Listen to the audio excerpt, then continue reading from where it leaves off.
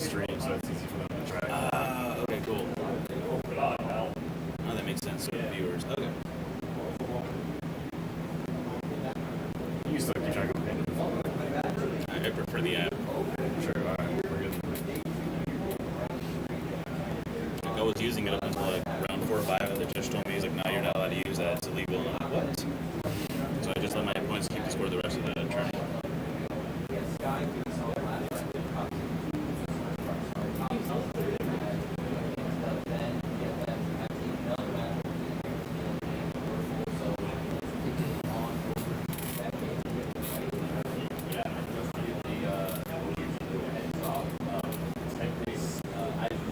You guys are on camera. You guys are going to start.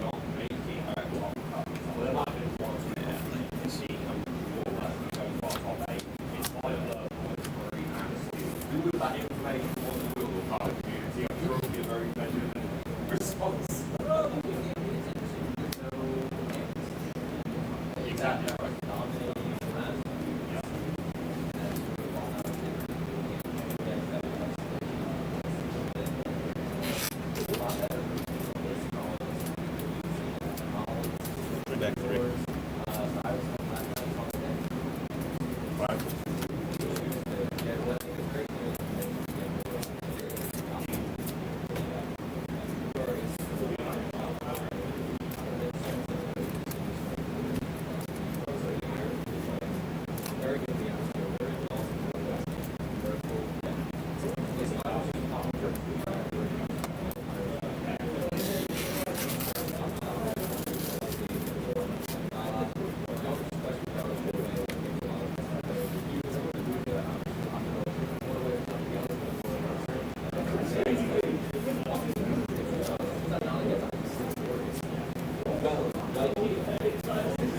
Good start.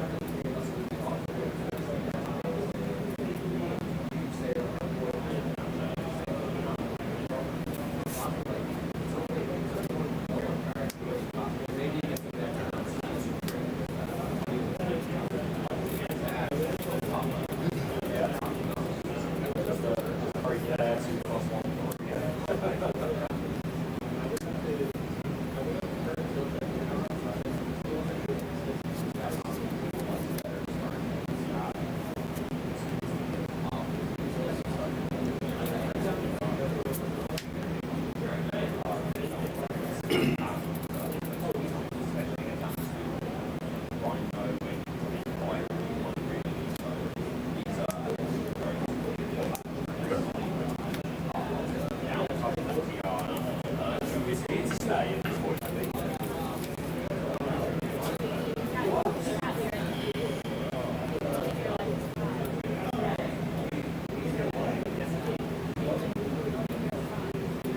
makes no sense. Okay, there's a sound sheet. You can hear us? Yeah. Let's do it.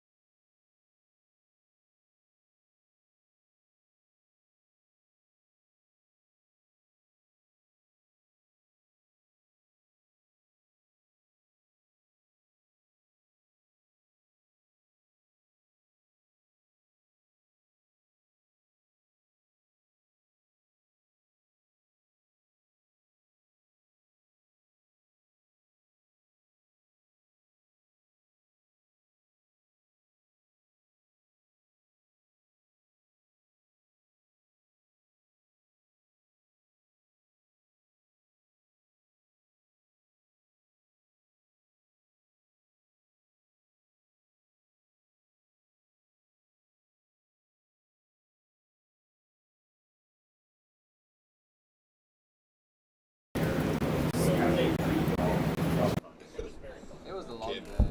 Look at your fiance.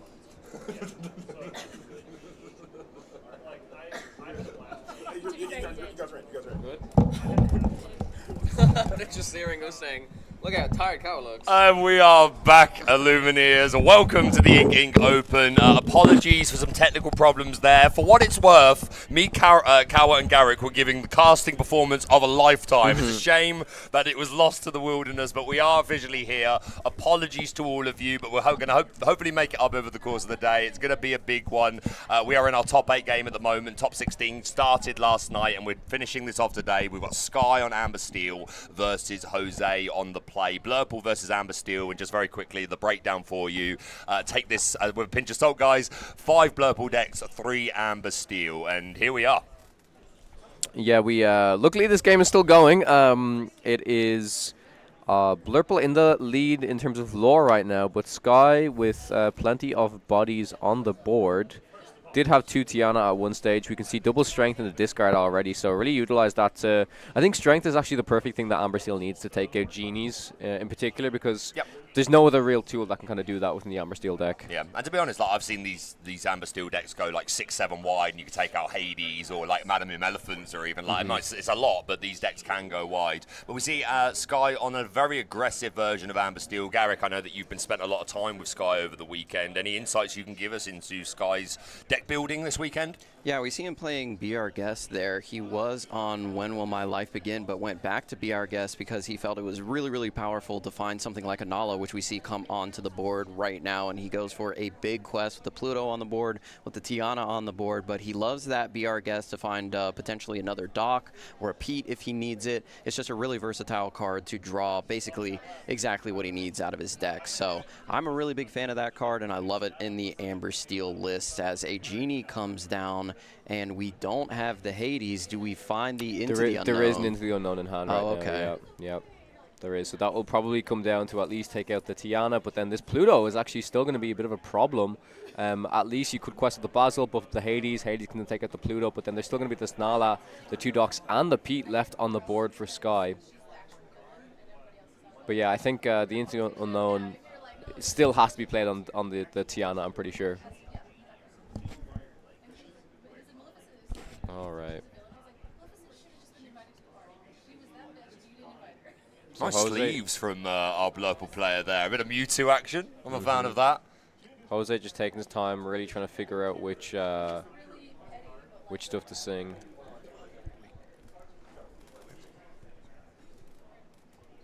Hades going to go on a little quest. This Tiana definitely hits Hades going to sing, actually. Oh, he's going to have a little sing-song, Into the Unknown. Going to put Tiana straight into the Inkwell. This Tiana, obviously, a very key piece in these new Amber Steel decks, in putting a challenge tax on the opponent, and it's certainly done its job. But Sky only at 5 lures so far, but both players are wide board. On turn 1, we did see the Basil from Jose, which can be really important with that support keyword, just boosting our characters like Elsa, etc., to hit these like really important numbers. Yeah, 100%. This is a big board from Sky right now. Big board. Yep. And we were talking about the Nalas earlier. Unfortunately, you didn't hear us, but the Nala is so powerful, as Kawa was saying. You can repeat it for the people out there that didn't hear it. Yeah. So Sky was talking to me yesterday about like the opener you kind of want to have with Nala. So if you can start off with the Daisy, then you play Nala, but you don't want to quest with the Nala instantly, which is what a lot of aggro Amber Steel players might be. Oh yeah, I've got a card. I'll just turn it sideways, get the lore. But you really want to quest with the Nala once you have the Tiana active on board, because it's nearly impossible for your opponent to remove it then. Yeah. Plus, finding that turn where you can maybe strength the most important target, so you could just create too many threats for your opponent. Like, if you're doing them one at a time, then it's easy to deal with as and when. But if you just wait for that turn where it's like, okay, I have 6 bodies, you have 3, I'm going to strength 1, now you can only deal with 2 things, or 3 if you've got an Elsa, and just create situations where you're going to get the max amount of challenge quests out of these characters. Yeah, I think this Pluto is putting in a lot of work for Sky right now, really protecting his other characters. And we do have to note that Sky is on the draw this game, and even the start that he had this game was not that strong. He played a turn 2 Doc, turn 1 cannons, turn 2 Doc, no trigger. Yeah, obviously cannons are great on the draw play, but if you're seeing a Doc turn 2, then something's gone slightly wrong. But Sky, a great player, and he was on the draw for his top 16 game the other day as well, which was also against Blurple. So definitely well tested in this matchup. He knows the lines. He knows what his key to victory is. Is that a Dumbino on the board? It is. JDZ's favorite card over the weekend, Dumbo. The 9th one of the universe has arrived, and we did see it do some work in the Ruby Amethyst versus Amethyst Steel match that we watched yesterday, but that was about the only game where it really had a major impact. Of course, you have to remove it. It is like the Diablo, but I don't think it is as powerful just right off the jump, because you can set yourself back by using the lore to activate the ability, unlike Diablo, which just draws cards. You can set it up so that Diablo shifts. You immediately gain advantage, right? Like you're always drawing that one card if you shift and you can quest or sing or something, whereas you do need to sit there for at least a turn with this Dumbo, unless you've got other evasive characters and Ink if you're playing it off curve. Really interesting card. It's going to be really interesting to see how this continues to be adapted to over the course of our metagame. Yeah, indeed. And that's what we mentioned about Sky being on the draw. If Sky, it would be absolutely insane, because Sky came in at a... Wow, that is a wide board. Sorry to cut you off, Garrick, but wow, the Doc, the Tiana, and the Daisy, and we're questing up to 18. I'm not sure how many lines exist that can get around this. Yeah, it's looking like the game right now. Trying to get a peek at what cards Jose might have in hand. Again, if you're just joining us, welcome to day 2 of the Ink Ink Open, and we're in our top 8 game for our constructed meta, and we will have some Infinity at some point today. Yeah, I'm really excited to see the Infinity. Sky will be playing that as well. But so same deck plus piglets. He's playing Sapphire Steel, his first love. Oh, of course he is. A blue steel connoisseur. You'd love to see it. So here we go. Jose is just working out all the maths. Where are these challenges going to go? How much of the board can I clear? The Tiana is not exerted yet, so there are no taxes on challenges, but still a lot of characters to answer here, and 3 of them are ready. Do we have an Elsa to exert one down? I don't know if it's going to be enough, gents.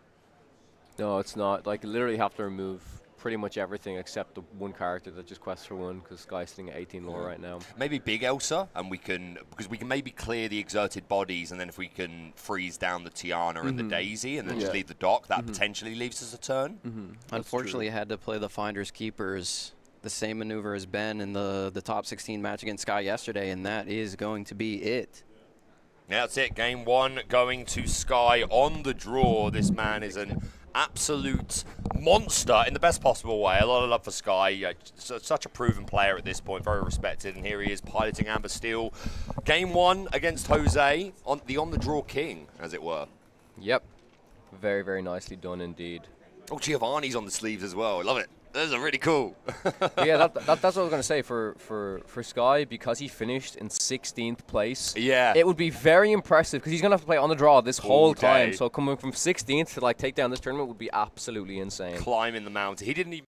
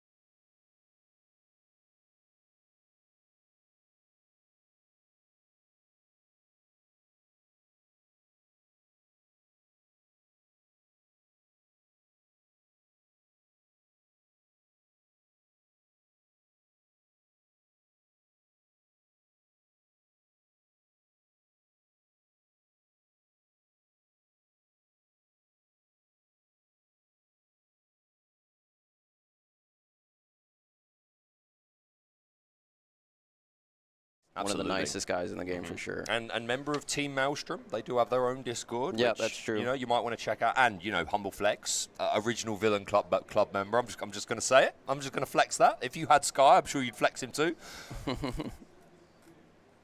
Right, going into our altar for game number 2. Jose will be on the play once again. You got to think Sky's going to be looking for that cannons. Also, Sky running 4 copies of the Troubadour in this particular deck list, which is really interesting.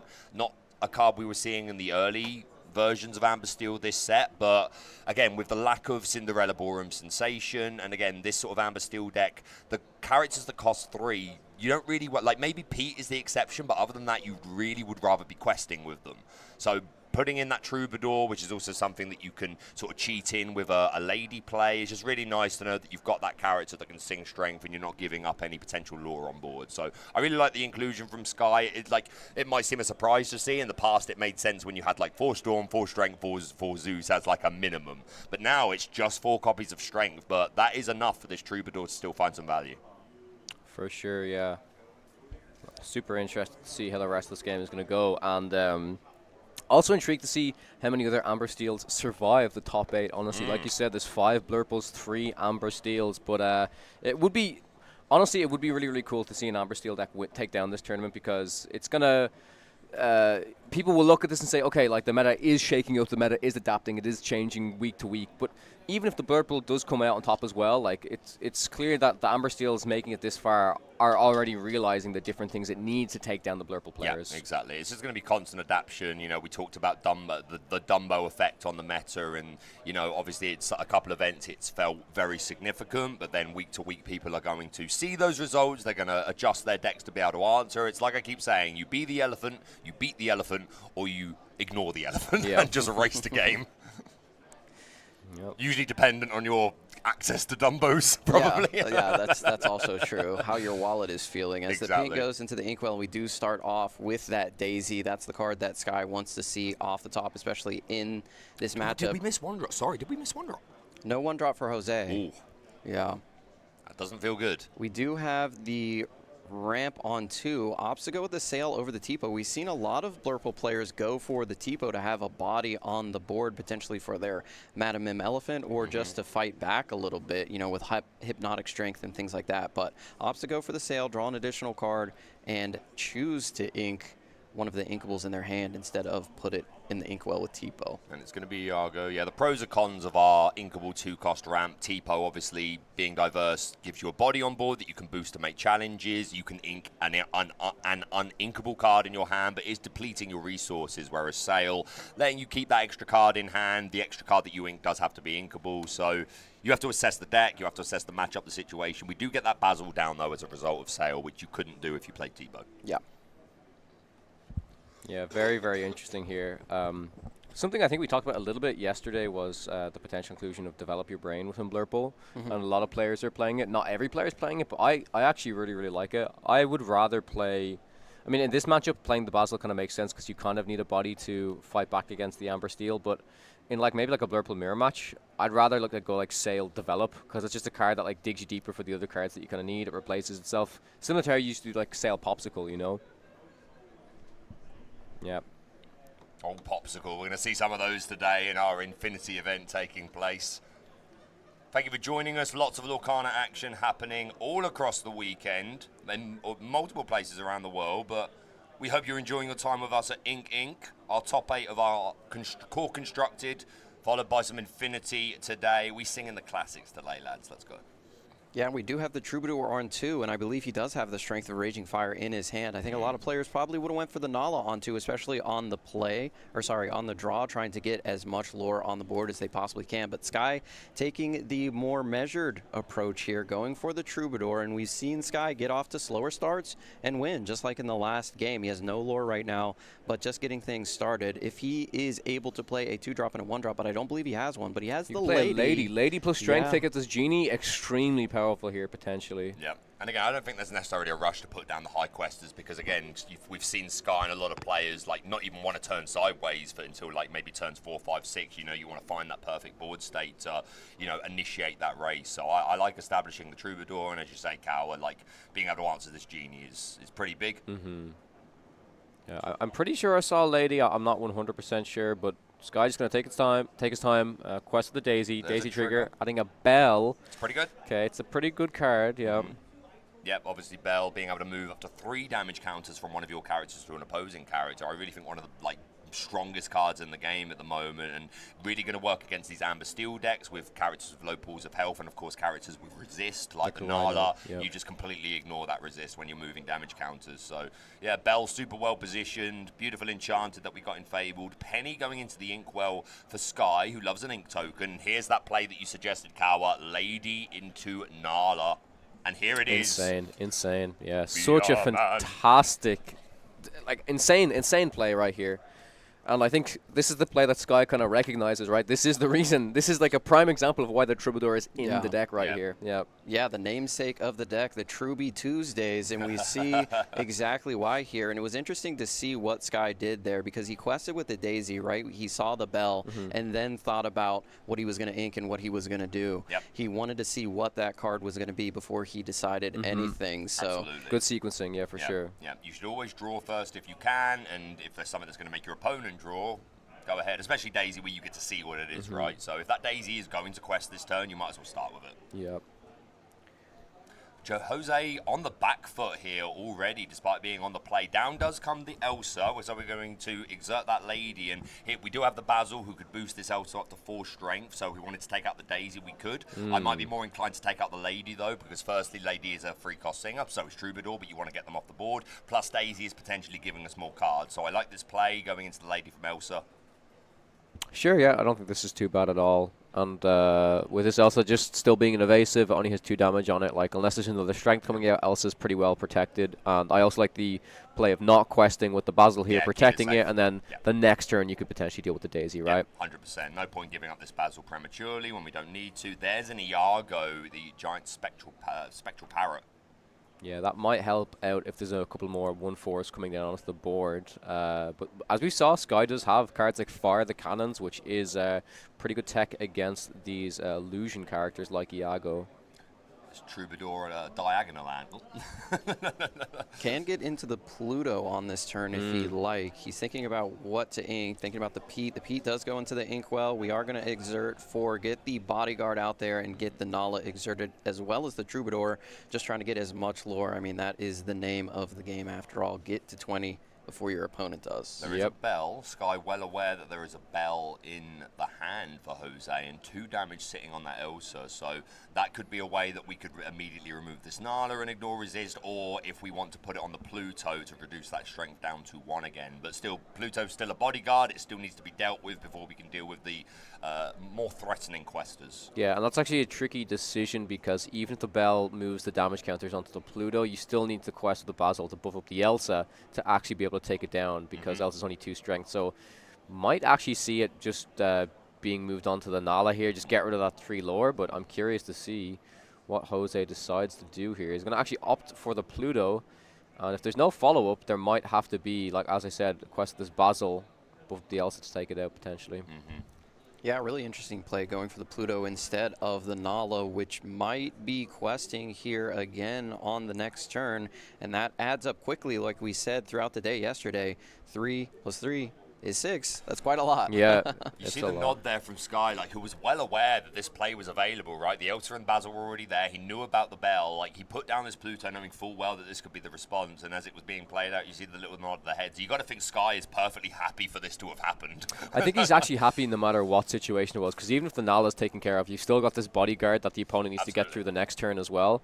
But honestly, this might be the better position for Sky. Just has a lot more lore. Like, it's 3 extra lore from not removing this Nala, which is quite a lot. And like, I mean, I'm not sure what's in Sky's hand right now, but if there's a potential like another Pluto, where you start just playing loads of 1 cost, 2 cost cards as well, it could be pretty threatening pretty quickly. Sure. Yeah, Daisy going to go on a quest. Daisy. Oh, a miss. No gift from Daisy in this instance. She's having a bad day. Another Nala. Like a Nala, wow.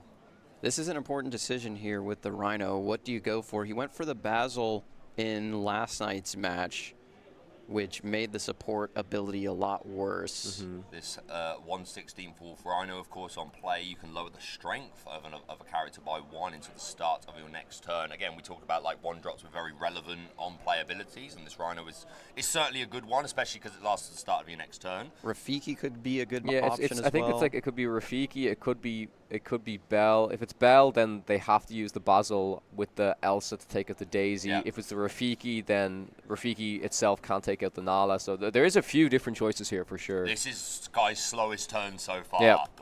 I love that, right? This sort of board state where the hardest turn is just, what am I lowering 1 strength from? I love it. I love it.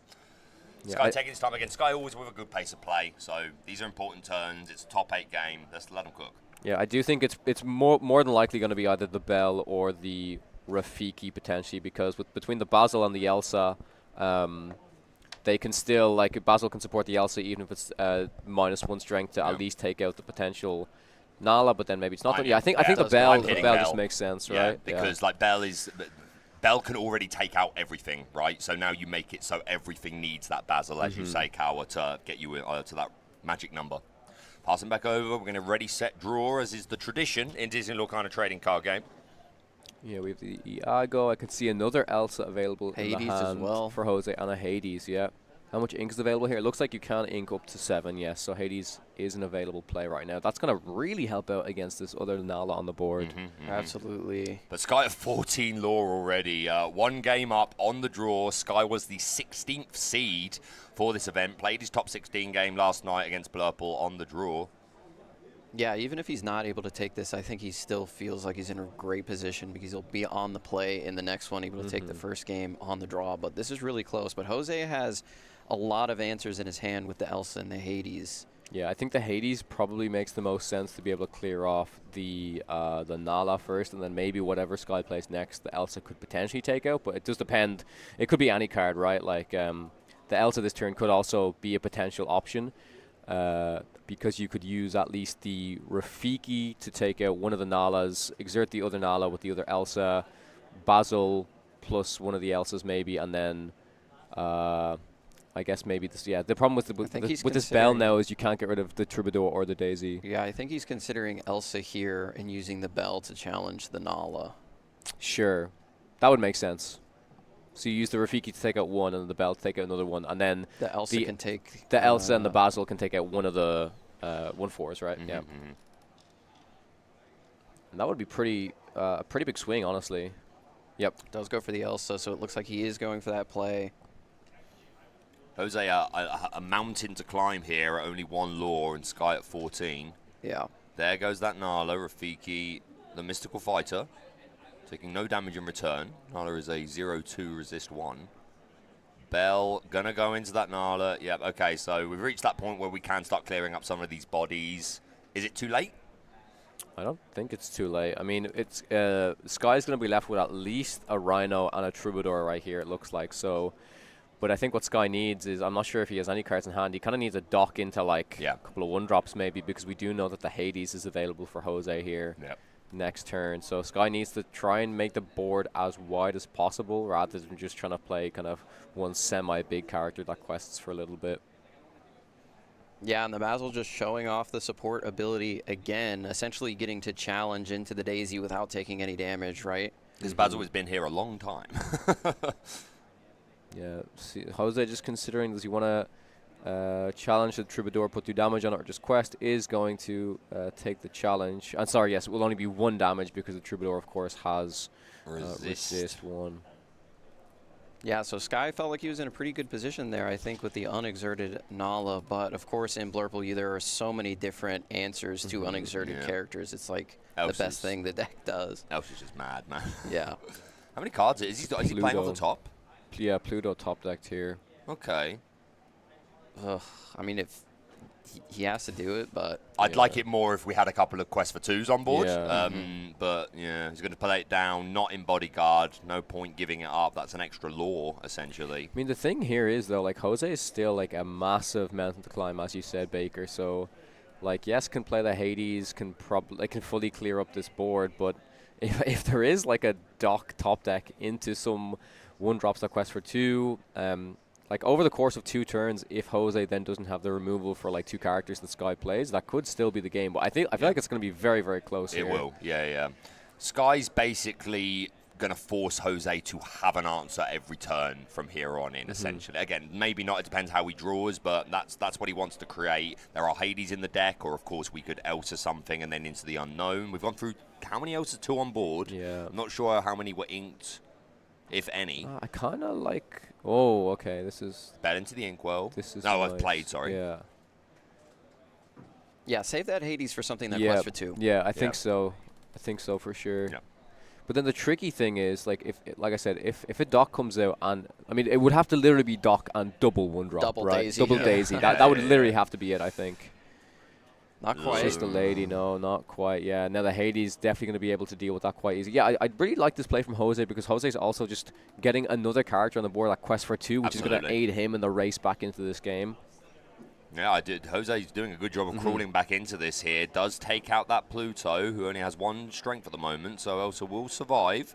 Are we going to get rid of this lady? Like we said, we've got... it's going to be the Bell. Yeah, I like that. Even more efficient. Yeah, like save the Hades for when you actually need it. Down comes a Nala, who is actually a quest for 3. Yeah. But yeah, we're going to pack it up. Sky, knowing, I think he'd seen the Hades anyway. I'm pretty sure it was a daisy trigger or something. Regardless, game 2 going to Jose, so we're going to a game 3. We love a game 3. Super close, yeah. Yeah. The crazy difference there is like if Jose didn't have those exact answers, it was easily Sky's game, right? Like Yeah, Jose really had to have the Elsas and like had 2 Elsas, had the Hades, and then it was kind of like bell, and every single answer available. But as you mentioned, Garrick, Sky will be on the play now, and this is like, I mean, I think we saw it yesterday in one of his games where he went Daisy and then turned to Daisy.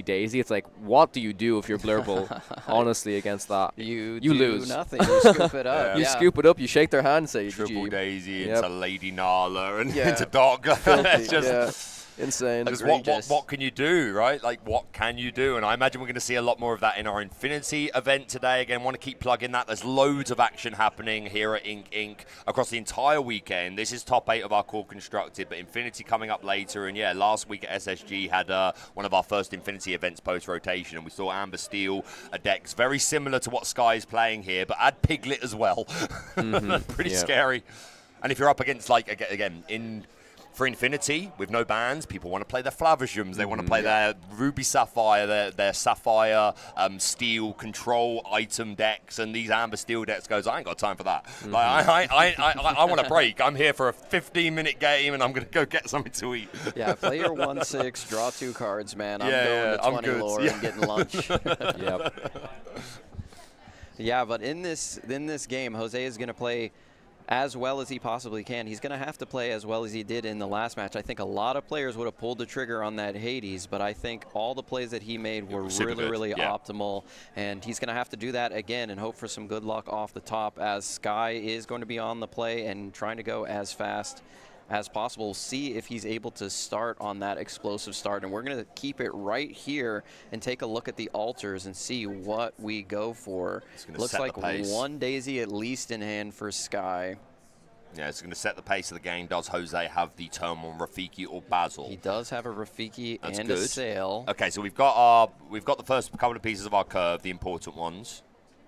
Yeah, looking at Sky's hand, is there a 1-drop available? He kept the Daisy, I know for sure. Okay, cool. Set a bunch of Troubadours and a Pluto back.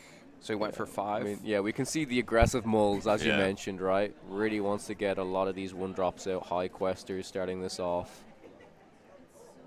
Let's see what can happen here. Jose looking like he might want to keep 5 here. Has an Elsa, has the ramp, has an Into the Unknown as well, it looks like. Yeah, might be very, very needed against a potential Tiana from Sky here. Sending just 2 back. So Jose pretty happy with his hand there, as Sky sent the opposite, sent 5, kept 2. We'll see if he was able to draw some really quick stuff off the top. Let's take a look. He does have the Tiana. He's got a dock for a refill. He's got Shift Rhino line available to him. Yeah, and a it's Daisy. pretty good. But Jose earned his way here. We had 9 rounds of Swish yesterday. Season 1 DLC vibes. So some fantastic players, and again, we've had an absolutely stacked field overall. So fair play to Jose earning his way here, and a nice comeback there in that game too, where Sky did seem to be. He was at 16 lore, and Jose crawled back. I'm going to be really interested to see what Sky inks here. Just taking a look at the hand, the options are, I think, the large Rhino, the Pluto, and the Pete. I think the Pluto, maybe? Pete on turn 4 if you play Tiana on turn 3 is very pretty strong. good. I Yeah. would rather keep the Pete. Yeah, I keep the Pete over the Pluto here. Like, and when you know the Jose's on the draw, the Into the Unknown is like the only answer that can really maybe get rid of this Tiana. So, yeah. Yeah, and we are in the tank before even one card is inked. Well, this is it, right? This is such a great thing about Disney Lorcana, right? Yeah, such a great thing about Disney Lorcana is like what you ink is so incredibly important in this game. Yep. Games are won or lost by turn 1 ink. Yeah. Okay, so Daisy, Donald Date is going to be the turn 1 play for Sky, as we predicted, and we do have that 1-drop Rafiki from Jose, just establishing a beat stick. Jose does have a Hypnotic Strength in his hand. If he wanted to not ramp on 2, we did see him ink a Sail. He could go for the Hypnotic, draw a card, and remove the Daisy with the Rafiki pretty cleanly. yeah, that wouldn't be too bad. But then the issue is, it's like, if you take that play, you need to make sure you have a somewhat viable turn 3, because a lot of these Blurple decks just like absolutely just leave the 3 drops, right? Besides, I guess you wouldn't really count that as a 3 cost card into the unknown. Yes, it costs 3, but it's not really what you want to be doing on turn 3 at all. Yeah. I think that's handing the trophy over to your opponent with this sort of deck, unfortunately. Daisy going to go on a quest. We're going to get that trigger. Sky fishing for some information. Is that another Rafiki? Okay. I mean, that's something you could do on turn 3 if you go for this. Double 1-drop beat sticks, Yeah, maybe. We'll see what he decides for the Inkwell. He's got the Rhinos available to him. He can ink the Troubadour. He doesn't have a song right now, but opts for... He's going to ink that Power Hamster Rhino, and down comes that Troubadour, establishing our Singer 4. Again, the only songs in this deck are Strength of a Raging Fire, but this Troubadour is still important to he's got include. Be Our Guest. Oh, yes, you're absolutely right. Be Our Guest. Yeah, well said, Garrick. But yeah, this Troubadour, not as many songs to sing as it would have had pre-rotation, but again, you don't always want your 3-cost characters to sing Strength. Pete is reasonable, but a lot of the others are questing for 2, and that's what you want them doing, really. So this Troubadour, super nice inclusion. I expect some players to adopt this as we move into events over the next couple of weeks. Yeah. I think this is still pretty good, though, because able to play Sail, would really like to ink and also get this second Rafiki down. Really puts on the pressure against Sky, just having a few more bodies on the board. We do see that develop in Jose's hand as well, a card I mentioned earlier, being potentially quite good with after you play Sail. But in this situation, it might be inking the development. Actually, yeah, opting to play the Rafiki needs a little bit more board presence against Sky's Amber Steel here. I quite respect the develop just as an extra way to guarantee you hit turn 2 ramp 100%, as well, right? Yeah, like turn 1, yeah. Because we've even seen some people include like 1 jumper heads, like just because, you know, if you miss turn 2 ramp, it just seems like your deck immediately gets 50% less consistent. So I like that, but this is another way of doing it, which, again, develop your brain is useful in the mid to late game, right, when you're digging for Hades, into the unknown, etc., as opposed to... We drew another Tiana in hand, so we're running into a little bit of an uninkable issue. He's got 3 uninks in the hand, so he has to ink the Rhino or the Pluto on this turn if he wants to play Tiana down. Yeah, it's probably... it's tricky. It's like maybe it's the Rhino, but then... If there's triple Tiana, you kind of go to like Tiana. I don't know how much you can hold on to the Pluto, though, if that's the case. Would love to see, like, I mean, if we see like a Strength picked up here, that's going to be really, really good with that Troubadour. But yeah, interesting, like we mentioned, to see that the Pete was inked, because I kind of think that the line of doing the Tiana into the Pete was pretty strong.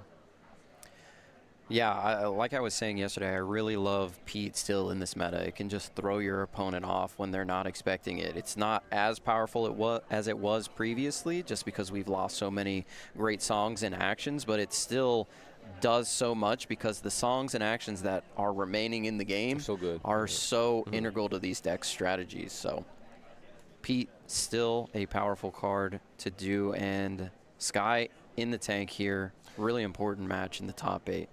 I imagine this Pete might have shut off some Under the Seas as well over the course of Sky's Swiss Run, which is another card that can very negatively impact this Amber Steel strategy. Down comes that Tiana. Yeah, and this is the tough decision, right? Like, does he want a quest with this Daisy right now? Yeah, simply going to pass the turnover, wants to really get the value out of the Tiana right now. And, of course, we can see that the Into the Unknown is available in Jose's hand as an answer to this Tiana. Got to ink the Iago. This might just be Genie, I'm guessing. Just get a little bit of card draw going. Yep. I suppose even if the Tiana does get into the unknown, if you've decided you're going to go Pluto instead, then with this board state, like, Jose has to 2 for 1 into the Pluto and then lose both of his beat sticks, and he's just playing a Genie, which then is doing nothing against Daisies and things like that. So I was a little surprised to see the P inked, but I could potentially see the line that Sky's prioritizing here. Maybe, yeah. It seems like it could be okay. However, with Sky can also kind of expect an Elsa. Yeah. So Elsa will be enough to, if there's an Into the Unknown played. There's a Pete off the top. There's a Pete off the top, really? Yeah, he has a Pete in hand. Okay. He can do it this turn if he wants to.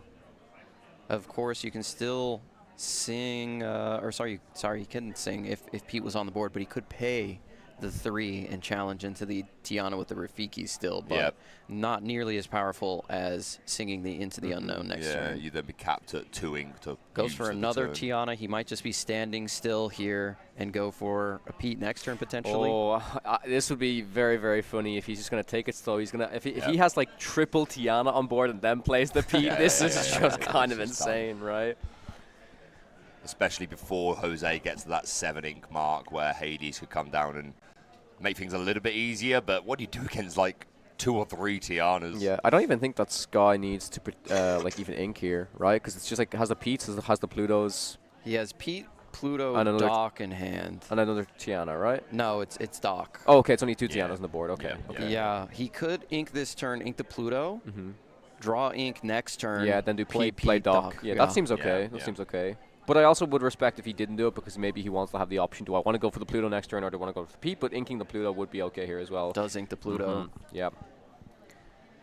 It's just too enticing to go for, I think, next turn. If he just holds off this turn and plays the Pete. Yeah, I think he wants to hold off, This- right? It seems a little bit greedy that because if the Into the Unknown is here, then the rest of the board is cleaned up pretty well. Yep, passes. says it He's pass, just yep. going to wait.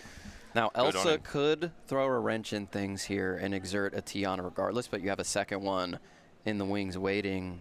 Well, if the Elsa, yeah, sure. So you can exert the Tiana and then you can just sing the yep. Into the Unknown, I guess, right? Yeah, that is. Does have it, I think. Yeah. Yep. Yeah, it is in hand. It would be a pretty clean answer to one of these Tianas. Man, the Ambersteel aggro deck has quested once by this point. It Yeah. really goes to show how the meta has shaped not only the deck, but the play style of it. And, like, again, just characters standing upright. I keep referring to it as, like, building bricks of a wall, right? And you get to the point where you're like, okay, my wall is denser than yours. It's going to knock yours over.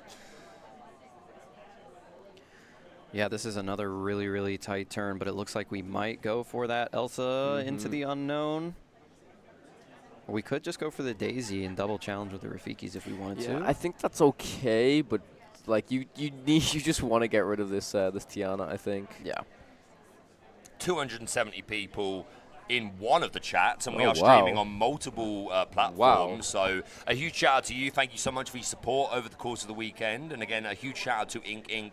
for having us. It's been a pleasure to be here and to work with new people, meet new people. I got to work with Garrick's Lorcana Lair this weekend. What a flex, mate. What a flex. CV that. Yeah, I love having you both here. Really happy that you could come out. And we are in some really exciting top-level matches here. I didn't see what Sky drew. If he didn't get an Inkable, that feels pretty bad. No, it should be okay, right? Because the Into the Unknown's just ramp. Oh, him. you're right. Yeah. It did just get. Yeah. He just Yeah. get ramp. Yeah, you have to consider that with the Blurple deck just helping their opponents out in that instance. So he can do the Pete Doc, no issues. Yeah, good point. Yeah, could at least do the Pete Doc. Probably just ink the other card, which was a lady. Yeah, so this says we are absolutely going to go Doc here. Yep. Yep, there we go. As you predicted, Pete Doc. Daisy and a Troubadour picked up and can actually Oh, even okay. ink. Wow. Yeah. I think do we send it now? Okay, the first One of Daisy's Daisy's, going yeah, quest. A Bell is a pretty Bell. good pickup. Yeah, I mean, I think this is all really going to depend as well on does Jose have access to it. Has to be an Into the Unknown. Can't be a Hades right now. Doesn't have enough ink. Nope. Well, Pete just came down. Yep. Oh, sure, yeah. Yep. So this this is just a guaranteed, like, really wide board. Nothing you can do with it. If you want to take it to Tiana, be prepared to pay 6 ink, probably. Yeah, be prepared would be a great play, right? Yeah. Raise an eyebrow, but Yeah, you have to pay for the Tiana for every challenge. Yep. It's not just pay 3 and now all your characters can go in. No, you have to pay the Tiana tax for every single character. It's still, honestly, like, this is weird. Even if the 6 ink is paid, it's just like, you can still take out at least one of these daisies as well. So, Jose also not in the worst position, I don't feel like, right now. If they just, because, like, them taking a turn off here isn't really the worst when they at least have the characters on board to answer the Tiana and the Daisy right now. And can Bell next turn. Yes. He we said, got a reader. Yeah. let me double check. Let me make sure that I know what this 3? does. Is it 2? What is it? I get it. It's been a long weekend. There's a lot up for grabs this weekend. Top 8. Like, if there's any uncertainty, just read the card. Yeah. Yeah. I have it under strong authority from Lorcana Facebook that reading the card explains the card. So like, if you're not going to listen to Lorcana Facebook, then what are you going to do? Who are you going to listen to? Yeah, I think this feels weird, like, 'cause this was still a really strong turn from Sky, but like I think having these double Rafikis so big, early on, it's yeah. like very, very impactful. Honestly, you might want to just challenge back into these if you're Sky next turn. I don't know. It's so tricky. Yeah, if that was like just one of the Rafikis, it's completely different because at least the Daisy's not taken out then. It's 2 extra lore. We do indeed pay the troll toll. We are tipping our waitresses. Yeah, you got to tip big at Tiana's. Great service, great gumbo, great music, great vibes. Daisy Troubadour comes down on the board. He would have loved to see a Daisy Doc there. Lady or sorry, Troubadour, yeah, Lady. Thank you. Yeah, this is a little bit tricky right now. Can go for 5 here. Sky could just say, you know, I'm going to hold off. I mean, at least we can see in Jose's hand from what I saw, there was actually no Hades available. It would just be the Bell. Nothing on Jose's side is enough to actually, if you play Bell, something gets taken out correct. I think everything just kind of has 1 damage on them. Yeah, they all have 1 damage on them right now. We do go for the Daisy. Let's see. It is an Iago. Okay. Not the worst. It's not yeah. Hades, right? could be a lot worse. Digging through the deck, though, closer and closer to it. I'm not sure how many are in the deck, but I've seen a lot of 4s this weekend. Yeah, I think if you're playing Sapphire, you got to run 4 Hades no matter what. Does go for the challenge. I think that's correct. Yeah, again, these Rafikis have been putting in an absolute shift. Yeah. They take no damage back because the Rafiki has the challenger. So there is an interesting play that Jose can do. We'll see what the card drawn is now in a second, but I do know that there's at least a Hypnotic and a Bell available, and what could be done here is you could Hypnotic the Elsa, take out the Pete, and then at least move 3 damage counters onto maybe the Troubadour, maybe just move them onto the Lady, could move it onto the Daisy, and then challenge with the Genie. So I think that's quite interesting. It's probably potentially the best play. And the reason why you want to challenge into the Pete is because that will put the most amount of damage counters onto the Elsa, Absolutely. and then you can really utilize the spell. Yeah, absolutely. 8 lore on board for Sky. That's definitely going to go down this turn, but still potentially leave enough to put a 2-turn clock on the game. This has been a great game. Like, I honestly, like, we watched. The spirit of there's winter. a shift Elsa. Yeah. Oh, that's Wow, huge. yeah. That is huge. Yeah, that's kind of crazy. Yeah, we saw Sky the other day on the play. Just no time wasted. Super fast game. But Jose's done a great job of piloting this. You know, really valuing those 1-drops, and yeah, there's been a good game. I think this is really difficult though, because for me, I think I still kind of like the play you mentioned earlier. Yeah, the Hypnotic and the Bell, because then next turn you can just straight ink to 8 and then just hard cast the Elsa rather than having to go for the shift line. It just feels like it's a lot more ink efficient play, if that makes sense. Yeah, I agree. Thumb it over though. It looks like he might be playing the shift here. I don't know if the shift plays better. I would rather just try take out some characters. It's so tricky though. It's so tricky. Yeah. I'm on the edge of my seat here, literally. This is an intense match. I just saw Jose bring the 2 cards I mentioned forward into the top of his hand, but I mean, I can clearly see these are the plays he's deliberating right now. It is really taking some time though. Again, a lot to play for here today. We're in the top 8, 9 grueling rounds of Swish yesterday, and a top 16 match. So I get it. These are the turns to really think it through. So let's think about it, right? If it is the Hypnotic and then the Bell, so the Pete gets taken out, could at least take out the Lady, or could take out the Daisy. But so that means at most there's going to be still 4 lore left on the board for Sky to claim potentially. So yeah, it is interesting, but I do think this is the play There's the probably Hypnotic. going to see. Hypnotic coming down onto the Elsa.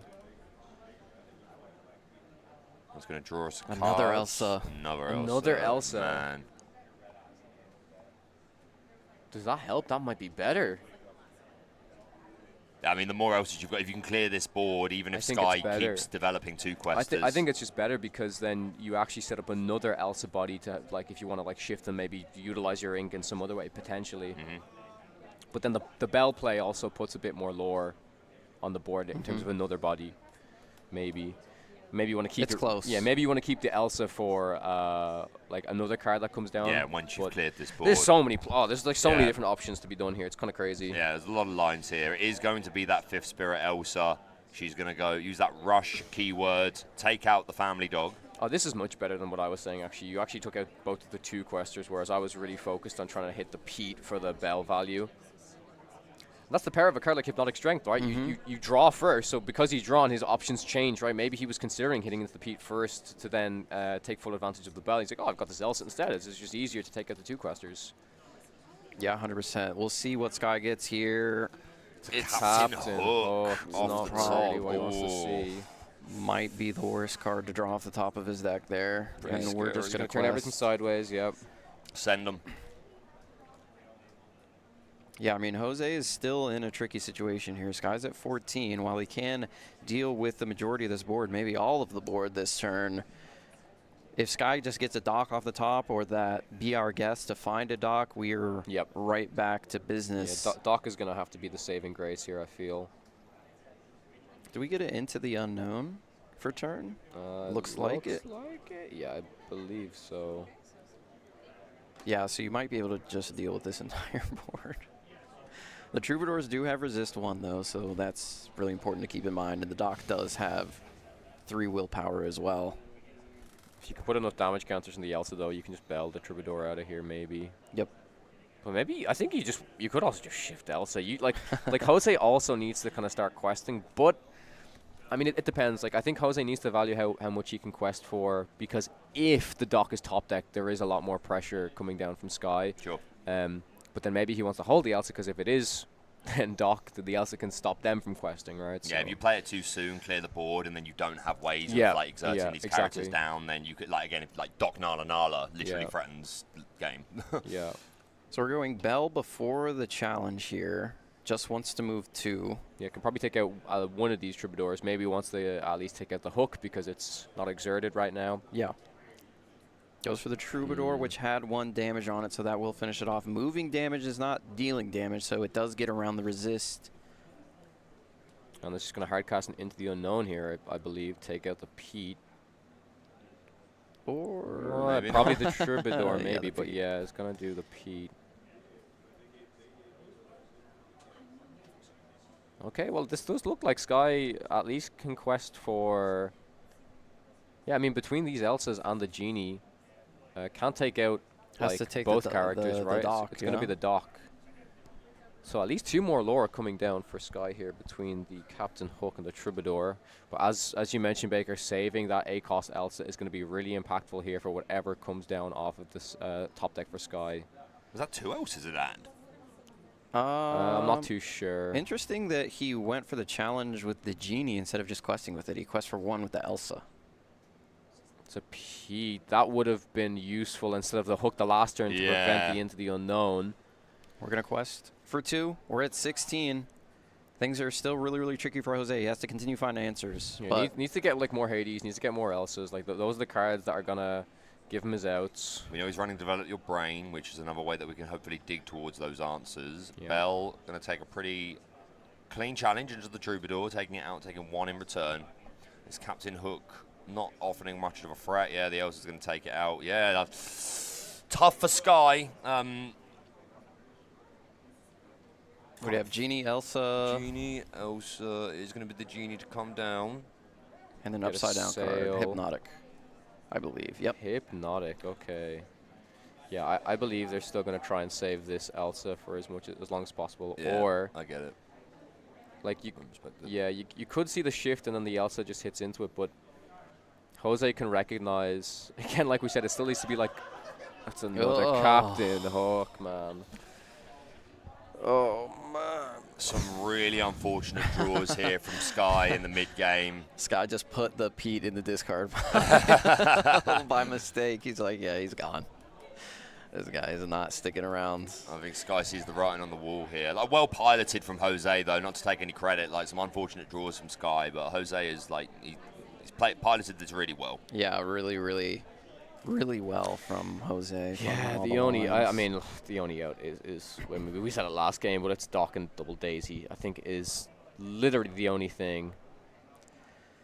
But even if that's the case and Jose keeps holding that Elsa back until Sky's next turn, I just feel like Jose wins every single time. Yeah.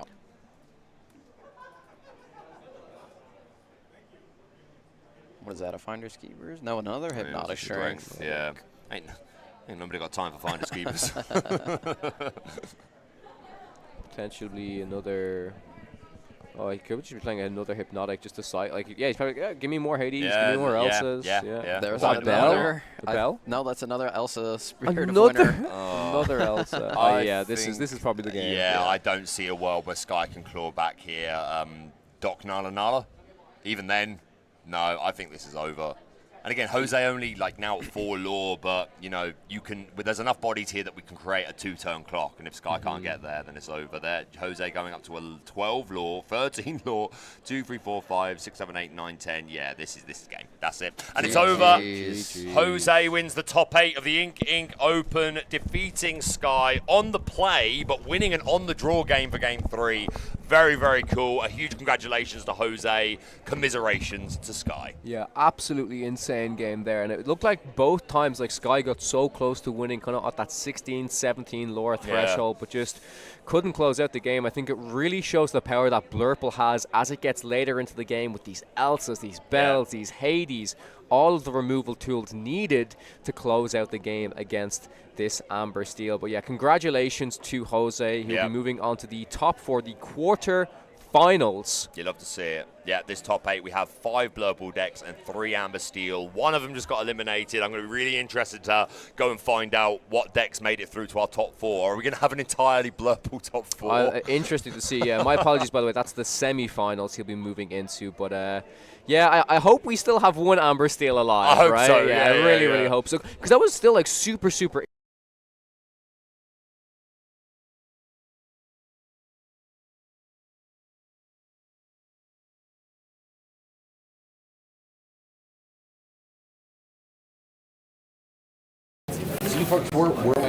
it takes to play this deck. I feel like a lot of people, I'll just play Amber Steel aggro, I'll just quest, I'll just win, right? Or just turn it sideways. And, okay, granted, sometimes it feels like that when the Tiana comes down, and it's very frustrating to deal with, but I think Blurple does have the tools to combat this deck. So, yeah, I believe we're going to be passing it over to J-Bomb shortly for an interview with either Jose or Sky. So don't go anywhere, guys. That being said, like I'm gonna make like a take and like chat. You can tell me if this is cringe or based.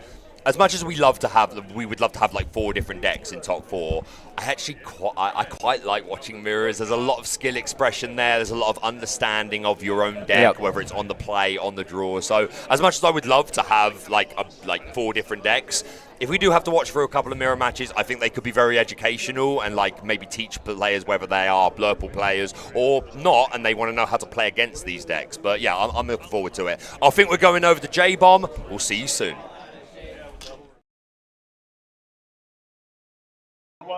In top 16, right? Yeah, I beat Batu. He was my only loss. Oh, gotcha. In rounds, and then I.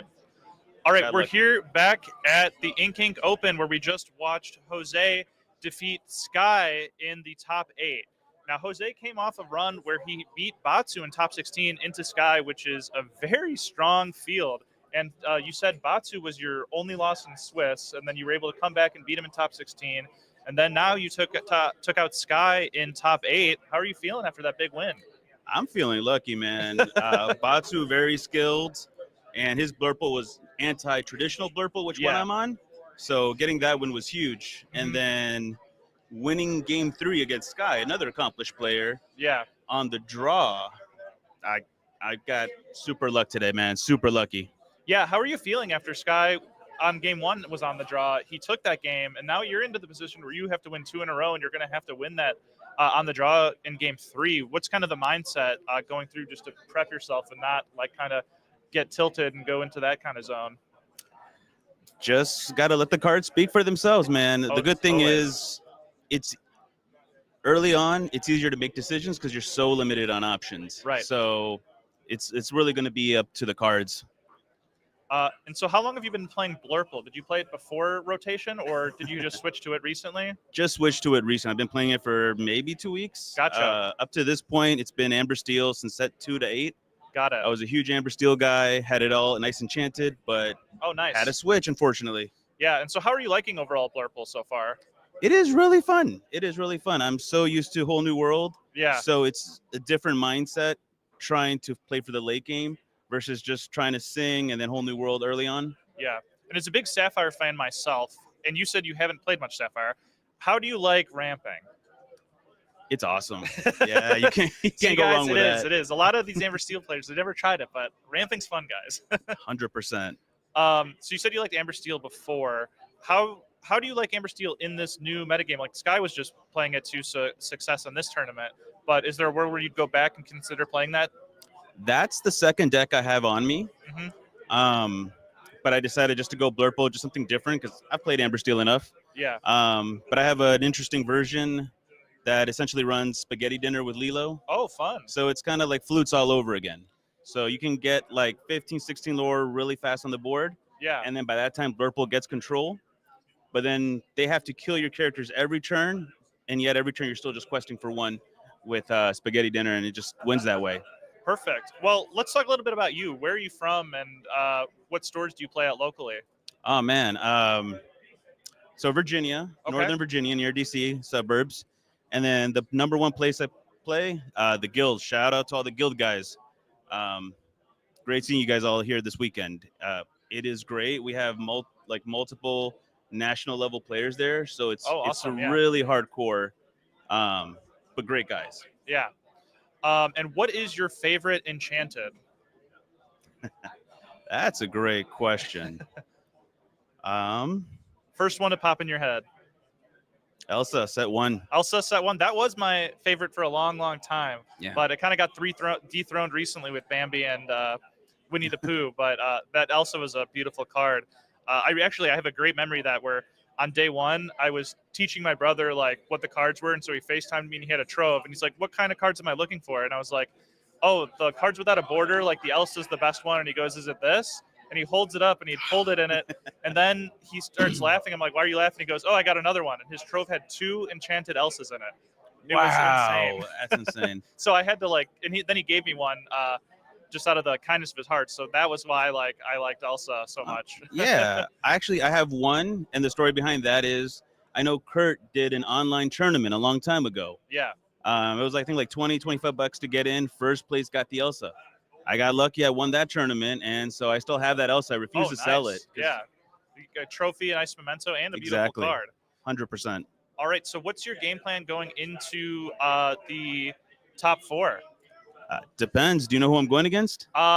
It's either Blurple or Amber Steel because that's all that's left. I don't know who you're going against, though, unfortunately. But No, one it's of the all two, right. so probably same game plan you've been used to all day, I'd imagine. Yeah, right. Blurple, we're just going into late game. And then Amber Steel we're going into early game. Yeah. In your actual Blurple list, do you have any spicy tech choices or anything out of the ordinary? No. It's pretty the usual what you expect. Cookie cutter. Thank you to, I think his name is Anthony Irvin. Yeah. He top 4 the TFM tournament last week, and I was talking to him about it. I like good, clean lists. I thought his list was the cleanest I've seen.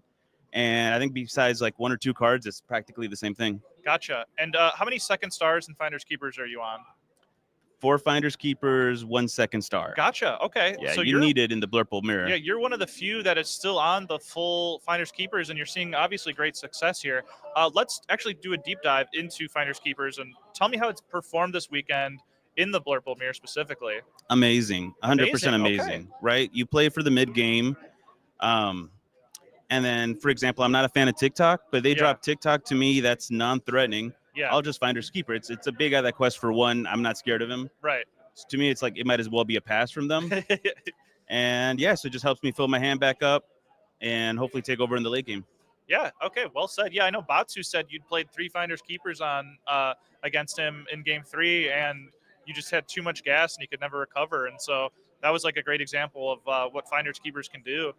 I think one of the things that's important, once you use the first finders keeper, you're more likely to draw another one because you're that much deeper into the deck. So just running the first one will literally get you closer and faster to all the others. Gotcha. And okay, so no TikToks. All right. Okay. Well, are you going to any other big events in the near future? Yeah, so I used to play a different game. That game's gone, so now I can focus on Lorcana. So this is my first big event. Oh, okay. I've done a lot of set champs. I've done a couple of 1Ks and 3Ks, done solid, but they're always like 30-ish, 40 people. So this is the first huge one. But I'm going to Milwaukee. It's going to be my first DLC. See how I can roll. I'll see you there, and good luck to you. All right, my good man. luck to you the rest of the tournament. Thank you. We'll probably see you here soon, hopefully. Maybe if you can make the finals and the victory, we'll get you back on camera. Beautiful, my man. Appreciate it. Thank you so much. Thank you for Have the a good interview, and good luck in the next round. Thank you. We're over here at the Ink tournament. We have the Infinity tournament about to start as well, where they're getting ready to go. And we're going to get you back to the casters here shortly and get you to the top 4 of the Ink Open. All right, who's bringing it in? Who's bringing it in?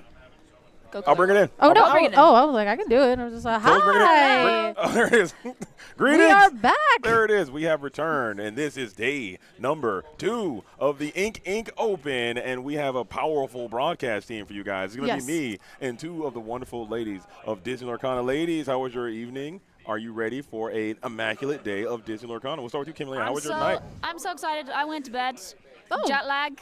Yes, it'll get you. Is getting me, but you know what? I'm ready. I'm wide awake now.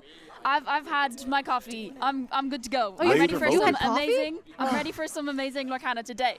How about you, Colin? How'd you sleep? How was your slumber? I stayed up really, really late. I was editing a specific video in a project, and there's no reason why I should have been doing this. But then about 1 a.m., I decided to message Katie and Liam. And Katie and I had a lovely conversation. So Katie was in her Airbnb, just kind of like we were just kind of talking and hanging out. And yeah, I'm hopefully gonna get something cool from Katie and Liam today, guys. Guys, help me out. And yeah, I had a really nice night. I got like 3 hours of sleep because Dude, that's pretty awesome. You guys got to wake up. Take Color's law of advice. The grind don't stop. We're talking 17 hours in the booth. I can't. You get done and you go back and you put the work in, and that's what it takes. It's not even work. It wasn't even work. You I know was what, just Color? doing Let it because me I was give like, you a compliment. Please, okay? I literally, you know that Just take meme it. where you're like Sleep is for the laying, weak. where the thing is laying in bed, where you're, and the guy was saying something, and it's like, hey, is this like a thing? And you're like, no, it's fine. And you're like, and you like pick up your phone. Like that was totally me. Like my eyes would fly open. I'd be like, wait, one more thing. Hold on, I have an idea. I didn't even go to bed. I stayed here. You guys left, and I just kicked He it right just here propped in the venue. booth like this. I just kind of closed my eyes for a brief moment, rehydrated, recalibrated, Did they and have came nice vents right here? back to the dojo. They had good vents here. There it You is. just Right slept up in there. Oh yeah, the vents. Nice, Yeah, nice. the vents are quite nice here. Just like home. Yeah. Shout out to the RB headquarters. You know, I'm actually Airbnb-ing out my events right now. You'd be surprised how many people That took me entirely too long. Did you do my brain processed that, and then I created an entire story in my head, and I was like, that checks out. In a moment. That's fair. Okay. Did you do like a house swap? But it's like event swap. Yeah. It's a very lucrative industry. The I like vent that. market. Oh, Check it out. I It's like gonna be that. the next Check it thing out. coming up next. But seriously, we got to get back on task. We are already off task. It's going to be a mess, by the way. I was like, So Greg hopefully- is just turning over right now. He's like, why are my ears like I'm so stressed. But we have another high-profile match. We're going to have an Illuminator. Well, the Illuminator that you just saw on stream, he's going to be back at it again because we want to showcase this top 4 deck that is kind of spicy. It's Amber and Steel, but there are some cards in this deck that you may not see being played in a meta. And this could be a meta buster. Ladies, you guys saw this deck. What do you think about it? I love it. The inclusion of locations, particularly, we're not seeing a whole lot. We've seen a whole lot of library before. Rapunzel's Tower. I like it. I have thoughts and feelings, and they're all positive and sparkly. Okay, that's what I'm talking about. Yeah, no, it's crazy to me because, like, again, I think one of the things I've always said is, like, I love locations as a thing, like, as a concept of a location, and especially, like you're saying, like, library, everything, like, it's so powerful. And then, like, this location can be obscenely powerful, but at the same time, but, like, in an Amethyst meta, when people are running things like Hypnotic Strength and stuff, I'm always like, what are you doing? But, like, at the same time, we're cooking. Yeah. We're cooking, and we're in top 4. I want to see some of the tech pop off. We got a bolt. I know. Bolt down but not out. Down It's but not out. Does anybody know what that card does? You're going to find You're out. You're going to find out. Stay tuned. He's keep down, But but then he gets back up. Because he isn't. That's so But he's not out. It is so crazy because he's in the deck and he's uninkable. It's fine. Yeah. He's made it to top 4. He's He's made a it into top 4. vibe. And this deck does seem like it can get super aggressive very quickly. He does have those bodyguards, but how is this going to face off against this Sapphire Amethyst? There are so many strategy? uninkables in this. I'm so There's sorry. that's why there's a lot of uninkables. But you don't have to ink that high in this aggressive deck. No. And because you could be winning the game as soon as turn 4 or 5 sometimes. You don't need maybe 3 or 4 inks to do Absolutely. it. I just saw this Got those card. Pete's. Stop those into the that's unknown. cooking. This is cooking. This is cooking. I'm This is so. This deck might be a Oh, meta yeah, buster, okay. so I'm excited to see it. That's why we wanted to do a back-to-back on Jose. Again, taking nothing away from Jose. You saw how he was We able want to run to him through the gauntlet. You're winning this. You're on stream until the end, my man. win. Let's do That's this. That's Let's a do showcase. this. He's Yeah. in it He's to going win to get it. it done. Maybe Jose is the next great Sapphire Amethyst player because his deck is quite teched for this matchup. As you saw, that was an incredible matchup that he just played against Sky, who's one of the better players in the game right now. And he was able to outlast him in that matchup. And he has 1 second star. Yeah. He has one. I have all day yesterday, people. All day. I was like, I don't know if 3. I don't know. 3 is not the play. I like 2 the was 1. crazy, but the 1. The last thing, All right. like a lot of people are running here 2 for or it. 3. The last thing you want in your opening hand after you've mulliganed is 3 second star to the right. Just sitting I mean, there. even 2 is really weird. Like, I'd rather have 2 docks in my hand, and I thought I would never say that. So definitely, like, the 1 second star. All right, Jose. Yeah, because at least with the All dock, right. at a minimum, you could just exert 2 ink Come here. and play the dock as a 1/3, Yeah, which he's just is on pretty the bad. board, But but the a second star 1/3 on the right, you literally cannot play the card in You're certain like, situations. the in a art, tough the, deck. the fact that the art is incredible because you're going to be staring at both of them in your hand the whole time. Yeah. At least you're entertained. Yeah, shout out to Dick Burns. He had that happen to him and actually got Oh. annihilated there on stream because I think he had 3 in his hand. And did you see him anger Tipo at the next game? Immediately. He didn't have to show us, but he did. He let us know that did. other That- second star in Yeah. his opening hand went into the inkwell, and I think that was as shout out. It was Like, I mean, just But it's about to get underway. So we are going into the top 4 of the 10K, and also simultaneously the Infinity event is about to launch and it's about to go underway as well. So there's going to be we're going to do the remainder of the top 8. We're going to crown our victor, do some interviews, and we're going to jump right into the Infinity event. Oh my goodness! and we're going to talk about We're going this. to talk about this. and where you put it on All the right, tier list. Let's talk about it. Let's talk about it. Let's talk about it. Let's What talk is about this it. art, Okay, everybody? This listen, is the Bell listen, and listen, okay. Accomplished Mystic Enchanted. And Okay. the other day, my good friend here Okay. sat with our own Garrick Okay. and put this in a tier list. Okay. Where, chat, do you think that this Enchanted sits I'm on gonna a tell tier you, list? We're going to have this Do you conversation see right now. S+. Do you see this? Plus. Do you see this shine? Not only It's S+. Not Let me only see, is let me it see it in person. absolutely Can stunning. you unsleeve it for me one time? I'm Let not me- going to unsleeve it. Unsleeve You're it. mad. No. Not unsleeve it, but uncase it. Just Okay, there's 17 sleeves on Okay. it, so you can have Oh, that's okay. Let me just two get of them. Okay, Bring let me it get down to the bottom. Okay. This is what I will She's say. stunning. The card is gorgeous. Okay, it is Yes. absolutely It's S+ breathtaking. tier. It is remarkable. Let me cook for a moment and let me defend myself before you send the hounds don't think after so. me. Okay? I don't think so. This card is phenomenal. It is one of the best cards Disney Lorcana has ever produced, without a shadow of a doubt. Okay?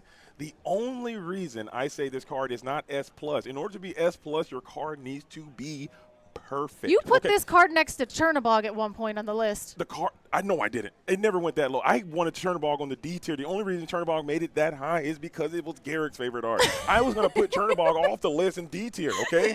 I can't stand Chernobog. Garrick was hard selling and used all of his I was vetoes. like, there's to no put- reason that Okay, Bell and Chernobog are sitting so- on the same line right now. That's insane. Okay, I agree with that. The only reason that this card is not S+, because if you want to be S+, you need to be perfect. We're talking she's flaws. perfect. She's this perfect. card She's is not perfect. perfect. Okay, She's there are some perfect. flaws that this card has. One, look at the facial expression on this card. She's beautiful, and She- that is Belle. She's Look at the- accomplished and look- determined. Yeah. And another reason, you look at the base form of Belle. Okay, the normal Belle. It's beautiful. It's better than this one. It's not It's- better. You're crazy. Between the gold and the foiling and she the looks like perspective she's of like hypnotized. you She can looks like feel she's the- under she's a malaise. focused. She is focused. No, she's not the original. She's getting her let me magic get this spell back ready. before She's getting before ready. I know. Before She's you moving, bend it because she's you're moving so that wrong. damage. How wrong I'm you right, are. okay? I'm You're right not. on Do you this. not see the swish? You can feel the If swish. you I know. take- It's and the also- movement through and it. all the Belle, you can't improve on perfection. Belle the Accomplished Mystic, the original art, is so much better. That is one of the best artworks that Disney Lorcana has ever done. But I don't think if you're evaluating artwork, you can sit there and compare it to something else. It's supposed to be subjective, first of all, and you're wrong. No. Your subjective opinion is wrong. Chat, Illumineers out there. Illumineers out there. Let's see. What does the chat say? Illumineers out there. Everybody's agreeing. All right. Oh, no. The old art is better because you look. Well, the old no. It's not. You can't use that. Facial expression. The old art is very, very good, but this is still S tier art. I'm not saying. We put it in S tier. It's just not S plus. It's not S plus. Oh no. It's S tier art. Exactly, Color. I'm right. Her facial expression is she's just focused. She's working on that magic spell. If you took the same. She's S plus. That's all. That's all I wanted. That's all I wanted. If you took the same. Where is that tier list? Pull it up. Chat, go to his Twitter and see what he's pull up the tier list. Pull up the tier list and see what he said. What else he put on the S plus tier. I'm telling you, everything that's on S plus is a banger, and You're I will call stand the on police it. This deserves to be up there with the tops of the tops. She's stunning. I will stand on that any day of the week. I'm talking. It's centered. It's perfect. Where is She's this monstrosity? Very aggressive. Oh, here we go. She's focused. Find out. Look, come on now. Talk to him. Okay. Oh, I don't know. So we have Mufasa's number 1. Ariel's number 2. Perfect. Beast, new Beast is number 3. Mother Gothel is number 4. Perfect. Eye to Eye is number 5. We're crushing right now, Color. Tinkerbell is number 6. You're making my case for me. Captain Hook is number 7. You're making my case. And Ursula Deceiver is number. How is this not a perfect list? What are we because saying? Belle deserves to be up there too. Belle deserves to be up there. Belle's expression is off. The centering is off. She's like 3/4 to the side. Get her in the middle of the thing. Why do you have to center it? No, because her cape was like. We need her. We needed room for the swoosh and this. By the way, we have to have the ink signal. Okay. Yeah. We're completely derailed, by the way. But I'm saying, and Garrick's here. Garrick agrees with me. Wait, where did you put her on the list? Garrick likes her. She's there. S tier. She's right there at the top of S tier. She deserves to be. Oh, he also put Dumbo on S tier, by the way. Yeah, no. Dumbo's one note. Robin Hood, Sharpshooter is above Dumbo. Dumbo's not an S plus star. It's just not. It's just not. We have to be real. Okay, we're talking. He also said that Cusco is Enchanted was better than Tamatoa. It's mine, yeah. It's colors. It is? Yeah. It is. I stand on this, man. That thing is perfect. That list is perfect. Okay. If you guys go see that list, you disagree with me, let me know why. Go to JDC's Twitter. And listen, you can't just come in and be subjective and say, oh, I like this, I like that. Somebody made a tier list and they had Cinderella Ballroom Sensation as a top tier card. I'm like, dude, you've lost your mind. The card is one note. It's not finished. It's a sketch. The card's beautiful, but it's not as plus. Because you're taking your emotions and you're putting your emotions into it. You're not using fact, logic, and reason. Okay. Who's art first? is subjective. No, why do we have to put this is a science. and reason Come on, man. into it? Figure it out. Okay. Anyway, back to the action. S tier cards. It is an S tier card. It's not an S plus tier. It's not perfect. S tier Enchanted. It's not it S should plus. be. Is it? Who she is at the top of the S tier list. She is at the top of the S tier. Yeah, and you have to have a barrier to go from S to S plus. And in order to get to that S plus level, you had to say this art is better than Belle. Do you think Dumbo's better than Belle? You've lost your mind. Do you think anything that is below Belle is better than Belle? No, because Arthur. Oh, that scar is so good. The scar is good, but it's not better than Belle. Oh, you think Arthur? Yeah, you think the Arthur. Gosh, the Arthur is good. Arthur's a little bit better than Belle. Yeah. You see what I'm saying? It makes sense. That's why we did it the way we did, because everything can't be S plus. There have to be some things that are not perfect, and you have to be very critical. Like Belle's facial expression is a non-starter for me. She looks way too malaise. She's just focused. She's not focused. She looks. She's working that magic spell. She's working that damage. It's perfect. It's perfect. Star is S plus. So we do have our top. Give me my list. No, I need to. The chat was asking me questions, and since I'm the only reasonable one here, because I know where Belle goes on the list, I was going to help out your chat. No. We do have deck lists. We're waiting for the full. They should be shared soon. It's going to happen. And I know a lot of people have been reaching out in the comment section trying to get the meta report. We are diligently working on it. It's just a lot of moving parts. There has been some technical issues and things of that sort. There's some people who are supposed to do it. They weren't able to do it for a variety of different things. But we are working on it right now. We'll get that stuff out. Just make sure you're following Ink on Twitch or on Twitter and just stay abreast of the updates. And they will for sure be out tomorrow, 100%, all the deck lists, because there were some very, very spicy things here. And with PPG coming up next week, I know a lot of this stuff will begin to shape the meta. The events that are happening here and also at CCS this weekend will significantly determine what we see next weekend. So, Color, based on that information, you're going to be there. I'm going to be there. Are you doing anything cool next weekend? I'm taking a well-deserved weekend. Yeah. No, she was in Malamo like last I was weekend, in Sweden and now last she's week, and now I'm passing here. No Do you know breaks. what, guys? I'm gonna play some Lorcana next week, and then she's gonna take a break, and then she's going to her own CCQ and then after that. I'll be at our CCQ in Cardiff. You guys in these breaks, okay? Guys, We're not taking no breaks. I'm gonna play some Lorcana next weekend and let you guys cast the Lorcana. I'm gonna get ready for Cardiff. Yeah, No there you breaks. go. Okay, I'm kidding, by the way. I'll play instead of So based guessing. on that, we see what happened in this tournament, in this metagame that we've had this weekend. And I'm sure CCS is very reflective of what we have here. What do you guys think? We'll start with you, Coach, since we're going to be at PPG next week. Do you think there are going to be any changes, any openings that you think can be exploited of what we're going to potentially see based on this? Or do you think it's going to be a rinse and repeat? Same thing, more Blurple, more Amber Steel, and Ruby just get wrecked? I'm kind of so I do have some thoughts. And Okay, they're let them fly. This is your and time. so this was what I was thinking is like I think we were talking earlier, and it was like, okay, well, which ones do we want to see on stream? Do we want to watch a Blurple Mirror? Do we want to watch a Blurple Mirror, or do we want to watch Amber Steel versus Blurple? And we were like, well, let's give Jose a break on stream and like maybe watch a Blurple Mirror. And then Baker brought up a good point. Then that means you're gonna watch 3 Blurple Mirrors in a row. And I was like, let's get Rapunzel's Tower on there because let's look at some spicy things. Because at the same time, as much as I love the metagame and I love where this is going, I don't want to watch mirrors for the rest of my life. So hopefully we've got 7 days to do something spicy to where PPG doesn't end in Blurple Mirrors. And if it does end in another 3 weeks, 3 weeks of Blurple Mirrors, Genie ban, Elsa ban something, Genie ban an Genie Amethyst, Elsa. ban Amethyst. I want to see something else on stream. So sure. if PPG is a repeat of this, I'm gonna call It might be time to make Ravensburg. some I'm just kidding. moves. They don't Yeah. talk to me, but it's fine. So I don't know. I just feel like I want something different. I want For sure. something That's fair. different by That's next fair. week. What about you, Kim? What do you think? I hope to see, and like we saw a really good Ruby Amethyst yesterday. He made it into top 16. He For made sure. it up there. I hope people are looking at that list, say, what can I do? They're going to look at these lists. What can I do to beat Blurple? Blurple is everywhere. We've seen a lot of Sapphire, Amethyst, a lot of Amethyst Steel. Not a whole bunch of Amber Steel in the top 8. We got, I think, 5 Blurples.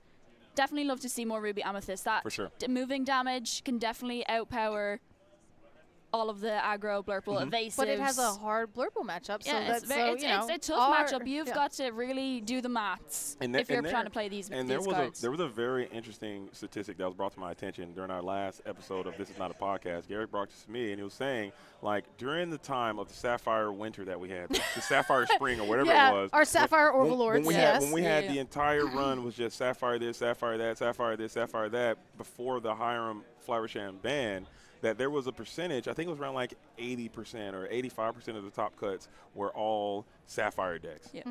Now, with the events that we've had between the events that took place last week and the events that took place this week, they're and all 99.7%. they're higher than it was for Amethyst and it was for Sapphire. So is there a time or is there any kind of inclination for the headquarters to come in and say, hey, this is too much.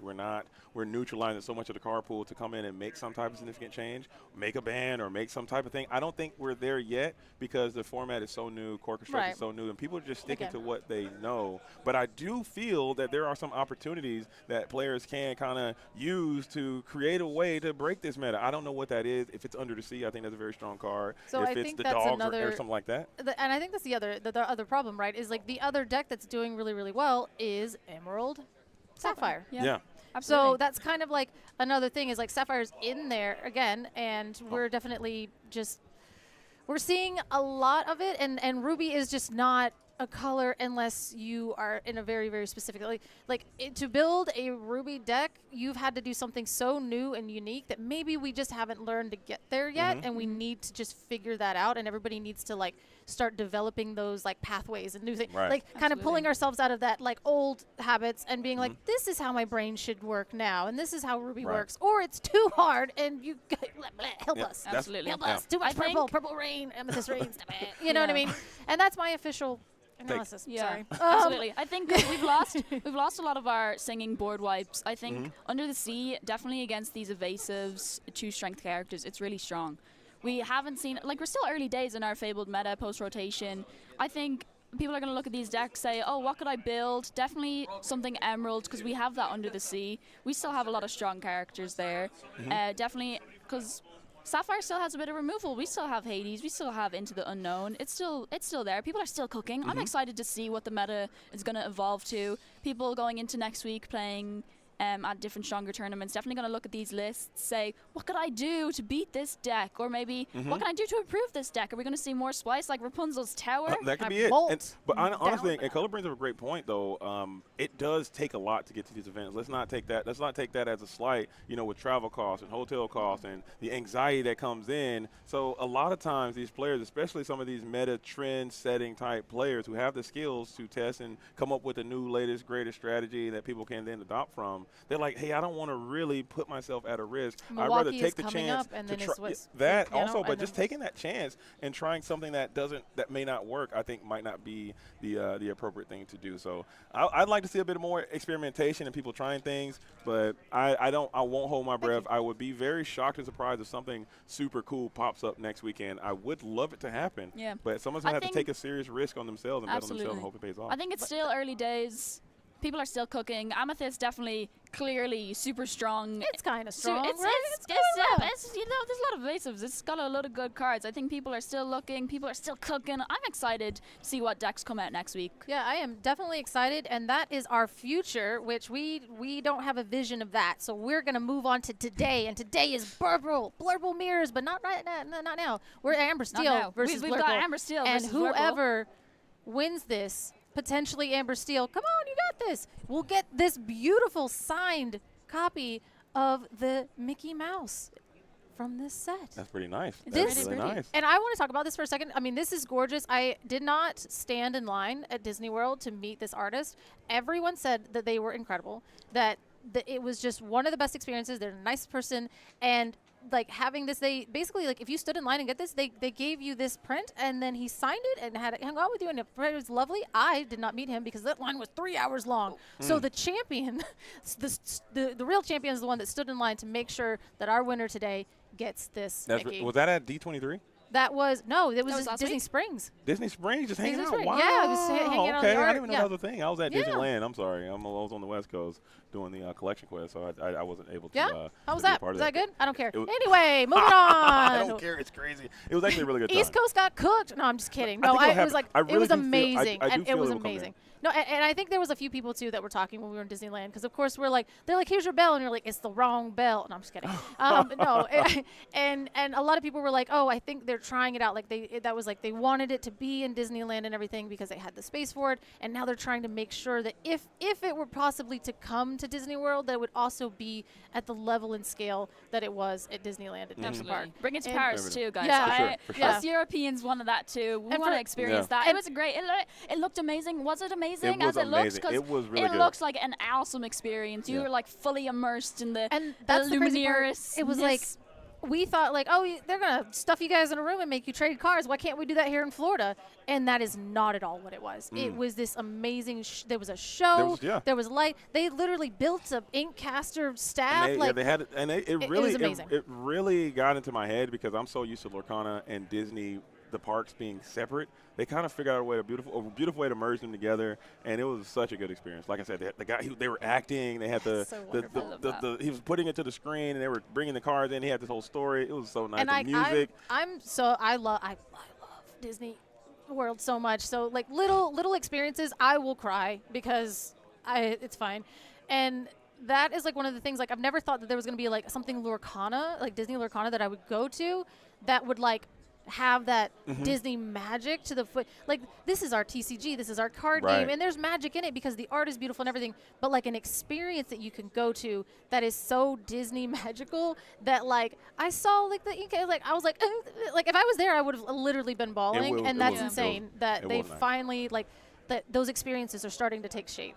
And you're really starting to get that reflection of it. And we see our players sitting down, but I definitely just wanted to talk about my jealousy for not being on the West Coast. Me too, to be fair. But so you guys are not at home. You guys are not missing any action. No, the players are there. We're just working out a couple of tech issues. Thank you guys for being here and being a part of it. We've been these things are going to have some tech issues here or there. But when you look back at these VODs, 10, 15 years from now, in year number 2 of Disney Lorcana, be like, man, these tournaments used to be out the mud, super out of pocket. Man, I can't believe they were getting them off the ground like that. Now we got drones and hovercrafts and AI doing commentary. It's going to be it's going to be a completely different world. So just cherish these moments as we grow this thing together. Building blocks of the yeah. Well, I think I was somebody was telling me that the Pokemon Worlds or whatever, they had a projector that when somebody would play a card, it would project the card onto the ground. No way. So like onto the stage, so like underneath the players, and I'm like, what in the world? That's kind next of, level. That's what yeah, we're like going to end up. cyberpunk situation is that? That's crazy. Yeah, we're working up to that.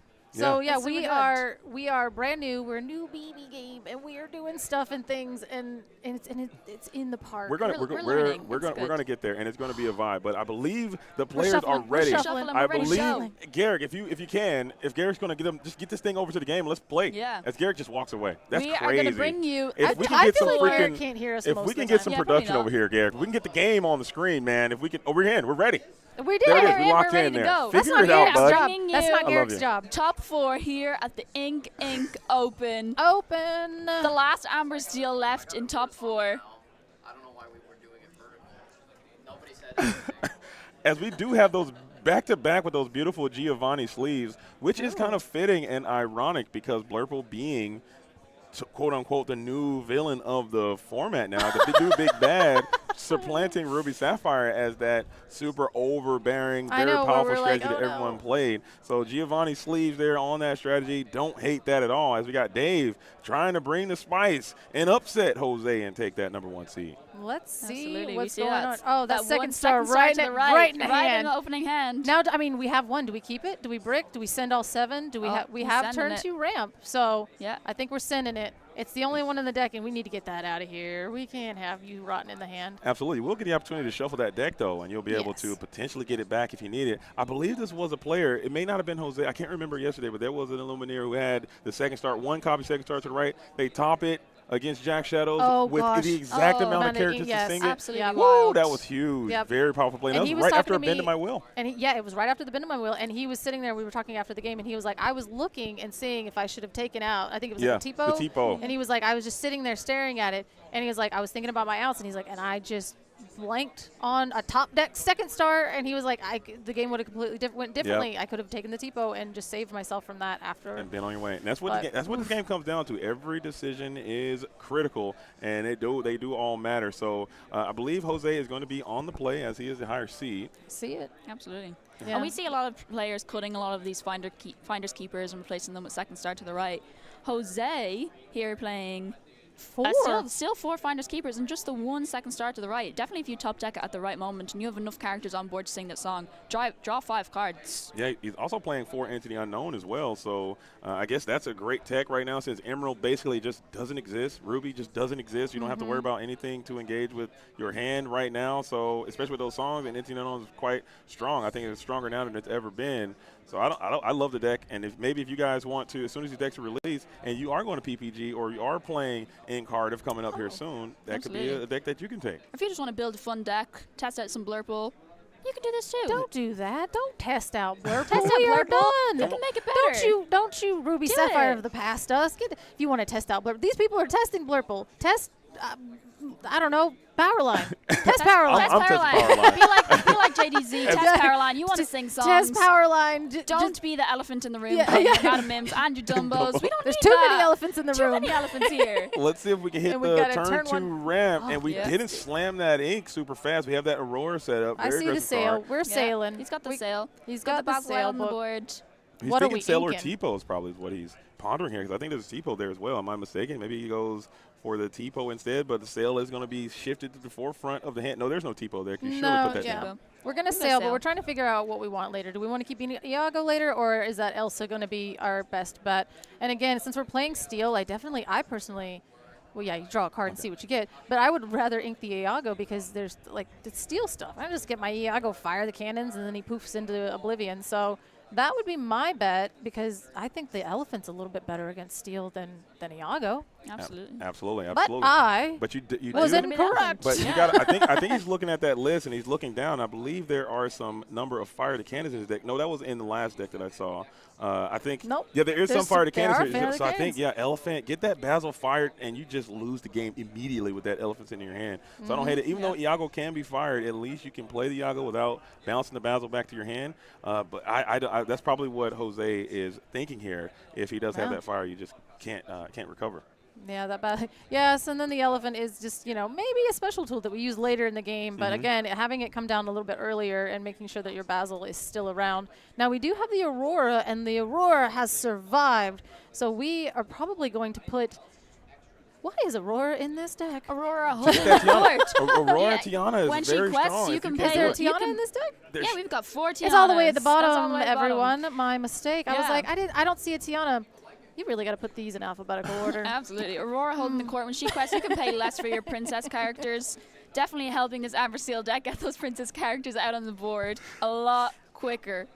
I know, but I would have to agree with Color. I mean, Nala not being a About it princess is being kind in of unfair. alphabetical order. But I And just Nala don't should think be a there's princess. enough. I don't think just having the 4 Aurora, 4 Tiana, that's almost like the Diablo shift line. If you're going to quest, let's see if we get to it here. It's going to happen. Absolutely. It's We're going to gonna happen do an every single time like you shift. drew it up. There it There is. you go, Tiana. Look, there's the bolt down, but not out. Dude. But he is down into the inkwell, so he's out of here. But hey, What do you think about that card, though, realistically? he's got 17 pips on him. I've seen it. 17 lure. This thing can pop off, man. can be- Quest he's for so 4 strong. is insane. If Insane. he It can- is. It is 4. 4 is especially such in this a matchup in particular. Yeah, and unfortunately with the Basil, because it does come in exerted, and so even the Basil coming in and supporting anything else at this point is kind of difficult. But yeah, we do see that the Basil does go ahead and trade for the Aurora that has our turn to Tiana, just hanging out. Yeah. So maybe if you get to that penny, I believe. Is he playing penny as well? I'm not He is sure. playing There's penny, so okay. we get so if some you do have that penny, resist going in there. you can go for a penny and a 1 cost, exert this Tiana, and maybe you can coerce your opponent into a challenge, but you play right into Into the unknown. Into the unknown would kind of blow your way and saw your opponent ink 1, and that Yes. would just be a devastating turn. So Dave has a lot to think about. I love these micro decisions, and I think that's what makes our game incredibly special. We got double Tiana duty in the building. Get both of those things, and we Oh yeah, we inked the penny to go for the double Tiana, which is brutal, and then we're gonna sing that on that, so it doesn't matter. Iago's gone. Yeah, and that's notably, for those that are watching at home, that is an illusion character. You might ask yourself why Iago's getting banished there. He does have 6 willpower. However, being an illusion, just being targeted by a strength, you could have sang it with no characters and he still would get banished there. It's going to be a bell, no trigger, unfortunately. That Iago is gone into the banishment. There's nothing There's to no heal. damage there to move over. Unfortunately, just going to be a bell, no trigger for Jose and pass.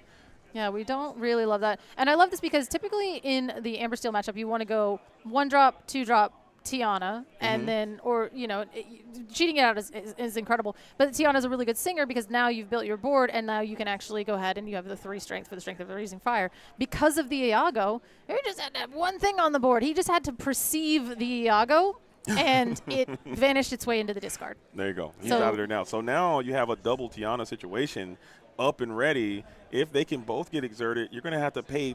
What is it? How does that? You have to pay 3, and you pay can still 3 get and negative 3. 3. You have to pay Yeah, 6 sometimes say 6. You to have to pay challenge 6. at Yeah. your normal rate, or you get Correct. -6, which is insane. That is a very Those impervious abilities block. stack, people. Yeah.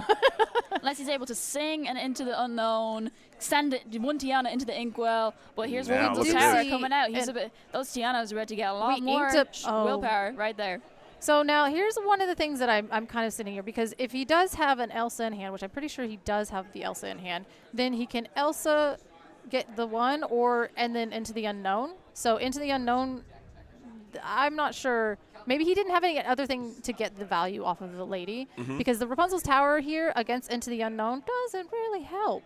But now that Tiana is approximately a 132 But they in can willpower. they can kind of pseudo protect each other, and if you do Into the Unknown 1, you still can't pay and clear the other one. So I think it's a pretty solid position coming in from Dave. But your lore is still only sitting at 5. You don't have a ton of heavy quested characters up, and you did have to kind of waste a lot of your tempo setting this entire board up. But if it can we sustain did go itself, into the you're tower. going to be on your way. Yeah, putting 4 damage onto that Rapunzel's Tower. Now, I'm wondering if maybe the tower came down as a bit of a distraction, because now instead of Belle having to pay or do or this or that, now you're just having to chunk into the tower, because we did see him ink a lady, which unfortunately to me, makes it feel like you didn't have the Yeah. Wonder True drop to get the value off of the lady. So maybe our hand is a little bit less than what we want it to be. So we're trying to buy ourselves some time. So the location comes down to stall it out a little bit. So maybe we can draw into our docks and draw into something a little bit more, so we can flood the board as Amber Steel so loves to do. Absolutely. Well, these players wanting to build up a big enough board to be able to hold out and then quest at just the right moment, with trying to not make Jose rush into those characters too quickly. These Tiana's definitely helping with that, putting up a fight. Jose is going to want to damage or send those characters into those the inkwell before he's able to challenge. So he doesn't have to pay the 6 inks to be able to keep the strength on his characters before they challenge. And we are getting to that very sticky point. I believe this is why Dave, is he frozen? Are we frozen? No, he's just in okay. that tank. He's like in the zone. the Predator would have never seen him. it. He just froze. I love He's it. got nothing. No, but Like- I think it's a lot to think about, because going into this turn, this 7 ink turn against this Sapphire Amethyst strategy, this Blurple strategy, it is a terror sometimes, because you know Hades is coming for sure. They always have. As we bring out your favorite card color, Woohoo! down but not out. Down but not out. Now we have to make some decisions. And again, that's kind of another thing. I think that this card costing 3 is fine, but again, like I want to flood. I want to flood the board and go. Hold up, sorry. Does he not have ink? Look, check the hand. Does he not have ink? Did he just have? I know there's a Hades in there. I think he has 2 Hades. Two If he's got Hades in none ink, there. he's going to lose this game. He That is so brutal. Dear. All he had to do, all he was able to do last turn was Because he's at 6 ink ink right and pass. now, He's and only he at doesn't. 6 ink. We got to see that hand again. It looked like it's double Hades. If that second star to the right, I'm ripping the card into confetti. I swear I'm tearing it up and taking it out of my deck. If he drew that after shuffling it back in, Because I think there's 2 Hades in hand for sure. If that last card is I mean, we uninkable, are Jose at is 9 in lore. trouble. Yeah, 9 lore is not great. If And we don't have, if that freaking bolt can Yes, ready itself, yes. quest for 4. Oh my goodness! we'll just this go is to 17 devastating. next turn. It's fine.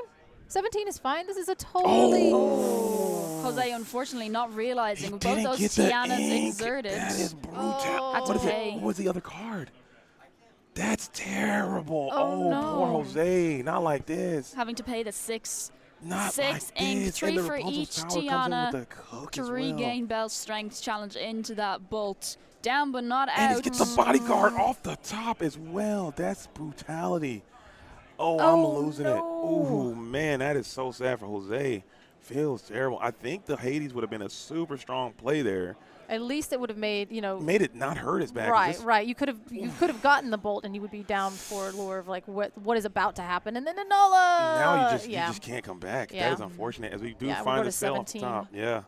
And but that's kind of adorable, because now Nala will just win us the game, even if our entire board gets And removed. he can't even challenge because he got double Tiana. Yeah, that's what I'm saying. I was Finally like, drew that inkable card. he's like, what does it matter? That one has 4. That one has 3. This one has 2. He will lose yeah, the. Sure. No, he loses his strength as well. So I think you. And it pops, yes, very good. Managed So to then you take out the tower, and then the bolt does go down. So now we are left with a single Tiana. But Man, I thought, brutal. oh, are we not at brutal turn. 17? I thought we. No, it's over. Yeah, that game is No, done. it's over. The Yeah, lore just never registered there, but that one was absolutely over. I think if that Hades was able to come down that previous turn, just take 4, count them 4 lore off the board, maybe, and then you can bring another Hades in the next turn. I think the game is a little bit different. So missing ink, that's what it comes down to. Definitely unfortunate for Jose not drawing the inkable card when he needed it. 2 uninkable Hades in hand.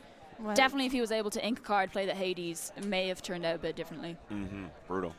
Which one would you have gotten with the Hades? You I think would- it was a Tiana? I think I'd go after that 4. I'm scared of that. I'd be scared of But the I mean, I guess bolts. you could go.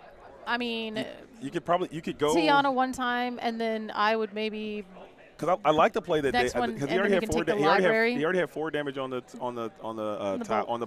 tower there. Yeah. So maybe you can go after one of those Tianas because he had 2 Hades. There's going to be Hades back. That's what to I'm saying. I back. was like, Yeah. maybe one Tiana one time, one Tiana the other time, but then you're Yeah. questing. You just quest over 2. You get 8 I mean, over there's- 2 there's- turns. Yeah. Absolutely, there's a Yeah, there's very like, good chance that he still would lose that Just game, but it cooked. feels terrible to lose like that. Right, You yeah, just that's had not it. what you does. want, because Yeah. that's not like you're not playing in like a way that makes you feel like the matchup was just like a skill-based situation. You Yeah. just like Yeah. you played in a way where you got beat by your own deck. Yeah. And potentially, not to take anything away from Dave at this point, because like again, I was saying it yesterday. 90% of this game is deck building. It is Yeah. in the lab right before you get here. It's your last minute card choices. So the way that your deck is constructed is a huge part of this game, and Dave did that, and he's the only like lone survivor up here at the top. So again, I don't want to take anything away from that, but yeah, as you were saying, like, it is so unfortunate because it feels less out of your control when you're like, all I need is an inkable, and your deck's like, no. and I think on the Tiana, I think there's someone just mentioned it. Was he able to challenge that location? I believe Tiana says characters. Yes, So he can still challenge locations without paying that tax. So correct. Everything is clean there. Shout out to the judges; they're all over it. But I'm fairly confident that he still can engage with locations if Tiana's are exerted. Absolutely. So because we did see him challenge the Bolt earlier. Shortly after that, and he did have to pay the 3 each for the Tiana. So Jose is going to be back at it again on the play, trying to not do the rare and indigenous double on the play lose, as Dave has a nice little sigh of confidence because you did win on the draw. Now you know no matter what happens in this game, you will get a chance to go first. And this deck on the play, Amber Steel on the play, is probably the very best deck. It's a crime. Yes, absolutely. It absolutely is. And if you can build your deck in such a way that you can have an Amber Steel deck that goes as fast as this wants to go and is able to also kind of have, again, unless our, opponent bricks monumentally, I'm sure there was still things and choices that were being made that kind of got us to where we were going to be. And again, bricking really does help you on the draw. So yeah, I mean, I definitely want to see how this goes. Hopefully, if this is gonna be Dave's game again, it'll go real fast, and then we can get to game 3. Woo! Yeah, hopefully, I mean, Jose is gonna have to have a short-term memory though, because when those things do happen, for me especially, which is probably why I don't think I'll ever be a top-tier player, because I get on tilt very bad. When bad things happen to me, I let it get into my mind. You gotta let it wash off of you, man. You gotta have a short-term memory. You gotta dump it and go next. Yeah. And I get really emotional with that, and I'm like, dude, I can't believe I bricked there. Yeah. Oh my! And I just dwell on that. That's the best part of having the memory that I have. Yeah, you just forget about it. Yeah, I don't know, man. They're like, oh, that's such a bad beat. And I'm like, what?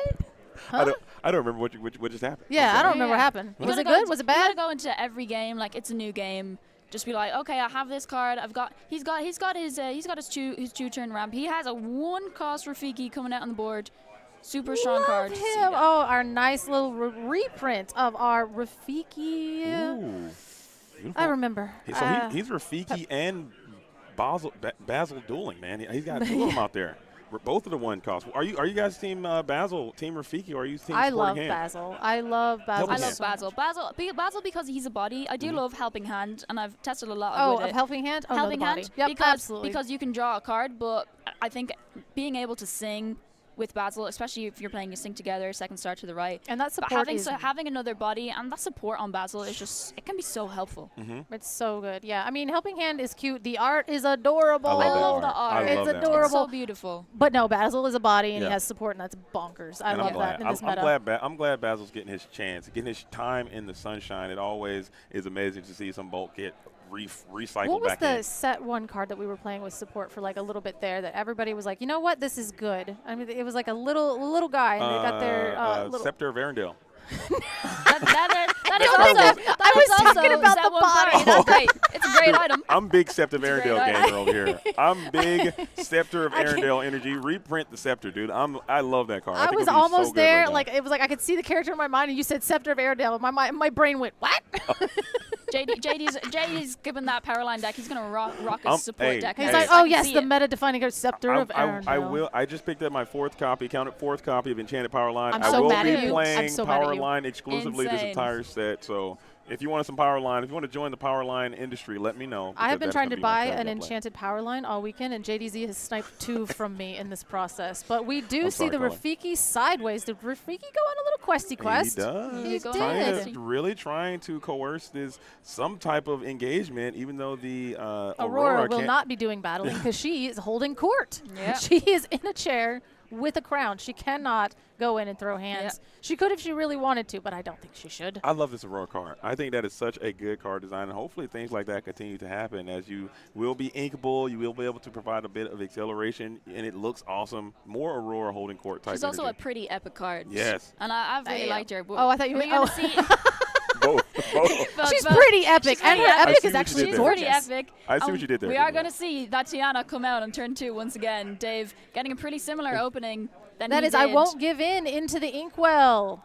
Okay. Okay, all of Absolutely. these spicy tech cards are going into the inkwell, and I am bummed. We saw this card shine yesterday. He was able to bring back a Daisy Duck from the discard. I love it. This card, I'm all for it. Bring back I believe it's a 2-cost or less from the Yep, discard. 2 cost or less. I What's love this happening there? card. What's that? That's a secret card that we're is going to a save for secret a little card. later. Maybe you're thinking of he's just being a showman. Maybe I he should- love the yeah. showmanship as he puts the card face down into the character zone. He's just And deciding notice how what to Dave do. is not having any type of reaction. I'd be like, I What love are you the- I love doing? the I'd be like, what are you discipline. doing? What are you I'm doing? like, knock it What off, is dude. this? What's Like, happening? what is there? this? Yeah. What's What are you doing? It's a genie. Plays It's the gonna be genie. flipped It's a over. genie, is it? I It mean, is a like, genie. Yeah, it is a genie. I would eat it. Like, don't you do that to me. You pick your ink before you put that genie anywhere near me. I love it. I'm gonna start doing that. That was really cool. Yeah. That was so cool. I'm I gonna would steal that forget. tech. What, I'd be like, what game are we playing? I'd be like, go fish. What are you doing? What's happening? Get that out of here. But now you have Tiana Gaming versus a Basil Gaming. I think I have to fire the cannons on this Basil before you exert this Tiana, because I'm not good at mathematics, but I think there's going to be a way that you can support through the Tiana with the Rafiki there. Yep. So this is some interesting gamesmanship coming in. Maybe there's a hypnotic strength as well. Yeah, we Yeah, got that. definitely. We got that Rafiki mystical fighter. Could definitely team up with that Basil there. Just to challenge, take out that Tiana would definitely help. Take Jose out here. anything really that it wants to at this Really, point, really. even if we were That's a to good give little her tag some team. penny, Those two some one-cost penny characters, that's resist. a great little tag team. Yeah, and again, it's like, well, yeah, we were talking before. It's like, well, you know, are you team Basil or are you team Rafiki? Why not both? Yeah, why not both? Why not both? Why Get not them all both in three? there. Let's throw a couple of helping hands in Yeah. there as well. And this- 5 strength on a one One of our cost. one That's drops. reasonable. That's Yeah, a reasonable ask, honestly. I Would you had like nothing else when, than to when open? Rafiki can take out the shifted Rhino Power Hamster, that feels so good. It does. That's And, actually and that was one benefit gross. why I was team helping hand for a while, because of the surprise factor. Because Are a we lot of back here? times, people might not see they'll see the Basil and they can play around it. The Yeah. helping hand, they might not They'll see never it. see it coming. Boom, No. and you get a Rafiki, a cheeky Rafiki. Cheeky Rafiki. That's what I'm You- saying. oh, I'm I shopping loved- at it. You can have it. I was like, I love and hate it. Oh, Yeah. It's good, right? It's gonna be double I'm Tiana. shopping it around. So- We'll work that in. This is a little rough because at this point, again, kind of what I was saying is you really want to build your board to where if you do have strength, you can go ahead and pop that genie really, really quickly. Mm-hmm. And unfortunately, what we're doing is we're playing fair Disney Lorcana and we're playing one character a turn, which is not what you really want to do in a Right. deck on the play that wants to be going as fast as it is. And at this point, I'm pretty sure there are 2 Daisies in this deck. So them finding Daisy is looking a little thin. There's also I was trying to find some things where maybe like what can Lady hit, like where like we Yeah. wanted to do is throw Lady down with another character, and then all of a sudden we have enough for These for guys, Genie. these big body bodyguards, or even this bolt situation, Lady into a bolt seems quite oppressive. Well, I think. Lady Absolutely. can't play Bolt, I don't think, because it's Is 2 cost or he less. Oh no, he No, is. it's for Tula. Yeah. No, it's 2 cost. It's 2. Oh, he's Oh, a 3. yeah, yeah, Is he a 3 cost? He's a 3. Is it? I'm losing my mind. Okay, the alphabetical yeah. order got me there too, Color. I thought they put in number order. How about that? Cost order. Yeah, cost order would be great. Yeah, we'll figure this out. We'll- No, we'll- I'm bad. But anyway, we'll get I think it- we'll get I ready think he for the can't bring next out the Prince, the bodyguard, because he does have the Yes. the 5 willpower Prince as well. And Absolutely. with Oh, double no. exerted Tiana, I think Yeah. that could be a pretty devastating play. Jose bringing down that belt to move the damage over to that Tiana. Definitely making a move on those Tianas. Dave deciding not to quest, saying, no, I don't want that Rafiki to team up with the Basil know. and team up and take out my Tiana. That's dangerous. We're Mm-hmm. going to have to take some direct steel removal at some point. But again, those, 2 is not really going to start clearing anything. I mean, I guess we could do, like you said, we could get rid of that Basil, get Mm-hmm. him right on out of there. I mean, the Rafiki would go down pretty easily, but at the same time, you still have a Genie and a Bell, which are pretty decent threats to have on the board. And again, these just 2 1 costs, holding it down with, this what is she, like $30 card now? Like, It's insane. I wish I would have bought, because Tiana is one of my favorite princesses. I wish I would have just bought Tiana just off a vibe, because that thing Just has a vibe, yeah. exploded in value. Something that I did, and I'm really glad I did now, because I was like, well, I'm aspiring to build a princess deck, and when Tiana came out, I bought 4. Smart. I bought my place out 4, I and I'm do so have glad 4. I did now. I'm thinking it would be. I did not think it would be this playable and this good for what it is. So we are. But look at this board though. Look how massive this board is that it's Jose like has established. I am the aggro deck now. Deal Yeah. with me. Your 2 Tianas Sitting there looking kinda silly there. Yeah, again, Princess is just sitting in various. She's a restaurant owner. She should have hands. You know that anybody that owns a restaurant has a way to ability to fight back. Absolutely. But it might not be the restaurant she's moving into, but it could be Rapunzel's Tower coming down.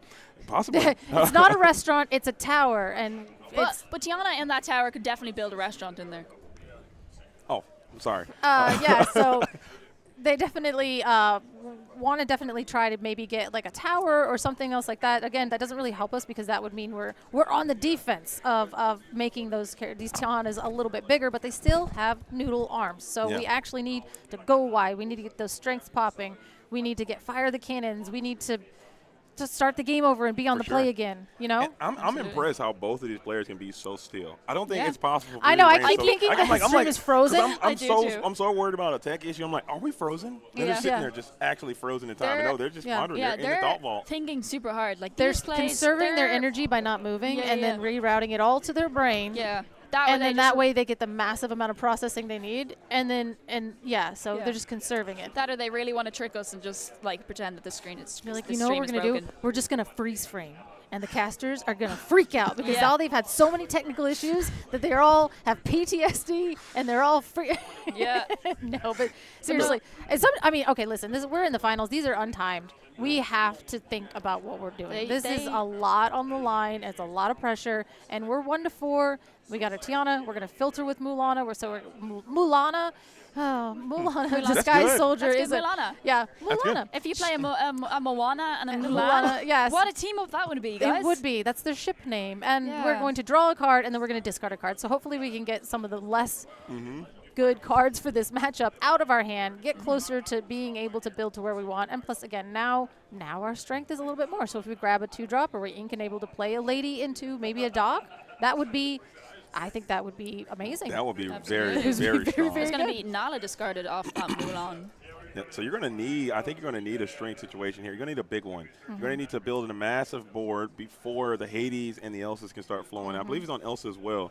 If the Hades and the Elsas can come down, that's how you lose the game. Fire in some cannons. In the cannons on that Basil. Definitely trying not to let Basil team up with any of those. If there's an Elsa 5th Spear coming in, he doesn't want to quest with that Basil and give it support. Another lady down. Yeah, I think you still can't. If you do, that's a great call. If you do have the 5th Spear, you can take out this Milan while those Tianas are not exerted. As the bodyguard comes down, you have to get through Jim him. Deere, beloved husband, bodyguard. You have to get through him to get to the Tianas. What if we go? How much ink you have it over there? Are you going into 7 or is that going into 6? The 6 cost turn is typically pretty weak, as we will clear the Rafiki here as Tiana engage in physical combat. You're going to go reduce the cost. I said that restaurant owner did not have hands, and I was wrong. Yeah, you know what? She has hands against a monkey with 0 strength. She can get after it. I see you, Tiana. Yeah, she can. It's fine. You're still my favorite, but I see you. And we got the develop your brain technology. What do you guys think about that one over He's trying to get those smarticle particles into there. He's got to develop the brain. He's probably looking for that into the unknown because to get rid of these Tianas, he's going to have to challenge True Jim Deere, but he's not going to want to pay 6. You're going to need. Can't pay 6 now. Well, you can't pay 6. No. Yeah, you're definitely paying 6 and everything else like that. But I like the develop your brain. I mean, again, why not both? Visions and develop. There you go. Visions and develop. I love a Visions but and develop. I think we were talking about it yesterday with like that turn 2 sale is like in some matchups, especially the mirror, you don't want to like ink, or you don't want to play sail, ink, and then play a 1-drop because you're just pulling resources out of your hand. But if you have develop your brain in your hand, that's a perfect thing to do with that extra ink on turn 2, which is kind of like making sure that you're utilizing everything that you have available and sculpting your hand at the same time. Yeah. So used to we want to play a popsicle after that, but develop your brain I think is a perfect follow-up to a sail on turn 2. Absolutely. Jose choosing to quest with both characters, can't engage in combat, does not want to challenge into those having to pay extra. Oh, there she is. There she is. This is the Snow White we've talked about. This lady is wild. I play this in heroic, and there's a little bit of a glare on that, but that is a 4-cost card that says this character cannot be challenged. Period. That's it. Just straight up period. And she's a 2/2, so I mean that you're like, oh, I could take that out with no. You can take it with no. Nope. You could no. You are specifically going to have to sing Into the Unknown on that card, or it will live here forever. Or Hades. So I guess you're going to have to Hades the Snow White, but that means you have to leave the Tianas, and that's exactly it. So I think we got a little race on our hands, as that is a lot of lore on Jose's side of the board, as you're going to try to outleg the aggro deck in this situation, as 2, 4, 6 will get you up to 18. I mean, he is winning this race with right now temporarily, but if you get another 2 quests down, I can't say that's 2, 4, 6 coming back your way. That'll get you up to 14. They can't win off the next turn, and I think you'll be back in the driver's seat unless my math is just so bad. If you put down another heavy quest in turn here. A dock would just be the end of days right now. Yeah, absolutely. Like, that would be. A strength of Raging Fire might a dock into a strength. Can you imagine? That would be so miserable for Jose. I mean, we haven't see seen one yet. Like, we have not seen one. either That of could those be in cards. hand. Either of those cards we So- haven't seen. That would be super. Dave really needed to try and quest, but he's only going to get up to 7, 8, 9, 10, 12, 13. He's only going to get up to 13. He's going to have to do something here. Yeah, you to have. Yeah, you take can't. You're not something winning off the race Jose's at board, this or point. he's getting up to a lot of lore here. Yeah, get up to 13 now. If he puts out, I say, if he can generate, just a few more pips of lore on his next turn, and then sing He's strength looking on at me. one Am of I those winning characters. this race? What's his face just in? Am I winning this? Are we I winning? Am I winning, Dad? Are we cooking? What are we doing doing? Yeah. And we got a race. We're gonna do it. And there's only one card. Keep in mind, there's one card in Jose's hand, and he did do some cycling, so it could be another perfect Hades or another card. Elsa. Elsa off the top could be devastating. Dave has to respect the Elsa Spirit of Winter coming off the top. You are at 7. Imagine breaking on another ink. I would Don't literally. put that into the I'm universe. just saying. What I are you can't- I saying? can't- I- it's a- Don't do that. we have to, as a broadcast team, we have to talk about all realistic possibilities. And just imagine if that's I know that Elsa, Blurple's Spirit the of enemy Winter in right hand, now, but do not hit an ink right here. Jose Oh, here I I for would Rapunzel's lose my Tower. mind. I would take the card out of the sleeve and I would eat it right here live on camera. I'm telling you, that is something that Yeah. would just break my heart. But if But it we was did Jose. go for the Yeah. Rapunzel's Tower, so we're sitting here. Are we doing some challenging? Are we going to move the Mulan and the Snow White over and take out that bell? That way we keep our Mulan and our Snow White, and we take 2 lore off the board. We do take 3 lore away from ourselves, which I don't love, but I do like the idea of moving the bodyguard there, so the bodyguard is much There's a strength in harder hand. to get through. Is there There is a strength in hand? strength- there is a Okay, strength in all right, hand. my dude. All right, I see you. I see you. And we will go ahead and Yeah. zap that genie with the strength of Raging Fire.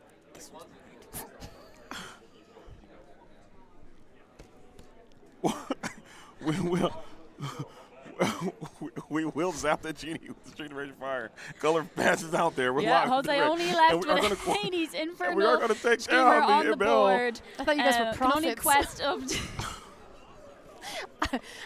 My screen was a little behind their screen, so I just thought they were geniuses this entire time. I am so glad to be with you in the future, everyone.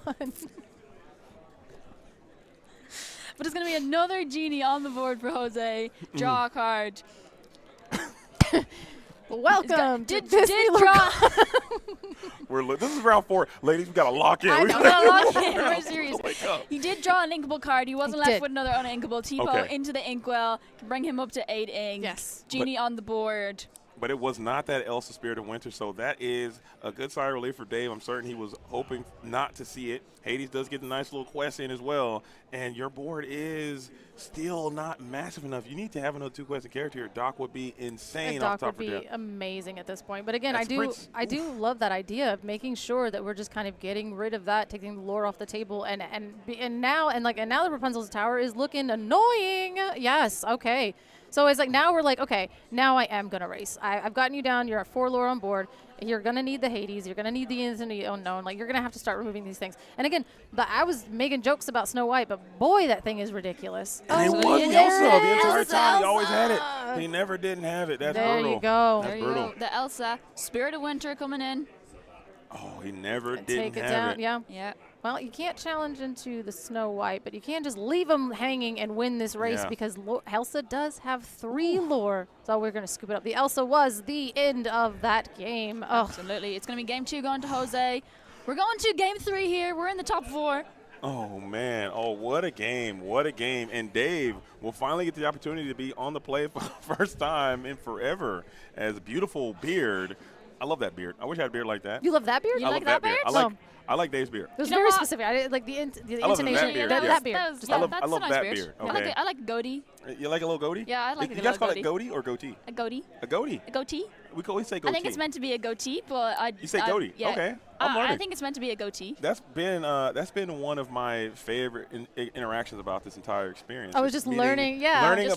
Learning about different ways of life in different places. Hanging out with Kawa, Oh, Baker, we were- and Kimberly Ann the entire time. Yeah, It's been really nice. Kimberly and I were the- talking There's earlier. nothing like a milk debacle. Yeah. That Yes. was my favorite. Yeah. The poison for Baker. The poison designed specifically to kill Baker, who knew it Yeah. was Screamer. I loved you and I we were talking about your last weekend, and you were talking about, and she was like, and I was like, well, how is like Joe Curley, like how is Spessy? You know, like I've never I always see them, you know, again, like now I've met Baker in person, I've met Kimberly and Kawa in person. I'm like, well, how is Spessy? And you know, and she's like, she says, oh, he's sound. I was like, he's so sound. But I didn't hear her. It's cool. And I thought she straight up looked at me and said, he sucks. And I was like, oh my god, no. and she looked at me like smiling, and I was like, what did you say? And she's like, he's sound. It means like he's good. And I was like, oh my goodness, I thought you looked me in my eyeballs. And like, he's just a sound dude.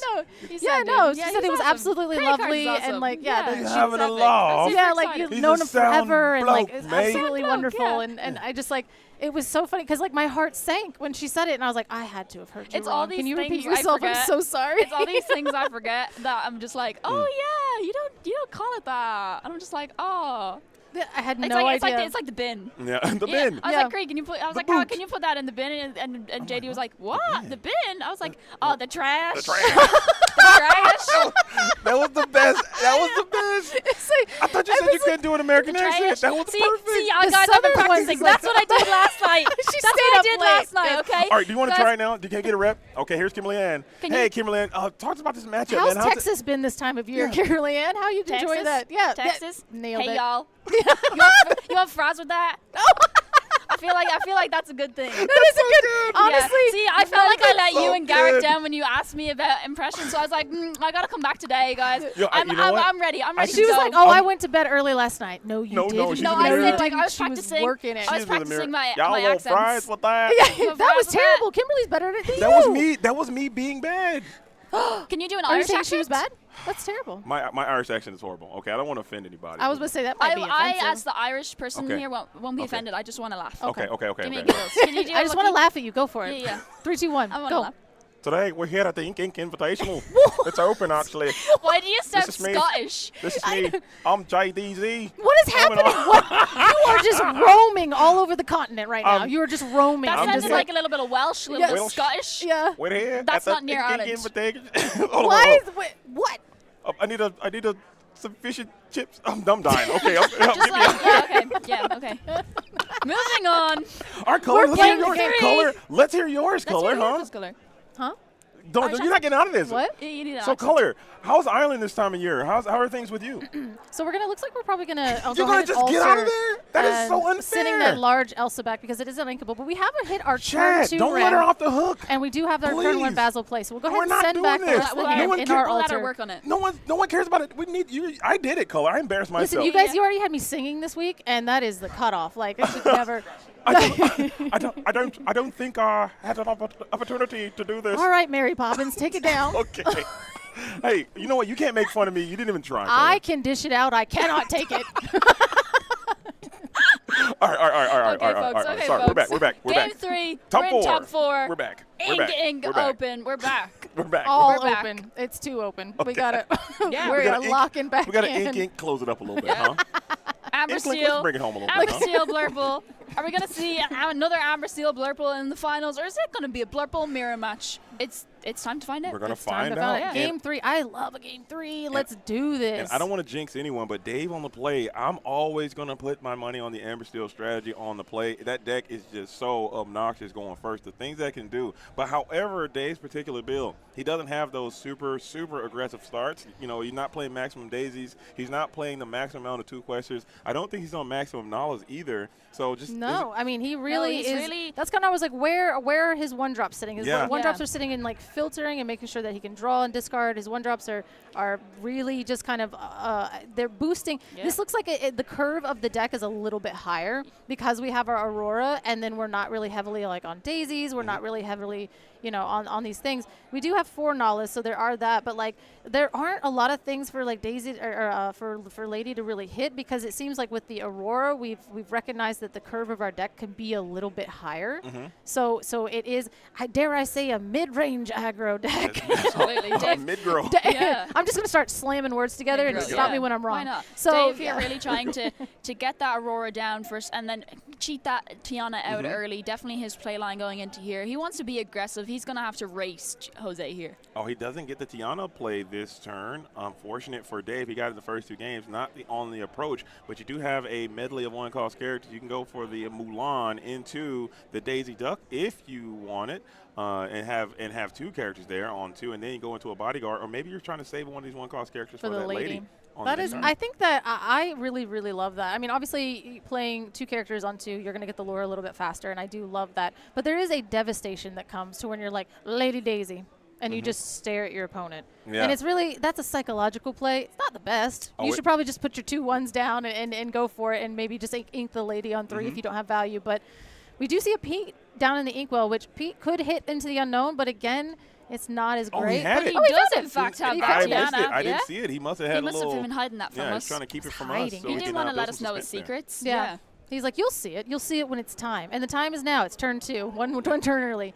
I need you to stop putting things I on love the board. this. No, please don't stop doing this. I love this. Like Yeah. this, I'm a fan of this. I enjoy what I'm seeing here. I need more of the face down, face up variety. Tipo. Yeah, it's gonna be Don't Tipo. reveal a Tipo like that. I love it. I The love dramatic reveal of a love Tipo. This, yeah. The genie was fine. The The genie, genie- like I the felt like the genie- genie had The weight, but genie like I understood. Like he had to decide He's what like, he wanted to ink in hand. Like it's difficult, but get out of here. I love a I've showman. never seen the play like this, but I like the showmanship. I He's love been a like, yeah, showman. here's my Tipo. I'm gonna just finesse it. Giving beautiful. Tipo the same respect as Genie, I am upset. Me too. I can't stand Tipo. You know that. It's one of my least But favorite he's cards. but he's like But he's still growing. He's a growing son. Mama, He's look, going he's to still grow right. growing.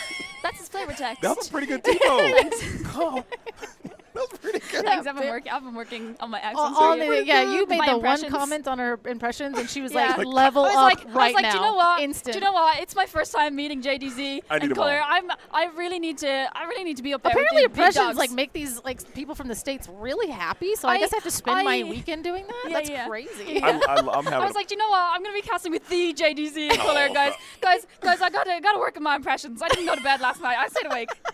I love it, and you're nailing it. I think the effort Absolutely. was not missed. Okay, and Kyle was looking at it like, man, I didn't sleep at all because she's in the mirror. She's in there just like, howdy. Are you Hey, kidding? y'all. Are you Howdy. kidding? I was trying to wake him up to ask him if this impression was good, and he was. How's this? Howdy, y'all. next. Do you have some chips? Oh, dang, fries. No. Oh, fries. Don't fries with that. No, we say chips. Okay. Like we don't I know. call. We say fries. We don't say chips. Yeah, Well, we're we gonna have see that chips. lady come down. The crisps. Is he gonna play that Daisy for free? Come on, play it. Not like this. Do the thing. Okay, we're locked in. Do We're the in. thing. We're in. They back. were tanking. We were tanking.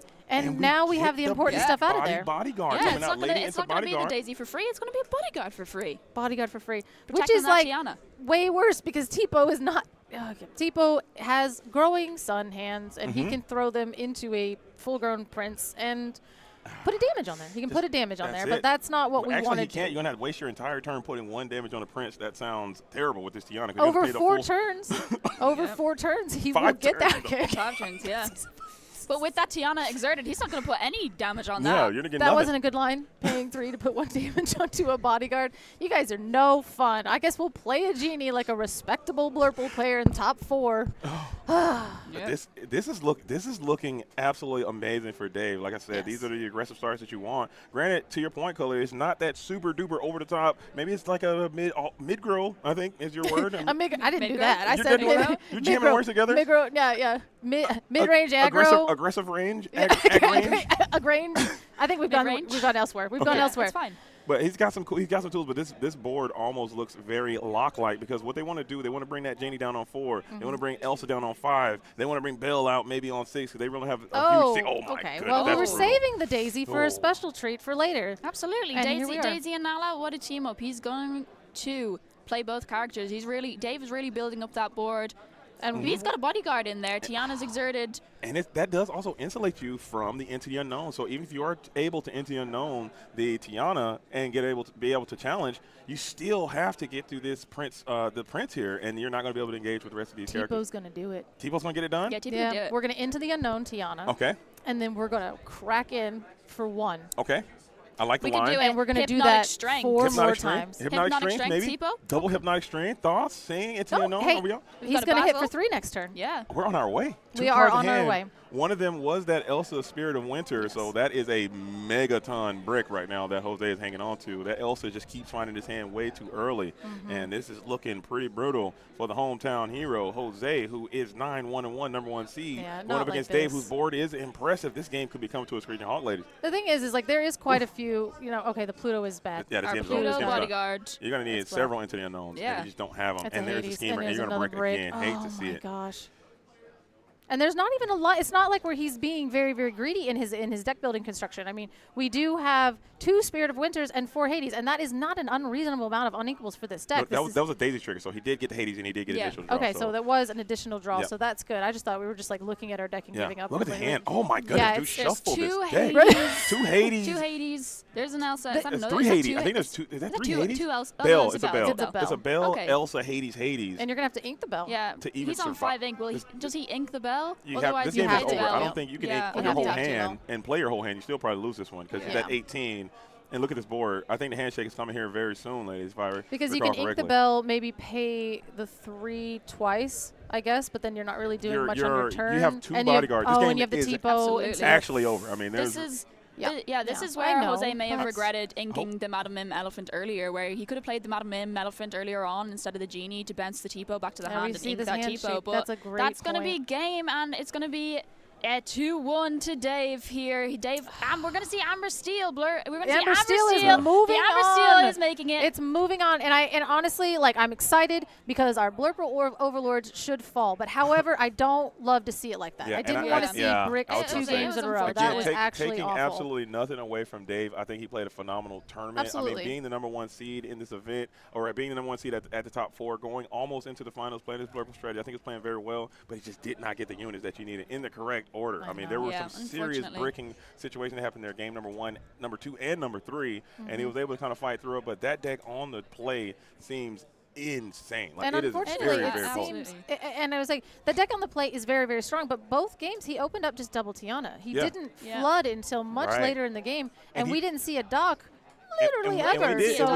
And we were talking about how potentially not good Aurora and Tiana being your only Aurora target. He got it all 3 games in a row. So that's another thing too. We thought he nearly didn't have it, but he was hiding it from us. I think we need J-Bond to ask him if he was a Diablo player back in olden days, because that's another thing too. Is like being able to find that like 2-card shift line with the Cove and everything is like you're not going to hit that every game, but the Aurora Tiana every single time. You have to mulligan the right cards to be able to have your Aurora. And you have to be lucky. Yeah, you have to be really lucky. You've got to shuffle that deck. Unfortunately, Jose just wasn't lucky in this matchup. For me, I played a little bit of Emerald back in those days. I've never ever shifted Diablo one time, not in my life ever. I've never shifted. And even when I play him in Heroic, he gets him removed before I can exert him. They always have it. They always have it. When they're shifting Diablo, you guys got to go to talk to Kawa because he's upset he can't do his Diablo shift no more. I thought Kyle was going to be retired after the that was the end of days for him too. That's why he's casted now, eh? I thought he was done. I thought it was cooked. I thought it was finished. I thought it was over. I was like, Kyle, you're done, man. You're cooked. You're out of here. He's still testing. He's still testing. He's back. He's back at it again. He's locked in. He's going to walk into Infinity format and he's going to play his Diablo shift. I was about to say, Aurora and Tiana is the new Diablo. There you go. So Aurora on 1, Tiana on 2, and you're gaming. I don't understand why he's looking at me the way he is. Oh, coming in from the chat, we have Mulan is in the deck. Yeah, Mulan is in the deck. Another she is a princess, target, yes. so and I definitely help like draw a card if you're still searching for the Tiana. Sculpt your hand. Yeah, you can that's some search. good little synergies there. So it's cool deck all around. I'm really enjoying what I'm seeing from Tiana Dave. also, yeah. We're ready? Oh, we're ready. We're doing the thing. We're going to go over. 2.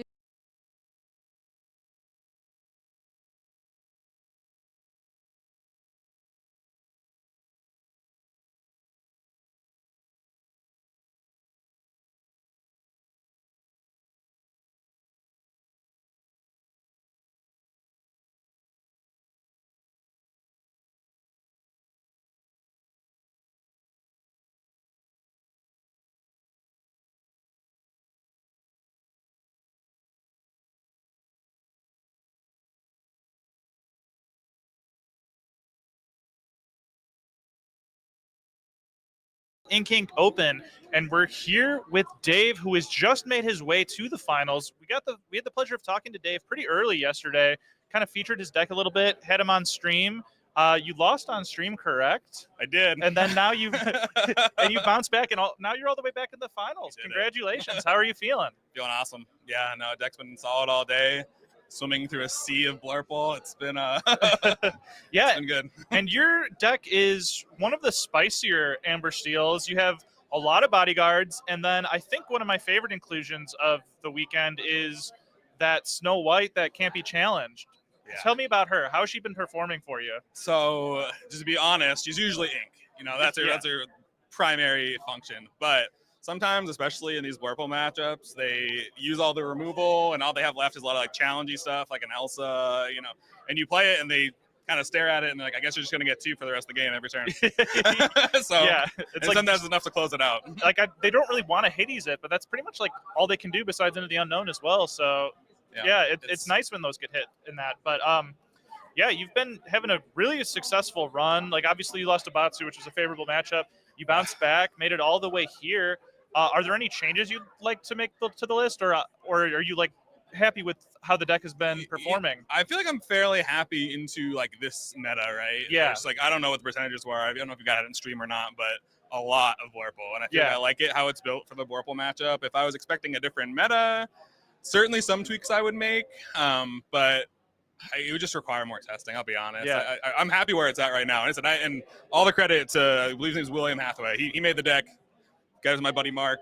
He told me to play it. I tweaked it by 2 cards, so otherwise it's not my creation, but I'm happy to succeed with it. Yeah, and how do you feel that last week's like omission of Amber Steel from all of the top cuts in the big tournaments last week, how did that impact the tournament meta this week and get your success to bring all the way to the finals now? So that's why I played it. Obviously, after they didn't really have any success over the last weekend, I thought, like, all right, everybody's going to kind of get away from it. They're going to go to Blurple because that deck's very, very good right now. So I was telling my friends I had exactly one thing on my checklist for what I wanted to play today, and it was a deck that's good in the Blurple. Yep. And I found this. It was, like I said, kind of spicy, some bodyguards, met the criteria of being good in the Blurple, so we did it.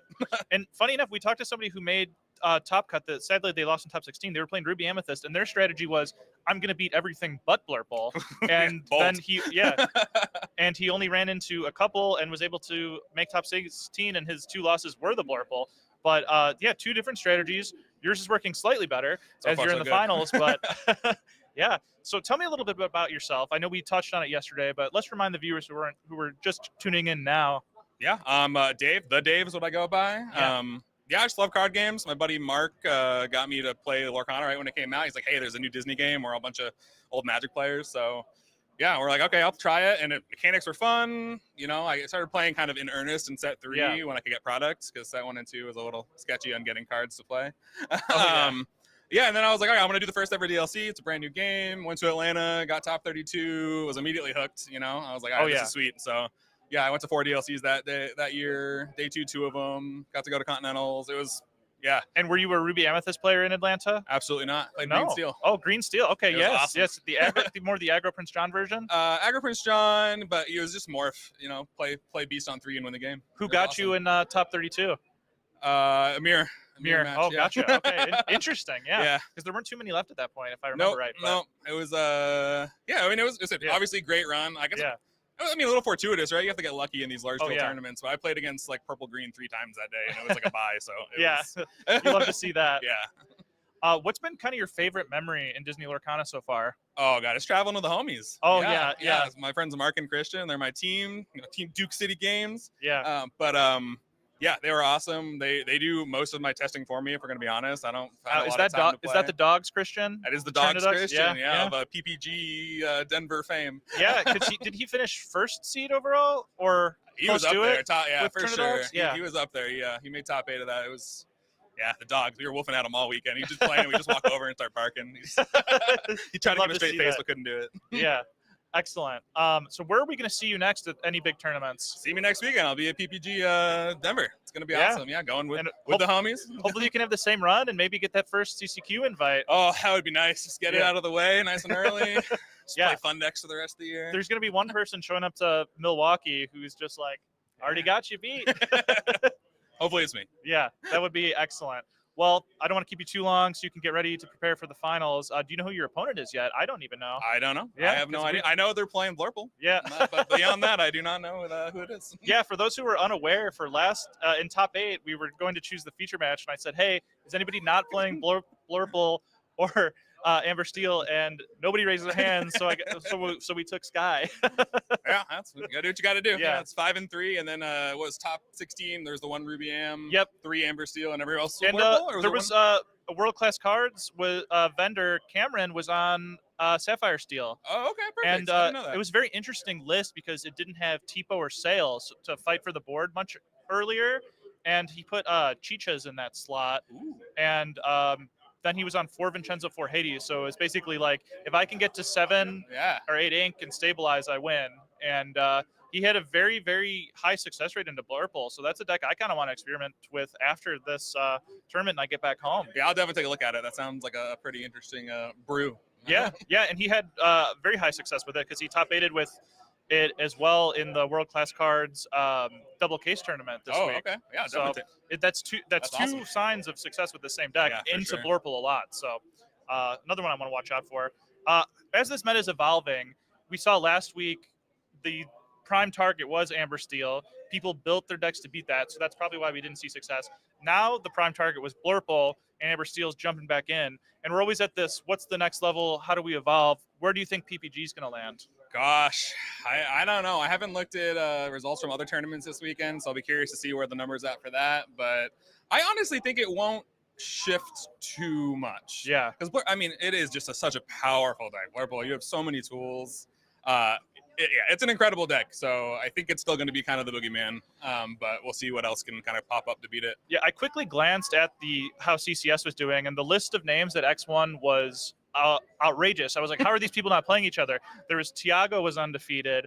I saw Zan, RMB, Humble, Ed was up there, all at X1 or better, and I was like, man, this is this is like a crazy run by all these top players, and so exciting to see they've kind of figured out the right list already, and hopefully they can have some success there, and we see how they do too. And I'm curious to see if Amber Steel is going to perform as well, or if it's going to be heavy Blurple there, or if this is kind of just different. Yeah, we'll see. I honestly don't know. I'm just going to play whatever Mark tells me to play. I know you're watching. Tell me what to play.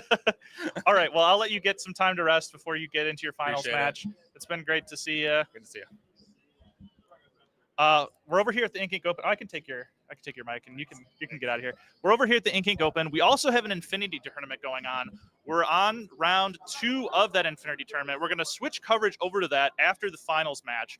And so last week we saw an Infinity over down at Southside Gaming.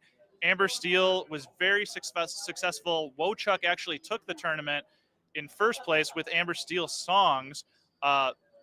In second place was Kiwi. I took a glance across the room, and there is a lot more Sapphire Steel than Amber Steel here.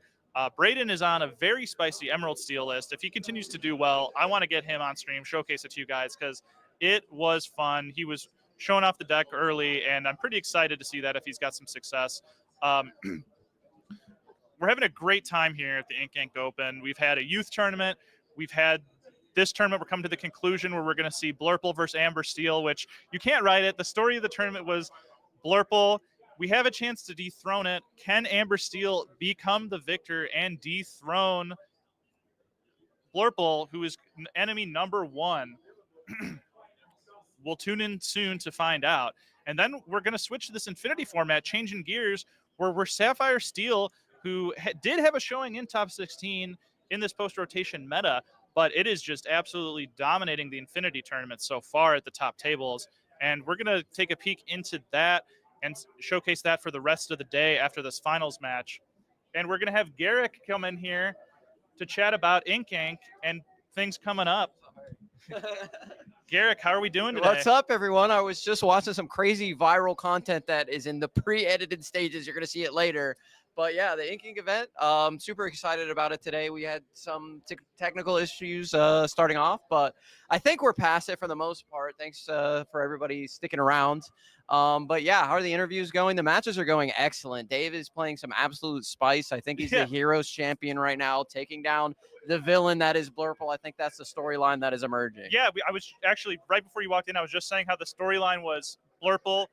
Will it reign supreme? How do we defeat it? And so we can't write it any better than having Amber Steel, who didn't show up. Well, it did show up, but it didn't make any top cuts. Yeah. And now it's here to try and take the title in the finals. Do you know who happens to be going first in the finals? Who's the higher seed?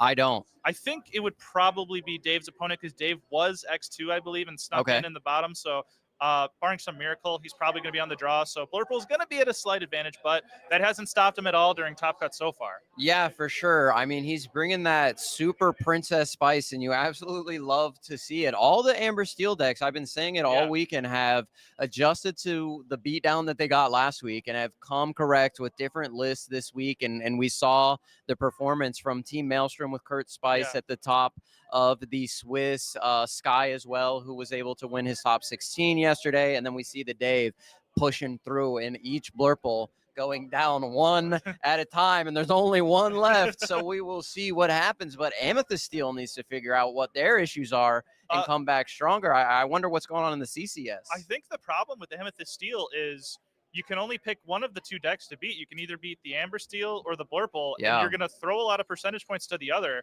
And if CCS is anything like here, there's going to be a lot more Amber Steel and a lot more Blurple, and you're going to have to face a couple of each. Like 2 to 4 of each probably in any tournament run. And so those are probably going to be the losses. You can't prepare for both. And so I think that's what we're seeing, where Amethyst Steel has always been a slightly above average deck. They don't really misstep too often. They don't really brick, but they just do slightly above average things. And if the other deck does exactly what it wants, you're not going to be able to just take them over. And so that's kind of hard to make it past X2 through the whole day when you're just doing slightly above average things instead of broken things. Yeah, 100%. I mean, Sky, I said it on stream, is staying with me over the weekend. And we talked a lot about his list and how to pilot the Amber Steel deck. And he was saying during the altar phase, you really want to be aggressive with it, like way more aggressive than you typically would be, because we run such a crazy number of 1-drops. It's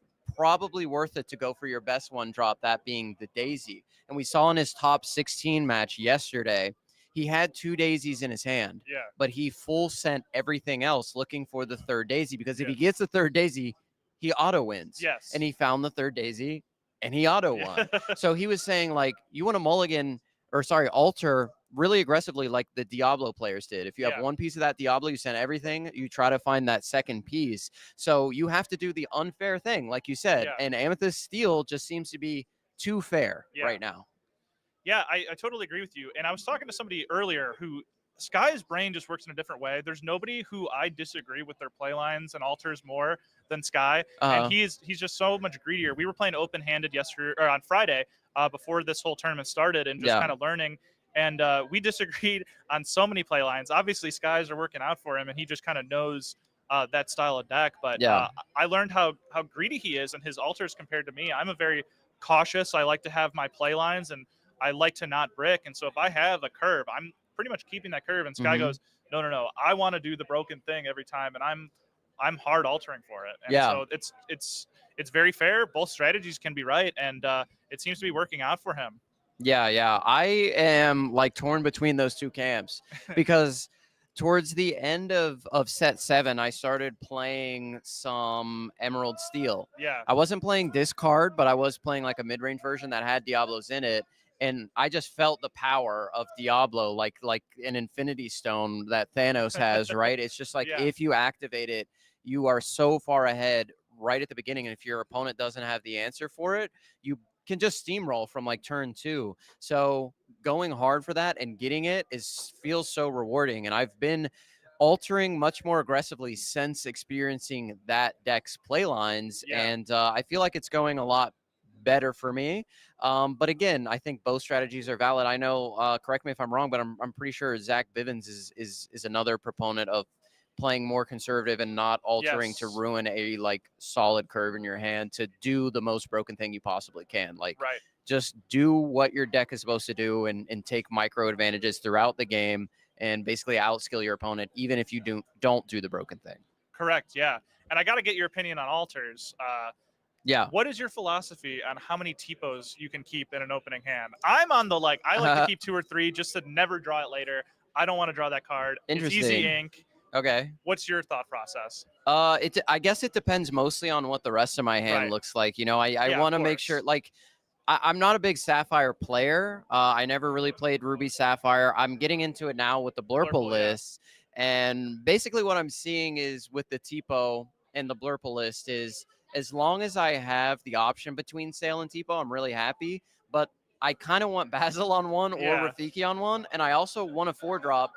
And I kind of also want Elsa, so I'm greedier. Okay. Yeah, if I have one Tipo, one Sale, and like 2 other Tipos, those other Tipos are gone. Yeah. I'll see them later in the game. Yeah, I think I found out this weekend I am just not greedy enough as everybody else here. Yeah, if I feel like if you're playing Blurple and you have 1-drop, Ramp, Genie, or whatever your 4-drop is, and Elsa, it's really hard to lose. So like that's what I want to go for, which is why we've seen some of these Ursulas also sneak in, and I'm sure you've talked about it over the weekend.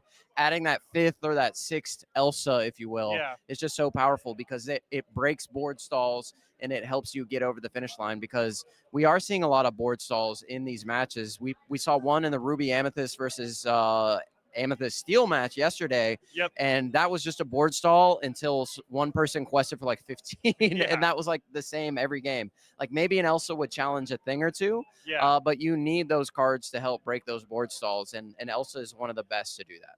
Yeah, great.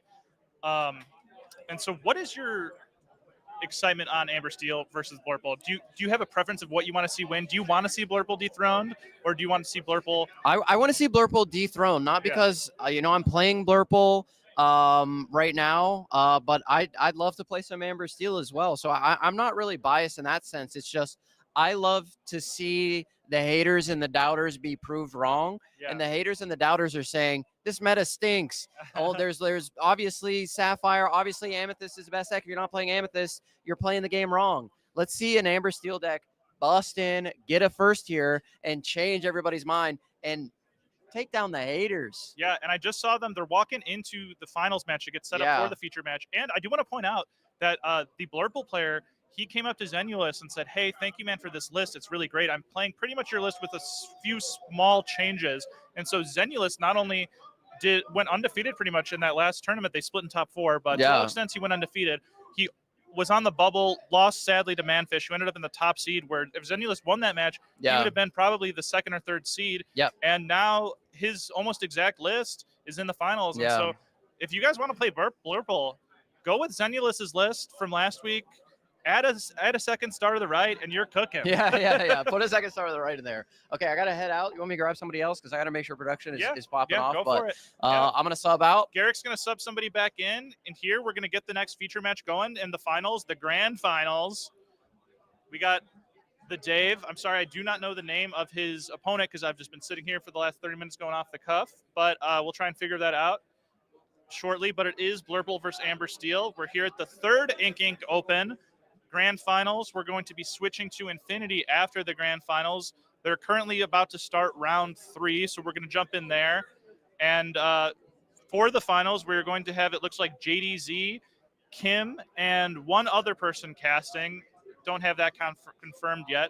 But we've got Baker popping in to say hello. Hello. Is it me you're looking for? I've been looking for you all my life, J-Bob. How you doing? I'm doing great.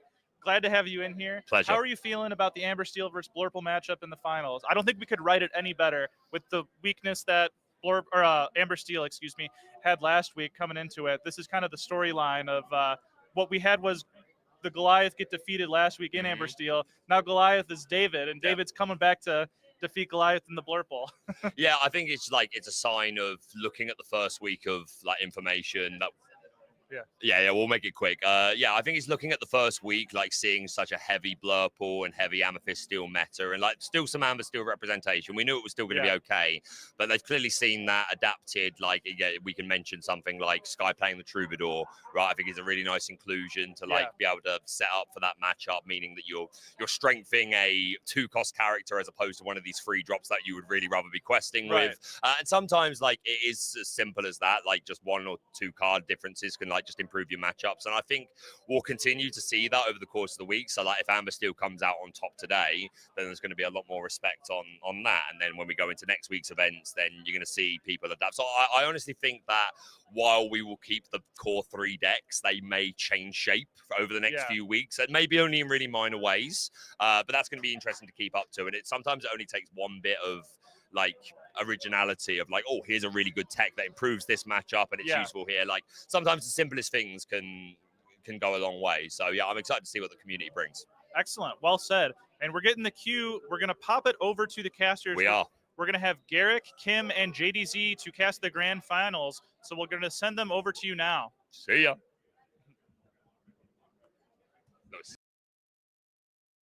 How to live in. All right, Bruce. All right, Bruce Springsteen over there. I need you to relax there. Oh, we right. are back you in not the tell dojo. us? Sorry. So we were singing. We were just having a good old-fashioned time, and we are back. And this is the finals of the Inc. Open, and we're going to see who is going to take home the title of first ever Inc. Open champion. Is it going to be Dave on Ember Steel, or is it going to be our mystery player Our on blurple player? What's the Illuminator's name? It's Get those decklets Doug. up here. It's Doug. It is Doug. Is it Doug or Real ones know. Talk to him, Doug. Shout out Patty Mayonnaise. Shout out Pork Chop. Shout out the Beats. Shout out. Shout out Roger Klotz. You know what I'm saying? Shout out Skeeter. Yeah.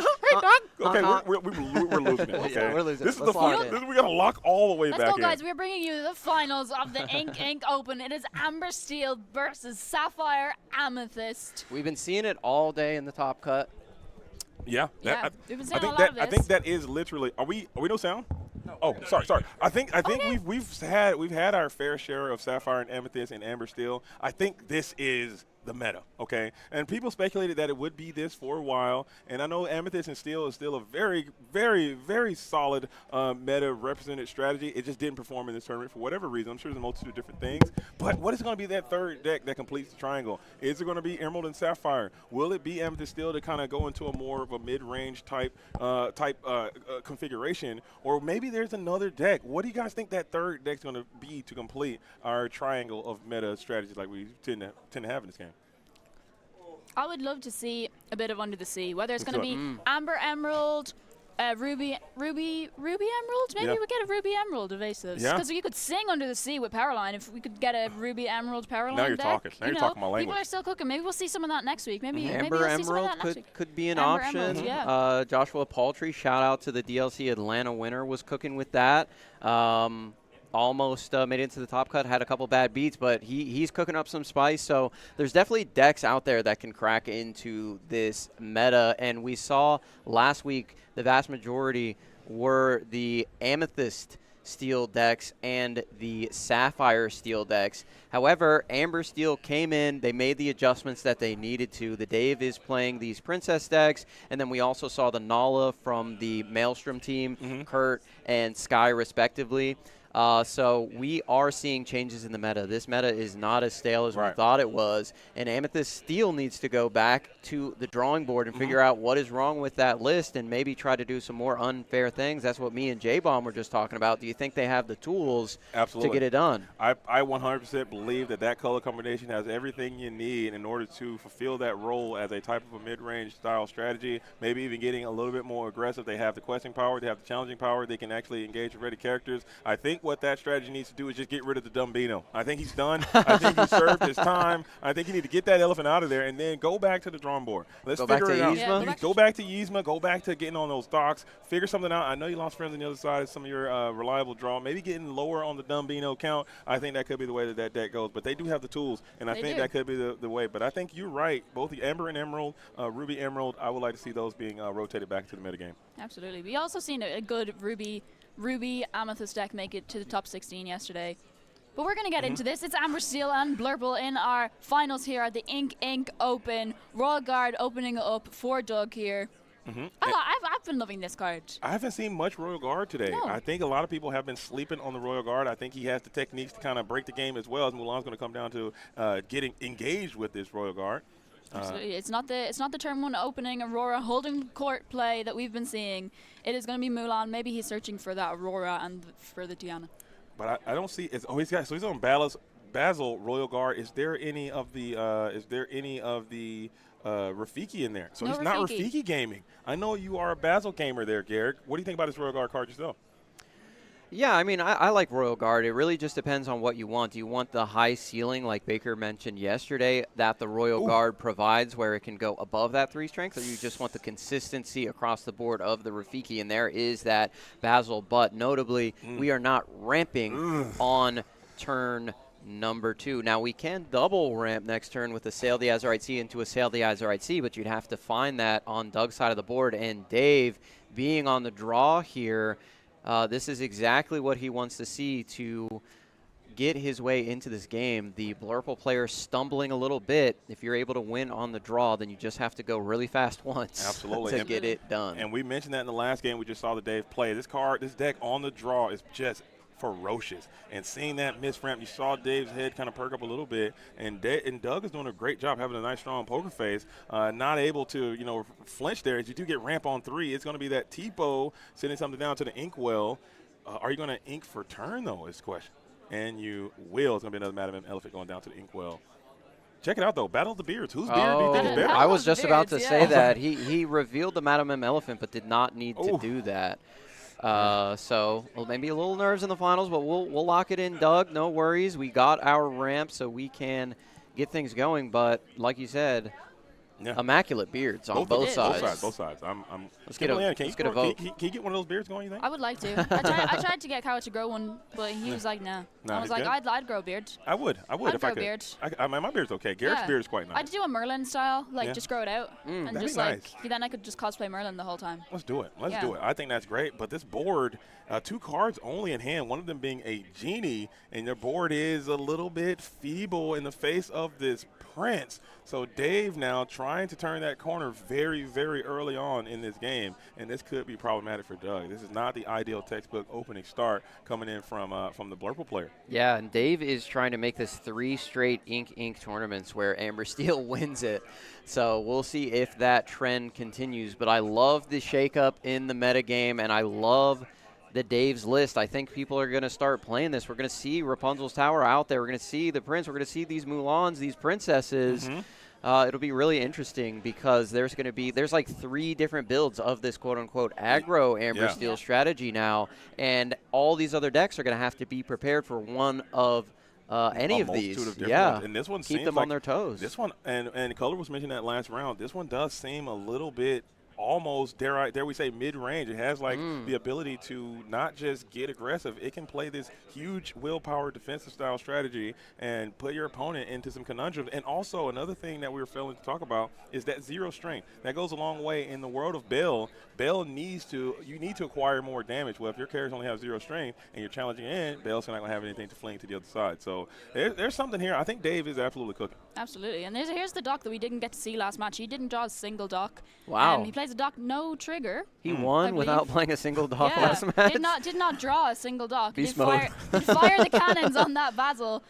Does not want Basil supporting that Elsa if he can get an Elsa 5th Spirit out this turn.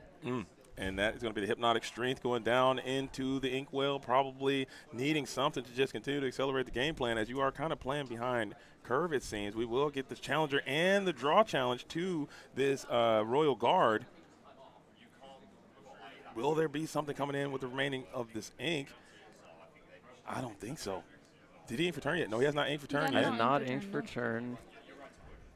And he will be strong enough to clear that Prince this turn, which is a heads-up play, and we will go ahead and trade in with the Mulan. I don't hate that either. Getting some value out of this T-Boy, just trying to continue to get to that 7 ink play. That is the critical threshold for the Sapphire Amethyst strategy. We'll be watching that ink closely. I'm sure Dave is doing the same. Inks another Hypnotic Strength, so that Royal Guard is not going to be as threatening unless there is a big draw card coming in here. And we do have the 2nd star to the right in this list. One of my favorite new cards. I mean, it's an old card. It's an old card, but it's a back. new card. Yeah. You know what I mean? Absolutely.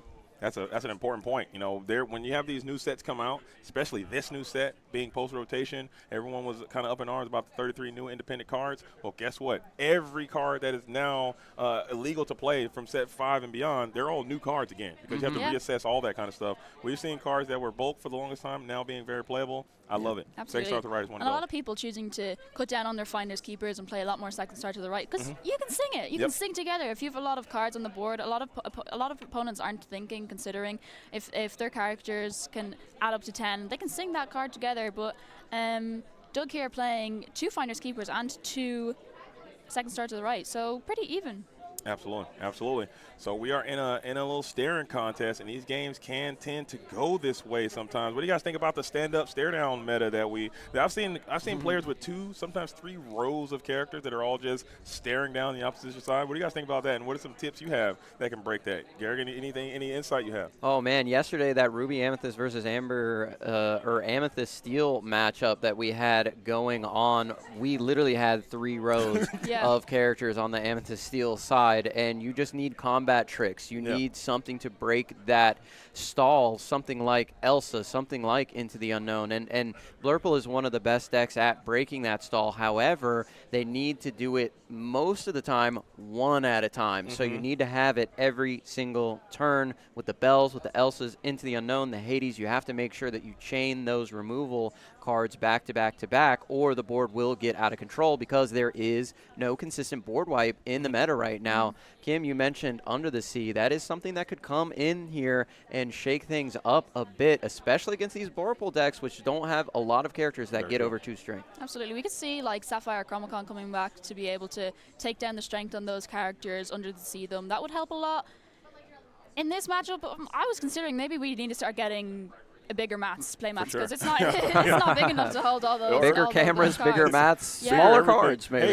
Maybe we're gonna need to go full. Create a game rule. You mats. can only have 10 characters on the board or something like that. I hope they never do that. That was a joke. I love the fact that Lorcana has not restricted the cards you can have in hand or cards on the field of play. I think that's so unique to this game. You can just have these really ridiculous board states sometimes, because this game can be very simple. And as a lot of our detractors say, this game's too simple, it's too easy. But when you get to those, when you have 12 characters on each side of the board and you have 17 cards in hand and unlimited ink, those decisions become so imperative, and one wrong one will cause you to either win or lose. So I think that will make this game quite Especially having so many cards on the board, it really makes you think, is it the right moment to quest? Is it not the right moment to quest? Because if you're able to retain all your characters on the board, use Strength of a Raging Fire at the right time, like, you're hitting for a lot of damage. Like, you can get rid of that Hades 6 willpower right there, one swoop. Yeah, Strength becomes Strength taking out anything at that point, because it's got 12, 13 characters on the board. That's a very, very good point. We did just see Dave throw a dock into the discard pile with the Mulan, so he must be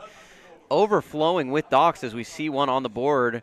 And there comes the third one right on time, and we draw 2 additional cards. So let's keep that in mind. Dave's only got 1 more dock left in the deck, and if you find them too early, you can run out of steam, especially if you're not playing things like Be Our Guest, and he is not doing that in this list. But he does have the Mulan. He can draw a card, discard a card to hand fix a little bit, and we see his Snow White go into the Inkwell. That's something that Doug also needs to keep in mind. That's an Into the Unknown. That's a Hades type of card you have to deal with. I'm trying to tell you right now, this is the first time I've ever seen this card played in a core constructed tournament or a match. I think that is an absolute stunning thing. I'm glad that has happened, that we were able to see cards that just don't see play. And in Sealed, the thing was a menace to society. But seeing it here in core constructed, I think it's phenomenal. Also really nice, because Dave here can pair it up with the Aurora holding court, can cheat it out a little bit early if he didn't come across that Tiana in time. And now you're in a situation where you got that double Tiana. We saw how impressive that was last time. You're going to send one down into the Inkwell. Do you have an answer for the other one? Royal Guard with Basil, draw a card. Is that going to be enough to get it done?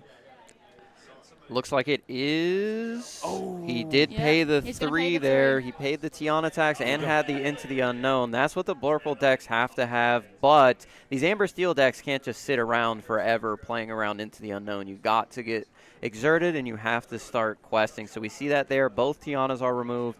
We're left with 3 characters that all quest for 1, and we're only at 5, as the board on the side of Blurple isn't looking too half bad, and this Royal Guard has put in a lot of work. The Basil has survived, so that support is still online. And here comes a Lady. Do we have something else to pair with it? I believe that is a Jim Deere coming down onto the board as well. Notably not in bodyguard mode. He's going to be in ready mode, ready for combat, not electing to exert the character, probably just trying to build a massive board, potentially setting up for a powerful Strength of a Raging Fire to take down the next potential card. But will there be the Elsa Spirit of Winter? Check that, 5th Spirit coming in to engage with this board. Potentially, that could be a devastating blow, or maybe even We can go the Spirit of Winter here on the next turn. We are at 8 right now. So Doug has a lot of really powerful cards here at the top end of the purple deck, and this is where they really shine. Dave's only at 5, like I mentioned, and not a lot of big, powerful questers on the board. Had to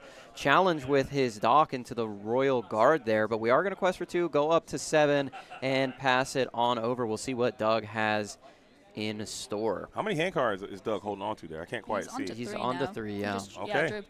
So this could So we be could the see corner that getting Elsa's turned. Spirit of Winter coming down to keep 2 cards exerted for Dave. It could happen. It could I think happen. if we could adjust the camera, we could see a little bit better. He has a Hades. It looks like a Hypnotic Strength, and then another Royal Guard potentially, I think, is the hand. So he does have the Hades available to him. He can remove that Lady, which quests for 2, or something else that he doesn't really want to deal with. It is the Lady. Just get the lore off of the board. I think that is correct. Dave running out of cards in hand and running out of docks in deck. Yeah. And that was going to be another copy of Royal Guard, who's been absolutely terrific in this matchup. I think it's very strong against Dave's build in particular, because yours is going to be a bit slower, and that Royal Guard is going to be able to gain some significant value. I'm liking this Royal Guard here. Absolutely, especially in these Amethyst decks, you draw so many cards. You can really buff up your Royal Guard to be able to challenge in, banish those high willpower characters. Mm-hmm. And just like we mentioned in the last round there, Kimberly, I think that in this position, when the Sapphire Amethyst player is able to accumulate this much ink, I think their top decks are just so huge sometimes, and you're not in a commanding lore advantage. I think this spot, is there something you think that Dave can kind of do to turn this thing around and maybe try to steal this victory on the draw? Definitely unfortunate here. He was playing a Lady. I'm not sure what he top deck. He did have the Lady in hand previous game. He will just pay the 3 for Strength. Plays that Lady. It's fair. Get another card on the board. He's able to hit that Strength of a Raging Fire for 3. Okay. So we have Sail, and I think that's Hypnotic Strength in the hand, yeah, for Doug. Sail? We're going sailing. Just looking for another giant unit to help engage with this board a little bit more, because you are still out front. You are ahead, I believe. Absolutely. As Royal Guard's going to get another draw, another Lorien. We're going to quest for 1. Absolutely. And then, Royal Guard also going up in Strength with the Sail. He draw a card. Hypnotic Strength draws a card. So. My favorite card, the Dumbino, is on the board right now, and I guess this Dumbo is actually looking rather impressive in this spot. It's probably the best looking Dumbo, but again, at the same time, you're probably winning this game anyway. So any lore that you gain or any cards you draw, it could have literally been anybody else. If this Scrooge McDuck could have been winning just as hard in this position, but this Dumbo's actually looking quite ferocious, as Dave is sitting in the middle of a pincer 2-prong attack. Will bring down the Daisy Duck. That's another 2-question character. Hold up, ain't her no bell, says Dave. Absolutely. Only 1 dock left in the deck. Unfortunately, didn't top deck it. Looking a little empty in cards there. Yeah. Would have been nice to see him top deck that dock there to draw 2 cards to help him out a bit here. It's looking like he's in a little bit of a pickle. Yeah, this is tough. This is a tough spot, but you never give up. You never surrender. And you never give in. He's in the deck. It's in the deck. That's why I said it. Give up. No, I won't give in until I reach the end. That's pretty good. Okay, Gazelle. Okay, I didn't know we had a celebrity in the building. Everything. I killed it, dude. There's your Dumbo, the 9th wonder of the universe. How you feel about him? The Dumbino out there. That's the first time I've seen Dumbo's effect resolve at all in my life, for crying out loud. As the Dumbino is going to bring out another Royal Guard. Absolutely. So these guards are just all over the place, and they're kind of, Dave hates to see them. And the Dumbino Royal Guard synergies, thoughts? That seems strong. Hold up, I ain't heard no bell on this Dumbino here. Nope, Doug building up his board there. That seems good. What synergy? The Dumbino versus with Royal Guard. Could you draw a card and pump them up. Pump them up. There you go. There, now we're cooking. Hold up. Bye, Dumbino now. Yeah. Okay, that's looking good. I missed that one. Invest. Especially if Doug is able to sing second star to the right here, he's going to draw 5 cards. Those Royal Guards are definitely going to Definitely gonna go up in a lot of strength there. As we are, yeah, well, I agree. And it's going to be another evasive character. Hold up, so Dumbo is kind of looking nice. You'll draw one. You'll be able to clear this board, and I think you kind of have to, as Dave is going to try to hit the gas pedal and get this thing There's done. another into the unknowns. He has 2 in hand right now. So this board is about to be obliterated. Yeah. Yeah, he's gonna use the Dumbo ability, gain a lord, and draw a card. That's Finders Keepers in hand. Could always use the Finders Keepers. We use the Dumbo ability to draw an additional card for the turn. Yeah, and now those Royal Guards are sitting at, what is the Challenger? To get Challenger +1 every for every card you draw. Yeah, so they're at 3 now. Challenger, total of 3. And if you can manage to get another draw, if you play these Finders Keepers, these things are going to be massive. And then you'll be able to clear this entire board. Iago is going to be in the hand for the from the Daisy trigger. And you can sing Into the Unknown with Hades. Oof. So we are going to let the Finders Keepers rip here. Running the numbers, just trying not to make sure you're not throwing this game. You're only 7 away if you're Dave, just doing the mathematics in your head. I think clearing, if you can end this turn with the board being completely clear, you are on your way, and I think you have the resources to be able to do that. Do you? Maybe not. I don't think you do, actually. I think you're going to leave a couple characters up. Most likely, but that Royal Guard is going to challenge into their bodyguard, Jim Deere, leaving all the other characters open for Doug to be able to challenge in and banish them. And we got one more Royal Guard that is strong, and he's going to go after that Daisy, keeping it around, and that was an incredible turn. Can we ink still? Because we can play Into the Unknown on this lady, should we choose, Yeah, and that's he what does. We're gonna do. Brutal turn of events for Dave. I think it's victory position for Doug. And It's I think Doc that's versus really the not world. gonna be- And there's another Prince. The Prince, unfortunately, not looking too good here for Dave in this situation. Doug just having the wider board state at the minute. You can quest for 1 if you want. You're going to leave those things ready, as the Dumbo again will be able to ready himself and get another Second card. star to the on. right in hands. No chance. Oh my Just goodness. to flex on him if we want to draw some more cards, but let's take a look. Dumbo's popping off. Yep. It's happening. Draw a card, gain a lore. It's happening. This is the first. Hey, this is the first time I am eating my words a little bit. This Yeah, it's Dumbo's working. But again, at the very minimum, maybe not, because the Royal Guard Dumbo combination, I think no other card could really do that.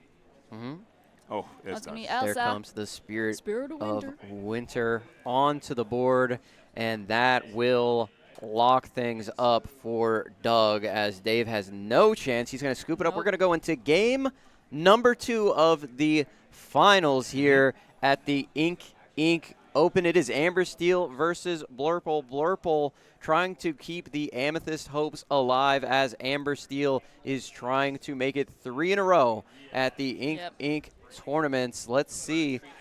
Dave is going to be on the play here, but is this list as fast as the previous list that we had seen on stream? Skies and also Kurtz. And with the Nalas. I do have to say that game basically ended with that Tiana play. I think there was so much tempo, so much energy was lost. I think there was no recovery for that. But I just got one of these. It's called a Knoppers. Knoppers. This is my favorite chocolate. This is from It's from Germany. Germany. Oh, this looks pretty neat. Chocolate. I'm a rock with this. Yo, you want to split that with me? I was about to just take it to the bank. You're giving away all my Knoppers. Oh, this is. You could. You're not It's like sharing. that? You're not getting any. It's I'm really sorry, like buddy. that? I'm sorry, buddy. That was my breakfast Do you this have another morning. It was good. I'm so It sorry. was good. I would love one. He's gonna have to try it now because JD's just not I'm sharing. so sorry. There's no That contest. was brutal. Yeah, give me a Knoppers out here. Knoppers. A Knoppers? What is this? Nuss Regal? Knoppers, do you not announce the K's in over here? No, we would just call it a Knoppers. No, it's Knopper. We just call it a Knoppers over No, here. it's a Knopper. A Knopper, huh? You can get. And it got you me in can a get conundrum. coconut- you can I get can't coconut one ones. shot They're my this. favorite. You I'm can do not it. built like JD. I believe. It's okay. I know, there's actually no The people don't have to watch. And we're going into game 2 here in the finals while they both eat That was so Knoppers. good. That was delicious, Aren't they? dude. Aren't they? They're so good. This is amazing. The coconut ones Bro, are my favorite. That Knoppers was insane, dude. that was nuts. Was that Knut good? Yo, that was nuts, dude. That was Nuts. They're nailing it over there in the in all Germany. time, Yeah. He did. Ate it in one go. You get it done. See, look, I'm done. He Look at didn't Garrick's let over there He didn't moved want to around savor it. so we can keep going. So I can savor the flavor. He didn't want to keep you from any of this action Exactly. that we're bringing you right now. He ate that chocolate bar in one go. Do you see how efficient that was? The chocolate bar's done. I got it out of the way. We ate it. We enjoyed it. We don't have to be dilly-dally and taking all these little bites. I'm also doing everybody a favor because if I attempted that, I would block my windpipe and end this whole tournament. So I could do a tracheotomy. That would be fun. okay, somebody would have to engage in some Heimlich maneuver. That sounds German to me as well. Yeah, Is we that? could do the Heimlich maneuver. We're going to do the We have to get Kneimlich. knoppers. The Kneimlich. Just to get that knoppers up out of there so Garrett can keep going here. Yeah. The Kneimlich maneuver. Kneimlich maneuver. I love it. Okay, Let's go. We're back. Let's This is go. the finals. We got to wake up and get active. As Doug is going to be on Absolutely. the approach this time. And maybe next time. They've altered 6 here. Did he? But Doug has to be feeling kind of good because you did come out and miss your turn 2 ramp, and you were able to push this thing on to a victory. That's got to feel nice for you. Absolutely. He was able to keep that board control even when it was looking a bit bleak and Amber Steel built up that board. He took that power back. Oh, and here's the opening that he did not get last time. Dave did not get last time. It's going to be Aurora holding the court. He's hoping to cheat that Tiana out early next turn. I wonder, did you hear the interview? I wasn't able to hear the interview with J-Bone. I wonder if he's hard altering for the Tiana Aurora line. I think if he doesn't have it, maybe he sends a ton of cards to try to get that because it is very impressive. We do have a Fire the Cannons in hand, so we could leverage this Aurora ability to play something, use the Fire the Cannons, and also play another 1-drop if that is available to Dave here. Because if he does have a Mulan, Mulan's also a princess, can be cheating out there with Aurora. Can also help him play that. Fire the cannons, get rid of that royal guard before he starts to pop off. This Aurora is low-key growing on me. I'm liking this card. It's got some utility. This Get your epics now. This bolt has gone down into the inkwell multiple times. It's not going to be Fire the Cannons. It's going to be Tiana, the restaurant owner, coming out, turn 2. Yeah. I love it. I'm down with it. It's happening. I think this play is very, very powerful. It's something that people might want to continue to consider. I know a lot of people have been removing that Aurora holding court from their strategy, but maybe go back to it as the Madam Elephant goes down to the inkwell, followed by Tipo, hitting ramp on 2. Thinking about inking this Royal Guard, they were so powerful in the last match. Do you want to get rid of another one? No, he says no. Basil might be the move here. The Royal Guards just kept that board in check the whole game. Decides to keep it. Goes into the Aurora here. Absolutely. And now we're going to – so we do clear the Aurora. Nice. Okay, well done. Now the Tiana is going to be available to Quest, but do you risk putting your Tiana into a compromised position because it's not – you don't have the numbers. I don't think you have the numbers there. Yeah. You do see that bodyguard Jim Deere in Dave's hand. Could definitely play that Quest with the Tiana, making sure the Royal Guard would have to go through Jim Deere first before getting the Tiana, unless we do see an into the unknown coming in for Doug. Yeah, I think that is maybe the weakness of this play. You have to have the bodyguards to follow up with the Tiana. Even if you get her out this early, it's just her. She's not really protecting anything on the board, and an Into the Unknown is online right now for Doug if he has it. So you could have established like 3 1-drops or 2 other characters instead of Tiana and played Tiana on this turn instead, because right now on her lonesome, she's not doing much. Right. So this might be some of the weaknesses of the of this version of the Amber and Steel. Maybe it just isn't fast enough. And to come out and defeat this Blurple deck, you need those very aggressive starts that are just unavailable to this type of build, man. So this might be something that you consider if you're trying to think of maybe adopting a strategy like this and making it your own. But the Dave, sorry, go ahead. And we've seen Dave previously being able to play Tiana turn 2 with that Aurora. Turn 3, being able to take that, another Tiana, Quest with both Tianas. Doug having to deal with 2 Tianas exerted is quite tough for him. Both players absolutely in the tank right now. I can't tell if the stream is frozen or if they are locked in. This happened a lot to us last time. We thought it was glitching out. We've had a few technical issues. Someone blink. This weekend. Someone blink. We thought we were tripping out earlier and that the stream was like gone offline and frozen. But no, they're moving. They're moving. They're moving.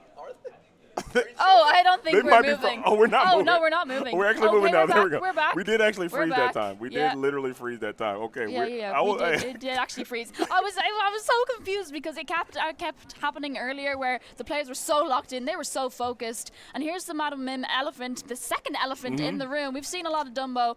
But Madam Mim elephant, another elephant coming in, bouncing card back to hand for Doug here. Okay, I believe the Twitch chat was still live. It was just our screen here. Okay, that was okay, going. cool, yeah, cool, so cool, I cool. think everybody saw that, except for us. Okay. But no, seriously, that did happen in the previous round as well. Yeah, no, it did. where they were Both just- very stoic players. I was like, man, are They're they so frozen? focused. Are we no, they were just moving super slow. Locked in Very and nice, very nice. laser focused. Can't get enough. I can't get enough. As we are on the approach, now we have this Nala up. You're talking about a character that can be protected by this Tiana. I think this Nala does a great job. This thing typically goes for a 3 easy, 5 sometimes, and 6 if you're willing to be dangerous a little bit. I think this card kind of got slept on when it first got revealed. People were like, I don't know about it. Uninkable, Absolutely. no strength.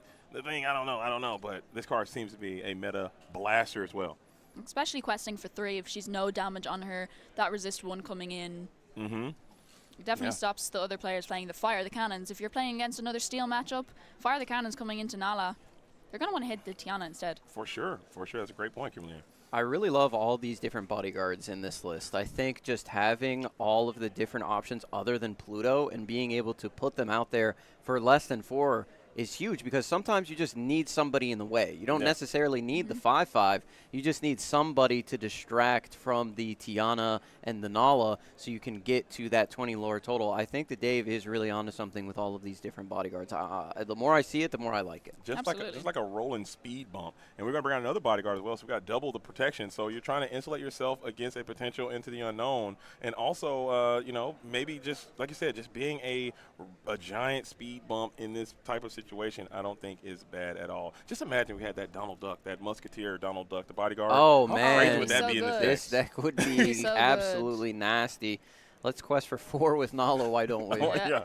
And then Choosing- protect it as well. That's insane. Choosing to take the bodyguard line over the playing the Rapunzel Tower, moving everything into the Rapunzel's Tower. I think it's a really smart option for Dave. Doug has a lot of rush characters. They can rush in, take out that Tiana.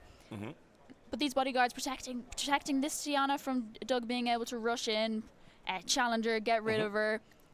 Doug really has to think now, if I have an Into the Unknown, do I let it, Who you use it on? who do you use it on? Do you get rid of these bodyguards first, or, this Tiana restaurant owner, she's a troublesome little girl. I don't believe he has the Into the Unknown, so he really can't do anything on this turn unless he just wants to establish a body. He can't remove anything on the opposite side. He can sling some damage onto the one of the bodyguards, but at the same time, that 0, how huge is that 0? Because even if you slam to one of the bodyguards and blow your entire turn doing so, because you have to pay all that ink, your Madam Mim takes no damage back, and you're going to be sitting there flinging no damage to your opposition on that following turn. So just imagine those things had like 2 damage or something, and you can pop that Nala on your previous turn. Do you just Finders Keepers here, like draw some more cards, look for answer? Because you literally can't do anything this turn. Like you're not affecting your opponent's side of the board. It's either develop your board or fix your hand and try to find some Into the Unknown, some answers. Yeah. And just hope. Maybe you can Finders Keeper, find Into the Unknown, and at least sing it and take some of that lore off the board. Because if Dave can ready all these characters and quest for 3, 5, 6, 7 next turn, sitting at 13 with Lorthel in play, you feel miserable there if you're Doug. And they're going to have to really come up with another answer then. So I think you got to get something Finders off the board Keepers right now. might be the maneuver, but it looks like we're going to go for a Royal Guard and potentially Finders Keepers next turn. Absolutely. Boost that up. Could have definitely seen the potential of playing Finders Keepers and singing and Into the Unknown with the Madam Mim, but no, it's going to be Iago on Finders Keepers, and maybe waiting until the next turn, establishing that Royal Guard, using the Finders Keepers next turn, being able to challenge for a lot more strength next turn with that Royal Guard. Yeah, this game might be absolutely stir-fried, pan-roasted at the Fire to Cannons, which he saved a lot of. That's a great play from Dave, man. I love that maneuver a lot. And that's some nuanced stuff from Dave, because he could have easily have played that Fire to Cannons much earlier on and broke up that Madam Mim bounce play, held that thing iron hand for this Iago for this exact moment. And those are the types of decisions that kind of get rewarded. You could have got punished there, which you kind of did, but you were rewarded in the long term for Dave. So that was very heads up. Yeah, 100%. I don't know, it was a really, really tough turn for Doug last turn. I wonder if maybe he's regretting not digging a little deeper into his deck to see if he could find the Into the Unknown and try and break this board stall a little bit. But here we are going to look. Was it in the top 2? It was not. So developing the board did work out in this instance, and the Royal Guard is a lot bigger because of it, but it's not enough. Doug is going to scoop it up, and we are going to game number 3. This is what we want to see. This is all you dream for. And if you have a pulse, if you're not lit, if you're not up and active right now, if your seat back is not up and active, if you're not at 30,000 feet above sky level right now, you need to check your pulse because you might not be breathing, because this is exactly what you want. This is the finals, okay? Game number 3 in the finals. We have two of the best possible decks in the format. Two great players locked in. The beard offs are real. They're locked in. What did I just hear? Laser focused. Beard for beard match? Whoever loses has to shave their beard? That's what I heard. Take it to the bank. Here it is. Gosh.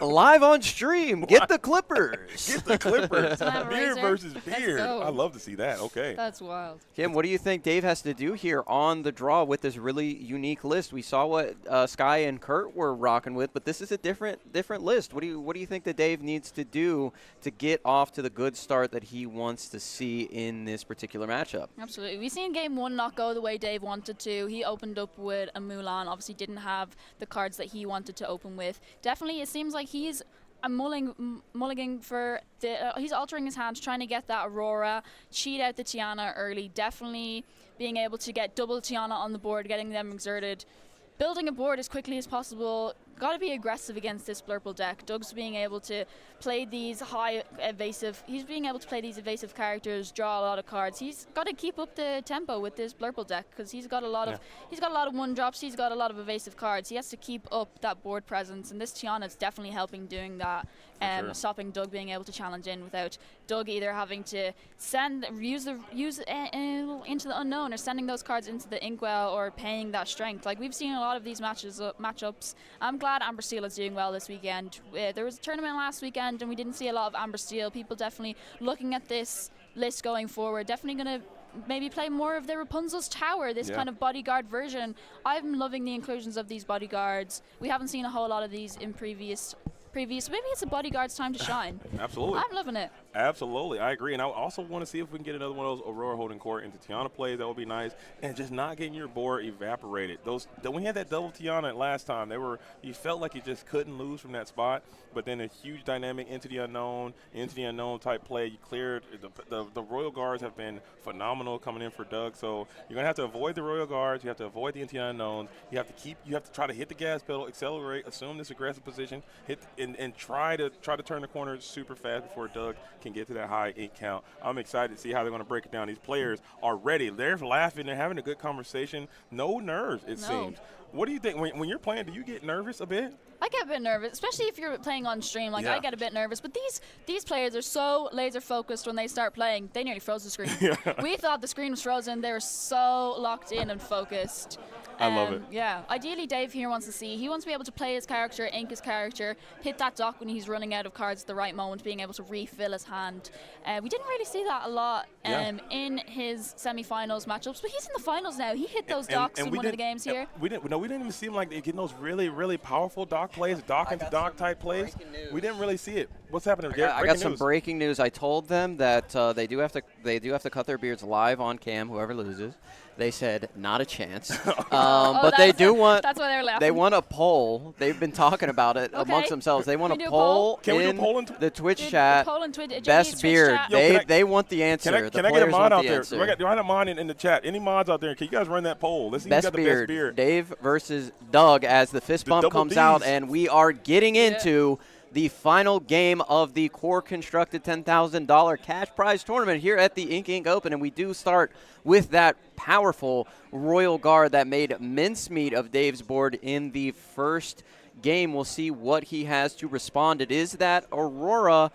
And, it'll be interesting to see what he does with that Aurora here on turn 2. But I believe he kept to fire the cannons for this specific situation in hand. Absolutely. That would be a great way to get rid of the opposition on the board, as we are just going to Hypnotic. No turn 2 ramp for again, Doug. that's 2 in a row. That's insane. What are the odds of something like that happening? Absolutely. And I would be so disappointed if I'm Doug. You are on the play, and you did win last time without it, but 2 times in a row just should not be legal. Yeah, not what Doug wants to see here, Dave. We can see that Tiana in his hand. Doug is probably hoping he does not have that Tiana in his hand or fire the cannons. Look at Doug's hand. It is all like 4 cost and above cards, so he needs to find something to do here on this next turn, as the Tiana is going to come down. We are going to give up the Aurora if Doug so chooses to do the challenge here. And the hand is just not looking great right now. Oh, that's brutal. Gonna do nothing on this turn. No, can't but ink challenge. the bell. Are you inking the bell and hoping you can play the Finders Keepers to help with this hand? Ooh, I don't think you're gonna have time for Finders Keepers. No. I think you just gotta ink it and keep it pushing. Yeah, but it's going to be the Royal Guard challenging and taking out that Aurora, holding court. He doesn't want Dave getting any more princesses out too early. The bell does go down into the inkwell, so you called it there, Kim, as Dave is at 1 with that turn to Tiana. Right now, she doesn't really have anything to threaten her unless Doug gets that into the own off the top. But we are going to challenge, get rid of the Royal Guard. He saw that Doug did nothing on turn 3. He probably doesn't have much to deal with this Tiana other than the Royal Guard, and now that Finders Keepers is looking a lot worse sticking in the hand right now because it can't even boost up the Royal Guard that was there previously. Yeah. Super unfortunate for Doug not having any ramp in his hand. Yeah. Very unfortunate, uninkable hand. Dave really seeing, he didn't have turn 2 ramp, no cards to play, turn with 3 ink. And it's super unfortunate here. Dave really taking the time saying, I'm going to take out that Royal Guard. I'm going to start building up my board. Double Tiana coming out for Dave. Will Doug find a ramp? He finds a turn 4 play, so at least something can come down on the board. The Madam Mim Elephant, I believe, is also in the hand, so we'll probably have to either ink that or the Finders Keepers goes into the inkwell. Here comes the Dumbo, the 9th one of the universe. He is not going to be very wonderful right here, as we might be able to draw some cards and do some hand fixing, but he is not going to help against this double Tiana. This situation looks pretty grim. And I did put the poll up. I did put a typo in there. Please don't judge me too hard. I'm doing this on the fly while trying to do 2 things at once. Thank you guys for being here. And make sure you let your friends know that we're here in the finals. Feed into Strength of the Raging Fire. That's brutal. That's a backbreaker. Not like this. Not like this, please. It is looking rough for Doug here. Unfortunately, just didn't hit that ramp right when he needed it. It's going to be another Dumbo into the hand for Doug.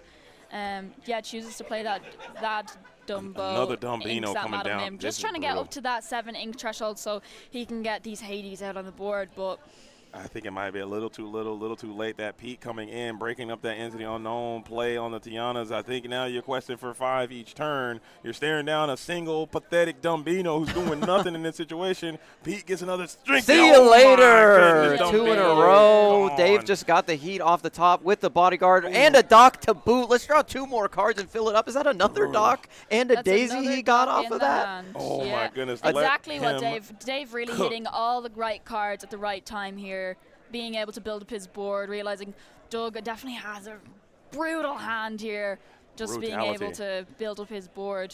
Poor Doug just not drawing the cards he needs right now. You just gotta stare down, looking at this massive obstacle. 14 and ink pass can't be the way. Oh, not like this, and I believe we might see a Daisy and a Doc come down this turn, and a Mulan. Yeah, why not? Mulan. Chooses boom! Oh, it's been a long way before. Amber Steel is going to make it 3 inking tournaments in a row. If you're coming to the next Inking Open, bring Amber Steel. Okay, bring Amber Steel. Holy Or do you bring the deck to defeat Amber Steel? It is over. And the hand goes out, and Dave with the fist pump, double fist in the air, celebration all around. Doug, unfortunately, could not get it done. Still, well played by Doug on the Sapphire Amethyst strategy. Could not finish the drill, but Dave, look at him, chipper and celebrating as the Amber Steel finally popped off. He has not popped off like that on stream in all the games we've seen so far. Finally get one of those dynamic plays. Well played by Dave, and I cannot be thankful enough for bringing some spice twice and actually having it pay off. Absolutely. Dave is going to be your Ink Open champion here today. Amber Steel once again taking the win. Yeah, for sure. Amber Steel coming in and getting it done. If you're in the DMV, you're bringing Amber Steel, you're going to have a good time. And we'll see who wins the Infinity tournament. If it's another Amber Steel, we're going 4 in a row. What are we, 50-50 on the beard? 50-50 on the beard. We're 50-50 on the beard. The beards have equal power. They're equally matched. They're out here looking looking absolutely immaculate. So, unfortunately, Doug has to lose his live on stream when he has to cut it. But what a great match. What a great tournament. Thank you both for coming out. But we're not done. We have the Infinity tournament continuing on. That's going on right now. We have a lot more Lorcana coming out today. And spoiler alert, we're going to have another Amber Steel champion, I think, in Infinity. Think so? You think so? That deck won in the tournaments last week. It's a strong deck. It's a strong contender. It is. Well, guys, don't worry. If you missed them, we've got Be Prepared back. We've That's got Prince true. John back. We've got Diablo back. Hiram back. Fortisphere, they're back. You know what? Bucky probably not coming back. A large range and abundance of decks here today. I can't wait to get into this Infinity format. But Dave is your Ink Open core constructed winner. If you guys are just tuning in, keep in mind that the Lorcana villain is in the building. Okay, the Lorcana villain is right there. We've heard no renditions of Be Prepared this entire time. That's true. I think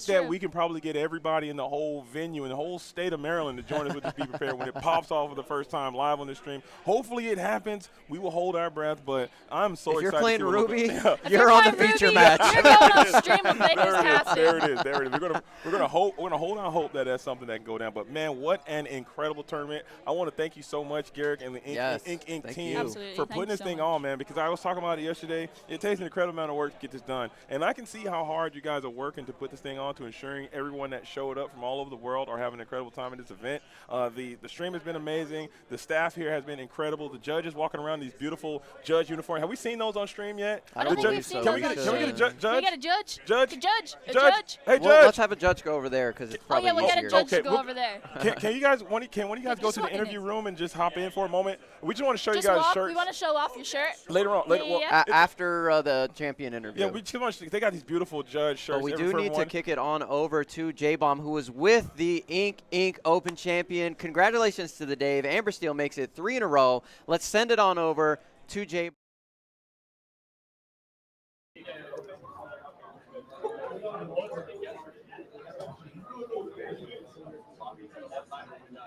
Hey everybody, we're back at the Ink Open in the interview booth with our winner, Dave, on Amber Steel. He has defeated arch enemy number 1, Blurple, and he did it with some spice. I wouldn't even say some spice. I'd say a lot of spice. A very unique Amber Steel build. We've seen you multiple times today. You did it with bodyguards. You did it with the Snow White Can't Be Challenged, which I've never seen in a tournament deck list in the top cut to date. So you did a lot of things right. You predicted the meta right, and you did it, man. Congratulations. How are you feeling? I'm doing great, and most importantly, I drew 2 Tianas every game. That's it. What more could you ask for? Yeah, that last game 3 was kind of how you write out what you want to do on the draw. You had the Pete, you had the Sing Strength, you had the Tiana. It was awesome. It was meant to be, man. Yeah, it was a dream game 3 for you. Gosh, so how are you feeling right now? Oh, I'm elated. This is great, dude. Yeah. Biggest tournament I've won now. So previous one was like 130 player 5K. So now I'm excited to take up the number. Yeah, take down a DLC or a PPG soon and keep going. Your resume is building, man. You've got that Continentals qualification. You've got this huge win here at the Ink Open. I think you're going to be one of the top players to watch here in Season 2. Hope so very excited. I'll have to make sure to keep my eye on you at all these tournaments going forward. And just let's talk about the metagame, man. What brought you here? How did you win this tournament? Oh, I got to 20 before all my opponents, so that was really key. A literal man, everybody. But no, yeah, I saw, I would, like I said, shout out to my team. Can't give them enough love. Mark and Christian, they put in the work for me. A lot of times they do the testing. How many rounds is this tournament? 9 rounds of Swiss, and then I think you played 4 16, 8, 4, 2, so that's 13 games. So I played 13 games with this deck. Yeah. In paper, so it feels good. It feels good to go, have a game plan, execute the plan, and I don't know. I played Blurple like 10, 12, 11 times this weekend, so it's That's good. That was a matchup I wanted, and I just kept seeing it. So sometimes and you beat it. You get lucky. Yeah, besides Batsu. Yeah, oh, yeah. But, yeah. Shout out to Batsu. So I'm curious. I want to get in your mind, how do you go through testing and preparing for a tournament like this? Really just depends. You know, it depends on how much time I have. But realistically, I think the key is to just play against people who like you respect and are going to play well. Because I think the worst thing you can do is bad testing. Yeah. Because it doesn't matter if you're playing against somebody who isn't making the right plays. You're not really going to get much useful information. So having people you can rely on, or you trust their opinions, you trust their decisions and their results, and then you can kind of work as a team. Be like, all right, I play this many, I got this result. Here are the changes I'm trying, and I think that's kind of the key to work towards a good deck. Do you ever play open-handed at all? It depends. If I have a lot of time and we're playing in person, which, you know, I'm 2,000 miles away from my team now, and I can't do it as much. But certainly if you have in-person testing, it's super valuable. It takes a long time, but it takes a long time talking through every play. That's super useful, especially if you have a matchup you're not sure about. Right. So yes is the answer to your question. I do sometimes, but these days, like I said, you're mostly just play like the person. And I think playing against quality opponents is key. It's trying to find good players. I can't stress that enough. There's a lot of bad testing that happens, and I think that's a recipe for disaster. Gotcha. And as the host of Alter Academy, walk me through your favorite cards to alter and keep in this Blurple matchup. Tiana. You need Tiana. You want. What's your perfect curve you're looking for? A perfect curve. I mean, it depends. Like perfect curve is they don't have a 1-drop, and you're fist pumping the whole way. But yeah, Aurora on 1. I am a huge fan all weekend. I've just been slamming the Tiana on 2 and then taking the crackback if they want to trade with the Aurora. Yeah. Like any of their 1-drops, Aurora trades back comfortably, whether it's all of them if they kill the Aurora. So I think that Aurora on 2, and then Tiana on 2, and then turn 3. It really depends on what they've done. Yeah. Sometimes in a couple matchups, if they don't really do a lot, you just slam a Bolt on 3, and you have Tiana and Bolt in play, and you're questing for 6 the next turn on turn 2. It's insane. Yeah. But bodyguards are super useful, and then just knowing when to not go sideways. That's probably the hardest part of the deck. Is you can kind of like justify questing a lot, but you really don't want to. Yeah, we had a few Amber Steel matches on with Sky and Kurt and you a few times now. And I thought you were the most patient person in questing, and I rarely saw you quest aggressively, and you always kind of made sure that your characters were going to be safe, or you had a bodyguard. And so I thought that was very interesting. And I saw in chat, a lot of people were commenting on just the patience you had, and a lot of people would have quested and probably lost the game. And so just kind of walk me through your mind on because your deck is aggressive. You have the bolts in there, and you've got these bodyguards to protect them, so you are a little more aggressive deck, but it's kind of interesting that you're more patient with your quests. Walk me through that mindset. Yeah, a lot of it, especially in the Blurple matchup, which that was all weekend, they only have certain types of removal, right? So, like Into the Unknown, if your guys aren't sideways, and that's not just sits in their hand, and they can't ink it because they need to use it later. So you can kind of gum up their hand like that by just waiting. And then you really want to kind of get 2 things they need to deal with, whether it be like a Tiana and a bodyguard, or 2 bodyguards, or something to make them have to interact unfavorably. And then you have enough pips on your guys, like Nala quest for 3, like you can establish a line where you're going to win in 2 or 3 turns. Yeah. And because you can win so quickly, you're not really in a rush to peck for those random 1 or 2 in the middle, like in the beginning of the game, because a lot of times you just open yourself up to get blown out by like an Elsa or Into the Unknown on your bodyguard, and then they just get free trades. So just being patient is key, and just understanding what turn they're going into. Perfect. Yeah, I think that's well said. And from Ink Inc., we do have a special first place prize for you. And so I'm going to show this to the audience here. This is the Mickey Mouse giant card that they were giving away at Disney World, signed by the artist Romero. And so from Ink Inc. to you, Dave, congratulations on your first prize. Extra little prize on top of the money you just won. No, that's awesome. That's super cool. Yeah, so I don't know if you want to hang that on your wall or what, but definitely an awesome memento to have. And congratulations once again. I hope to see you at a bunch of events. I know you'll be at Milwaukee. I'll be there. Yeah, congrats on winning it. Shout out to my wife. She lets me play Lorcana a lot. She's the best. I have to do that too. Yeah, shout out to my wife as well. Yeah, thank you for saying that. Yeah, that's a good ad to kind of finish and close out this tournament. So from Ink Inc. here, everybody, this has been the Ink Inc. Open number 3 in a row for Amber Steel at these tournaments. So as Garrick said, if you're coming to these tournaments, play Amber Steel. It's the way to go. Works for me. Thanks, J-Bomb. I'll take that from you. No, let's do a match. Oh, I got more. Are we still live? I'm getting more prizes. Yeah. Everybody. Oh, we're still live. We got some more prizes coming. He is also going to win this playmat here, which Garrick is comically slow unboxing out of it.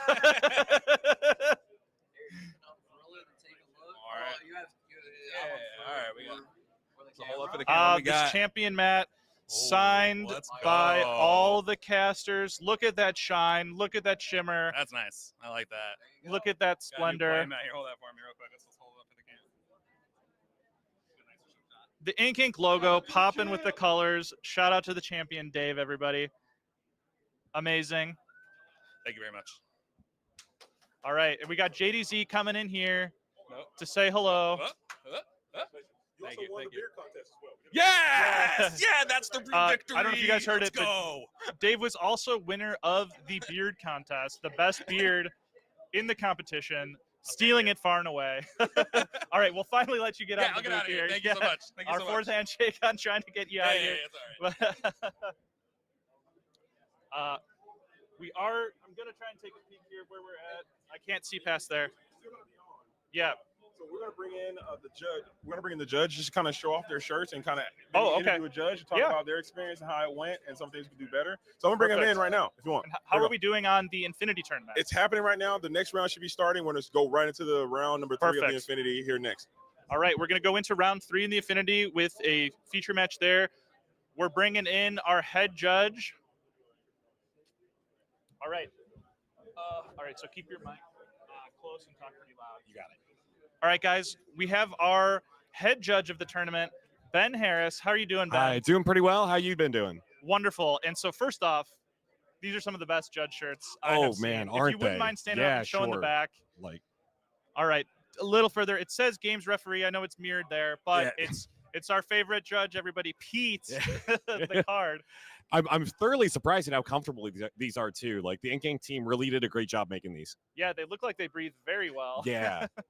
And so tell me about what goes into head judging a tournament like this. So there's a decent amount of prep work going on in advance. Some time spent building the team out, scheduling like who's doing what on the team. We've got folks running deck checks, folks running end of round coverage, making sure we actually get our rounds started on time. And then day of is where most of that work is going to start paying off. Yeah. There's a lot of just going with the flow, kind of like. No good plan, last past first contact with the enemy. And I don't consider the event the enemy, but it certainly does kind of, you have a plan and then you have to just pivot on the fly to make things work. And the team that we brought this weekend did a great job of rolling with the punches. Gotcha. And so what made you become a judge in Disney Lorcana? So I've been a fan of the Disney parks, especially ever since I was a kid. I've been judging Magic the Gathering for over 10 years. Okay. And so this just was exactly in my wheelhouse. Like the moment that I heard Lorcana was going to be a thing, I'm like, all right, I want to judge this. And so I got to work with Ryan Miller at the first Gen Con for Lorcana, learned to play from him. Oh, amazing. And have been here ever since. Yeah. It's been a blast. Wonderful. And what is your favorite judging experience you've had in Disney Lorcana to date? Oh gosh, it's got to be learning from Ryan Miller. Like that was it. Like that was you can't really beat that. It was so much fun. This weekend's been terrific. I got to work nationals in Anaheim. Being able to judge on Disney property was also pretty wonderful. Gotcha. What is the typical amount of like judge calls you expect you and your team to receive per round? Does it vary? Is it similar? It varies a little bit. When a new set comes out, sometimes there's a little bit more calls than usual, just because folks are still learning how the new cards interact. But if I'm being honest, Lorcana has one of the lowest judge call rates of any game I've seen. Very simple game in terms of the interactions, and most of them work like how they read. Yep. What would you say in this new set? Are there any tricky situations that have been kind of a predominantly common judge call? I haven't encountered many tricky situations that have come up in practice here. There are a couple weird edge casey things that I've heard about, but I haven't actually seen come up in play.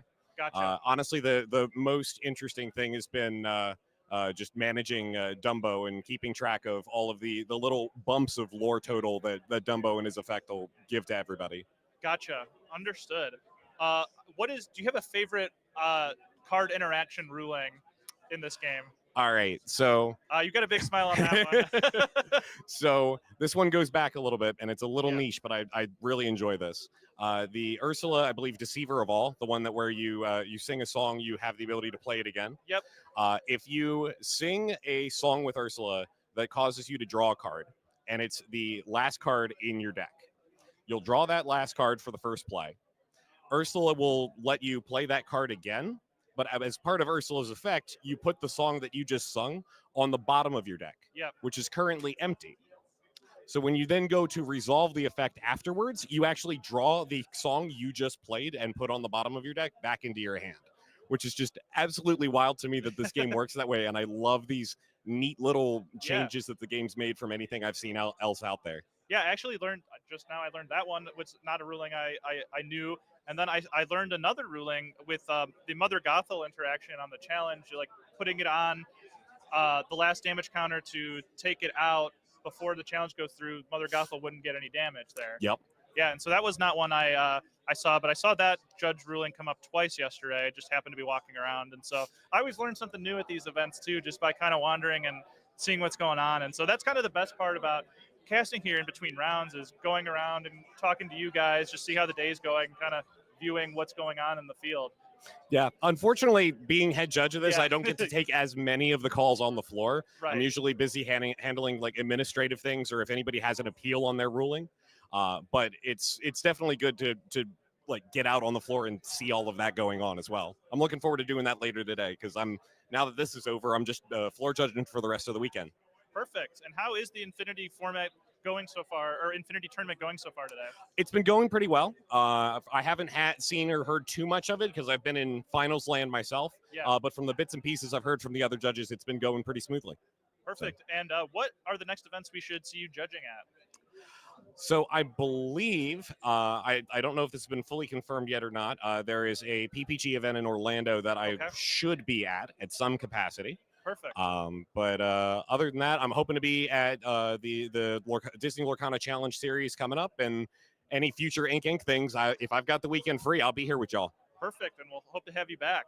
Looking forward to it. All right. Well, thank you, Ben, for the interview. It's always good to talk to the judging community and to see how things are going out there on the floor. And everybody, make sure to respect your judges. And most importantly, if you aren't sure about something, raise that hand up, call judge, and make sure you get the right ruling. Never be afraid to call a judge. I think that's one of the big things for newcomers is just they're kind of fearful of like their opponent gets mad at them or something. Oh, no. But nobody will ever fault you for calling a judge. So just do it, guys. Yes.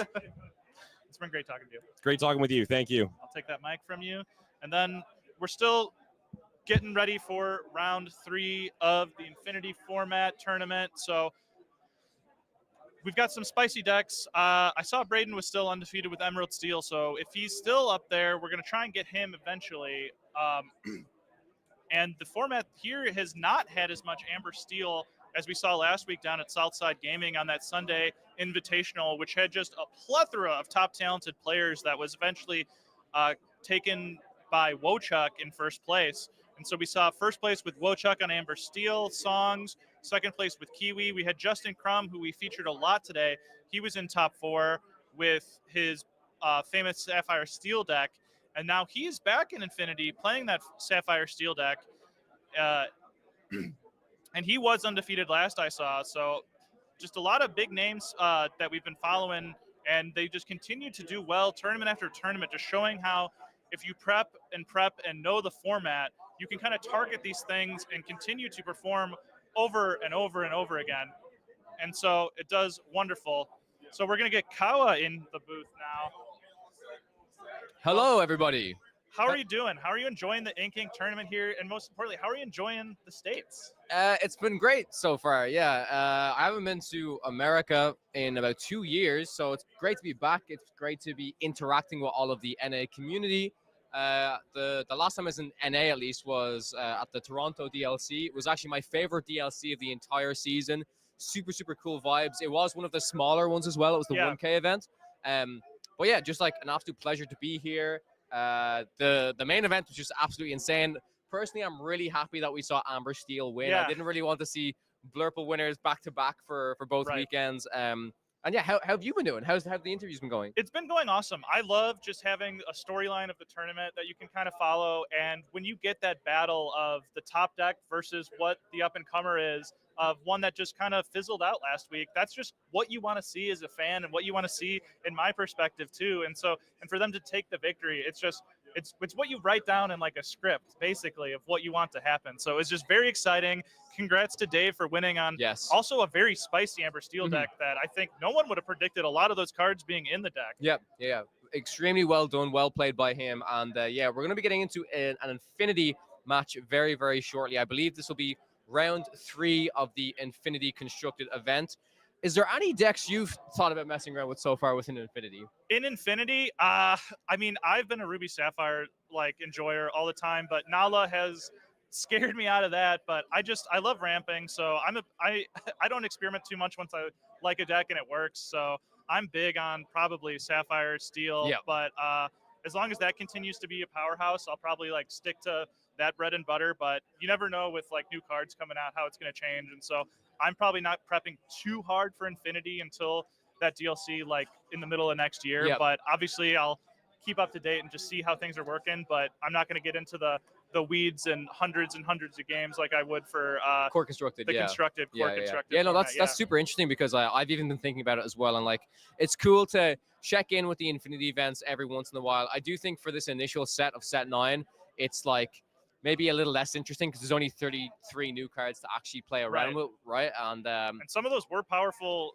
cards that did warp the meta. Nala pretty much made it so Ruby Sapphire can't be played in the tournament, in my opinion. Yeah, pretty much. Yeah, I mean, we had a player playing Emerald Steel. I believe they went 1-1 now, unfortunately, but it's Braden, and he's playing a little bit of spice. He's playing Emerald Steel, so it's basically everything you guys know and love about Emerald Steel, or know and hate about Emerald Steel, but it has the Max Goof package in it, which I think Max Goof, super cool card to do recursion of songs in the deck, and all the songs in that deck are just so solid. You've got the discard songs, you've got Strength, you've got Storm Rage on, all just amazing cards. And I think Max Goof is a card that at least the Infinity format continues to go ahead, will be super strong. And I also think that moving into set 10 and set 11, as we get more powerful songs, I think that the Max Goof package will also be super cool. Oh yeah, and especially, what's better than playing a song and singing a song? It's just playing a song you don't have in your hand for free. Yep. It's wonderful. I mean, he's a little slow to get out there, but once he's there, he can really get the ball rolling, because that's usually when you're kind of gassed out, because he's an expensive card to play, and so your hand's probably smaller, and then he's just refueling cards you've already played, which are going to be the powerful ones anyway. Yep. And so he's just one of the cooler cards, and so we don't see his success in Core Constructed right now just because of kind of how weak Emerald is in the position right now. But and the song pool as well is not as good as it used to be, right? Yeah, and so actually I'm glad you brought that up, because we started off with such powerful songs that every set they've been printing less and less and less songs, and so we're in this state where there's only a few, and I'll bet one of them is probably the best card in the format with Strength of a Raging Fire. Yeah. And so that's one of the main reasons to play Steel, and one of the main reasons Amber Steel can just be so powerful when you play these small questers and just sing and take a character out for free. Yeah, 100%. Yeah, I think as we move into set 10, set 11, it's going to be really interesting to keep an eye on that format. And as you mentioned, it's going to be really cool because everyone's going to be so focused on Core Constructed, and as it gets to the weeks approaching the Infinity DLCs, suddenly this whole mindset is going to change and shift, and people are going to be experimenting with an entire new format, returning to this. And for me, I'm really interested to see how closely Ravensburger themselves will kind of monitor this format, especially in the weeks leading up to that DLC. Oh yeah, and it's really great that we have tournaments like this that are actually exploring the Infinity format, so we can kind of keep tabs on it. I'm not going to be practicing it a ton, but it's wonderful just to see these tournaments, because people are practicing and they are bringing excellent decks, and they are bringing new tech choices. Yes. I didn't expect to see that much Amber Steel at the Southside Gaming tournament last week with that little notice for Core Constructed and Infinity. You had to be playing two different parts of your brain to prepare for both of those tournaments on the Saturday, Sunday. It was a true gauntlet. And I think we saw some players make day 2, and both of them, Tiago comes to mind. And he's actually, I think, made day 2 this week at the Charlie's CCS tournament down the road, he was the undefeated player, and so Amazing. he is on one of the most impressive runs in just what is that, like 8 days time? Yeah, crazy, absolutely crazy. Yeah, so you know, I've been loving watching all of the coverage, and yeah, it's just great to be part of so many amazing events, and for me, it's just great to get into the booth, get some reps in for like the DLCs. We've got DLC Bologna coming up, and then we're gonna have DLC Milwaukee as well, and yeah, it's just a great time to hang out with everybody, getting to cast alongside like JDZ and Color, and hang out with you and Garrick as well. It's just been, it's been an absolute pleasure, honestly. Yeah, it's a dream come true, honestly. And this is one of my first big events getting to do live with all of you and the other casters. So it has been just a wonderful experience. And once I get home from this, I'm going out of the booth and into the testing channels, because I got a couple weeks until Bologna, and I'm hoping to top and win that one. So yeah, it'll be great, I want to have the perfect deck ready for that. So it's just going to be changing that brain power, getting into the zone, and prepping, because EU has quite a different meta than NA. We're I think a lot greedier here, in my opinion, but you guys also had a lot more success with Ruby Sapphire, so maybe I can find a balance there. But, yeah, potentially. Yeah. Well, I'll see you on the feature match in Bologna, right? I'll be sure to cast your game. But yeah, I believe we're heading over to casters soon, Garrick. Yes. Okay. Yeah, it'll be round 3 of the Infinity format very, very shortly, coming to you guys, and yeah, it's actually the same thing for me. I'm going to be trying to explore and practice, like after Bologna, then getting to the testing phase to practice for DLC Milwaukee. So it's going to be a great time indeed. Yeah, I will be sending it over to the casters right now. Oh gosh, do you guys have like a good grocery store and then the one that's like budget?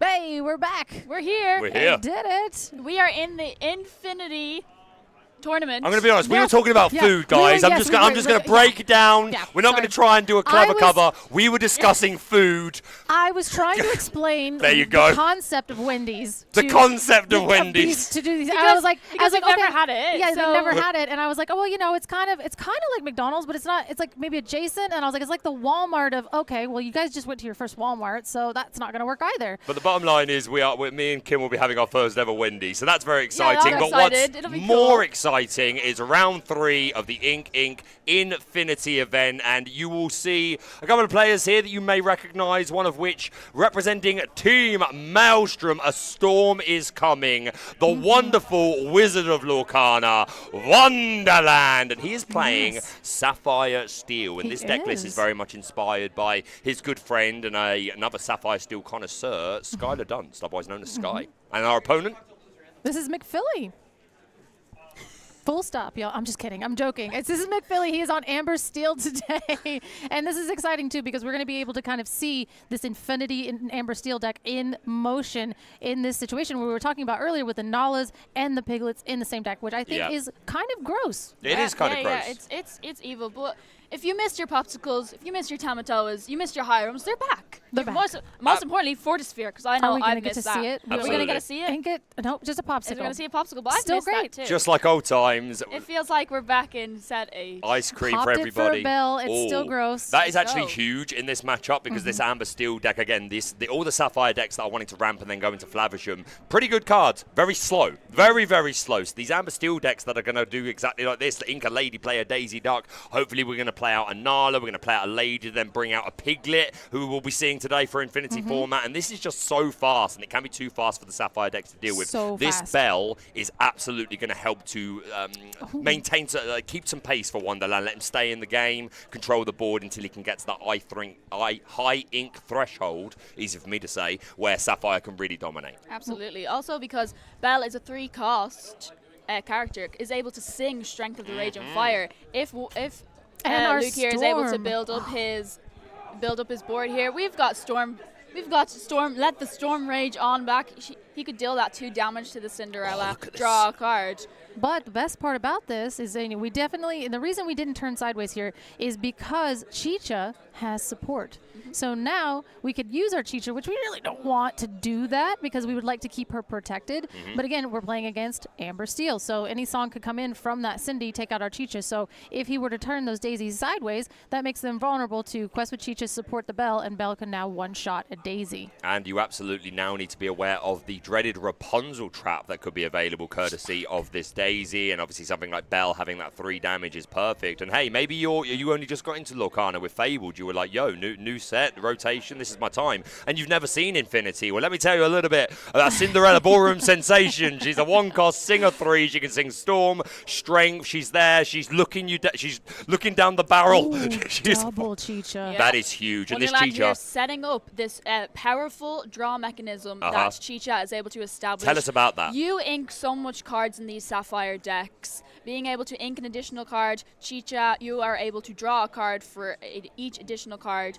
inked in your inkwell this turn. And obviously Sapphire is indeed the ramp color, courtesy of Fishbone Quill, maybe Sails, maybe T-Pose, things like that. So these Chicha can really develop a lot of value. And of course, as Color already mentioned, that support keyword can come in really handy. We're going to see Be a Man, and we're going to strength one of those characters. Goodbye, Belle. And now we also see that the Daisy triggers gave us a Hiram. Our old friend is back and beautiful, and we have missed him. And he is here. He's also, we did see a Quill in Wonderland's hand. So that means he's going to be able to play the Quill, exert the Quill, use an ink, and draw 2 cards from his Chicha triggers. That's pretty good. Pretty 2 good. Chichas on board. I'm a big fan. Hiram. Oh my gosh, yeah. Shows the power of Chicha in this, particularly in Sapphire decks. Just you ink so much cards and being able to draw cards. Maybe Chicha has been the Hiram we've been missing this whole time. Yeah. No, but at the same time, 2 of them. That's not bad. That's not bad. That's not bad at all. And we do go ahead and hard play the Strength of a Raging Fire onto the lady, which is now we sang it onto the Daisy and then went ahead with our Chicha because she did her job. She did. Obviously, I don't think of the preference to give up the Chicha, but you have to in this matchup, right? The Amber Steel player, McPhilly, is loving it and is going to race ever so quickly. So Wonderland needs to put some investment into that. But yeah, as you mentioned, I love the double Chicha. Fishbone Quill, obviously great for ramping, but does deplete your hand quite quickly. So these Chichas letting you draw 2 and replace it is insane. Yeah, it's definitely something you want to keep on board. But again, like you were saying, this is such a bad matchup. I know Vinny's on the board. Vinny's on the board. So now we have to get rid of the Vinny, which now, we have Strength and Storm. Now, in a core, we have to worry about Strength. Now you got to worry about both. They're back. Okay. What's, oh, he flipped. Just a little incident here. Just a little bit of fumble. He went to go, he went to go draw his card from Chicha, and then he accidentally grabbed the 2, so he flipped the deck. So we wanted to make sure that everything's good. Go ahead and shuffle the deck up and get moving on our way. Yeah, don't worry, folks. We have a judge in the room with them there, making sure everything is. Yeah, you could probably see them there, just turning to the judge yeah, to just see how. immediately looked at the judge like, oh, I did a thing. What would you like me to do about this? Yes, exactly. Just normally if I do something like that, I'll just put my hands in the air as if I'm being arrested. Be like, help! I didn't mean to do this, guys. I didn't mean to do this. So I think it's like, oh, I flipped a card and then I froze and panicked because I was so afraid of what would happen next. And good, our judges resolved it. We're all shuffled up and. I don't know if that's healthy, Color. No. Nothing I do is healthy. Listen, have you seen what I've eaten today? Nothing I do is healthy. So now we're back at it. Well, I thought we were getting a Wendy's. How is that healthy? I've had a Rice Krispie treat. I've had a German chocolate bar, and then Wendy's. Is there not vegetables on a burger though? That's healthy. Don't do this to me. Don't do this to me. This is not what I mean. I might have to move between these 2 girls. They're getting catty with each other. No, she's not wrong, though. That's the problem. I'm like, she's not wrong. So yeah, this Vinny is a 1/4, and whenever one of your characters is banished, lore. Lore. Just more lore for a deck that is already at 9 of it. So yes, you definitely, unfortunately, it kind of becomes removal bait at this point because you need to be able to take out the Vinny before you can just start doing things that will clear the board. And we see that Wonderland just decides he's like, I'm going to draw cards. We're just going to go happy as a clam and do a happy popsicle. Yeah, I think this Vinny definitely looking to prey on the Ruby decks today. If you were to play something like a certain 7-cost uninkable Ruby removal song that will go unnamed until the appropriate moment, then yeah, the Vinny would see all of those characters being banished and lore would happen. And that Would you see that strength of a Rage and Fire in his hand also, but choosing to use his Chicha. She's done her work. She's drawn him cards, taking out that Shmi. Oh, what an extension here. The Nala and the Daisy Duck. And we're going up to 13 lore. 13 lore for McPhilly. Wizard just sitting on a Tamatoa. What can we find? Are there any? I don't. I'm not too Well, sure. I think I saw like a Scrooge. We definitely see him in there, and now we do have a popsicle. So we do have the option to draw. The way that he separated his ink, we're probably going to draw first because we're very, very good at the game because this is Wonderland. Yeah, we're going to think about it. Yeah. A DLC champion, a world championship player. Wonderland, definitely very well respected. Like, definitely has a lot of reps behind him in his Lorcana career. And he just bottomed 2 Along Came Zeus's. So I think he was sitting there wondering, like, do I play the Hiram or do I play the Scrooge? The Hiram, you know, he's a 1/6, so he's a big old boy, and you can still draw the 2 cards. Or did he want to maybe filter down and see what he could get with the Scrooge, which is a 4/4, and can do a lot more banishing. I think that's the most important part, the 4/4 on that Scrooge McDuck. Obviously, we need some bodies to be able to combat this board. McPhilly already at 13 lore, and this is about to get very much out of control if Wonderland can't establish some characters here. Here's a Pete. That's a start. It's going to shut off those actions. Strength storms, things like that, but more importantly just developing bodies and of course adding some extra strength of a raging fire to our 3-cost steel removal. That's going to get rid of the Kira. Nala, sorry, Kira. That's Lion King 2. That's Lion King 2. Yeah. But once again, that Vinny on the board causing havoc for Wonderland. Wonderland banishing those 2 characters. Right. He's going to gain a lore for each character's banished on McPhilly's board, showing just how fast those Amber Steel aggro decks can move. Can we see a darling deer for game? Katie would be so happy right now. We gave to Katie a TED Talk on why Vinny was bad, and here it is in Infinity, just absolutely pub stopping. So we're gonna have to eat our words next time. Nobody show this to Katie, okay? Don't you dare I'm gonna tag her in this someone, chat. Someone Leave clip her. this. Someone clip this and send it to Katie. She stands strong on Vinny being an amazing card, and here we are seeing Vinny do work.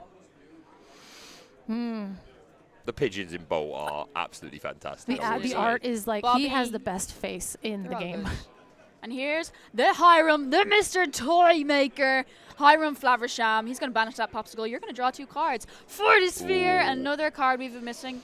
Oh, you can have 2 cards off Hiram? Sure. Have another card. We're going to play another Hiram. Banish that Fortisphere. Guys, I've missed this But so this is what much. we're talking about. Look at all this card draw. Look at all these cards that he's playing. Another Fortisphere. Another Fortisphere. Like, if I'm going to go down, I'm going to go doing he's what gonna I go love, down, but drawing it's cards. a little bit But it's over. Too late for all that card draw. It's over. Oh, man. We're going to go to game 2. McPhilly is going to take the win On the game draw 1 here. as well. On the draw, yeah. So again, like we were talking about at the beginning of the game, just obviously these Sapphire decks, whether you with Steel or Ruby, taking advantage of Flavish and Porpsicle, is fantastic. But against a super aggressive Amber Steel deck like this with Ladies, Nalas, and Piglets, it's just too... Did we see a Piglet?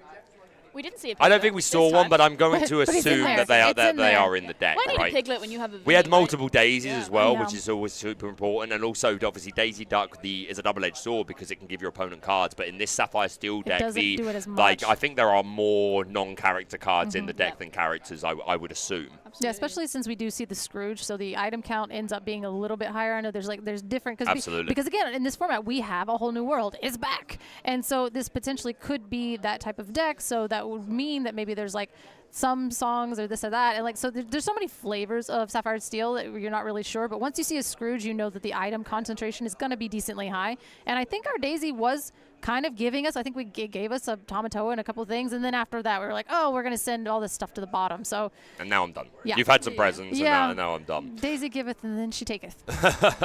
But going into game 2, very impressive for McPhilly winning that game on the draw again. Like, he has the deck to beat. Like, I feel like he's probably quite comfortable with this matchup if he can get those aggressive starts. Well, I think that, and the thing is, game 1, Luke even had the turn 1 bell, which I think is such a pace setter for this matchup. So really props to McPhilly, still managed to come out on the draw. So what do we think Wizard is looking for here for like an opening against this deck? I will say before, at one point that you were making with the bell, there was a situation where they had the two Cheeches and then they also had the bell, and McPhilly went and made sure they got rid of the bell and left the card draw, left the Cheeches, left the support, and did target the bell, knowing that was the main issue of it. So it's a good call on his point. You know, like some people were like, oh, that's too many Cheeches. It's like, no, he correctly identified that like the biggest threat on the board was that bell, and it all kind of like snowrolled from there. So maybe we can get 2 bells. Double the bell for double the fun. But we do have our turn 1 popsicle, and that looks great. Is that a coil in there as well? No, surely not. No, not in this deck. That would be a red-blue deck if there was a coil. No, yeah, I don't know if we do have a fishbone coil, so we can and the Chicha, we've got a Popsicle coming in. Will we see that bell coming down as well? Inking strength for that turn 1 ice cream. And we do have the bell. But Luke's still looking a little disappointed. Maybe not. Wanting a second popsicle, perhaps? Yeah. Because that is a problem with this deck. Is like, and also, too, you don't really want to do the turn 2 ramp as much because you're trying to play Chicha on 2. So you're not really you're ramping on 3 again, which is why you're really heavily leaning into that Fishbone Quill. And now he does have a sail in hand. So it's like, okay, I have a sail, I fire in the cannons. Like, what am I doing? Am I going to establish Chicha, or are we going to get rid of that Cindy? So I'm just looking at the hand. We've got another Ballroom Sensation Cinderella. Not the one drop of choice. I think you want the Daisy in this matchup. Obviously, Storm not threatening the Bell much. And even if the Bell didn't come down, you're not expecting a character until maybe the T-Po, which storming a T-Po doesn't sound amazing. But that early T-Po lore can really matter, though. But not the best hand. We've got a Rapunzel, a 2 docks and a Smee. So the Smee is a pretty good 2-drop. Fire the cannons, Mr. Smee. Speaking of which, getting rid of that Ballroom Sensation Cinderella and Bell getting 1 lore. And this early lore is super important. Obviously, we know the Sapphire decks with Dime can make these huge jumps in the mid to late game when they build up some items. But this early lore that you can get at the beginning with Bell, T-Po, like sometimes that is absolutely vital to getting you over the line. Smee. Mr. Smee The coming down bumbling from mates. Macville. We did see Wonderland alter his hand to remove that Lucky Dime in his opening hand. So we know it's in his deck, but it's going to be 2 Chichas out on the board. Double Chichas. Yes, that seems like a formidable board, just having 2 Chichas like at you at the same time. She seems like a loving one, but the way she was coming at Yzma and Kronk, I think that she also has hands and also a sandal, so she could probably... And we see a Lady Daisy combo. She's a tough pregnant lady. Yeah, I would not mess with Chicha. No, I would not either. But we did see the Lady Daisy coming down, and it's like Lady Doc, Lady Daisy, Lady... Oh, there's the dime. There's the dime, but do you take the dime? No, you take the popsicle. He's going to send that dime to the bottom of the deck. Most of these Sapphire Steel decks only running 1 dime now. There's always that possibility if you have it and you can discard it out of your hand, you can bring it back later on with Tamatoa. I think he really wanted to take advantage of those double Chichas he has on board, and so he went with the Fishbone Quill, which again, the turn 2 ramp is really a difficult place to be because you're like, do I develop the Chicha or this? And in this instant, he did go for the sail and the fire the cannons, and now he's got his double Chicha, so we get the Quill, which is probably why all of that huffing he was doing, where he was shaking his head, and like, he wanted that Quill. That's what he was looking for. Strength going to get rid of the Scrooge McDuck, who is the biggest body on the board, and now following up with a second dock. Just a very fair, uninkable 1-3. Just on the board. Plays the dock. But look at this Sings board. the strength, does the other dock with a trigger, like definitely taking advantage of all the cards in your hand. What's the over/under on him having grab your swords in his deck? What do you think? What do you think? You think we threw that in there? Just a one-off, grab your swords. Because I know it's Sky's deck, I would say no. I don't think Sky would play that. We're just going to get him in there. I think, there you go, Infinity, throw a 1-of, grab your swords in all your deck, and you're just going to get people. It's a terrible idea, don't do it, but it's an option. Yeah. It's that popsicle in hand. We're going to play that popsicle. We ink a card. We could ink a card here, ink another card with popsicle. We're going to draw 2 cards off Chicha. That's exactly what we're going to see. Do we ink the hero? Is that the one where he went? So we ink the Vision of the Future, and then a hidden ink courtesy of Fishbone Quill that does not need to be inkable, and it is completely secret, and it comes in ready, which is also very, very important. A lot of cards that ramp will enter exerted. Absolutely. Could definitely use this 1 ink left to play the Fire the Cannons. Which is really good because then we do have the strength that can go ahead and sing for 3 and probably pop that lady and make sure that way we can keep our Chichas around. I don't know. I'd actually be tempted to hold the strength, to be honest, because you can challenge the lady next turn. We could challenge. We do want an answer to the Daisy. Yeah, sorry, this turn. But sorry, misspoke. So, yeah, I like that. Hold on to the strength for like a bigger threat, something of a bigger pool of willpower. Or I guess you could use Chicha's ability on the other Chicha, and then they could go into that Daisy if it does turn sideways. So there are answers coming up, and we also don't know what other horrible war crimey thing that's going to happen. However, we do see a Pete. I see a little Pete. He's just hanging out at the end, which for some reason in core, there's not as many actions happening, so Pete doesn't seem so devastating. But we're in Infinity. It's everywhere. There's everything. We've got sets. We've got 9 sets to play with here. To There's a lot. infinity And and beyond. beyond. He's got to be the poster that's boy gonna be an for action card, and it's just when he comes out, he has to be He's the so poster good. boy for Infinity. Play Buzz, play To Infinity and Beyond for free. Let's I'd love do to it. see that. For free, yes. Let's put that on there. So we are going to go ahead and put another bell out, and then we're going to go strength and finish off the Daisy, and we keep our Chicha. Yep. Look at that. I don't think we have any cards in hand, though, so that's No. not lovely So at our all. ability to double ink during a turn has just gone down dramatically. And he if we inks find the Hiram and if off we of find the- Flavisham, then we lose the Fishbone Quill. Well, and that's the thing. I'm pretty sure he used the fishbone quill on the Flaverson that was already in his hand. So that is... He found it on the Oh, top! that is a Oh, huge my. top deck. Yo, look at his face! Look at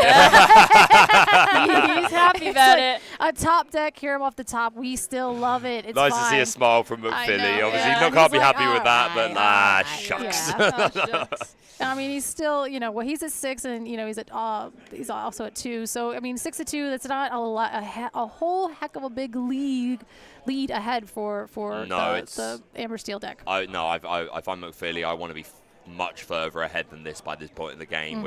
We're at 6 ink already. I don't know if there are Hades in the deck. So this is the thing that Luke does, and Yeah. Luke will talk through his turns, and when he talks through his turns, it makes your game plan so much harder because he's talking through his plans, and you're like, is he talking through them because he knows what to do, or is he talking through them to mess with me? And like, so Kind of takes me back to you're just like, an interview that Ed Chu did where talking about a match he had with Zan Zayed, and he was saying, Zan gets to a point in the game where he starts talking, but like, if you do this, then I do this, and what happens if you do Kurt this? does that as well. So Ed Kurt apparently does it. just got to sit there and go, oh, interesting. Yeah. I would do the same. I'd be like, yeah, tell me more. I'm really intrigued. So in playtesting, actually, Kurt Spice does that as well. So you'll be testing against him, and he'll literally be talking out the play lines. He'll narrate the game. And he'll narrate the whole thing, and then all of a sudden he was like, okay, but if you do this and then that, and you've had that, that'd be really bad for me. And I'm looking at my hand, I'm like, that is way better than what I was gonna do. Yeah. I'm like, yes. Learn from the pros. Yes, it's so good. Absolutely, but being able to ink that Tamatoa, play that Fishbone Quill, he's setting himself up for the next turn where he can banish that Fishbone Quill with our Toy Maker, Hiram Flaversham, draw 2 cards. And there's not a lot that Amber Steel can do against a 1/6 in this current board state. Unless, have we seen any Along Came Zeus's from McPhilly I at would this be point? very surprised if there were Very Zeus's in this surprised. deck. If there were, then I would expect to have seen like Troubadours and Ursula Vanessas and stuff like that. I think Philly this is pure aggro, probably just storms and strengths, I would Yeah. say. Yeah, we're kind of really just hoping to build up a board, quest, try race his opponent. Down comes the P, going to shut off actions for the Wizards' next turn, going into an 8 ink turn at that. 8 ink turn, and yeah. Tamatoa. Yeah, Tamatoa can definitely come down and see that. You were like 8 ink turn, and my brain was like Sisu, and I'm like, no, pay that's attention, a pay attention. That would be pretty Yeah, good. pay That would be attention. pretty good for Wizards right now, I but very know. illegal. I But know. Developing the Tamatoa could be super good. The big one again. We know the incredible lore jumps that Sapphire decks can do. There's been 3 occasions on DLC streams where I've seen 0 to 20 in a turn. So you can never count these Sapphire decks out completely. Down comes another Toy Maker. No. Toys on the double. We found it. There's a sale going on at Toys R Us. Flaversham's their number Was he 1 supposed customer. to reveal all of them? No, you only reveal the item card. So Scrooge McDuck He's comes just out, you having can look fun at the over top there. 4 and you can reveal an item card and put it into your hand. My He's going to choose to goodness. play that Popsicle. Really nice top deck here, meaning that he can keep that Fishbone Quill alive. He can use Quest for your Hiram, banish that Popsicle, send it to the discard, draw 2 cards. And he could also choose to ink an additional card with Fishbone Quill and draw for Chicha. Yeah, it's definitely a best situation. You can, like you said, you can go ahead and just pop the Popsicle, like as we also love to do, or you can pop the Force Sphere, which is another thing we all love to do. But instead, she's going to go in with the support from the Chicha. So our Chicha had a little talk with Hiram and decided that we're just going to go challenging. Your needs are greater than mine. Yeah. She is a supportive mother. She's going to help. She's going to help this dad out. Exactly. This Toy Yeah. Maker. For the family. Yes, for the family. It's Here's all about that piglet. There we go. There it is. There it And is. he's like, oh, you're playing a piglet. I didn't ask you to do that. I'm going to need you to stop. And 12 lore, so we've got 3, 4, 5, 6 lore potential on board. Darling Dear for game. One day that's going to happen. I'm going to be One so day, happy. we all always call it, but does it have, That and sealed was my favorite thing because you'd just bring it down and be like, oh, I'm sorry. I did Darling it. Dear for game. Did it. So yeah, now we're sitting here. It's now we kind of have to see, like, you could throw your Pete into some stuff and then maybe stave off the thing, or do you get the lore?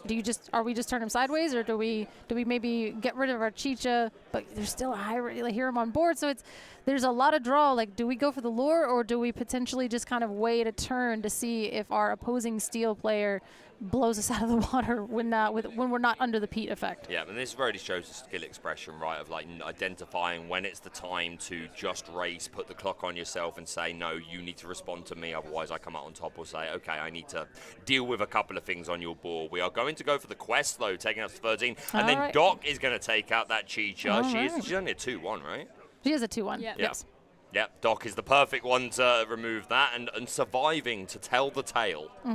Yeah, definitely take that one out, and then that kind of like leaves it. Like, do we take the Pete because the Pete could ever like always combo with, you know, maybe a strength off the top that Cindy can sing, and if there's already 3 damage on the Hiram, and then we have some characters, and Cindy comes down. But we're just gonna go ahead and play another Fortisphere. Yeah, So we're really we're really taking a tour of our 1-drop items in this game here, and that We're is gonna exert it? Are we do we doing have a it? Scrooge McDuck? Are we gonna do the thing? We are doing the thing. it. We're doing the thing. You can exert 4 items. Play your Scrooge McDuck for free. One more. Oh, it's a big miss. Unlucky for Wonderland here. No items. Scrooge being taxed and furious about it. No items for you, but yeah, this Scrooge you can play for free by exerting 4 items that you control. Free is pretty cheap. We enjoy free, and he's a 4/4 body, which is super important. Nice. And as a 4-cost character, I mean, I don't know if Luke's playing How Far I'll Go or Zeus, but it is perfect for those sort of songs. Flaversham going to finish. He's got hands. Flaversham has Yep. hands, which maybe like, you know, trying to get everything off the board, which is really, really important. And the same thing, I didn't get to see what was in his hand, but at this point, it's like, let's put pop a popsicle. And I would feel like now that we've been in this core info format, like I've seen people utilizing their popsicles a lot better than before because, you know, we got into a situation where... and it is the famous Vinny coming back in. So we're going to need something very specific here. Very, very specific to be able to remove that Vinny to then... I don't know if Automatu is going to do it. But we can use our Hiram for the first time this game. We'd want to strengthen this Vinny to get him out because you can't leave the Piglet there 100%. You've got to get rid of it. But of course, this Vinny is going to gain. So we just play another one. Yeah, we've got our Hiram toy maker. Okay, Visions isn't bad. We are looking for songs, and we might get Chicha Dime. No. Okay. Does it? No, he was searching for that Zeus. Yeah, I mean it's another chance, and we'd still do technically have our Hiram. Okay, yeah, but unfortunately we're gonna need a lot of characters to be able to get this going here. Yeah, but he's got another toy maker on the board, meaning he can banish another item and draw 2 cards. Will that be the answer he is looking for? We have a Quill, so we can ink for turn and then go ahead and did draw into Visions a vision again of the future. Yep. So there, we're gonna go ahead and double ink. Doesn't even matter. Yeah, he's like, we are looking. Where are your songs, Luke? Wonderland. Stop putting popsicles in. It is gonna be. The 5th card. Yes. Wonderland looking to the heavens saying, oh mighty Zeus, please bless me. Come to me, and Zeus doth provide. And then along came Zeus. That was huge, honestly. Crazy. Wizard spending so much time digging for some answers, a lot of misses. Needed to find something that turn, could not deal with the Piglet. And had to find exactly Zeus. Exactly. Exactly Zeus. I mean, maybe, no, because you need to be able to try on. Yeah, you had it. Yeah. And little Rhino coming in. 1/16 Wolf, going to lower the strength of Scrooge by 1. Cindy going on a little quest at 18. So we are very much in the danger zone. We could be threatening a shift into the Power Hamster Rhino for game. So I think Wizard is going to be very incentivized to get this 1/16 Wolf Rhino off the board. Absolutely. We did see him draw into another. Along then came Zeus. Oh, excellent. Here's those songs when he needed them. Yeah, finally got them. Okay, but this is the clock now, right? Because Wizard can only go to not a lot of lore right here, and Mafili's got a full grip. Oh, hold on. That's his discard. He has no cards in the We are top deck central. I thought I saw a Piglet. I saw all sorts. I was like, man's cooking. You're like, I've never seen an Amber Steel deck with that many cards in hand by this point of the game. Rapunzels. Yeah, nothing. Yeah, exactly. Well, he's running Rapunzel's, but we are yet to see a Rapunzel trigger. This is a really good point because now we've controlled the game to a certain point. We know we're going to be able. He's like, let me just go ahead and get this out of the way. You are top decking, so I'm going to play my giant Tamatoa, so shiny, and we are going to start developing my game plan because this is the point where you were talking about earlier. Is that we are trying to win the game. And that is how we're going to just do this. We have to develop and develop. We have to find the dime, which I feel like we saw it, but maybe we bottomed it. We did see it earlier, so but it did get bottomed to the bottom of the deck. He is going to have to dig here if he's going to be able to pull out, unless he's playing another one. But a lot of these Sapphire Steel decks have gone down to just the one, unfortunately. But he could dig. He's got some visions. He can bring back all those popsicles. Yeah, he definitely can cycle through. So we're trying to figure out what we're going to ink here and just be able to like recycle some stuff. I think we ended up getting a popsicle back from the Tamatoa? Yeah. Here's a double ink again. We inked Bell and a secret ink from Fishbone. It's there. He found it. Another look into the future. 5 cards. He found the dime. Very nice. He found the dime. Chooses to take the strength of a raging fire. We're trying to stave off battle here. Yeah. We have, everything is a threat. Oh, no.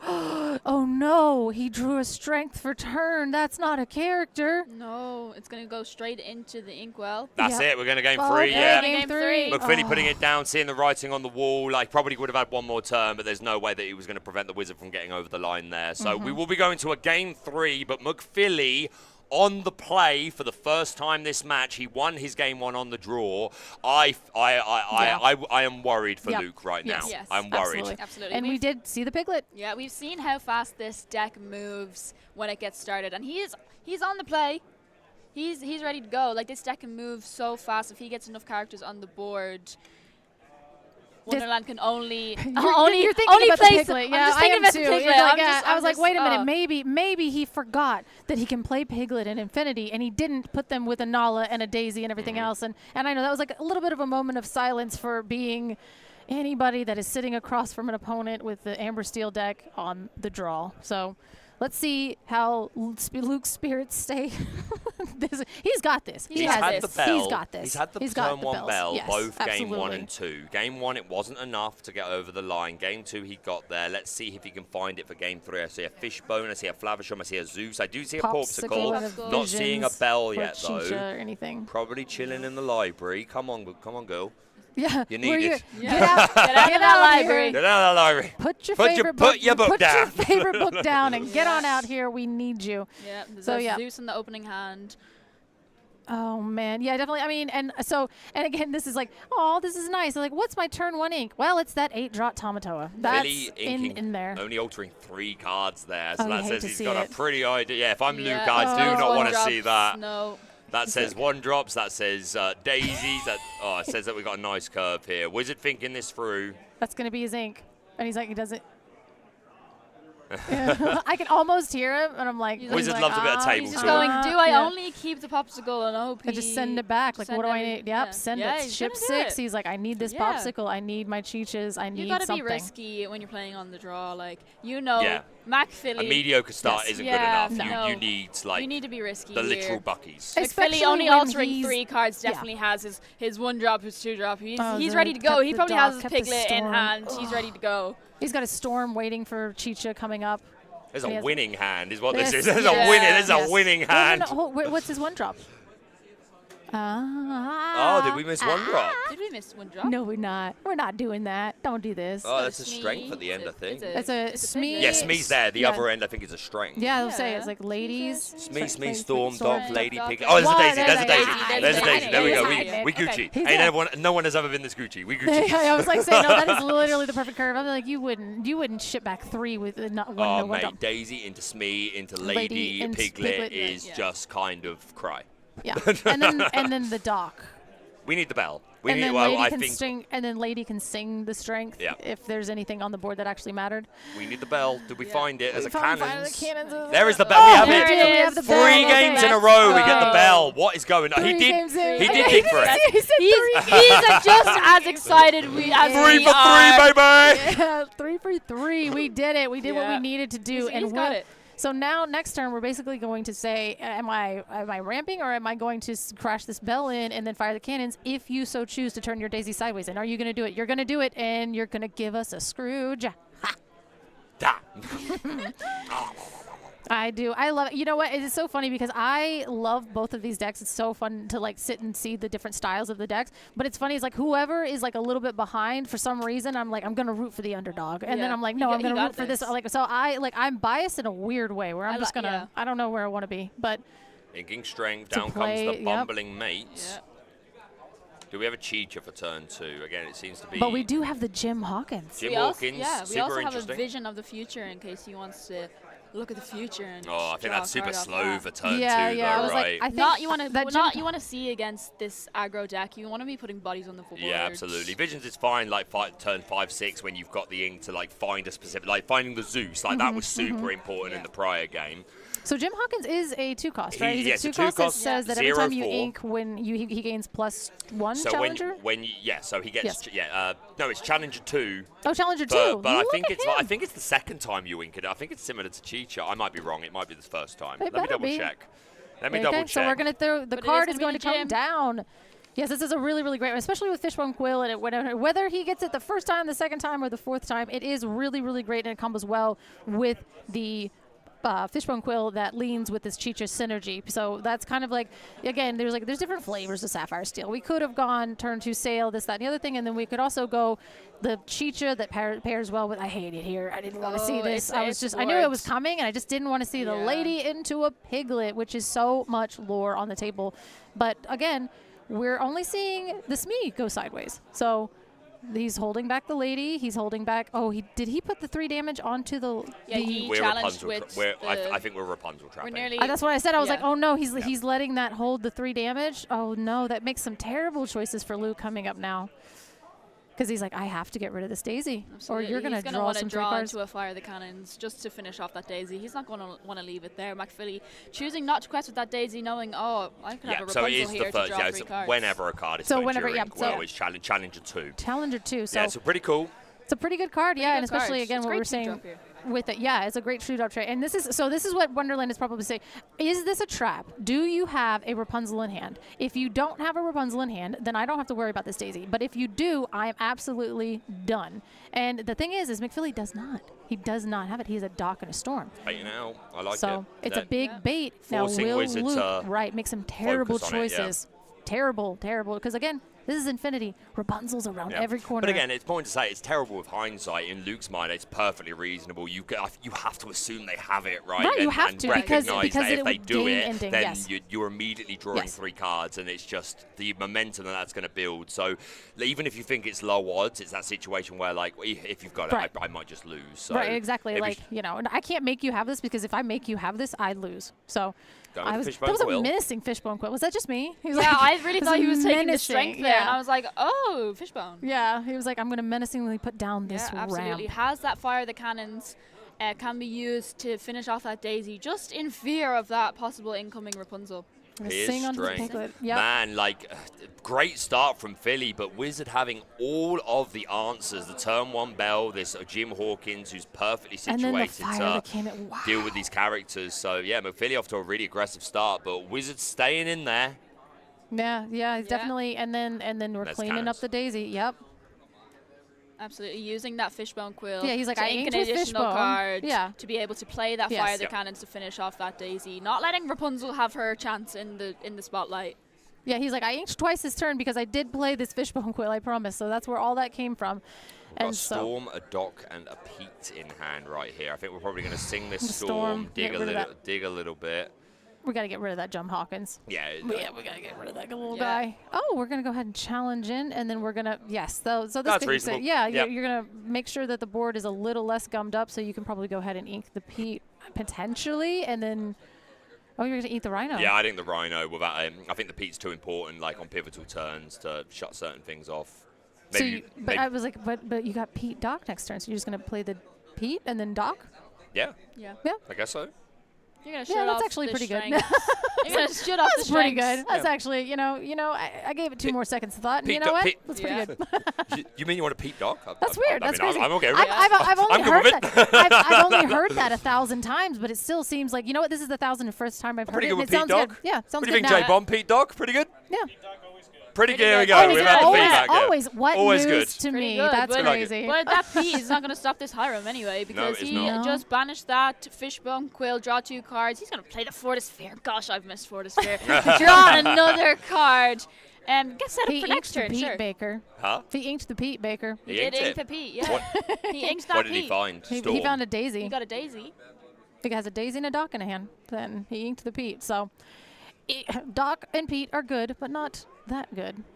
Okay, Only what's a happening? 4. I am really surprised. Like, honestly, this looked like such an aggressive start from McPhilly, but honestly, like, the Bell really is the pace setter for this match. And again, also finding the Jim Hawkins as a 2-drop as opposed to, like, Ramp. Like, Wizards played, like, he's found the cards he needs. He identifies the lines he needs to take to win this match. And we said right at the beginning, the aggressive altar, you're on the draw. We're here to win. Like, an okay hand is not good enough. You need the literal buckies. Yeah, a little bit of discrepancy there. So we did opt to ink the Pete to be able to play, and now we can just double 1. That's pretty good. Pretty good. That's pretty good. You just have to build up the board here. Looks like that's pretty good. But again, now that Force Sphere does represent 2 new cards, 2 cards deeper, and we do have a sail, which we probably don't love doing, and that's 2 Zeus and a sail. 2 Zeus and a sail. Definitely would have preferred some 2 questers there, Yeah. but still, at least we're putting bodies out. We're increasing our strength numbers if we can build to them. Now, do we pop the Fortisphere and be greedy, or do we start like singing and doing? Okay, so we're just gonna draw a card. We're gonna draw a card that way. Sail first. He drew Pete. Stop you doing actions, but now are we not gonna really help you here. We've got 2 Zeuses in hand. Oh, I thought it was 3. Was it 3? I thought I saw 3. It could be 3. Did he really just draw a third? No. It's Pete. It's Pete and 2 Zeuses. Okay, all right, 2. So this is what we were trying to decide. Are we going to use our 2 Zeuses in our hand to get the 2 questers off the board, leaving you 3 lore total across 3 things? But we do have a Piglet. And yeah, again, he's like, we do have a Piglet. And the thing is like, we're laughing, but this deck is all gas. It's all gas, no breaks. That's what it wants to do. So you're going to have to continuously have more and more removal. Oh, no. Was that pass draw? Yes. Draw pass. Yes, it was. We're really, really valuing. We're not just trying to basically, we're not trying to go ahead and, okay, so no, he did, okay. We froze, everybody. We froze. Okay. The players are not in concentration. I was like, what just happened? No. Yeah. It's still going Our on. first screen froze. We have another one, though, that we've just turned to. So, yeah. There's the Pete. But this one's going to be a little bit behind. Yeah, this one's You're going to hear us a bit late. Yeah. Everything we say will probably be about 8 seconds too late, guys. But we go into McPhilly's turn. We find a Nala, just a very simple 0-4. Again, this has kind of been popularized by the likes of Wochuck and Zach Bivens. Just, it's so important to get this 1 drop down. Obviously, a lot of the time you prefer a Cindy or a Daisy Duck, but you must get this initial 1 drop down. Firstly, just to get up that first lore. You're building up your numbers for Strength for a Raging Fire. And, of course, the 0-4 Willpower is really nice for setting up things like Rapunzel. So, Nala, not bad card, not the best top deck at this point in the game, but we are developing bodies. We're at 12 lore. Can McPhilly still get over this finish line? And we're back in live mode, guys. We're back live. We did it. We're back live. Thanks for sticking with this for a little bit. And now we do see we have a Chicha and a Tamatoa in hand. And again, kind of what Baker was saying is Nala is not another 2 quester, but she is a 0-4. So that does go. It's going to take a little bit to get these off the board. Pete can rumble, but are we drawing cards? Are we challenging in? Is that Chicha would like to probably be on the board to make our or make our Hiram a little bit spicier. But we're gonna go ahead and draw. Yeah, we're gonna draw. We're gonna quest with our Hiram Faversham, banish our Popsicle, draw 2 cards. Hope we can draw into some answers here. Fortisphere and what was the other one? Chicha. He drew another time. Chicha. Yep. Pete going to take out this 1/16 Wolf Rhino, Double of course. Chichas, yep. Can be scary to threaten the shift into the Power Hamster. And McPhilly is at 12 lore here, threatening to go to 15. Yeah, that's it. We are getting into that comfortable lore total. I mean, if this was against a Ruby deck, like, 19's not 20, but against another Steel deck, it's kind of, you have to continuously have answers and answers and answers. And 12 is getting up there. It's getting up to that comfortable position. I did not see what McPhilly drew for turn. And he's been drawing characters with only 1 lore on him for a very long time, so we got to get into the big ones, right? Absolutely, especially if he draws into his Rapunzel here. He could challenge with that Nala into the Pete and just heal the Nala with a Rapunzel, draw 3 cards, definitely help him here. I believe that's a Mr. Shmee. The bumbling mate. Are we wondering if we want to just kind of hold the line here? Yeah, it's got to be a temptation, right? Mm-hmm. Now, like the Cindy, I don't know. It's like the Cindy is the singer, so I'd be tempted to maybe keep her standing, but at the same time, again, you're like, do I quest? Do I not quest? Like, is this really, am I really singing songs at this point? Do I care, you know? Probably not, right? You're just racing at this point in the game. Like, what are you going to do? Like, storm a Chicha? Right. I mean, turn 1, turn 2, that sounds pretty good, but... But at this point, why? You know, and Hiram's out of items, so unless, you know, Luke has a bunch of items in hand but to I be like able to... keeping the Nala upright to, you know, allow for a potential Rapunzel. Well, he just if we can ripped find a that. Fortisphere off the top, so... That's kind of how that goes. This is trying to draw here into the answers. To fire the okay. cannons and the bell. Okay, yeah, fire the cannons is actually an answer. That's crazy. Not an answer to the Smee or the Nala, unfortunately, but that could help us like kind of finish that off in a later turn. So we are going to at least be getting 3 more lore coming up next turn. Yeah, the cards have been kind to Wizard, but to give him his credit, he identifies the right lines. He knows how to pilot this matchup, so... Fair play to a former DLC champion. McPhilly 6 lore away, threatening 2, 3, 4, 5. Darting diff again? Yeah, just wishful thinking. I'm kind of like, I want to ink, maybe, potentially. Yes, I want to. So we're going to. We ink the bell. We ink the bell. Okay, why? We're going to pay 3 ink and then ink the bell. Oh, okay, no, I was like, okay. All right, yeah, all right. I was like, I don't understand confused. what is happening. Yeah. So basically what we're seeing here is he's deciding that what he wants to do is develop his board, because now we only have 3 lore on the board, and there are no cards in hand. So we're back on top deck mode. We decided to develop our board and go Rapunzel very, very off the wide. top? It's That going to is be not a Rapunzel. Rapunzel, It's that's a another second Nala. Okay. Well, yeah, no. Take this Rapunzel off the top. quest. Yeah. Taking the quest. Especially because we've got a Nala here, so we're still keeping our potential Rapunzel trap. That was quite the gamble from Luke, but at the same time, this is like he was thinking in the future. These are future turns that we're worried about. So now we have basically a giant wide board, but at the same time, like hopefully we draw strength and we can deal with that other Nala, and then we could clear the board. But at this time, how many? Yeah, he can. Oh, he does have Fortisphere. Okay, never mind. Yeah, we've got a Fortisphere. It's snuck in there. Hiram. We're going to draw 2 cards, hoping maybe he draws into that strength. We just have a vision of the future. He could dig for that strength. But we did have Exert 3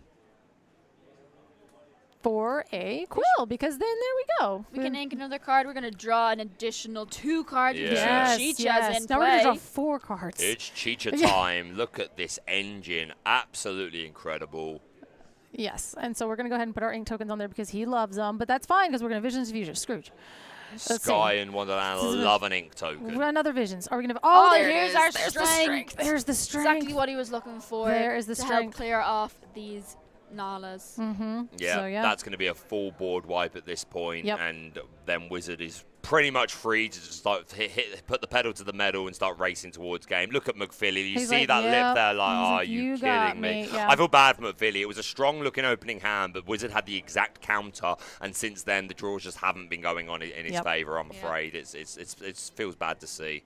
Yeah, I definitely think, and last turn, basically, Wonderland correctly identifying that, like, let me just play my hand out. Let me play my hand out. I have a ton of ways to draw cards. I need, and again, he draws a Cindy for turn, which does not have 2 lore on it. And Nope. Yeah, not only just showing the powerful draw mechanism of Chicha, but also because she does have a support ability, being able to give support to other characters, being able to completely clear McPhilly's board. We need to see like Doc into like Nala or Piglet, something along those lines, and then hope that Wizard can only answer one of them. I think that's I think that's McPhilly's only out to victory at this point. I mean, we are kind of getting up there on items. We're getting up there, and like the crabs are hitting the board, which is getting a little bit more rough. So if we wanted to, we could actually just pop a popsicle and put a bell into play. Oh no, we were gonna draw 2 more cards for Tomato. I forgot that the Hiram wasn't exert. He's hiding over there. Not and I only forgot. that, but there's 2 Hiram Flavershams Yeah. on the board. There's another popsicle. He could quest with that other we Hiram. Pop that popsicle. Draw 2 more cards. So this is actually what I hated about these Sapphire situations, where you get into these situations where you're like, okay, I've controlled the other side of the board. How am I winning this game? Am I going to win it by items? Am I going to win it by having a million characters on board? Or am I going to win it by dime? I need to get there. Oh my gosh, he was just looking for an answer for the Cindy. He's Oh like, no, you will I have get too many nothing. win conditions. Yes, exactly. How do I pick? exactly. That's exactly Disgusting. what it is. How do I win? There's so many ways in which I can win. Let me pick my My diamond shoes are too tight. My wallet's too small for my 50s. Yeah, just That's it, yeah. Not only that, but setting up a wide board. Yeah. Playing another chicha. Well, that's to say, like, am I going to win by just pure character questing? Am I going to win by this? No, it's a Strangler Raging Fire of the top, the worst one it could possibly be. Maybe if we had Doc into double 2-drop questing for 3, we could have got there, but no, the Wizard taking it. Crazy. Wow, that Like, was we a did- match.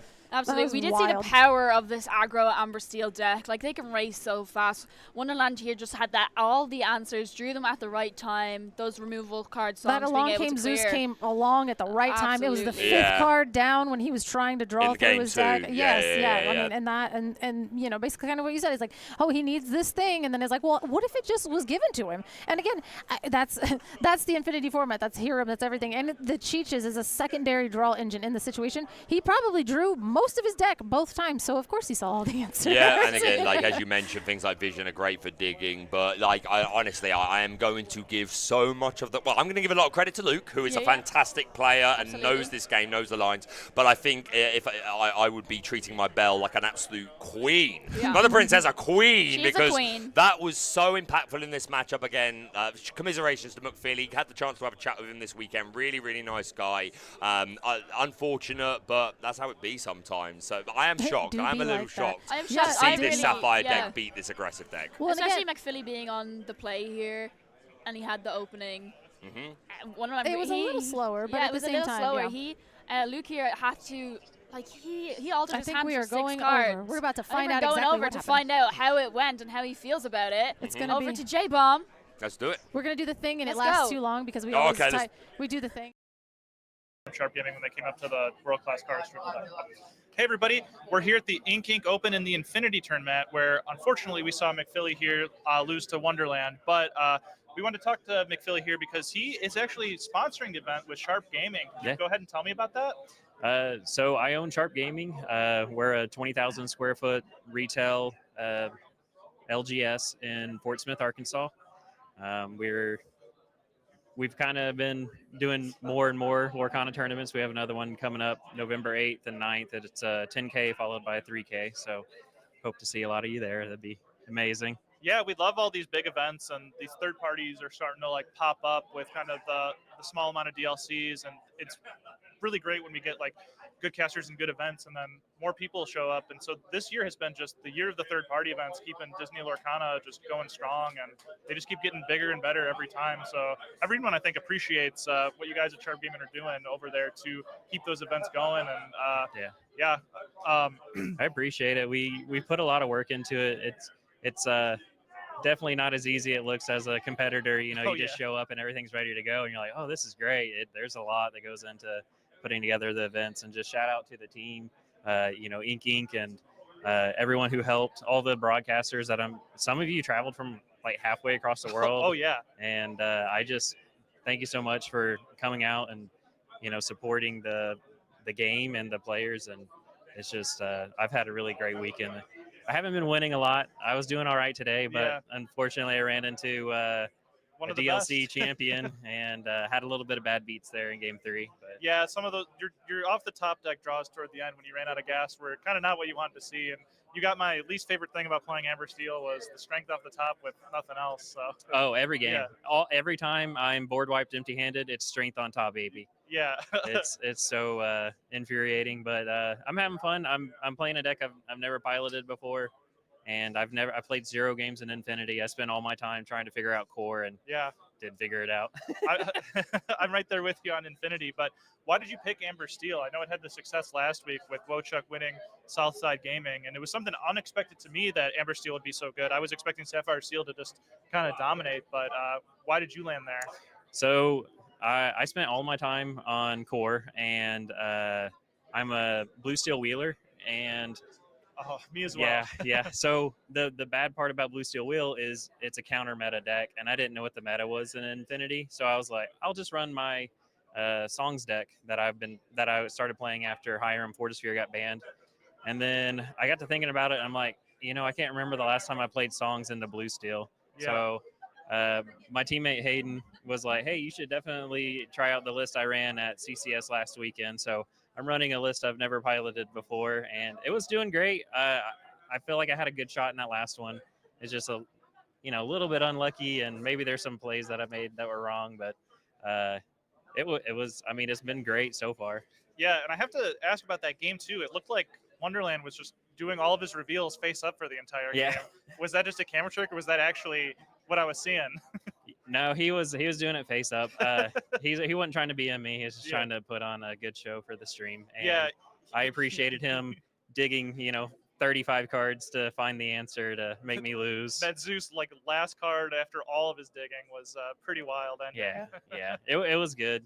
I thought I had a good chance going into the last game on the play, but the deck said you're getting one dock and that's it. No Rapunzels, nothing else. So I and I ran still out of think gas. you had a wonderful shot in the turn where you had the Nala and 2 other characters. If you just drew that Rapunzel, because you had a nice Rapunzel trap there, and then you would have just been right in the game and could have easily gotten that last 3 to 4 lore you needed. Yeah, that's what I was hoping for. That's why I didn't quest with her, because I knew he was going to have to trade in with the Pete, and then I could tap it, put 3 damage, and then just gas back up. But bad luck be upon me, I guess. Yeah. Well, I appreciate you coming out here and help sponsoring the event. This is Sharp Gaming, everybody. Make sure to go to their event. It's November 7th and 8th, I believe you said? 8th and 9th. 8th and 9th. That weekend. I could have the dates wrong, but I'm pretty sure it's the 8th and 9th. But get out there in Arkansas and come to their event, guys. Yeah, come say hi to us. And now we're going to get Wonderland in here and talk about his winners match there. And so thank you for coming out here, McPhilly. Thank you so much for interviewing me. You did a great job. I appreciate that. Wonderland, if you want to get in here, you want to just tap him.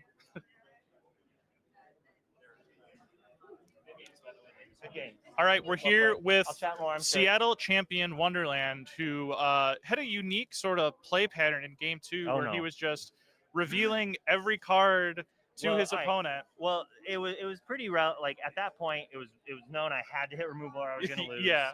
And I'm going to be playing the removal if I draw it, or the card draw if I play, or I'm losing. Yeah. And it was like, whatever, we're going to play towards the camera, let them see.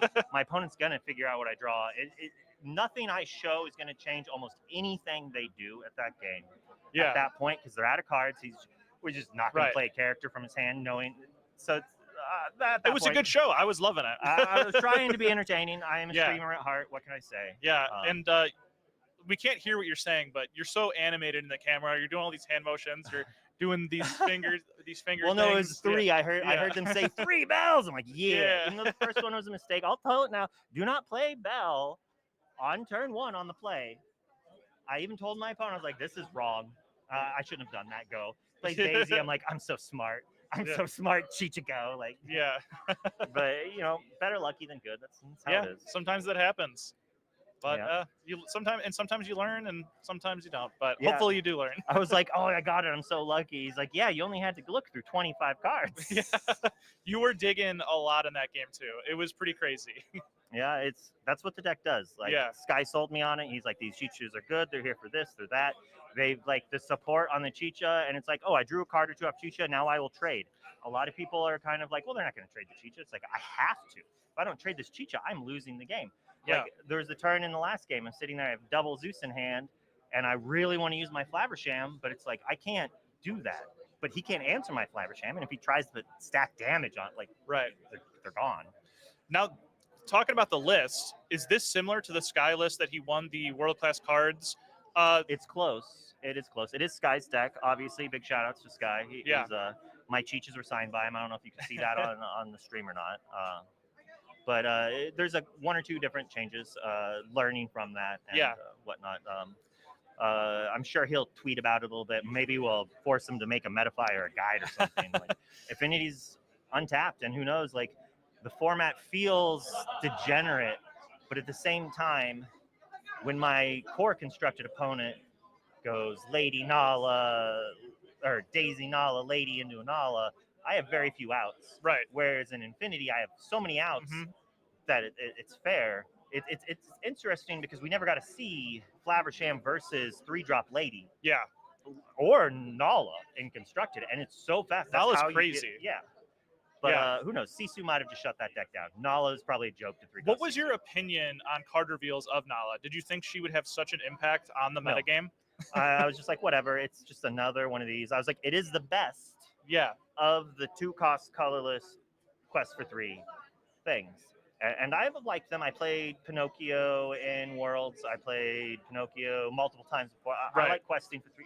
If you can be aggressive and punish the most played deck, then go for it. But if Amber Steel Song's really big, it's rough. I don't know. I mean, that's why Sky played McValue, because everyone played aggro. It's like you go one step slower, you win the trades, you win the match, and you're still able to go underneath the control decks. Yep. Well said. I think their rounds are going, so I don't want to get you. Got me. Thanks. So I don't want to get you a game loss or anything. So, everybody, this has been Wonderland, your Seattle DLC winner, and we got another feature match coming in for you very soon. Oh, and right now we've got Scott, the team manager of Ink, coming in to talk about the event and the weekend. Scott, how are you doing? A lot better. Still feeling a little bit under the weather, but I hope you guys can tell. A little bit more high energy, a little bit more in it. The event has been going fantastic, genuinely. Couldn't wish for a better turnout, for better casters, for better experiences, and just showcasing decks and ideas that, have been showcased elsewhere, but have been performed and played at the highest degree. Oh, yeah. It's been an incredible weekend, and we've seen some of the top players continue to just repeat the successes they've had and just show how prep and all the work that goes into this game can just pay dividends. Absolutely. Like, luck is a very huge part of the game.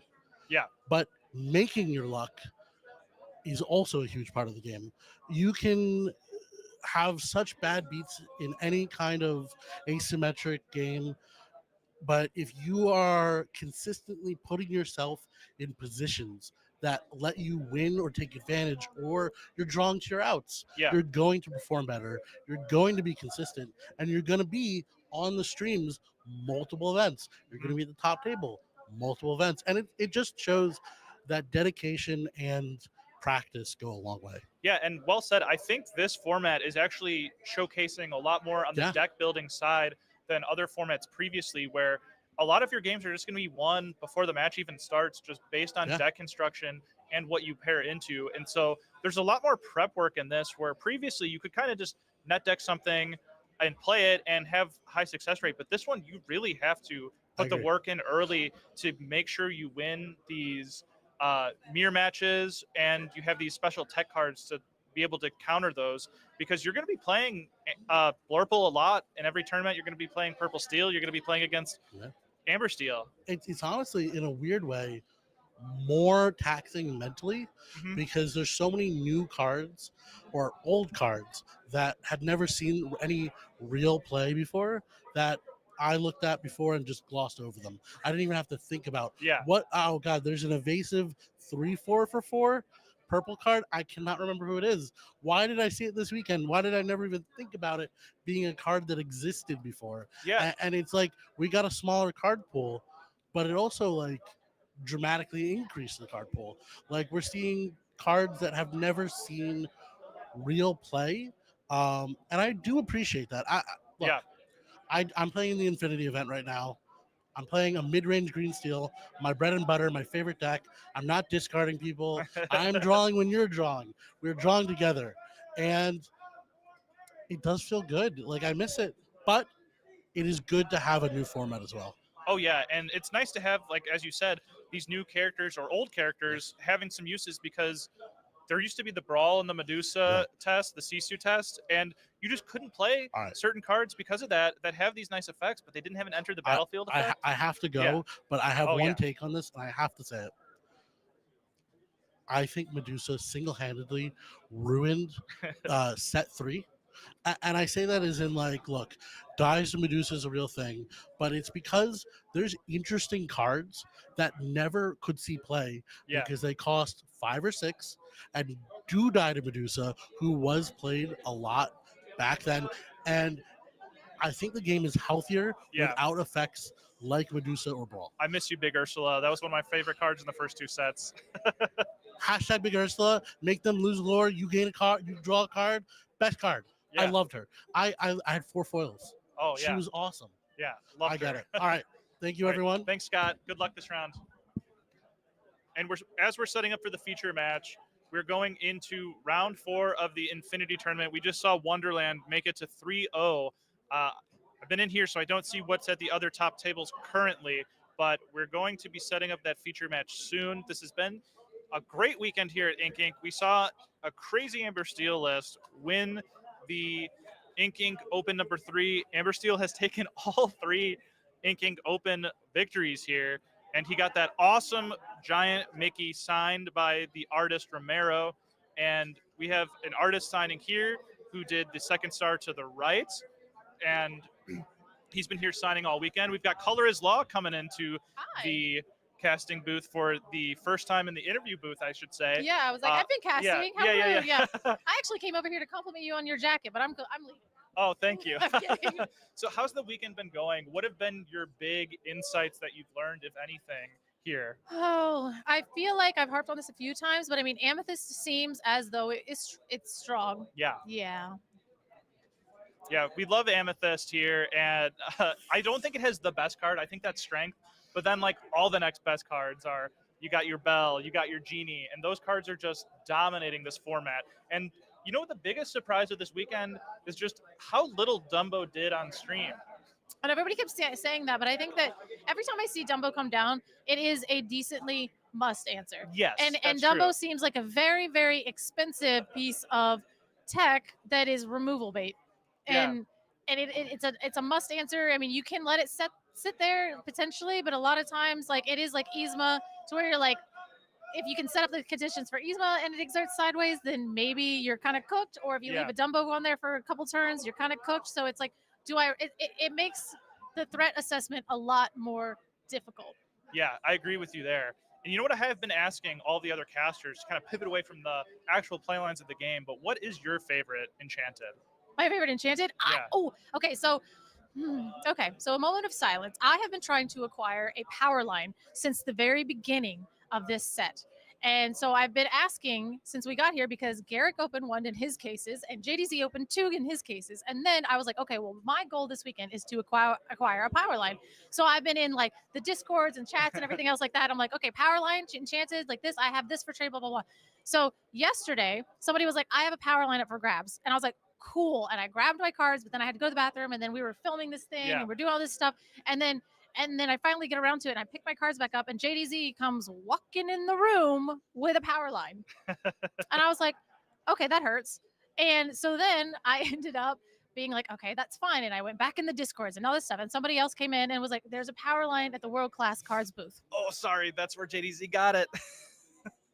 I literally was grabbing my cards and I walked by, and this absolute beautiful person has 4 power lines splayed out. And I was like, did you just get that from the World Class Cards booth? And he goes, yeah. And I was like, shout out to World Class Cards, though. They have a lot of cards. And I got over there and I was like, do you have another power line? They were like, JDZ just took our last one. I was like, yeah, well, he has his playset now. So congratulations, JDZ. You win this one. And also, I decided to then trade, and now I own a Belle. Excellent. So. Excellent. So any viewers at home, please reach out to Color and get her Help. an Enchanted power line. Yeah. It was crazy. He got me twice. He got me twice this weekend. And The freer, the better for her. Oh gosh. The crazy thing is there were a total of 2 power lines in the building, and he needed both. You needed both? Yep. JDZ's no coming. remorse. No remorse. And honestly, when you see the photo, if you go on his social media, if you see the photo of all the power lines in there, they look gorgeous together. And you have to have a complete play set. And he is playing the power line. So I'm mad, but I can't be too mad. Yeah, and speaking of JDZ, he actually got some of the more interesting error cards I've ever seen. He had a few of his packs get cards that the printer did not print with the magenta ink, and so he's got the colors in there, and they I can hold them, y'all. They look really, really cool because they're much darker. Actually, I'm holding. JDZ, do you want to hold them up to the camera and show exactly what we're talking about with these This is error painful, cards? but I'm. Look at those things. He's Gorgeous. mocking me. Show him the Shere Khan. Show without the magenta in color, it is just a very, very dark Shere Khan. But we are getting the signal that the feature match is starting. What? No, I was gonna put it in Let's my show the jacket power pocket. lines We're off just real gonna quick put it in before my we jacket transfer over. Huh? What? Yeah. So JDZ All right. took one single power line from me this weekend. He does not have 3. He's still on the hunt for his play set. And there they are. This just in. The gorgeous power lines. Right. And all right, I'm gonna go over here. yeah. Thanks, Color. And we're going to be casting it over to the caster's booth with Kawa and Color here and Garrick. So without further ado, casters, everybody. Everybody, I believe we're live. Are we live? Potentially live. Potentially live. Scene We are. transition. Gosh, We're live. Woo! I was over there, and now I'm here. That was a intense in-between rounds thing that just happened because the person we were going to have on the feature, their opponent didn't want to play, so we had the last second change everything. But we're good. We are here with Big Thunder, and this is a Sapphire Steel mirror, I believe. Okay, very, very It's interesting. a mirror? To Oh, see. so okay, so we haven't. Do we know if it's a true mirror? Like, is it the exact same version? Or I is it gonna don't be know like if it's a Kiwi versus items. I Maybe? believe there is one like traditional with items in Hiram, and there's a We're just whoa, riffle and whoa, shuffle. whoa, We're just whoa, going in there. We won't say what There's that a grab was. your swords. There's a grab your swords Okay, in your we face, will say Baker. it. All right, all right. There was a grab your swords. Okay, sorry. Whoa, Color. That's grab your sword. You're done. Do players have headsets on as well? I just want to make sure that they can't. Yep. So they might have heard that, but we're good. We're good. We're good. This is great. We are in a small room, and you guys wonder why that I was able to get from like the interview booth and make the long trek. It's all right here. Everybody's right here, and they probably heard me, and I'm really sorry. I'm so sorry. Well, it did fall on the table. It did fall on the table. It's true. It's true. It's true. Don't But feel yes, too bad. we're getting Maybe he into has a this. memory like me, and it'll be fine. Okay. Oh, My man. dude, it's not my fault anymore. I don't take responsibility. You slinging The them. You slinging Chat them too has far. no clue what we're talking about because they cannot see this. Yeah, they're just looking at us. They're seeing us They're right looking now. at us reacting Yeah, he's to the doing board. The shuffling, and the cards keep sliding from one side of the card to the other, and it's So we But have we are getting seen to the round entire number 4. 60. We are having 2 still undefeated players here in the Infinity format. I've been walking around, taking a look at what the decks look like. It looks like a lot of steel. There's a lot of aggro out there as well. The Kiwi builds are flowing as well as the traditional Sapphire Steel. So we are getting into this Our match. Sapphire Overlords and of our both Infinity? of these are Sapphire Steel, if we could get that corrected when we switch over. But yeah, this is going to be a Sapphire Steel versus Sapphire Steel. And it looks like we have Tamatoas, we have Bell, so it looks like we're going traditional versus traditional here and not Kiwi versions. Is that an altered bell? It does look like an altered, like a cool. Yeah, it's a full art kind of bell, which I was. It's a full art altered bell, which is really, really cool. And again, this bell, that's what I loved. People were like, "Oh no, the Walt Disney World promo that they just gave out, and the was the one with the little castle at the bottom for the Fable release was really, really nice." And people were like, "Oh, like this card was playable a couple sets ago." Well, no, this is an Infinity card. Exactly. It's an Infinity card, and it looks beautiful now. But if or you could just have it altered and do it yourself. But I do love that little unique logo that they did, Yeah, and just for the definitely, promos, they look really, Yeah. really nice. I have we've got a lot of comments on our podcast before about people asking our opinions on like altered cards and like if they're legal to play and stuff. From all the information that I know, as long as all of the information is visible, right? So like the text, the stats, the ability, the cost, then I'm pretty sure you can have altered cards. Yeah, no problem at all. The only difference would be if there's like it changes the size or like the how the card feels. Oh, right. Right. Right. So where it would be indistinguishable from any yeah, other card in the if it deck. would be considered to be And like a that is- marked card. it It is looks very pretty. pretty. Cool, right? That's Yeah. very, very neat. I wonder if we can figure out who the artist is later, because I do love seeing we have the artist of the actual card and then like this extended art, and it's always amazing to me that they can look at it and be like, oh, this is probably what the extended or like the rest of it looks like, and I'm like, how do you do very that? Cool. Yeah. I hope to see like some official Jasmine, cards. it's a Shift Jasmine. He got Shift Jasmine on 2. Okay, so it's an Allies deck, and I'll be cool. Everybody. This is my favorite deck. I love it. And we did. God, that's so good. My God. So Jasmine basically can shift onto herself on turn 2. That's an insane shift cost for something that does what it does. And it says whenever you quest with this, you basically look at the top 3 of your deck, and then you find an ally and put that card into your hand.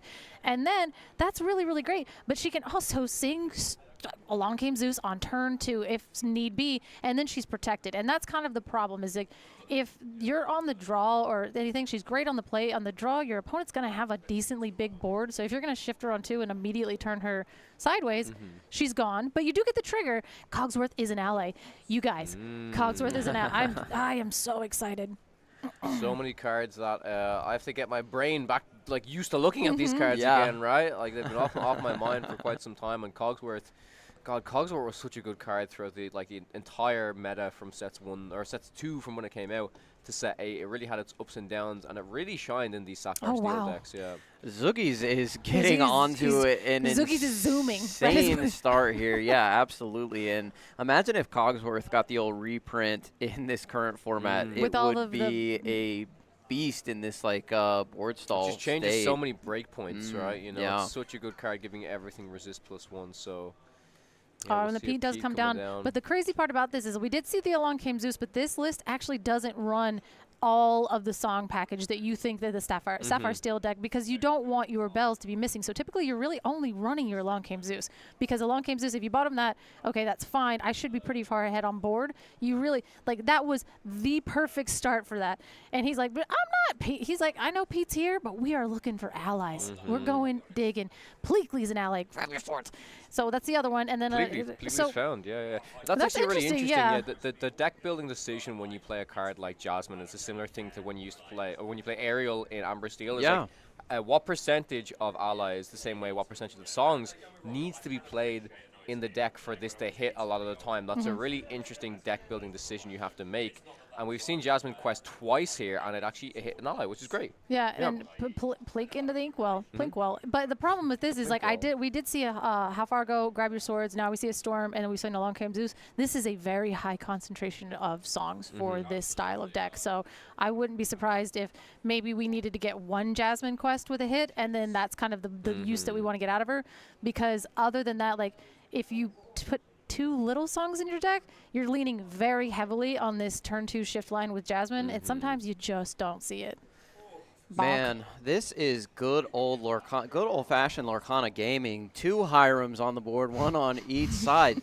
I'm sure we all missed it as we are filling up our hands and getting things going. But Zoogies has been doing like 10 things a turn, while Big Thunder has just been doing 1 or 2. He's got a full grip over there for Zoogies, and that shift Jasmine has been putting in so much work. I would liken it to like the shift Diablo line. It's just extremely powerful when you can get it early. And like Color mentioned, singing and then Along Came Zeus with that card was just so absolutely powerful in this game. We're going to quest again. The fact that we have gotten 3 Jasmine triggers, but that's the thing, is like, even though we have whiffed on this and she didn't trigger, you're still filtering through the deck. Now I know he put the cards exactly how he wants them. And if this continues to happen, you're going to see those cards again. And so, we'll go ahead and ink the TPO, but like, look again. Now Cogsworth is here, and Cogsworth is going to make that math really, really difficult, because we already have the 3 damage on Bell, but now she has resist. So Hiram, Hiram charging. That hands. rarely happens. Yeah. Hiram hands, and actually he doesn't. He takes 2 damage. Yes, that should be corrected. Yep. It is 2 damage instead of 3, and they have changed it. Yes. Yep, we got it. Judges are on it. Everybody's on it today. Yeah, Hiram challenging is kind of crazy, but it's actually very, very important, because even with the Cogsworth on the board, giving resist +1 to the Jasmine, if the Pete was on the board, it could simply just trade into the Jasmine and still take it out, even with the resist. Yeah, keep the Jasmine safe so you can keep activating that ability. As we put a Strength of Raging Fire, we're going to play a Hiram with no items. Big Thunder's got to be big bricking right now, as we're going to pass it on over to Zoogies. He clearly...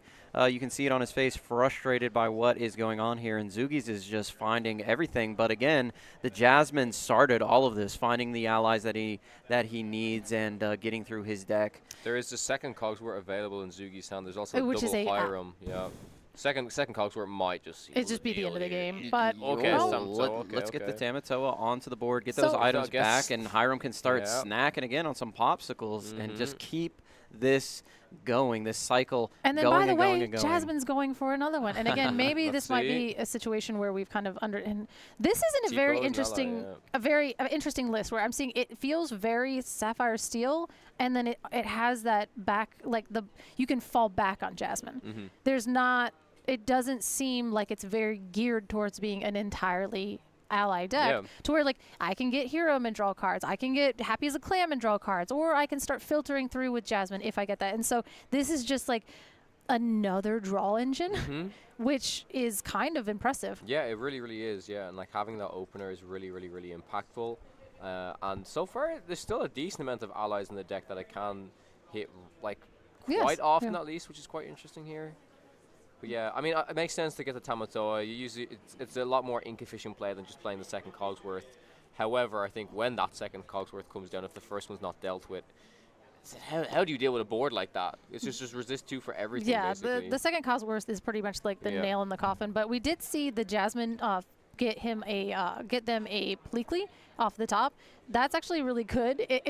Because from there it was a Tipo. No, it's like so early in the game he grabbed a Pleakley. So we saw that the Pleakley is in the deck, and one of the lines that you can take in this deck is actually pretty hilarious. You go ahead and you shift Jasmine on 2, you go ahead and get Pleakley from Jasmine, and then you on turn 3 you play Pleakley on Jasmine and you double ramp yourself. It's kind of crazy, right? Because if your Jasmine's in danger, because typically if you're playing against Amethyst or something, now we have Crab in this format or things like that. So yeah, we go ahead and Jasmine's finally down after questing a total of 5 times. I think 5 times, 4 or 5 times for sure. Yeah. Wait, why did Jasmine get banished? Because he's staying strength onto the Jasmine, and she's okay. I see. I didn't see the strength go away. I think Zoogies was confused too. He's like, wait a second. He's like, she's down, but why? She has resist, I think. Yeah. But yeah, it was interesting to see Zoogies quest with the Cogsworth on the last turn, just not in fear of these double Hirams, as we are going to put the Fortisphere down, and we're going to begin the old classic Hiram line. Let's start drawing cards. Our backup draw engine. Why not go for that draw engine? Our backup draw engine being Hiram is insane. I mean, and he's displayed all 3 types. Like we've got our ally draw engine, we've got our Happy as a Clam draw engine with our popsicles, and then we now have our. Oh my goodness. Yep. The cards in hand is just what you expect to see in this Infinity format, as the card draw options for like basically every single deck were just absolutely cracked out for a long, long time. And now even more so, they're just really, really, really powerful. He's like, oh yeah, I could quest and put an item for free. I forgot. I got lost in all of the options. I think I was like talking to Baker about that. Like, how do I want to win the game since I have half of my deck in my hand? Let me get lost in these lines on accident. Yeah, Big Thunder really missing his items here. The double Hirams with nothing there. Obviously, did play the big Tamatoa, hoping to help a little bit, but yeah, maybe a little too late. Yeah, this double Cogsworth coming down might be, and a bell being popped as well. Kind of crazy right now. Is that the heal? Is that the okay? So that is the reprinted Jasmine that says when you play this character, you might remove 1 damage, and then there's another one cross Jasmine that also says that gives +1 resist. And I feel like the picture of those Jasmines are so similar that even if I'm so holding them in my hand, I'm like, I want to give resist. Nope, not that one. I want to give. Yeah, and with the double Cogsworth on the board, it's going to be like impossible for a Sapphire Steel deck to deal with this board. You need to be playing Ruby if that is going to be the case. And we saw the Bell get put onto the board, banishing the Popsicle. Zoogies is not worried about drawing cards. He's got plenty. Let's just get bodies on the board and get this thing over with. You know what I mean? Let the bodies hit the board. Exactly. Turn the Cogsworth sideways because he does have 2 lore on it. And at this point, you have another Cogsworth. So that Cogsworth is safe. And so we do have a resist +1 on everything. And we did see the Bell come down and go ahead and heal 1 off of the Flavisham. So that is the Healy one. So maybe the stance, I have to remember, like the stance on the side, she's like, I'll heal you. And then the other one's like, I'll resist you. Oh, yeah, I know. So one leans to the left and one leans to the right. Yeah, exactly. Yeah. The other one is resist. This is my heal side. This is my resist side. So, and then interesting too, I was running a deck that had like the heal and the resist. I did find the resist one to be a little bit more again, a little bit more impactful. But what would happen to me is I would draw 8 Jasmines in a game, and they would all be 1-drops, and none of them would be the shift target. So, yeah, we got here's all of Big Thunder's items. He puts them down onto the board, puts these 2 bells, and he says, I have so many, I'll just ink one now. Yeah. We're doing some math here, trying to figure out if the game is just simply over and done with. But we do have strength, on the unexerted bell. So maybe we're feeling like we can just... Whole new world, woo! Whole new world. I haven't seen that in so long. Even a scar. I know, I love that. That's another draw engine. He's like so many draw engines. Now, this is the kind of thing too. Is like we do have to remember that Be Prepared is in this format. Obviously, we've seen a lot of steel today, and we're kind of like leaning on that. But with all of these draw engines, you can make sure that you don't overextend into a giant board wipe. And if you do, you still have a million cards in hand. So you're kind of like negating the board wipe problem. And there we go. We see the fist bump. Yeah, fist bump. Zugi's taking game 1. And yeah, it seems like these 2 decks are built very differently. Granted, I feel like we've seen nearly all of Zugi's deck at this stage, and not so much of Big Thunder's. But yeah, there's so many different packages that Zugi's managed to fit into his deck, and I think it's really cool though. Like, I don't know. I feel like it's still cool to see a lot of that different experimentation. I would have assumed that coming into Infinity, people are like, yeah, like what was the best Sapphire Steel deck back in set 7 when it was banned? What new cards can I kind of add? But I think Zugi's got really creative. Wanted to try out a few of the new packages, such as the Jasmine Shift line. We saw the legendary Scar in there as well. So yeah, the deck looks pretty cool, honestly. Well, and I think too, people are really. You know, this is like, I would say that's kind of a bold choice because the problem there, too, we shift Jasmine on 2, and then she just gets brawled. Yeah. And you're like, well, that was fun. I have nothing on board. I have nothing on board, and now I'm playing against Ruby, and if I let them get too high on the board, they're going to start preparing me and everything else, which might actually be a sign of why there are so many backup draw engines in this deck. To where, again, just making you more resilient. Like one of my draw engines is going to get brawled. The other one's going to get brawled as well because, you know, that's... I mean, we can try and think back to when Sapphire Steel was really dominating the meta back in set 7 before the Hiram and Fortisphere ban, and Ruby Amethyst wasn't really around back then. Like, the Sapphire Steel deck really kind of pushed it out of the meta, I feel like. So if we're kind of coming back to where this is one of the top decks of the meta, then like you mentioned, right, Ruby does have access to the board clears, but if the Sapphire Steel draw engine is so strong, they can keep board clearing, but then if the card draw is just there, they can just keep refueling the board, it's just right? relentless. You only have 4 board wipes, and then maybe, and against Ruby Sapphire, you have, you know, potentially, depending on how much of a mad lad you are, you might have 6 to not 8, you know? But at the same time, like, deal with me. Okay, draw more cards. Deal with me. Draw more cards. Deal with me. Yeah, I think Zugi's has just been keeping an eye on the meta. He saw what happened in the last week's tournament. There was no Ruby to be seen. So let me play the let me play the Jasmine. Let me dodge the Ruby. And he's done, thus far, a pretty good job as we see a turn 1 Bell come down for Big Thunder.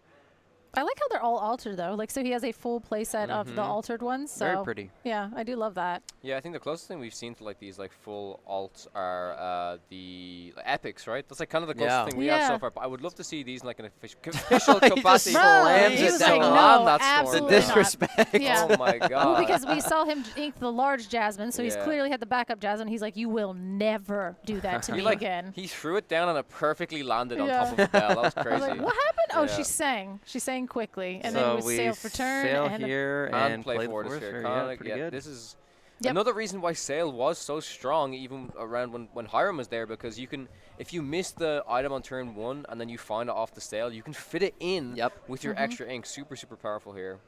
So we're going to go ahead and Fortisphere Popsicle to Sapphire Steel stuff. No, this is terrible for our allies friend over here. That's definitely, because we're sitting with the Along Came Zeus, we're sitting with this. We could have opted to do the Tipo that turn, but I guess potentially I wonder what we're trying to find. Maybe trying to find another Jasmine and just make you have another Storm or Strength. You can see how much more confident Big Thunder feels in this. Well, there she is. in this matchup, finding the Hiram early on, and exactly like you said, Kawa, put out that second Fortisphere ready for that Hiram to go off of the Sail. The lines in these decks are absolutely insane. There's so many different things you can do, even from turn 1.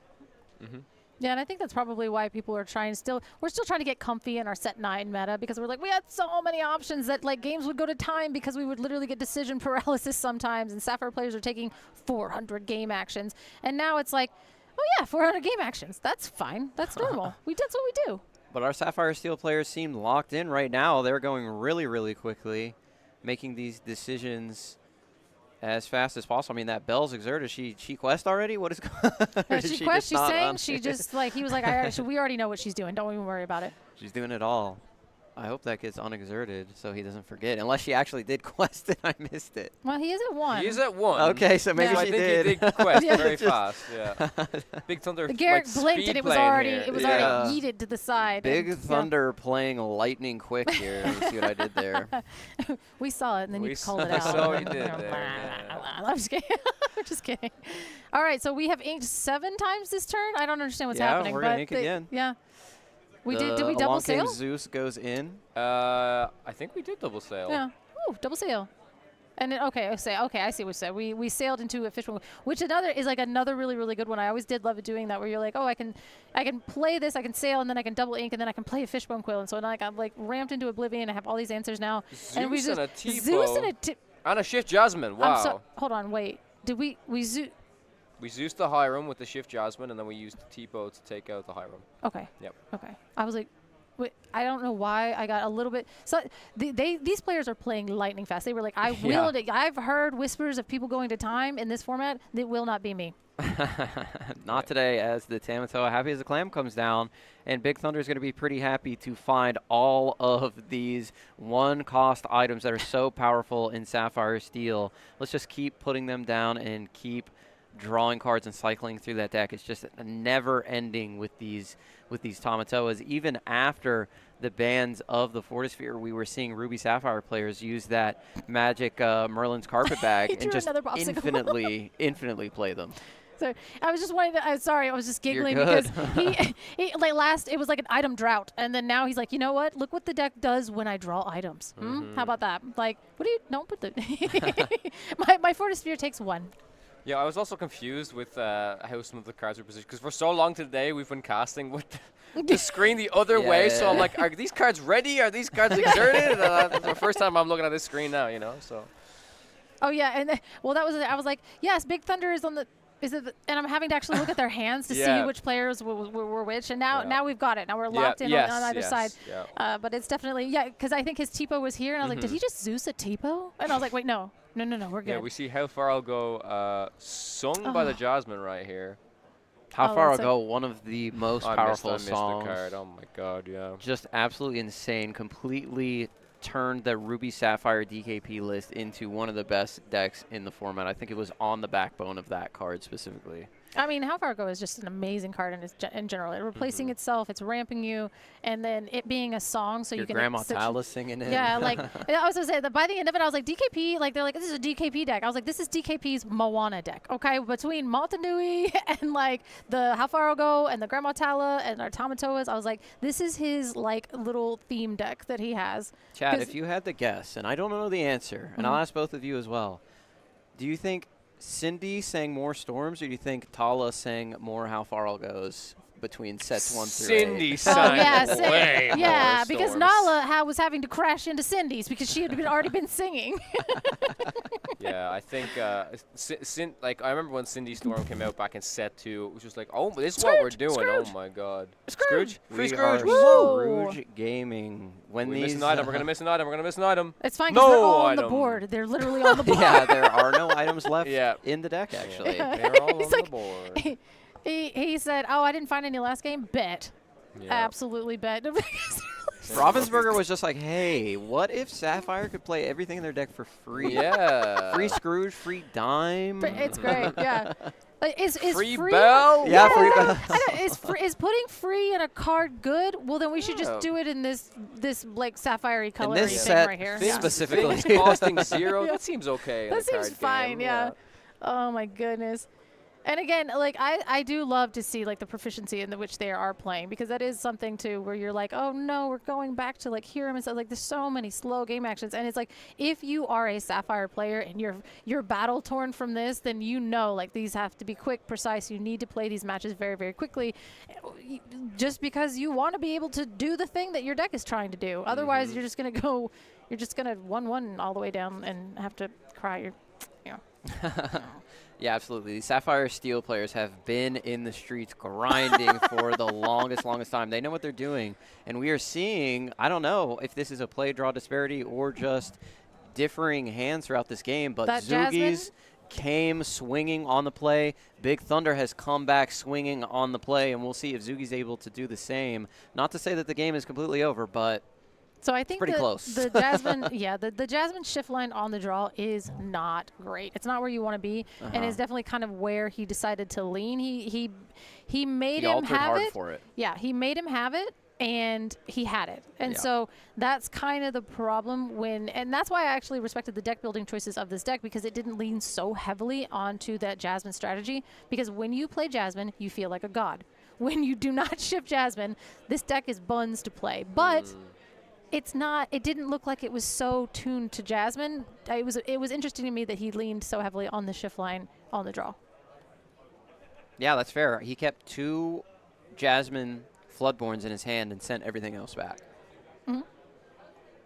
Yeah, I would be interested to see kind of like because it is so much of a different, like, again, the deck that I think I was like tooling around with was so dependent on Jasmine. That's how I would have altered my hand to go for it. But again, I'm like, oh my God, this is the most fun I've ever had. And then you misshift to Jasmine and you're like, no. So I would like to see, like, it'd be nice to see like kind of like their thought line with that, those play lines and everything like that, the way that they built this deck.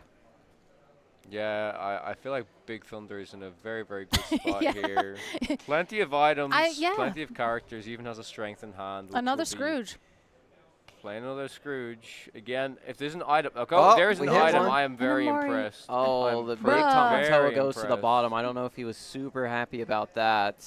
Well, no. Yeah, like, don't throw the item at me. But we did see he bottomed the Tomato and he bottomed the Beyond the Horizon. So that's an interesting include in this deck. What do we think about the Beyond the Horizon in this list, Kawa? With the how far or with the whole new worlds as well. Yeah, it's a bit interesting. It kind of makes sense though, because I guess if you're going to be playing like Sapphire Steel Mirrors, if the opponent is like drawing so much card, you can kind of discard their cards, and then maybe if you don't have so many in your hand, but you have, I don't know, for example, 2 Hirams on the board that with no items or something, you can kind of just sing that and get rid of a lot of your opponent's cards, try to get back into the game a little bit. I don't know if it's specifically for this. I think it mirror might match, be more for Ruby Sapphire. Maybe, yeah. Because if you can get like turn 1 Bell, and then you have your 4 cost, and then you can just sing Beyond the Horizon, and then target your Ruby Sapphire opponent. Is like, all of my game plan is now in my discard. You have 3 new cards, but they might be terrible. I think in general it does kind of make sense though, because if you're playing like just like Fishbone Quills and T-Pose, you're also using up the cards within your hand, so you should be running out of cards a little bit quicker. And if you don't see some of your items, it's kind of like a backup plan, to sing that and draw some cards, and then also get rid of a lot of your opponent's cards. Yeah, and like you were saying, with those items and with those T-pose, even if it's bad, just ink it. Yeah, exactly. Yeah, I've seen, what I've seen is like the Beyond the Horizon really can put, if it's properly timed, you can really put a wrench in, the Ruby Sapphire gameplay. I don't know if it might be just a one-of, that would make sense to me. You're leaning more like on a whole new world, or maybe there's like a split between the two, which would be another kind of unhinged thing to do. But yeah, again, this is kind of like, it's all the cards we're used to seeing, but it is a new format for most of us. So like each format is going to be a full-time job. You're going to have your core constructed logic and reasoning, and now you're going to have your infinity logic and reasoning. And now looking at all of the cards and the entire scope of how they relate to one another, there might be these little micro decisions where you're like, okay, actually, okay. I think the thing for Infinity format though is because the longer it goes on, there's going to be so many more decks that are playable, and I hope like there will always be very, very, very strong decks, like I don't know, like top 3 decks in the format or whatever, but like as the format continues, as there's more cards that enter the card pool, it's going to be maybe harder to try and like target everything. So you kind of have to suddenly in this Infinity format, maybe your deck just turns into like your own type of combo deck. Yeah. And you want to combo out before your opponent, and maybe you can like disrupt your opponent a little bit. I just feel like it's so hard to tech for everything. Like, granted, right now it's like the first Infinity meta, so we kind of know Sapphire Steel is very strong. So any cards that are good in the mirror there, Amber Steel is very strong. But I'm really curious to see it in a couple of months, a couple of sets. You know, I think it's going to be super, super interesting. Like the DLC for Infinity, I'm honestly kind of looking forward to. That's going to be crazy. Yeah. No, I think that's going to give it enough time to kind of like really see some space. But we did see that Big Thunder was big chillin' after he played a Pete, and then Zugi tried to play, and along came Zeus on their turn, and ended up just having to do Tamatoa Popsicle. Another free lucky we're gonna double dime. dime. Oh man, he's really bummed about that big Tamatoa on the bottom, but we're gonna double exert the dime onto Tamatoa. Yeah, gain 4. Yeah, I'm curious what you two think of the A Whole New World in Here period. It seems like it's super unnecessary based on the amount of just pure card draw and recycling that this deck can accomplish. We've seen players like Jonathan Lamb play the Whole New World with Sapphire Steel, but play much more of a toolbox list with things like the King Arthur that can challenge ready characters, and he'll just play one-ofs of crazy cards. But this seems like a really consistent, tight Sapphire Steel list that you would expect to see with the item build. But the Whole New World in there, why do you think that he's running it? I honestly, I think it's a interesting question, and there is the Fishbone Quill, but so far I haven't seen like a decent 5-cost card. Yeah, there's not a lot of like singers. It's not like I used to do kind of like Fishbone Quill into Cogsworth, and Cogsworth can kind of sing your Whole New World. But in this build, I'm not really seeing it, so. Maybe I am it's like also a little bit security confused. blanket for a Sapphire Steel player. Like I can, so I will. Just a and one-off. Yeah, It could be a one-off. Yeah, it could be like just like 2 Beyond the Horizons and 2. Like I would love to see the split between the two because it doesn't look like there's 4 and 4 because we haven't seen a ton of Whole New Worlds and we haven't seen a ton of Beyond the Horizon. Yeah. So And Scrooge being a filter option as well is like maybe there's 1 Whole New World and 1 Beyond the Horizon just for the kicks, just as a little treat for yourself. Potentially, yeah. Yeah, just to relive reason. the glory All right, days we see as the handshake. Zugi puts the hand out. And we are going to go into game number 3, as that was absolutely egregious on the side of Big Thunder. He has a lot of cards on board. He probably played a collective 5 ink for all of those cards, I think. Oh, my gosh, I know. That's so. And he's like, yeah, I've got these. Yeah, once you get the 4 items, you're like, these are mine, and I don't have to like 3 Scrooges that game, 2 lucky dimes for nothing. That's a lot of free cards, and if you do that, there's really nothing you can do. And when the boards get so wide, these Sapphire Steel decks kind of are like, I can't really stop. You have to stop it as it's happening and not after it happens, like the Ruby decks are able to do. Yeah. And that is kind of like the slow, like watching yourself lose. Like if you're playing this Kiwi deck and you're playing and you see your Sapphire Steel opponent kind of get to this turning point, you're like, now I just get to wait and watch you win. It's a like, slow burn. Right, exactly. It's the same as like the deck that I played a lot within the previous sets is like the Amber Emerald deck, where like you build up your board, you do your Keto under the sea combo, and then the poor opponent sitting there with like no cards in hand, top decking, no board. I'm like, I'm going to quest all my 1 question and keep you held hostage for like the next 6 turns. But that's like a slow burn to win, right? You're like, you know? this is a 6-turn clock, and you will watch me win. Yeah, you will watch me win. Yeah, that's definitely. And I loved that deck, but that is also the deck too, where you're like, oh, this deck is super fun, and they're like, what if we printed Pete? Yeah. And you're like, Pete does a lot against that deck for sure. Yeah. But honestly, I mean, I think some people would probably expect me to jump back onto the Amber Emerald list. I'm looking forward to playing some of that within Infinity soon. yeah, I mean, and especially too, like there's Max and there's all kinds of just and it's like, is it good or is it fun? But I mean, even in Core Constructed, like why not both? Right. Well, it's like, but like Max's ability to potentially just like let you sing Strength again, let you sing Storm again, let you sing Along Came Zeus again, like. Yeah, we were talking about that's Emerald Steel. Like I want that. That's what I want to see in Infinity. Yeah, one of the players here, Braden, was playing that. Oh, that type don't of deck. give Braden credit. I'm just kidding. I'm kidding. I'm kidding. Shout out to the Lounger. Shout out to Braden. Shout out to Braden. Shout out to Braden. No, but that is so. Braden was running kind of. Yeah, like he was that. basically running like the standard Emerald Steel package, but with the Max Scoops in it as well. So. Cool thing is, like, you can use your own muses to bounce your Max Cube back, and you kind of get this looping of like songs of strength, of like sudden shields, of storms, stuff like that. Super cool. Oh, gross. Yeah. All right. Yeah. Super cool. Yeah, it's super cool, but I'm mad about it. But yeah, the muses with Max. Actually, that's what I wanted to do on my storyboard for Heroic. But then I would have ended up in mono Emerald. So. Yeah. But yeah, the muses. I forgot. Gosh, I miss her. I miss them. Is this the third bell for Big Thunder turn 1? I think it is. We're not missing today. Yeah. I was gonna say Wonderland hit item bell every single one, so we did a good. And it's the same opener. Oh my gosh! What? Just run it back, deja vu. But we are seeing a scar in hand, and We got rid of our Fortisphere. We are looking a little tough on the Uninkables in hand, but we do have the Popsicle, which might be able to fix things for us a little bit. Oh, and the Jasmine's Jasmine going to get us an Horse. ally. What's This she's was going to an do? ink pass by Big Thunder. There's Bleakley, your play. So this is the thing, is like you don't want to do that because there's You're no so threat to ahead. Jasmine. Yeah, there's no yeah. threat to Jasmine. But if there were like maybe there were like a But it bell would and be another, yeah, funny. it would be hilarious. I have so And then much you play ink and Scar. literally nothing to do, and no allies and no nothing. And then you quest with the Oh, well, I Scar and guess get rid of the Pleakley. Pleakley. I know, just do it. Actually, no, let's run it back. Let's get Pleakley on board. Let's get the 2 ink in there, and I want to see Scar trigger now.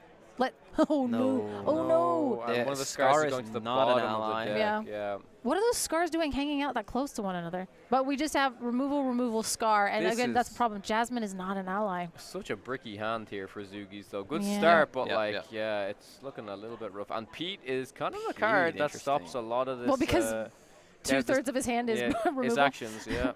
So you gotta, we'll go ahead and quest, and we'll see if we can get a better Come on, ink because we. ally. Hover up. There's Pluto's one. an ally. Pluto, Yes. Okay. hey. Wait. What? Guard dog. Is Yeah. it not an ally? Oh, he did. Yeah. Okay. Ally is an ally, yeah, Why yeah. are they so fast? Stop being so fast. Why are they playing so fast? Yeah. All right, it goes into the ally, so we can. This is something I want to talk to you guys about, and Yeah. I've talked about a lot. The Pluto and the Scar. Some really good synergy. So obviously the Scar buffs it to Pluto. It's going to take it to 6th strength, and if you end the turn with Scar exerted, Bonk. it will let you draw 6 cards. Sure.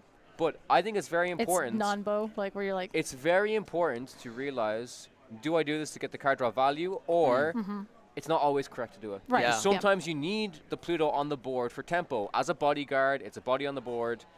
Big Thunder's just slinging items I all know, over he's just this like board. really, he's like, I found it. But Yeah. yeah, no, and that was like a lot of stuff that happened in playtesting where I would do that. And I found out a lot of times it depended on your position on the board and kind of Yes. like you're saying, Yep. identifying like, I could draw 6 cards.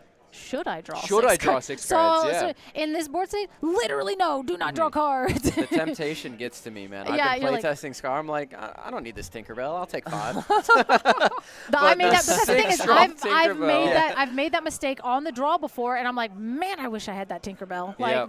that was a bad thing. And again, like we get the genie, and that genie is kind of a crazy card. You're like, oh, look at this little genie. love that genie. And then now when you play him, you're like, this card plays so well. And with Scar, he's a 4/4, and he's evasive, Yep. and he's just a solid card.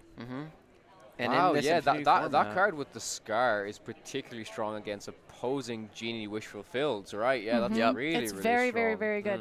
It's kind of like in the same vein of like, oh, I'll just put it with a Skater Mim or this or that. Yep. Like just that plus Yes. challenger is like a really, it's not plus challenger. That's just a static +1 from Yep. Scar. Yeah. Very, and I very think cool. people forget about that a lot. They know about the card draw ability, but the +1 is super relevant and then along came Zeus comes down onto the Scrooge McDuck, and it seems like we're kind of getting a repeat of the last 2 games. Like the player that was on the play just is dictating this entire match as Cogsworth comes down. We are on Cogs Watch. Yeah, Cogs Watch is now at 3, actually. So shout out Dave. I know Cogsworth playable in Infinity. We're seeing it, Garrick. Shout out Dave, attack for 2. Yes. Yes. He We gotta likes to clarify, debate. there's a lot of Daves because we just had a Dave win the core constructed event. I Well, was the Dave like- that likes to dash my dreams when it comes to Cogsworth, he knows who he is. If Color is mentioning a Dave on stream, it is attack for 2 Yes. 99% of the time. Yes. He's like the little angel and devil on my shoulder, him and Ed Chu. So Cogsworth playable. Get out there. Tell him about it. But the first Hiram comes down for Big Thunder, and he is trying to turn this thing around. The board's now looking a lot more even, and the lore totals are not out of control by any stretch. We're 0 to 3. The game hasn't started yet, so we're still working on it. And again, we are going to go for the Pluto, which is 1 going damage. Yep. Bonk. Bonk. Yeah, and we could have played the Scar, and again, kind of like, again, what you were saying before, we could have played the Scar and really prioritized some card draw here, but instead we went ahead and developed that Cogsworth, which made all of the math, all of the challenging, wonky and terrible for Big you get Thunder. to protect this Jasmine, and Jasmine right now is just this card draw engine, hopefully, rather than Scar. And I think it was really important to keep that Pluto on the board and protect this engine for There's sure. another Cogsworth into Oh hand my for God. Do you Zoogies. slam it? Do you slam it as like the end of the game? I mean, I'm slamming it. Zoogies can This is a pretty fling good it at Big turn. Thunder. Yeah, you Yeah. storm the bell, Yeah. and then you go for the big I'm flop. eking that crap. I'm Seagull. eking that crap. I don't care. How many items? 0 Cogsworth down. Double cog. Let's go. break through this. Cog. It's either Yep. Ink, Cog, Play, Nah. Tamatoa, or Double Cog. I think it's Cog, No! you never, madman. Double never. Cogsworth Not in down a on the steel mirror. board. Not in a steel mirror. Get through my Jasmine with Resist 2 with your Noodle Arms, Toy Maker, and your referee. Your referee. Mm-hmm. Oh, gosh. That's so silly. In your face attack for 2. I'm just kidding. I'm kidding. Garrick just Dave, came if you're out there, I'm sorry. There's it. It's like, Garrick looks real disappointed in me right now. The beef that is happening over miles and miles right now. Well, and the funny thing is, I can hear Dave in my head explaining to me why this is horrible, and I'm ignoring it. Big Thunder with the Namari. If you're going to play something that doesn't care about Cogsworth, it's Namari. Those discards get really, really full in these steel decks. Did we, as we are discard going the whole to, new world? Yeah, Okay. get rid of the whole new world. That's actually a really good reason why a whole new world is in the deck. To buff up the Namari? Yeah, I mean, it's not a great reason, but it's in there. Sure, I mean... No, not the Hiram. Not the Hiram. Don't do it. No. No, Not enough. it takes 1 damage. He's done it Oh, already. no, he did. Why not? I'm take it back. It's fine. Yeah, okay. He was like, it was in the air. I didn't actually. We were just. I didn't let go of the Yeah. cards. Yeah. Okay, so he's like, well, I'll put 1 on it. It's fine. No. Yeah. Well, the Cogsworths only have 1 resist each. Oh, okay, yeah. They Fair don't give enough. each other the Jasmine. Oh, he would be busted. Okay, yeah, fine. Maybe that's why I feel like he's as good as he is. Dave, I'm sorry, I don't know what Cogsworth does. Can you read the card to me? Tipo goes in a hand, probably going to hit the Inkwell pretty soon as we have bigger and better things to do, like Tamatoa, of course. Let me heal my Cogsworth and play down the Tamatoa, I guess. We only have the 1 item, but I mean, that's all you need sometimes. It's yeah, probably one fine. item is enough to get the chain started. You'll find another one of your 7 popsicles in your deck at some point. Oh my God. Yes. Big Thunder is like, he's looking. He's like, all right, rein it in, rein it in. He's It's looking fine, up it's at fine. up at the sky, seeing if Mufasa has any answers for him. Remember. Remember the Cogsworth. Yeah, oh my gosh. Oh, and I'm so bad. This is where you guys are going to have to rein me in because we have a popsicle and we have a scar in hand, and those are really good cards. But my ability to throw that 3rd Cogsworth is going. No, you're just going to turn him sideways. What if? Interesting. No, keep it. Yeah, I don't know. Yeah, the Namari is definitely take one of these out. But maybe Zugi's is like, I'm going to get my 4 lore. I'm going to play my 2nd Cogsworth again. Get through the 2 again, basically, right? But he has the 2nd star, and like that's kind of the thing too. Is like, okay, well. If you're hitting the Cogsworth, your Jasmine is just chilling over there. Like, That's It true. is a consideration for sure. Yeah, that's a good point. They're massive distractions. Jasmine basically has 7 willpower right now. That's kind of crazy. Yeah, and has quested or sang every single turn since turn 2. Yeah. And that's kind of my thing too. I was like, I don't know, I'm greedy. I'd have been like, all right, because you're I like. think this makes sense. Yeah, it does you force because the you want choice. right. Yeah. And otherwise it's a clear choice. Yeah. You know what? Resist plus 7. That's I don't care. We're gonna take Namari and we're gonna just like one shot the Jasmine. But now this way you're like, you have to choose. You have to choose Noodle Arms Toy Maker versus it's not gonna really work out for us. And like even yeah, that's fine. He's like, I'm not counting my discard, but I promise. I promise you it'll get through there. Yeah. 2 damage back on the Namari. So I wonder if it's worth it to crack back into this Namari to protect your Jasmine with and what? With the crab? Cogsworth, with the Tamatoa. Yep, I think so. Yeah. That's a good point. I think it's probably fine. Although this is kind of crazy. Big Thunder slowly, like, really establishing a big board presence here now. Yeah, the bell was really nice there, getting the Tamatoa, bringing back his popsicle, and could ramp up. Hiram can still quest, I believe, to trigger to pop this popsicle and draw 2 cards as well. Yeah, so it's definitely happening pretty quickly here. So maybe memeing out with 3 Cogsworth was not the play. So really shout out to Zugi for being a better player than I with more restraint. As we see Hiram doing his thing, drawing 2 cards, and we are now going to. We're 1 to 10, but and a Tamatoa. Yeah, and we do have 1,000 of the cards. Oh, and we did have find Strength of it. a Raging Fire to put some damage. because 1, 2, 3, 4, 5. So, yeah. Right, so it's going to be 5 damage. Yeah, correct. -1 for the Cogs. Yeah. So we are at 4. We can replay that popsicle and heal her up if we'd like to with our Tamatoa, but I think removing the Namari is not bad. And Big Thunder realizing, whoops, Cogsworth still. Let's have a look at Zugi's hand here. Got a Tipo, Yeah, we have a Popsicle. Tipo, Scar, and then, yeah, so let's draw a card first. And we'll get a Storm, which is kind of nice. So we can kind of finish off at least. Yeah. Finish that off without having to do anything too crazy. Now, what did we exert the Cogsworth for? Or the Tamatoa? It quested to play the Popsicle for free. Oh, yeah, I think guess that's so, fine. Yeah, we went from 10 to 12. I don't love that, but I mean, I that's think definitely maybe the trade from the Namari is a little bit better. Yeah, or just seeing what you drew off of just like pay the one, because the curve is not that high in this deck. So I think the one ink might have been beneficial to save, but then again, it might not have actually. Maybe Zoogies is trying to just say, I'm gonna just keep questing. You're gonna have to keep challenging, and I'm just gonna Here's get my there. Cogsworth. Yeah. Like I think this is just gonna be a straight up. Okay, it's gonna sing to get rid of the Pete. Yeah. I would have liked the trigger though. I kind of like this. No, I think the song wasn't too bad. I do agree the trigger's okay. You're also getting an extra card. You're also gaining more lore, but the Pete would have had a lot of value to just hit into this Jasmine, I think, because I already had the 2 damage on it. So you want to kind of cleanly take it out, and then that way the bell might hit in here, which is exactly what's going to happen. Yeah. So because even with resist 2, 4 is 4. I know, and I think maybe I would have popped the Popsicle on the Jasmine. That's a very good point, actually, because that would that have helped? Yes, I believe 100%. that would have actually stopped the bell trade. You're correct. Yeah, might have actually forced the Tamatoa to challenge in instead. Yeah. Yeah, I'm wondering maybe he has a Flaversham in hand, and he's trying to kind of do that. And well, I think that would have forced the Namari, right? Because she would have had 3 left, and Tamatoa only hit for 2 because of the Cogsworth. So the Namari would have had to challenge the bell. Well, the Jasmine was on 4 damage. Or the Jasmine. It gets healed up to. Because she's got 5 2 willpower. damage, 5 willpower. Yeah. So the Tamatoa would not have been enough. Oh to right, because it's remove 2. her. Yeah, I was thinking about only 1 Cogsworth. It's 2 now, right? Yeah, there's that's 2, the yeah. difference. So Yeah, the yeah, Namari would have had to Yep. challenge. You'd still have your Tamatoa. Yep. I think he should have done that. Yeah. Yep. I think that's That's kind of what I was good like. point. Well, Yeah. He's really he's slamming him, man. He's playing Pogs. If somebody's playing cards, because I'm so not built for this. Somebody I'd be like, hey, psst, I know you're. Are you mad at me? Are we cool? Maybe he just loves his items. Like, Yeah. look at my item. Oh, I did it. Here it we is. hit. Yeah, he's just really in for the thrill of it. This is kind of an intense game now because Big Thunder really building up that board.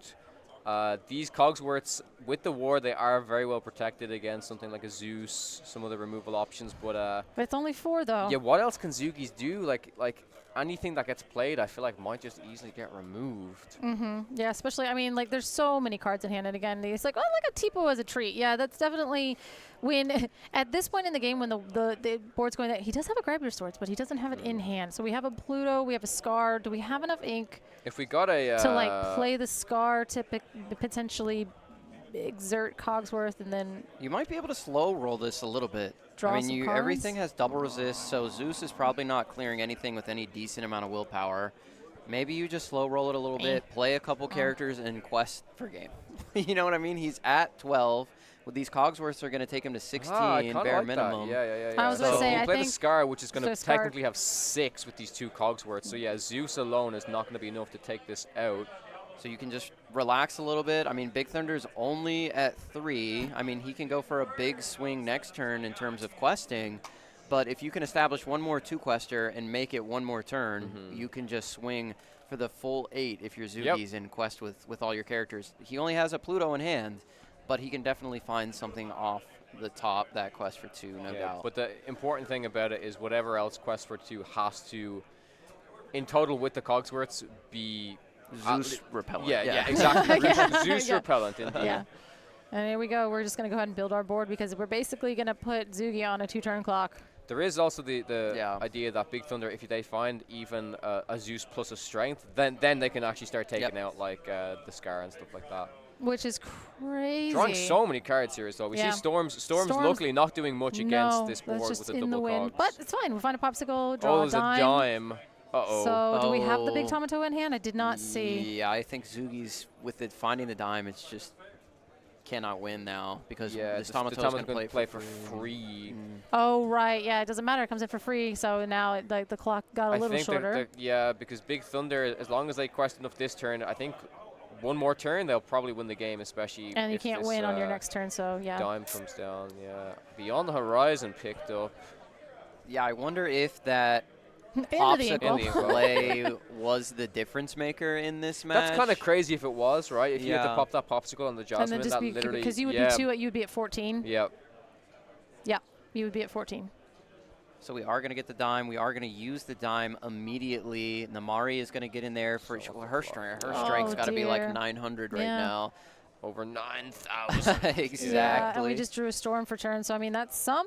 Well, no, we didn't. So Hiram. Okay, that's going to be cards. That's going to be a lot of our too late. Yeah. Big Thunder found his Hiram, and Zoogies didn't until it was just too far gone at this point. And I think we're counting it up, seeing if there's anything we can do to potentially stop this. This has been a really enjoyable game to cast, though. 100%. Like very, very back and forth. Zoogies at an incredible start. Big Thunder really being able to build up their board again, and Zoogies is like super, super, super close to closing this out. Like maybe if the dime didn't come down, I think even if the dime wasn't there, it would still be probably game. But it would be like super, super close. Yeah, definitely. Yeah, the dime kind of like puts the nail in the coffin there for sure. I mean, why not? Let's take a tour of our deck. Oh, popsicle. That's rude. It's like we needed you to be 2 Zeuses and also a strength tacked on to that without being cheating. But yeah. Oh, where's that grab your swords? It does. I mean, you take up a bell and a T-bow. T-bow bell, sure. You can, if you runner 2, grab your sword, maybe. Things are looking okay. Kind of Tink, grab your swords? No? I think it kind of had to be like Zeus. Yeah. Even that's not really enough. It's not great. No. There's like 1, 2, 3, 4, 5, 6 left on the board. That would go to 19. You hit the dime and you're done. In the game. Yeah. Yeah, it's definitely not going to be like the most. Cogsworth doing a challenge. What battling the hell? Yeah, I know. What are we seeing? It's like Cogsworth down absolutely massively. Like that's his discard fanned out there in the glaze of like all of that. He's like, okay, oh, because the discard is a 3, it's not the 2 damage, so we are going to actually be able to cleanly take out the Namari.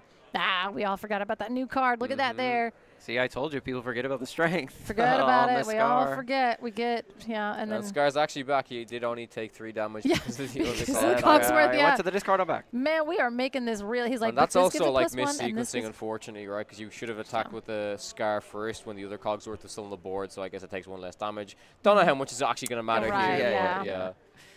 So he takes 3 off of that because, again. Now, was it enough to? Nope. He's just like, bump. Yep, that's the game. Oh, yeah. He was like, he's just like, yeah. He was like, wait, what just happened? And I was Makes like, sense. Oh, no. Oh, I hate when I do that. But yeah, GG's. That is the end of round 4. Yeah. Right there. Oh, wow. Okay, yeah. Yeah, the end of round 4. That was an incredible game to cast, though. Like, well played by both players. Shout out to Zoogies for showing off a really cool blue steel list, though. Like, a lot of innovation in there. I'm going to ask him how many cards are in that deck, because it better not be over 60. Let me tell you, there was a lot of juice in that deck. But yeah, Cogsworth really coming out and shining again. But even Big Thunder playing a little bit of spice as well. Like the Namari's actually worked out really well in the end. The whole new world, yeah. Yeah. So on the horizon. Yeah, lots of stuff to talk about when it comes to these deck lists. But yeah, it's been an absolute pleasure casting with you guys. My first time, honestly, like taking a really deep look into the Infinity format today with this. So yeah, same. Yeah.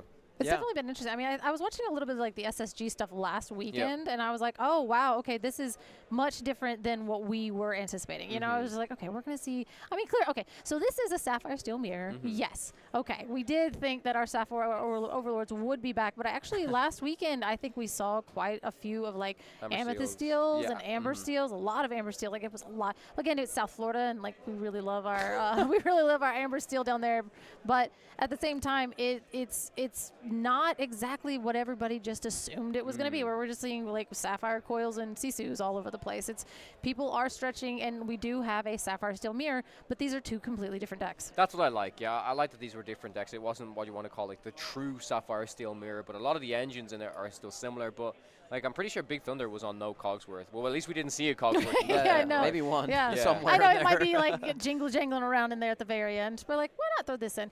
But yeah, I mean, again, with this Allies list, it's not, I wouldn't even call this like a true allies Yep. list. It really kind of like sampled each different flavor of card draw that we have like at our disposal in this Infinity format.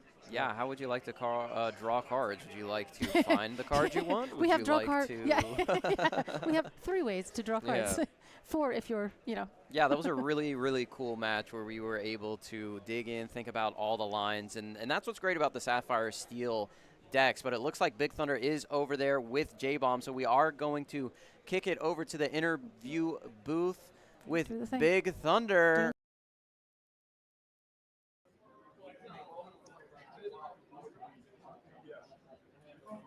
All right, everybody, we're back at the Inc. Infinity Open here with Big Thunder, who just came off a very impressive come-from-behind victory. It looked pretty dire there at the beginning of the game, and I kind of thought you were out of it. Tell me about your mind state and how you came back in that Game 3. Game 3 was Namari. Like, all day, I kept her in the mulligan because I knew I just needed a big body.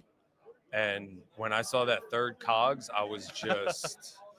like, I don't know. I was like, I don't know how I'm getting out of it, but I knew it was Namari. Because she just, you turn anything sideways, she's just punching you in the face. Yeah, I was looking at it, and I was like, oh, man, historically, Sapphire Steel just cannot deal with 2 cogs worth, and you'll basically never take out anything or banish any characters for the rest of the game. But the Namari says no to that and just does not care about resistance because I don't know what her attack or her strength was at the end of that game, but it was probably close to over 20. It was a lot. Yeah, she goes for a lot. She certainly stalled him for a couple turns, and that definitely just won me because I was able to drop Scrooges and Tamatoas and just keep my resources going while Namari just stared him straight in the face and said, I dare you to turn sideways. Yeah, and could you do me a favor? I want to show this necklace off on the camera. Let's get a little closer there. Stand up and show close. This is one of the coolest necklaces. Big Thunder, he gives off like the vibe of just cool over here, and he's got one of the coolest necklaces just representing his name. So big fan of that. I try. Yeah, Appreciate you. Yeah. Appreciate you guys. And so you're off to an impressive start, undefeated here. Just a couple more rounds to lock it in. Just must be feeling good. Like, why'd you bring Sapphire Steel today? I've been playing Sapphire Steel since day one. Are you in the Sapphire Steel gang? Oh my God. The second they banned Hiram and Fortisphere, I was like, I guess I'm playing a different game now. Yeah. But no, being able to sleeve it up again, taking it out the binder was just like, ooh, give me the shivers. And it's good. It's my only time. I don't know if you saw, I got to play Whole New World. I'm a never don't wheel believer. You play Whole New World and it's fun. It's my bag. Sapphire Steel is my baby. What was your favorite set to play Sapphire Steel? 4. 4? Yeah, 4 for sure. 4 is when I played Sapphire Steel. I loved it. That was probably the deck I put the most reps in ever and just kind of trying to figure it out. And I thought my Sapphire Steel list was like darn near perfect toward the end of there. I loved Sapphire Steel. Yeah, with Fortisphere and Ward Ariel, it was just like I was just cooking, baby. Yeah, and then people wanted Bucky banned. I was like, let me just keep eating those Bucky decks. I was one of my biggest Lorcana regrets is not going to either Atlanta or Fort Worth, where I was just chewing all those green steel decks up. Yeah. What are the other top tables looking like if you haven't seen? Is it mostly just Sapphire Steel or? I see a lot. It's a lot of blue. Yeah. I've seen a couple Amber Steel aggro decks. Yep. And I'm hoping they just keep the red blue, stuff out of here. Not that I don't like playing against red blue. I just don't like taking the whole 50 minutes in the blue mirrors. Yeah. But yeah, it's a lot of Ruby Sapphire, a lot of Sapphire Steel and Amber Steel aggro. Yeah. I haven't seen any Ruby Amethyst, which is surprising. Yeah, I haven't seen any of those either. I did see a couple Diablo decks out there, whether it be the Amethyst version or the Emerald Steel version, but they are defeated at this point. I think some of them are still alive at X1, but the top tables are just Amber Steel and Sapphire Steel, it seems. Good. I like it. Yeah. I like those odds. Yeah. Well, congrats on the undefeated run. Hopefully you can keep it up and make it to top 8. I'm gonna. All right. All right. Thank you. Good luck in the next round. I was going for the mic. Sorry. All right, everybody. So this will be my last round. I am out of here, heading back home to Chicago. So you will get a new interviewer. Kawa will be taking over the interviews after I leave. So once I turn it over to the casters, this is goodbye from J-Bomb, who has been your interview host here at the Inc. Open weekend. And so from me, J-Bomb, it'll be goodbye, but not goodbye for the tournament because Kawa will be here. And I'm going to, in a moment, be shipping it off to JDZ, Kim, and Baker, a.k.a. the Lorcana villain, for the next round. I would love a Ruby and Sapphire mirror just for the nostalgia sake. Fun. I think we're on. Oh, we're on. Wow, oh, hello. that was rude. That was We're rude. rocking. That was rude. He didn't tell us. I didn't. No, we did not hear you. Sorry about that. Yeah, maybe you guys got a little staring into sneak peek behind the space. curtain. I don't know how long you guys were there, but I was a little. I was lamenting the fact that we are back. There was a small portion of the meta when we were in the peak of what I call Sapphire Spring, when Hiram was running rampant before he got banned. It seems like we have transmuted ourselves back to that slice of life and time, and we are back pre-ban Hiram, it seems, in this event. There is so much Sapphire still. The room is chock full, but we had to dig a little deeper, and we went and found a little bit of Ruby and Sapphire just for nostalgia's sake. A red deck? A red deck? In this economy? Who could have thought?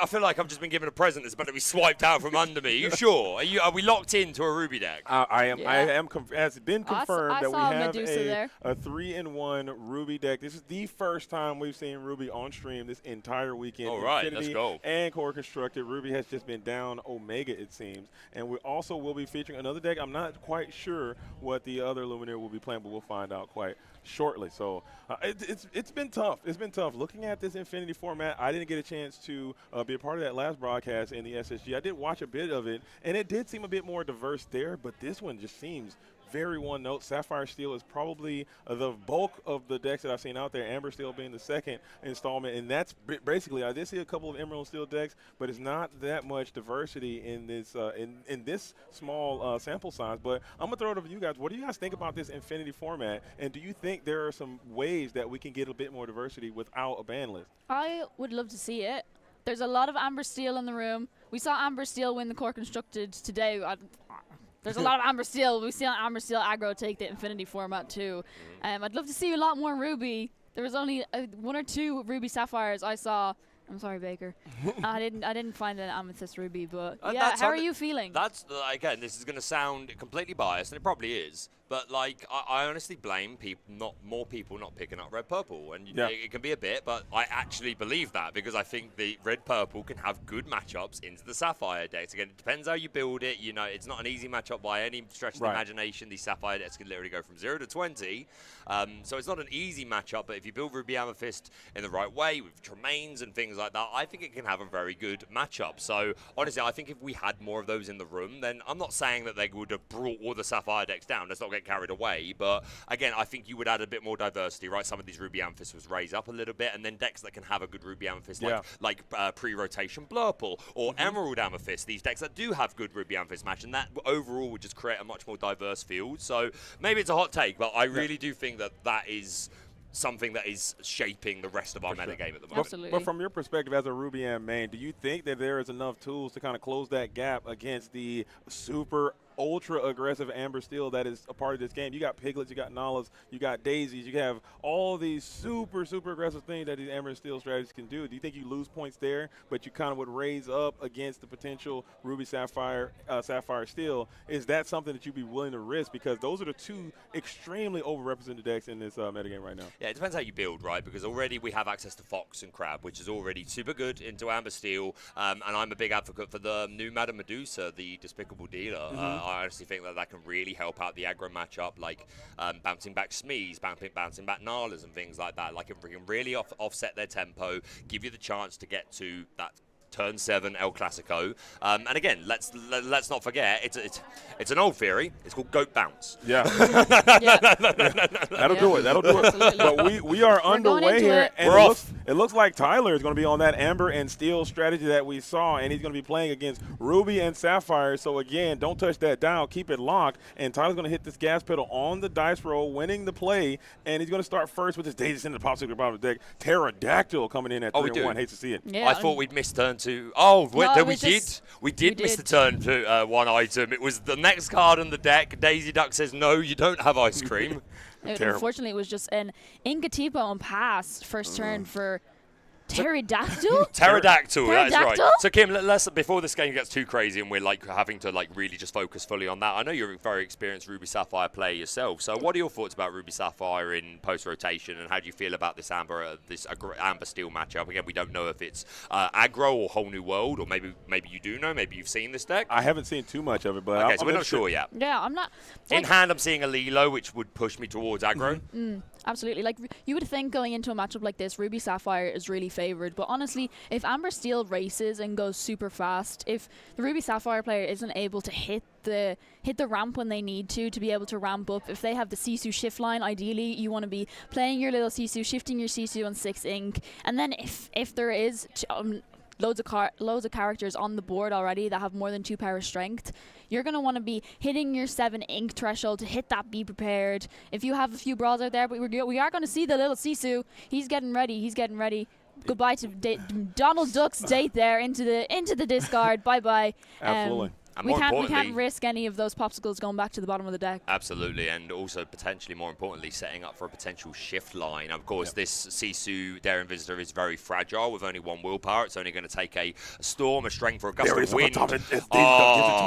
So we have been graced with a Sisu. I don't think this Daring Visitor is going to be here by turn 6. If it isn't, it's going to be an absolute blessing. But still, we're a ramp deck. It's not going to take us long to get to that Sisu threshold. So yeah, this looks good. But the question is, can you manage to survive? It's the Vincent. It's a Vinny. Oh, and there's the strength you were talking about, Baker. There and there is that little Sisu down. And Vinny is a nice little add to this build. Typically, they weren't playing that card towards the end of that set, but that's a nice little include along with that lady as well. So this is problematic for Tyler. Or excuse me, Pterodactyl. I've missed this, man. I'm sorry. The Maui hero to all, that 6/5 rush character, inkable at that, coming in, crashing into the Daisy Duck. Man, I miss Maui. Yeah. Maui as well. I miss Maui, man. He's a bit too strong. Just imagine Maui in Core Constructor right now. He would be an insane card. Oh, he would be so good because he can sing. He's a but great no, singer. but you say that. But I like, miss how him. much Ruby are we seeing in Core But Constructor? that's You're right. You're like, right. are you you're gonna? right. If Maui helps some of Yeah, these red decks that's come so back, true. are you gonna complain?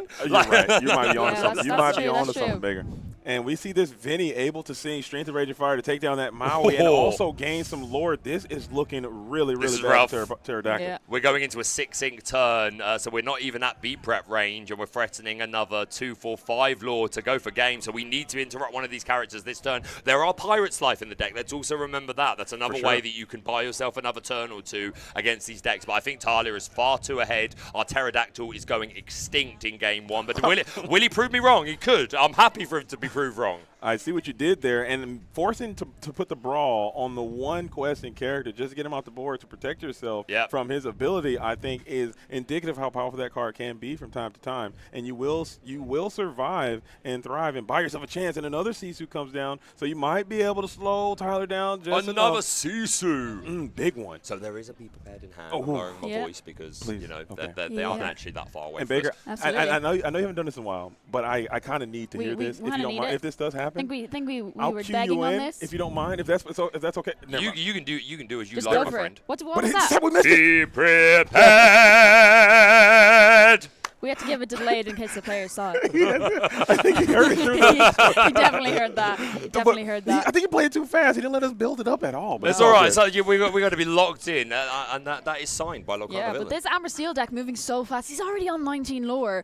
If this hamster can stick, if our Rhino here can stick the board, it's a game 1 going to Tyler. But it might have been too late for that Be Prepared. He does have the Pirate's Life, but that's not going to get it done. Actually, you can knock him down and then bring him back up to 2. You buy 1 turn, and you will do it to just stave off a little bit. You will force this power hamster to become exerted, but now you need this Maui off the top. Hand is Sisu'd up with no with no other outs. This is going to be tough. You'd have vision to find the Maui if there's no character. And there's a Poo Piglet Pirate. This is rough.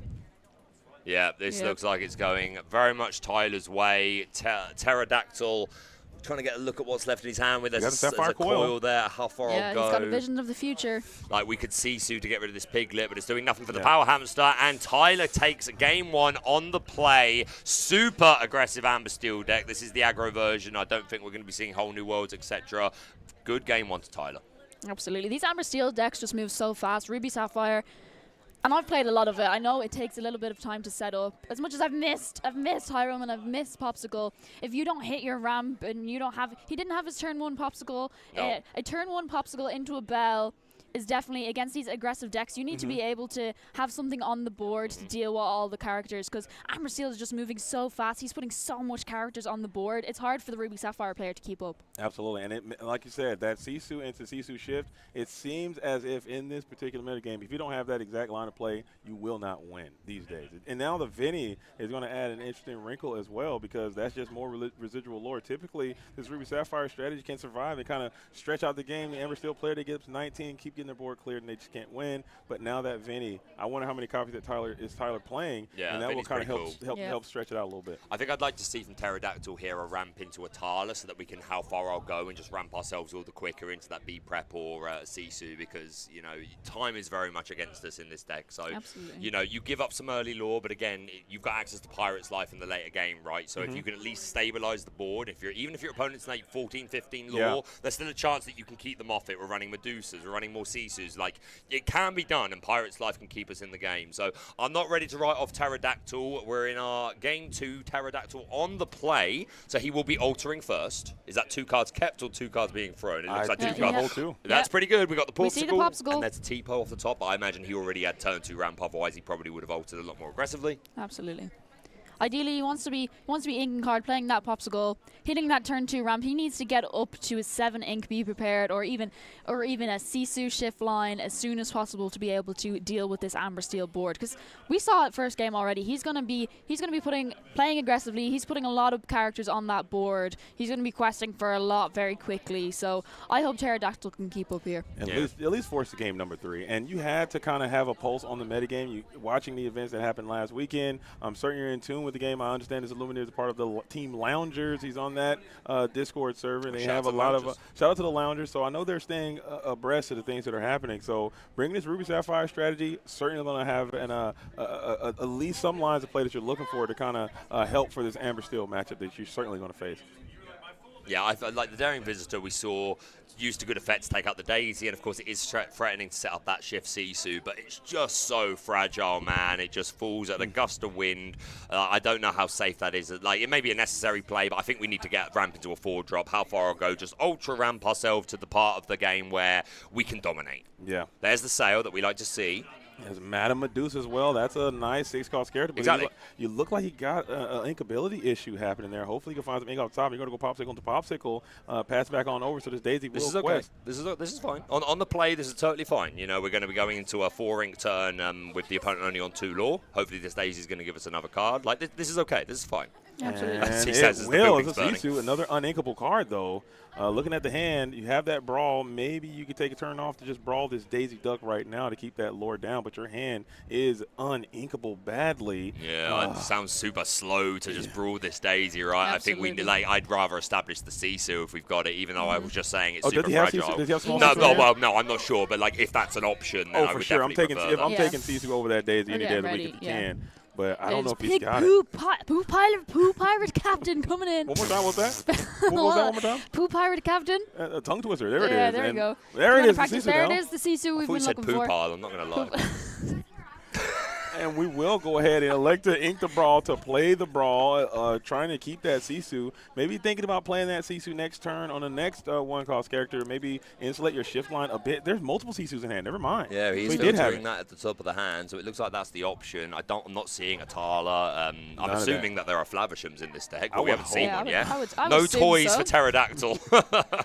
I would absolutely hope, as inkability is going to be the story of this game, Daisy Duck will get another question. It's in how far I'll go to the bottom of the deck. So honestly, I kind of wouldn't have even minded just a hard cast of how far I'll go on that turn just to assure the ramp. Like, again, it's still slow, but you've got to get to this point of the game where your cards are do something. Well, you can play these cards. There's the Sisu. Can it stick around this time? I am seeing a strength for a Raging Fire. Absolutely, because we've seen strength of the Raging Fire taking out the Sisu the previous game before. It's hard for the Sisu character to stick the board against something like Steel when he has that strength, especially now when he's going to be having Let the Storm Rage on as well. Like, he might have some of that in his hand, but he does have a strength. There's a strength, there's a Rapunzel, there's a Penny, there's a Lady, and I think that's a Mr. No, it's a Doc at the bottom of the pile there. So a pretty good hand for Tyler. And there's the lady going to force in the penny. She's going to give resist to this Lawrence. She can also heal 2, but you don't have to heal to apply the resist. Notably, keep in mind, Pterodactyl did not ink that turn. He wants to preserve the body of this Hiram, probably to play it this turn now. Things have slowed down just a bit as we may be leaning on this Sapphire Koi, but you can't go 2 turns in a row without inking. You need to get in deep terrain. That's how you're going to win this game. Let's see like a sail followed by like another Sisu or something. Like this Sisu can pop this penny. There's a call. Okay, so again, it's slow, but like we want this big Sisu that we're going to play to be able to take up this Lawrence, hopefully. There you go. Okay. Yeah, there you go. I like it. I don't hate this play at all. Choosing to ink the Hiram play. I'd buy that for $1. Yeah, I would do it. That is a painful choice. That is a tough decision. You had to make it. And now you're a shift line, but you need to draw an inkable card off the top of your deck. And unink here would cause me to probably crash out in a way that I have not done in a while. I'll tell you what, there's been a comment in chat that I'm actually all about. They could have at least given us back the Red Rush Hercules. I absolutely would be on board with that. He's like a 7/3, right? Yeah, but uninkable on a 5 cost. I'm fine with that. I just wanted my Scar. Scar would have been so good for us to get back, man. The vicious cheater. I'm a strong one-off Scar in my Ruby Sapphire deck. I got a Japanese Scar and I went to Japan just to play because I only ever played the one because in a deck like this. Sorry, he drew the lucky dime. He drew lucky dime. He definitely needed to. We really wanted to see an inkable here to be able to shift. With the Sapphire Coil, you have a strong position. This is brutal.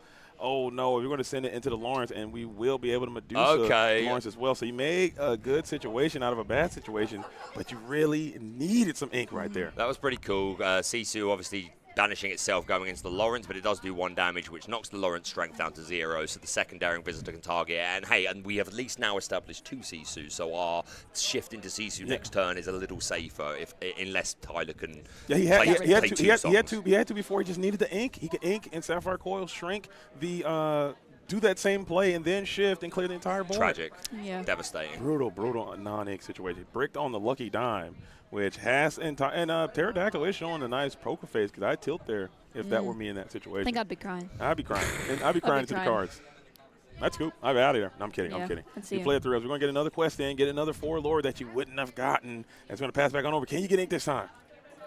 And you can't. It's not ink. This is literally. He gets a shark into the ink. Well, he's able to play that Sisu. Oh, I thought it was on ink. I mean, at least it's ink, but man, like that shark would have been a nice follow-up for the next turn. Like, especially if we then can find a pirate's life and start the chain and.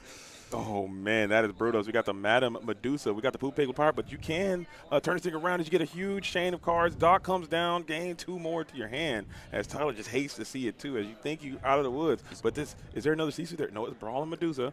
Medusa's quite strong. Medusa on the Poop Piglet Pirate Captain. There you go. There it is. Poop Piglet. That's so wrong. One more time. Piglet, Poop Piglet, Poop Pirate Captain. The Poop Piglet Pirate. That's what I can call it. Oh, yeah, I thought it's so wrong. I mix it up. I like to mix them up. There it is.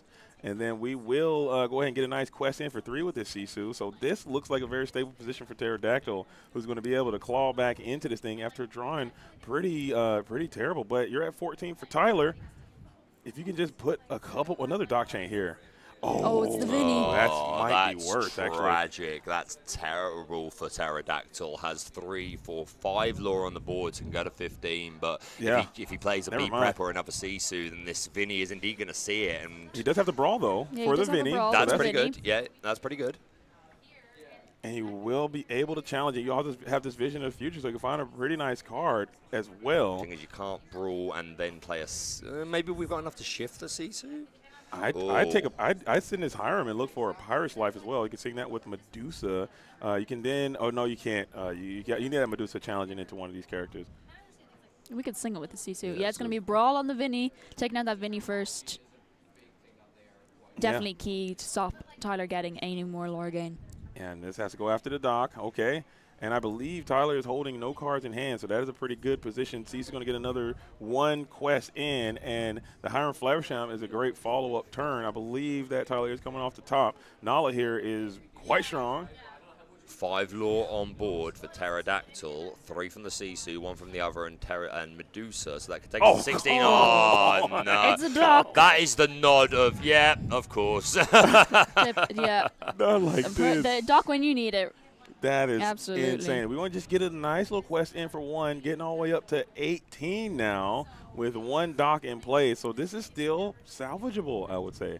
It's not over as Cinderella is going to come down as well, representing another piece of lore. So this is lethal damage in play, but obviously the Power Hamster will not, or the 116 will not survive this next turn. Is that a Vitalisphere? That is a Vitalisphere in his hand. I think we go for the Hiram, get a couple more cards in, it will pop the Popsicle. A few Pirates Life and maybe. Oh, there's another Sisu. That's huge. That's huge. That can definitely help. And you can shift this Sisu. Ink to 7. I think that's 7 ink now. He just paid the 4, so he only has 3 4, left, 3 open. So next turn. This is what I mean. Like Flavisham's fine, but then like you're giving up most of your ink, so we can't follow up here, and we've got to remove both the Cinderella and the Dock. Well, obviously we can get rid of the. Well, we could remove one of them. Can he do it? Gets rid. Does he have a brawl? Was there another brawl? No, he just passed there, and that's going to be a GG. It's going to be Amber Steel taking the game. Round 5. What a brutal matchup for Pterodactyl. Unfortunately. That's an unfortunate series of draws. Can you imagine if he hits that ink there? We just started. He skipped ink twice. We just started, man. We just sat down here, We just guys. sat down. We only got I only just got my chair like fixed. Baker, I got There was only one Be Prepared. One rendition of Be Prepared, and we played it so fast. We didn't get a chance to really enjoy it. That stinks, and I had to dig deep to find that. And it's gone. It was Just gone. like that, it was gone. It was a really unfortunate game for Pterodactyl there. He didn't really hit the ramp when he needed it. No. An abundance of uninkable cards in his hand, unfortunately. He just wasn't able to. But there was a turn there. When he missed ink. When he missed that ink, if he hits that ink, he shifts that Sisu, he wins That's the free game. lore minus, He will win the game. The game is over, Agreed. and that is just very, very brutal situation, man. But that's the game we play. If you want that to not happen to you, literally go play a different game, because you play long enough and you have uninkable cards in your deck, they will sometimes come in a non-sequential order of the way that you desire. So play a different game. Go play chess. It's available. Other things exist, so go do that. But if you like trading card games, you have to sign that contract, and that is brutal when it happens right here in round number 5 of the Infinity event. Feel bad for Pterodactyl, but commiserations to Tyler, now at a 4-1 record with an Argas, no breaks with it. Naramin aggro deck. Bad gold, Michael. Bad gold. Dang. That Amber Steel, once again, going up in the ranks. That could do coming back a bit. Yeah, just give it a little twist there. A little twist and shout there. Little twist. Let's see where we're at. We're just doing a little camera. Little camera adjustments. Camera adjustment. You're twisting the wrong thing. Twist the main frame. There you go. That's there you go. Better. Now we can see bigger. Oh, now it's back where it was. No, the other. Keep. That'll do. That's fine. That's fine. We Gucci. We good. We can get a little bit closer. Like you were getting Two-Face Baker. Like it was like. We were getting. Yeah. Hey, we did. We only got one. So we got one. If you're tuned in for that, hopefully you guys got your bingo card. But I really could have used a couple more of those. There might be another Ruby Sapphire deck, Ruby deck out there. I don't think so. I think the Amber Steel is just chomping them up. I think they're obliterating. And the Sapphire Steel and the Amber Steel is just in this waging war, and it is just a mess. Maybe we can find an Emerald. We did find a Ruby deck. I think we can dig through the trenches and find an Emerald deck next. Absolutely. To get on here to just see some. Where's the Amber Emerald, Bouncy, Prince John, Under the Seas? Get your muses out there. Bounce all those low-class characters out there. I don't want to see Prince John. You're not healed. Just want some Under the Seas. Let's go. He's a villain. He's a villain. Do you not like him? No, he's a monster. I know you don't like. I know you don't like when Kawa plays it. He's a monster, not a villain. Give him a chance. Villains have class, okay? Nostalgia is such a weird thing. I'm a gentleman thief, not a street thief. Absolutely. Nostalgia is such a wonderful thing sometimes, because I do grow to miss the things that I've seen. Like, it was nice seeing those cards again, but I can let Prince John stay where he is. You're right. We don't need that guy coming back. That's fair. He has Ward as well. He's a bit evil. You can't brawl him. But I believe. So what's the problem? When like do we need to reban Flavisham and Fortisphere in Infinity? And I was actually doing that same that interview. But we can talk about this when we come back, because I know we have to get to that interview. Yeah, let's do that. But there are some ways we will handle that. I know the interview is ready, so we're going to kick it over there now. But if we can. Takawa. Kawa's there. Shout out to J-Bomb. He had to take off. J-Bomb's gone. We lost him. R.I.P. J-Bomb. We'll see. Live? Is it sent? We're live. Hello, everybody. That was round 5 of the Infinity constructed format. I am joined by Tyler, who just took down the Ruby Sapphire opponent. How did you find that game, Tyler? It was tough, but I hit the docks and the ladies. Didn't even need Rapunzel to draw, so just kept turning sideways and won the game that way. Awesome, man. Yeah. What was your thought process of deciding to bring Amber Steel into this event? Did you see a lot of the stuff from SSG last weekend and do a little bit of research? Yeah. So I saw the SSG results, but I've honestly been practicing the core, and I've played this Amber Steel aggro a lot, and I'm just like, I don't think I need to change anything. Mhm. Just throw it in Yeah. and play it well and confidently. Awesome. Yeah. And I saw you had some Vinnies in there as well. Yes. Talk to me about that card. Is that something you wanted to throw in specifically for the Infinity format because you found maybe it's good against some big board wipes like B-Prep, or is that a card that you're also interested in for the core constructed? Yeah, so why I chose Vinny, I was bouncing around between a couple tech cards, Pluto for Bodyguard, Yep. Donald Duck Musketeer Mhm. for extra lore gain per turn, Mhm. and I don't know, I actually never played Lady yet because I was playing other decks Mhm. in the last set, or Vinny, and when I looked at the card lists, I was just like, oh, this might be nice when I'm actually forcing them to Oh, yeah, definitely. kill my stuff on their turn. Mhm. So banish my characters. Yeah.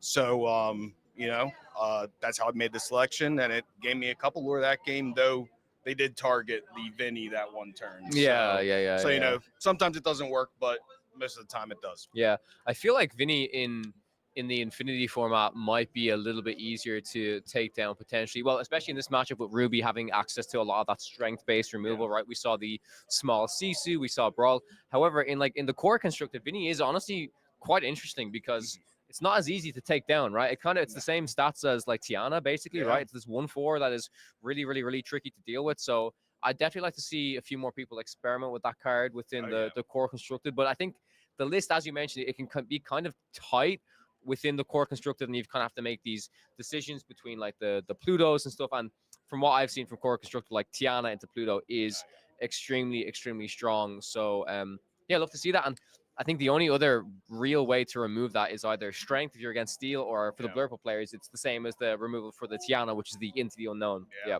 And also, I guess the other thought process I had with Vinny is I get lore for board wipes because, everybody else except for Vinny. So Yep. I was just like, he's kind of resilient in that way. So, and then double Vinny. Double Vinny, yeah. Double lore. Vinny, just to clarify, it does say when one of your characters is banished, right? Banished on their turn. Banished on their turn, right? So in core construct, at least, the only kind of board wipe we have is Under the Sea in blue-green. So technically, Vinny doesn't actually work against that, right? Because everything goes to the bottom of the deck. But that being said, for our event here, for the main event at Ink, there wasn't too many green-blues that made it into the top 16, top 8 in the end. However, from what I've seen for the other event taking place this weekend, CCS, there were a couple of blue-greens that made it a little deeper into the tournament. So I really do think that's a color combination that people are still experimenting with week to week, trying to refine it. And but at the end of the day, right, it's difficult to build a deck list to kind of target multiple different ink combinations, right? Even a lot of the Amber Steels that done really well at this event have been built to really target Blurple because that's the deck that they expected to see a lot, right? Maybe these decks might not be particularly good in maybe the mirror matches or even against the Amethyst Steel, which is another deck that did really, really well last week. Yeah. Try Vinny. Yeah, definitely give Vinny a go. Yeah, it's an amazing card, and we'll let you get back to the tournament. Congratulations again for winning, and best luck in your next rounds. Awesome. See you can again just here. pop it down there. Awesome. Thanks, man. So yeah, we might be throwing it back to the casters very, very shortly, unless we want to get another player on for interview, which we will do at the moment.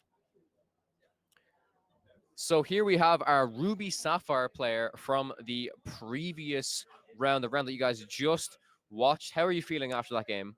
Doc's rough. Yeah. I think I could have gotten it if I didn't ink the brawl, but yeah, he just ran real hot both of those games. He ran through probably 4 or 5 removal spells and just kept drawing cards. Yeah. I tried to set up the Shift Sisu with the coil, which I took the Lawrence route, then killed the Lawrence to try to set up for Shift Sisu in the next turn. So I wasn't afraid of him killing one of the Sisus because I had 2 of them to target with it. So the deck's been feeling really well. I think I would like to go up on Maui's probably in Fire Slave specifically for that matchup because it's just I almost caught up, but it didn't matter. Pirate's Life is the card that can really, really help against those aggressive matchups and kind of try to stop their clock from winning so fast. But yeah, were you happy with bringing Ruby Sapphire? Like, tell me your thought process of bringing Ruby Sapphire into this Infinity event? Is it a deck you've played for a long time and you're like, I want to keep rocking with this, or? Actually, so I played blue-green when Hiram was legal. Never played blue-red when it was legal. And then we were sitting in the Airbnb last night, and it's like, I don't know what to play tomorrow. And one of the guys is saying, there's like, just play this deck. It's really good. I'm like, okay. So like we built it, and I played like, I don't know, maybe 5 games last night with it.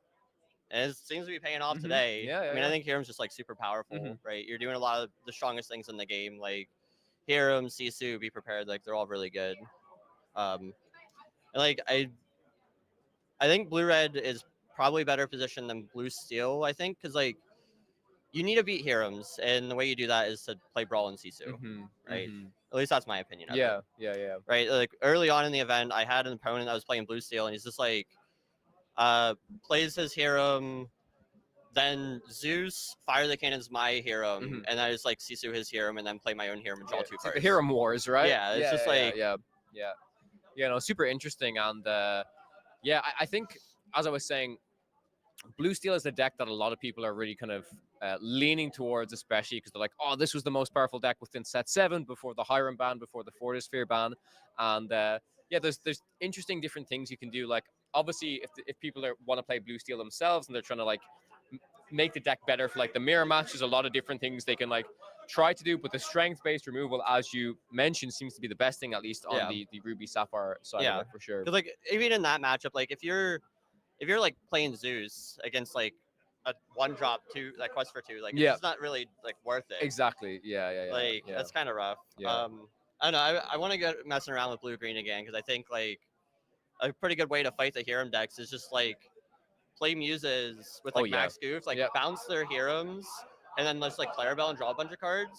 So I was testing with that last night, and you could like shift max goof, sing your welcome twice in a turn, then Clarabelle, then like draw 6 cards with them, and it's just like seems pretty good. I know if you want to play like the max goof package within blue green and Infinity, well, even if you want to play it in the current meta, but specifically in Infinity with the Muses looping and bouncing, you can kind of loop Heffalumps and Woozles, and that's also going to turn off their Hirams. Heffalumps and Woozles, Mother Knows Best.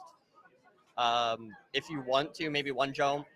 Like there's a couple decent songs that we can play. I mean, even with the big shift max, like you could get like How Far I'll Go and stuff. Yeah, like that you can sing How Far I'll Go, pick up the max, replay the max, get something else back, and then shift it the next turn. Yeah, seems pretty interesting for sure. But yeah, I think there's a lot to discover in Infinity, and something we've been saying all weekend is like I'm interested to kind of keep my eye on Infinity. I don't know how much I'll be able to play it myself, but it's going to be really interesting the closer we get to this like Infinity DLC, where everyone's mind's going to be on core constructed, and then for the weeks leading up to it, everyone's mind is going to like the focus is going to change to the Infinity format. And I'm curious to see how much Ravensburger is going to watch this time, right? Have they been watching it this whole time? Has somebody cracked something already? You know, that's going to be super, super interesting to observe. Yeah, like that's the funny thing in like our testing group, like because we were prepping for this, and then a couple of us were going to CCS. It's like we were doing core constructed literally until like last night. Yeah. And it's like, okay, but these decks are just good, so we just like played the decks that we know that are good. Exactly. Yeah.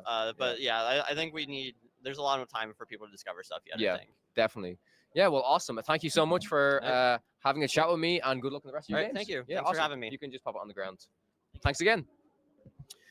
Well, yeah, we are going to be getting into round 6 relatively soon, hopefully. In the meantime, I will see if I can get somebody else to interview. And we have the lovely Kim coming along. Hello, Kim. How are you? I'm good. How are you doing? Very, very well. How was that game to cast? I was gutted for the Ruby Sapphire player, I have to say. Like, he just didn't... His hand was full of uninkables. Definitely not what you want to see. But it was nice to see Hiram back. I've missed Hiram. Maui Demigod, but the Amber Steel definitely just... Maui Demigod. Maui. I think Maui Demigod is the cost steel one. Maui Hero to All. Maui right? Hero to All. Yes. Yeah. No, Maui is an amazing like, he card. got to come out. He did his thing. The Amber Steel just doing what Amber Steel, the aggro deck does. Just it ran the race. It Yeah. went too fast. Yeah. The Ruby Sapphire player I was just speaking to there actually said they kind of wished in that specific matchup they had a higher count of Maui here to alls and also Pirates Life, because Pirates Life is able to kind of slow down that clock for the aggro player, maybe push them out of the game a little bit. Like I remember like some set champs that we played, and it wasn't exactly Amber Steel, but like against a deck like Churna Dogs, like Pirates Life was the card when you were playing Ruby Sapphire that really helped you. Like without the Pirates Life, they pretty much could have won the game. You were just able to stabilize. You had your Maui Sharks. You kind of gained the lore off of that. Absolutely. That's exactly something I said, that if he had Pirate's Life at that moment, if he was able to play that shark, unfortunately he had to ink that shark. Like he was so low on inkable cards in his hand. If he was able to establish a shark on board, sing a Pirate's Life, he would have been able to gain his lore, reduce his opponent's lore back down. It would have been a lot more of a fight. Unfortunately, he just didn't have the right cards in his hand at the right time. A lot of inkables, unfortunate hand there. But I'm excited to get into round 6. I believe there's going to be 7 total rounds of the Infinity format today. And then from what Garrett told me, we're going to be moving into a top 8 cut, and then it'll be top 4 and then finals, and then we're going to close out the event. But it's been a wonderful time here in Maryland, Westminster. It's been super exciting. We saw Amber Steel take the win of the core constructed format with the after new post rotation. Will we see Amber Steel take the crown? For that the would kind of be insane. Wild. Yeah, Amber Steel on top this weekend, then potentially. Yeah, I know that CCS is still taking place so far this weekend. Last I checked in, it was an Amethyst Steel versus a Blurple in the top 4. So Amethyst Steel still has a chance to come out on top against all of the Blurple decks that have been going around this weekend. But the meta is still changing week to week. Granted, I do think that Blurple still very much has a place within the meta. It's an extremely, extremely strong deck, but people are still cooking. People are still finding ways to potentially beat that deck. And before, like DLC Bologna, and obviously we've got like the Denver CCQ next weekend, which is going to be a lot of players. There's going to be a lot of spice, a lot of testing, a lot of new decks, I hope, or at least decks that people feel will be able to target Blurple well enough. So we got a couple of weeks until we hit into the DLC season, and I'm just excited to see even the different like tech cards within the Blurple decks. Like different options that people want to play to see if they can get an edge, if they can make the matchup a little bit more favorable. But honestly, like this weekend, I was just really happy to see Amber Steel come out on top. Absolutely. I was super happy to see a Ruby Amethyst make it to top 16. There was not a lot. There was so much Amethyst in the room, whether that be Blurple, Amethyst Steel. I was happy to see at least one Ruby Amethyst. Well, it's still Amethyst, but at least it's Ruby, right? But it's Ruby. Like we got a bit of Ruby back, this time in a different format. No, be prepared. It was a lot more moving damage, the Hades, that everybody's got a weakness. It was fun to see. I think it was something the fun. Mulan Shift in that deck as well. I think right, the 1-cost Mulan Shift. They also like Mulan with the pairing up really well with the Mother Gothel, being able to move damage across. Yep, definitely. I love these combos because it's not something that we've really utilized in the past. Yep. Yeah, and we're ready to get into the next round. I think so. Are we getting the next round soon? Next round soon? No. Are we just waiting for the next round soon? Okay, still playing. Oh, no worries. We're just getting set up. Yeah. Oh, no worries. Yeah, the game was super super fast. So we're still waiting for a few other players to finish up. Live Podcana. Yes, episode sir. In the US of A. Where's your US of A counterpart when you need him? Where's Brendan? Where's Brendan when you need him? Bring Brendan back. Bring Brendan. You know how many people have asked me about Brendan this weekend? I miss Brendan. Everyone say I miss Brendan. I miss Brendan. Of course, we love you guys too. We love you guys. But I also miss Brendan. It's been super fun. We get to meet so many new people here in America. I've never been at a Lorcana event in America. This has been so much fun. I've met so many people. Getting to meet this, and not just like the EU. Not all our friends in the EU, but like we've got friends over here in America too. And it's just a big happy Disney Lorcana family, and it's been so much fun. It's awesome. Yeah, I think we're gonna see a lot of these faces in DLC Milwaukee when we travel back over as well. And a lot of people over here have told us that they're gonna be traveling over to EU, coming to the Bologna DLC as well. So yeah, I'm really excited to just meet more of the community. Lorcana is such an amazing game, and I've spoken about this a lot. It's the community for me that really makes this game so special. Of course, the game is great to play. We all love the competitive scene, but win or lose, of course, you want to play your best. We like to see, your triumphs, but people have bad days. Some people run really hot. Sometimes it's not your event, but it's the memories Sometimes you make at the draw event. a lot of uninkables in your hand, and it's just unfortunate. But it's the memories you make at the event, and it's the people you come here with, the people you hang out with. Like we heard of stories of people driving for like There 6 was to 11 some people that hours. drove 11 hours, and like the commitment is there. Like we love the grind. We love to play competitive Lorcana, and this competitive season, the season 2 of competitive Lorcana has begun. Like there's already been so many amazing tournaments. We've had so much fun, and it's only just beginning. Like we're so early on in our post rotation. I'm super excited to see what new decks will emerge. Will we see Amber Steel take the DLC win? Like we're so early on. Will we see an Emerald Under the Sea deck come out to defeat those aggro Amber Steel decks? Yeah, we might see some Emerald decks. I mean, that's what I was saying. Blue-green is actually doing quite well in CCS from what I've seen, the other major event taking place this weekend in the United States. So curious to see the final deck lists up on Inkdex once they are published later today, maybe tomorrow. But what's kind of crazy to me is, yes, we are firmly in the competitive season 2 of DC Lorcana competitive play right now. But like I'm thinking of all the upcoming events that we're attending. We'll have like Bologna, we'll have set champ season in between DLC Bologna and DLC Milwaukee. And then like 2 weeks after that, we've got pre-release of Whispers in the Well. Like I feel like the next few weeks are really, really, really going to fly by. And Whispers in the Well is really going to open the meta wide open, in my opinion. It's really going to open it up. And you know, we're going to have access to a lot more brand new cards, which I'm looking forward to. Honestly, as well. And a franchise coming in Whispers of the Well I'm super excited about is Gargoyles. I've started to rewatch Gargoyles. I've only ever seen a few episodes or clips and stuff of that, but I'm super excited because I'm deep into season 1 at the minute. I'm rewatching it. I'm going to make you rewatch it with me because it's so much fun. I can't wait to see what new mechanisms we're going to get.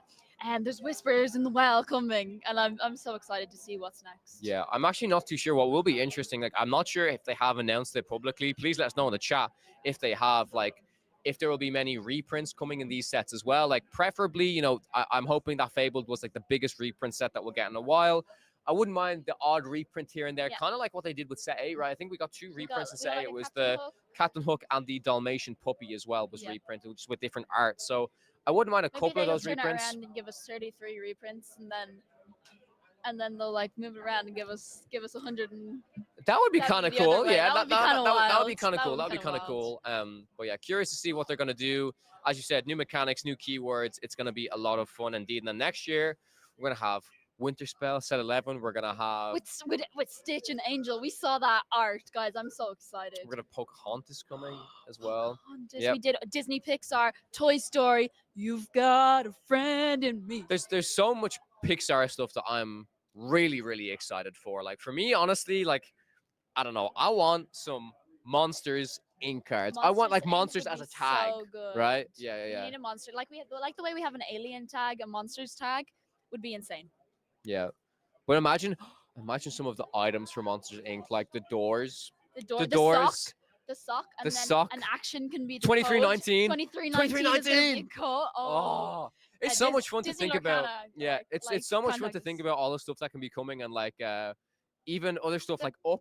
So the movie Up, right? The possibilities for this game are endless. Like we're only just on set 9. Yeah. Like Fabled has just come out. There's so many possibilities. We already know we're getting Pixar. It doesn't feel like it's been 2 years. It has been 2 years of this game. It does not feel like it's been 2 years. We've been jamming this game since it came out. I've loved the community. Like we've watched it build up, and it's been amazing. We've made so many friends. Getting to travel, getting to do this. A huge thank you to everyone who made this happen. And there's so many people working behind the scenes to do so much amazing things. Shout out to the judges and the staff, by the way. The judges and the staff, everyone here at the Ink Open, all of the sponsors. It's been an amazing event. It's been so much fun. Serious shout out to the judges, because judging is not an easy job, and I want to give full credit to all of the judges. Like, they put in a lot of hours. Like, I always like chatting to the judges, especially when we're casting events, because they're working like just as hard, if not like the hardest. They're probably the hardest workers at these DLC events, at all of these third-party events, making sure players are comfortable, coming around for judge calls, sorting out deck lists, sorting out pairings. Absolutely. It's not an easy job. So huge shout out to the judges in the community. And I know we had like the recent Lorecast where I believe it was Kyle came on, and he's like the rules manager, was going through some like different interactions and stuff, and like, you know, potentially teasing more stuff about how there will be like some maybe official integration with judges for Disney Lorcana. I really hope that comes soon. But yeah, just huge shout out to everybody. It's crazy to think that we're here with the American community. We're so happy to be here. But let's get back into Pixar because I had a thought. Let's get back into Pixar. Okay. So, chat, let the us know, movie, guys, Lumineers, a fellow out there, to let us know what Pixar movie you want to see come to yeah, Disney what Lorcana. Pixar movie, and also give us a card. So I'm gonna explain a card right now. So we got Mr. Fredricksen from Up, right? Okay. So imagine you've got Mr. Fredricksen's walker, right? The walker with like the four tennis balls so on the good. bottom That's as so an good. item. This might not be very good, but hey, this is very flavorful. Imagine you do something like you pay some ink or for free, just exert the item, and it gives support to a character because it's like supporting them, right? Yeah. And it's like, oh, if you support Mr. That's Fredricksen, so if you good. support Mr. Fredricksen, like you get something extra, maybe like gain 2 lore or something. It's like I love within TCGs and card games when the flavor of the card and the ability is really like interwoven into the mechanics of the card as well. You know? Absolutely. Yeah. I just want Kevin. Kevin the Bird. Kevin the Bird. I want him to be a beast. Kevin would be very cool. I We want got the him to be- chocolate I want bars him to as an be- item. I want him to be like a five cost 5/5, just Okay. a strong body. Because I want to play him in sealed. No. This would be cool. Okay, there's no way this happens. But you know, like Kevin is extremely colorful. Yes. Imagine he is a 6 ink card. He can be played in. Maybe he's just like a vanilla card. Like I don't know, but he can be played in all 6 inks. That would be kind of. There's so much design that's a bit space. too wild. Well, is it too wild if it's It's a just a bit vanilla wild. card? I don't know. Vanilla card. Oh, and anyway, I want to play Kevin. I It's want to flavorful though. That's what I mean. It's flavorful. He's But then colorful. maybe. And then he'll eat chocolate bars, and chocolate bars can give him like you have a chocolate bar in play, and it'll give your bird characters like Kevin an extra strength. That's kind of cool. That would be cool. 'Cause I he wonder- loves chocolate. I wonder if I'll ever get a card type in Lorcana that's similar to like it's kind of an item that you can attach to your character to kind of give it some buff. So let's say it's like a card that you can put onto another card that gives it like +1/+1 on like a ward or something like that, right? So kind of these. But the interesting thing about when you come to card design for cards like that is if it doesn't have a certain way to protect itself, like ward or whatever, what ends up happening is you actually might get what's known as being 2 for 1, right? So you can kind of build up this super powerful character, but then if your opponent just does like any kind of sort of hard removal, then you've committed like a lot of cards to this one character, and then your opponent only uses 1 card to get rid of it, right? Yeah. But there's so much design space to explore. I'm really excited. Any other Pixar stuff that you're excited to see? Incredibles? I want cars. Cars. I think Cars cars would would be so interesting. cool. We have a Cars tag. I want an action. No, I there want will an be action. because they will I want be. an action They will saying be. ka-chow. They will be racers, and then racers come back. Racers are back to play. All of the That would be so good. That It would will be so happen. good. It will happen. It will happen. Oh We're my already. God, let us be on the design. Let us See, be on this the is thing. design We'd team, be guys. on the design team, Insane. and then we are very good friends with Tim from the game development management team, and he'd be Yeah. like, "Guys, He's these like, cards these are are wildly He's unbalanced. like, these guys are too either powerful. they're terrible or they're way too These guys powerful. are too. These Yeah, guys yeah, are yeah. too good, and I'll be like, well, I just want to play a racer deck with my Princess Sugar Rush racers and my cars. And your Lightning McQueen. And my Lightning McQueen, Yeah. and they're all gonna go to the finish line and the starting line. Bring them back, get them back in rotation, and next time, and yeah, I want a full racer deck. Yeah, we gotta have this conversation with a few of the other different casters to see. We gotta like pick a Pixar franchise and like together we have to try and make a card. That would be So what would insane. your Lightning McQueen card be? It has to have maybe like Rush or something, right? It's gonna have to have Rush. Like Yeah, it's they're Ruby. racers. Rush, evasive. I want it to be like the goofy 6 cost uninkable. Rush 5/5? and evasive 5/5. Okay. Like the same card or like some other stuff to it as well? But Maybe like- buff up your but other like, racers maybe- or wait, is would you say Lightning McQueen is a character that is like likes to be kind of by himself? So if like maybe some ability, if it's He's the a only lone card on dog. the if it's Unless like the only Doc, card on the unless it's Doc Hudson, Yeah. and if you have Doc Hudson in play, he's gonna buff up your other characters. But yeah, maybe if like Lightning McQueen is the only character on the board, it gets like even bigger. There's so many cool things I want to see. The possibilities honestly. are Okay. endless. Yeah, we are Absolutely. still waiting for the We're next still rounds. waiting. But maybe if you want to try and get one of the other casters, I would love to ask their opinion on some of the Pixar stuff. I'm gonna get If someone. Garrick is free, I would love to get his opinion on this. Garrick, are you free? Are you free to hop on? Do you wanna Come on. be involved in a really We're talking interesting? we're talking Pixar We're card talking- design yeah. over here. Okay. Yeah. He wants in. I love Pixar. No, What up? I'm chilling. So we were talking about Pixar card design. Pixar is Sure. coming in 2026. We're Uh-huh. picking different stuff. We were saying Monsters Inc. We were saying cards. Would be amazing. We are talking about cards. Like what I'm saying, one of my favorite things within card games is when cards are extremely flavorful, which means their ability really supports and encapsulates the character itself, right? So I was talking about Mr. Fredrickson. I was saying you can have an item card that's like his walker with like the 4 tennis balls in the bottom, and you can exert that to give some other character support. Okay, it might not be very good. Okay. But it's very, very flavorful. I'm following. So I'm curious. What's one of the movies from Pixar that you're really excited to see? Putting on the spot right now. Well, you were talking about Monsters Inc. Yes. Can I get in on some Monsters Inc. Yeah, make action? a Monsters Inc. card with me. What are we gonna do? What Monster Inc. cards have you already done? We haven't. The only thing I've said You is just like an item could be like the doors. Yes. Or Kim was saying you could have the sock.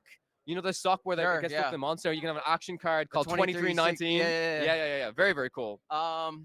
Mike Wazowski, design it. Emerald card. I was gonna say Randall because I'm an Randall, Amethyst player. Amethyst, all right. I would love. Okay, it would be kind of Evasive? broken. Of course, he'd be a shift.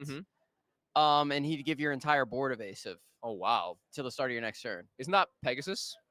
Yeah. Oh, okay. You got me. I got you. There is a card that already exists. There's a card that's I very thought I was similar. cooking. Okay, never mind. Never mind.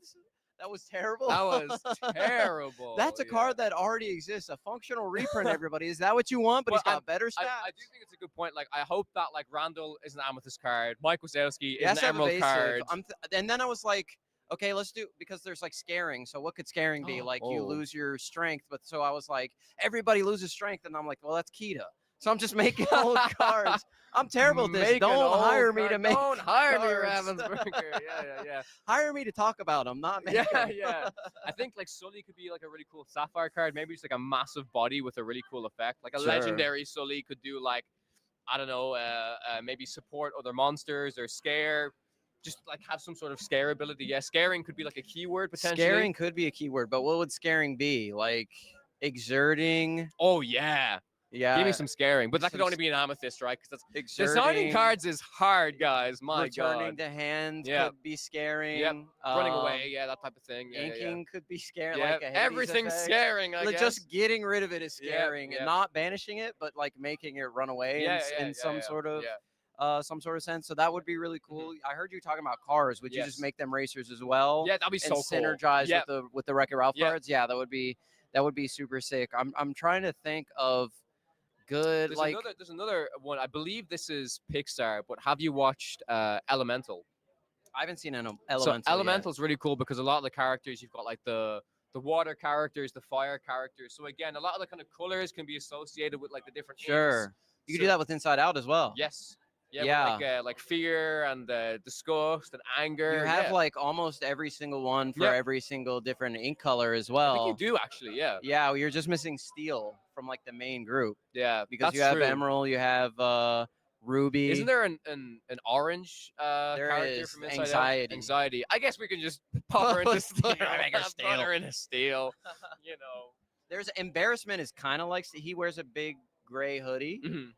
He's like a pink character, but he's like a big body as well. So maybe that could be maybe that. Did you hear my other design, which it was Kevin the Bird? Okay. But Kevin is like a very colorful bird. So imagine this card is just a card that has all of the 6 inks. You can play it in any deck. It's not like a dual ink card, but it's just a vanilla creature. It has no ability. It would be cool. But it just has all the inks, you know. So pretty cool. A 5/5 that costs for 2 that costs 5. Yeah, take it. I think the first bird that would be all inks has to be Hey. Yes, it would be Hey. I think it would be illegal to give it to any other bird. That's probably extremely fair. Yeah, there's a shout out to Ben from the Ravensburger UK team, an absolute huge fan of Hey, one of his favorite characters. Yeah, I mean Pixar, everything that's gonna come. A Bug's Life. A Bug's Life. You know what I would love to see is toys. Obviously, Toy Story. Everybody, we know the toy characteristic, of course, right? Let's do something with the army soldiers. Okay. You know, I feel like if ever you're gonna do tokens, the army soldiers could be yeah. the time. And Obviously, then, they have to be Emerald, an item card. Mm-hmm. That's like the bucket of Yes, the toy the bucket. soldiers, and like when you And play it makes a bunch it of makes every turn tokens. you can exert it to create a token. Yes, We're cooking, that's chat. We're fire. cooking. That's actually fire. Don't get us on the design team. We'd be terrible. No, get We'd be us terrible. on. I'm great at functional reprints. We'd make this is what I was saying to Kim. We'd make really cool cards, but then the balance team would be like, guys, what are you doing? These are broken. Yeah. Or they're unplayable. terrible. Absolutely unplayable. We've made this Send it card to the already. Hulk. Yeah. Well, you guys made Fortisphere and Popsicle too. So if I can't have Randall, that gives my whole board evasive. Yeah. Yeah. So maybe Randall is just whenever it's in play, everything is evasive. there That'd you be go. so strong. No, that's it. My God. That's yeah. it. Power That's the creep, one. baby. Yeah, we're power creeping creep. way up. Yeah. I'm trying to think. There's got to be so many more Pixar things that just aren't coming to my. You know, what's a franchise that hasn't come, and I believe it's just Disney. And I told Kim this. Kim is not a fan of this movie, unfortunately, but it's Chicken Little. Chicken Little's amazing. The sky is falling. The sky is falling. Yeah, we're gonna have Chicken Little. We can have like a lot of the baseball stuff from that movie, right? We can have some more aliens from that, right? Yeah. Be pretty cool. Yeah, I'm trying. If we're just talking straight franchises, I want to see. I can give a wild take, but you go ahead. No. I want to hear your wild take.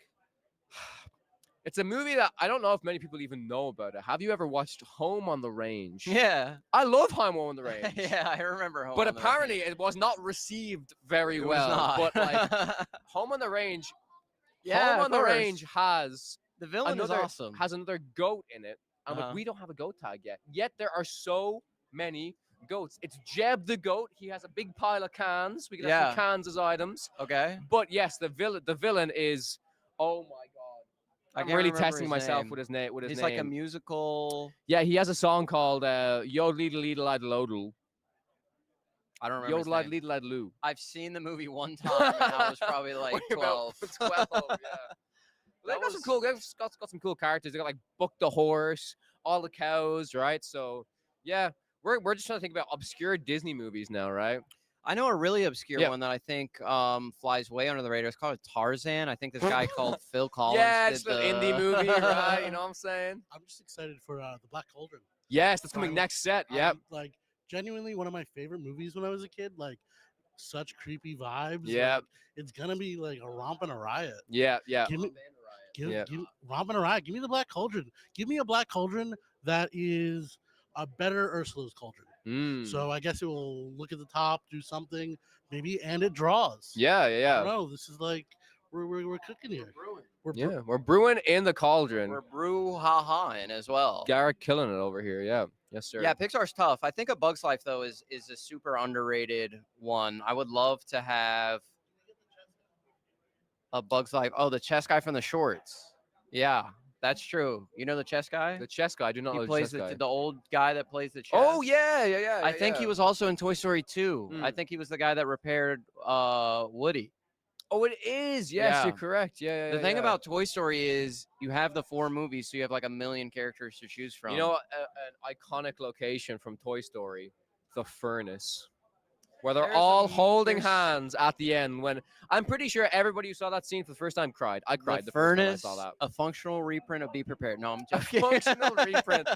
Wow. But you can't sing it. It's like a location that, like, if you move enough toys to it, you like, I don't know, banish it and gain a bunch of lore or something. Yeah, right? yeah, that could be it. Pizza Planet, obviously the Pizza claw. Planet, yeah, the you put the claw in the game, and it is the claw. best search in the.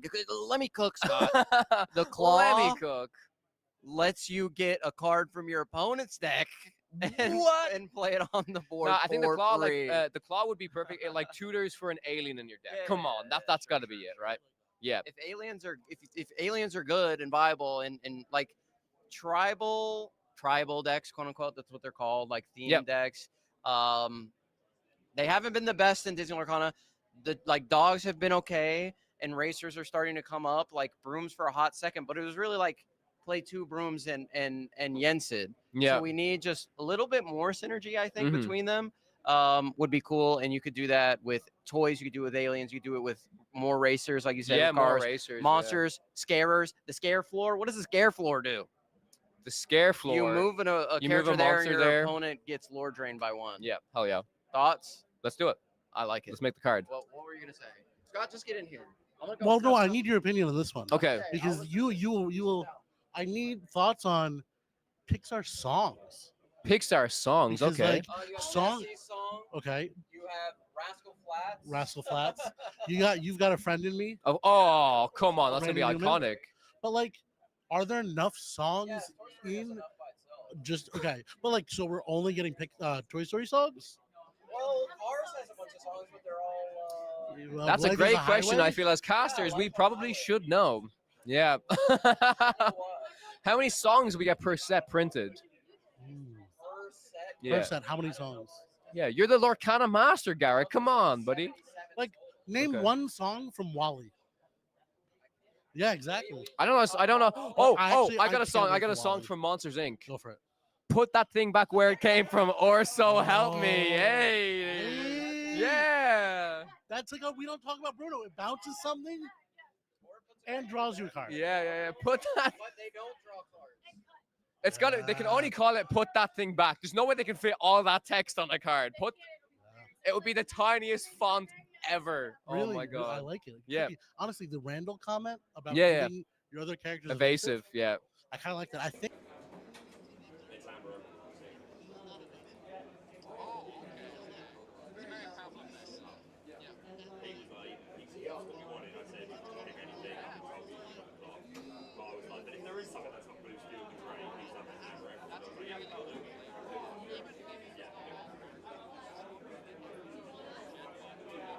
Good luck.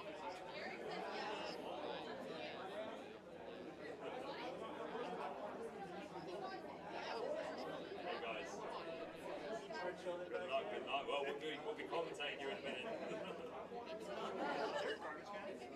Yeah.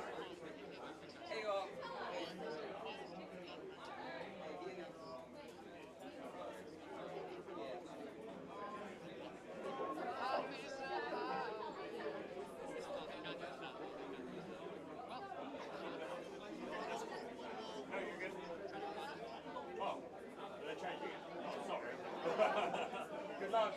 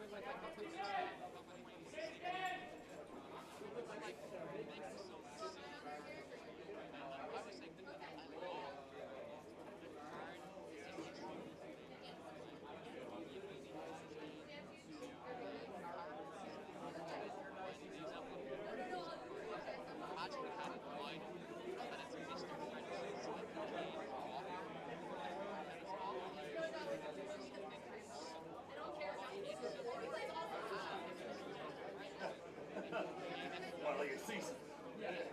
Oh, what's it called? Bring about. Started about the original, the OG. What was the name of it?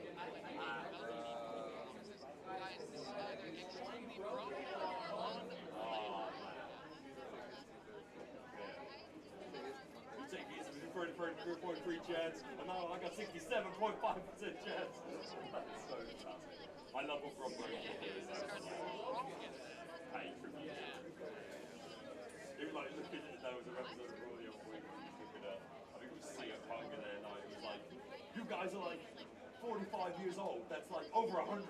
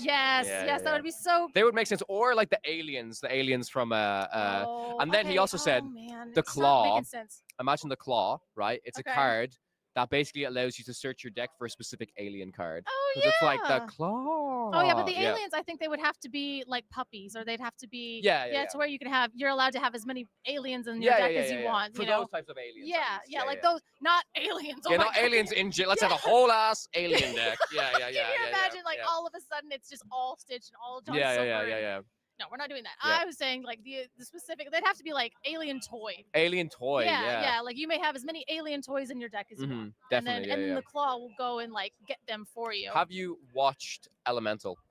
Yes, I have actually. Oh. Okay, well, We're that's going. enough of the Pixar talk, Yeah. I guess. We're going to be sending I it have back seen over Elemental. to the casters. Take it away. I'll be there in a second. You'll see in a Oh, second. okay.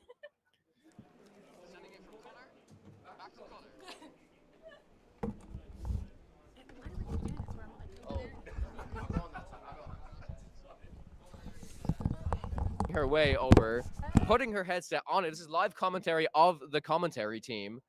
Color is moving seats. Baker is trying to squeeze in. Garrick is putting his headset on. This is invigorating to watch. And all you guys get to see is me. Unless it's been passed over to the casters already. This would be hilarious if this was live on the casters right now, and I'm not even live anymore. But let's see if the casters are live. I don't believe they are, but I'm really excited. Really. Send it to us, JD. They're playing. We've got JD on production. Hey, and that means we are already into turn 2 to 3. Yeah, of this so game. here we are onto the board. We've got TFM Melissa up against Yash Ku. We've got Sherna Dogs, my boys, my friends, my girls. Amber Steel versus Sherna Dogs. We are already off to the races. It seems like Yash Ku went first, and we saw that one drop Rhino, 1/16th Wall, followed by a turn 1 Nala into the Shift Rhino. And that's going to be followed up by an Ursa Deceiver and a special one from the D100 box. That is going to get rid of that Storm Rage on. There is a second one in hand, and there we are, all caught up. We did it. We got there. And I actually had a chance to look at Melissa's deck before. She does have enchanted ladies in this deck. Oh, and I walked good. up. I actually walked up earlier today when she was playing against Wonderland, and I took a photo of Wonderland's opening hand, and then I walked around the table and I took a picture of Melissa's opening hand, and she did have 2 enchanted ladies in there. And I was like, "You guys be nice, or I will text you each other the picture." We're going to storm this Nala, just putting 2 damage on. Again, like a card that I think has gained popularity courtesy of people like Bivens and Wochuk, just really emphasizing how important it is to get this one drop down, even if you miss the Daisy or the Cinderella. And she, with that 0/4 body, can soak up a very nice Rapunzel trap. Penny into the Inkwell. Yeah, for sure. We have another storm going down, so that That's actually is the third 3. He found that off. That was He either the top did, deck yes. or he found it off of the storm because Mo- we saw do you the see- hand. do you- is she? Are you? So, Judge? Judge, Mom, Dad, anybody? Can we get some? Are we getting? We're getting some clarity here. What is going on? Unsure, but she's got a smile on her face, so we'll give it a minute, see what's going on there. But I yeah, was going to say, the light is actually bright. Is she talking about maybe getting, because I was like, I don't feel like the lighting. It's nah. Nah, she's good. Okay, I was wondering, It's she's definitely like. not the lights. She needed an adult seeing that third storm. Yeah, she was like, She's is like, is that legal? Yeah. Mom? Yeah, exactly. She's like, listen, I already took one. Oh, okay, she actually just can't hear. It looks like a That makes headset sense. issue. It is a technical it's a issue, technical thing, yeah. Yeah. So All right. she wasn't trying to get an adult for the fact that that man opened up with 4 or 3 strengths in hand. Yeah, poor thing. She's like, I'm sorry, are my headphones correct? Is that the third storm that you've drawn in the top 8 cards? That's cool, I guess. Am I hearing that correctly? But yeah, as we were preparing for this match, the judge came over and were like, what match would you like? And I was like, not Sapphire. He was like, there's an Amber Emerald. And I immediately thought, oh, Prince John, am I really going to agree? Oh, go on then. At least it's something different. Okay, sure. Yeah. All right. Yeah. So we're taking a little bit of a break here.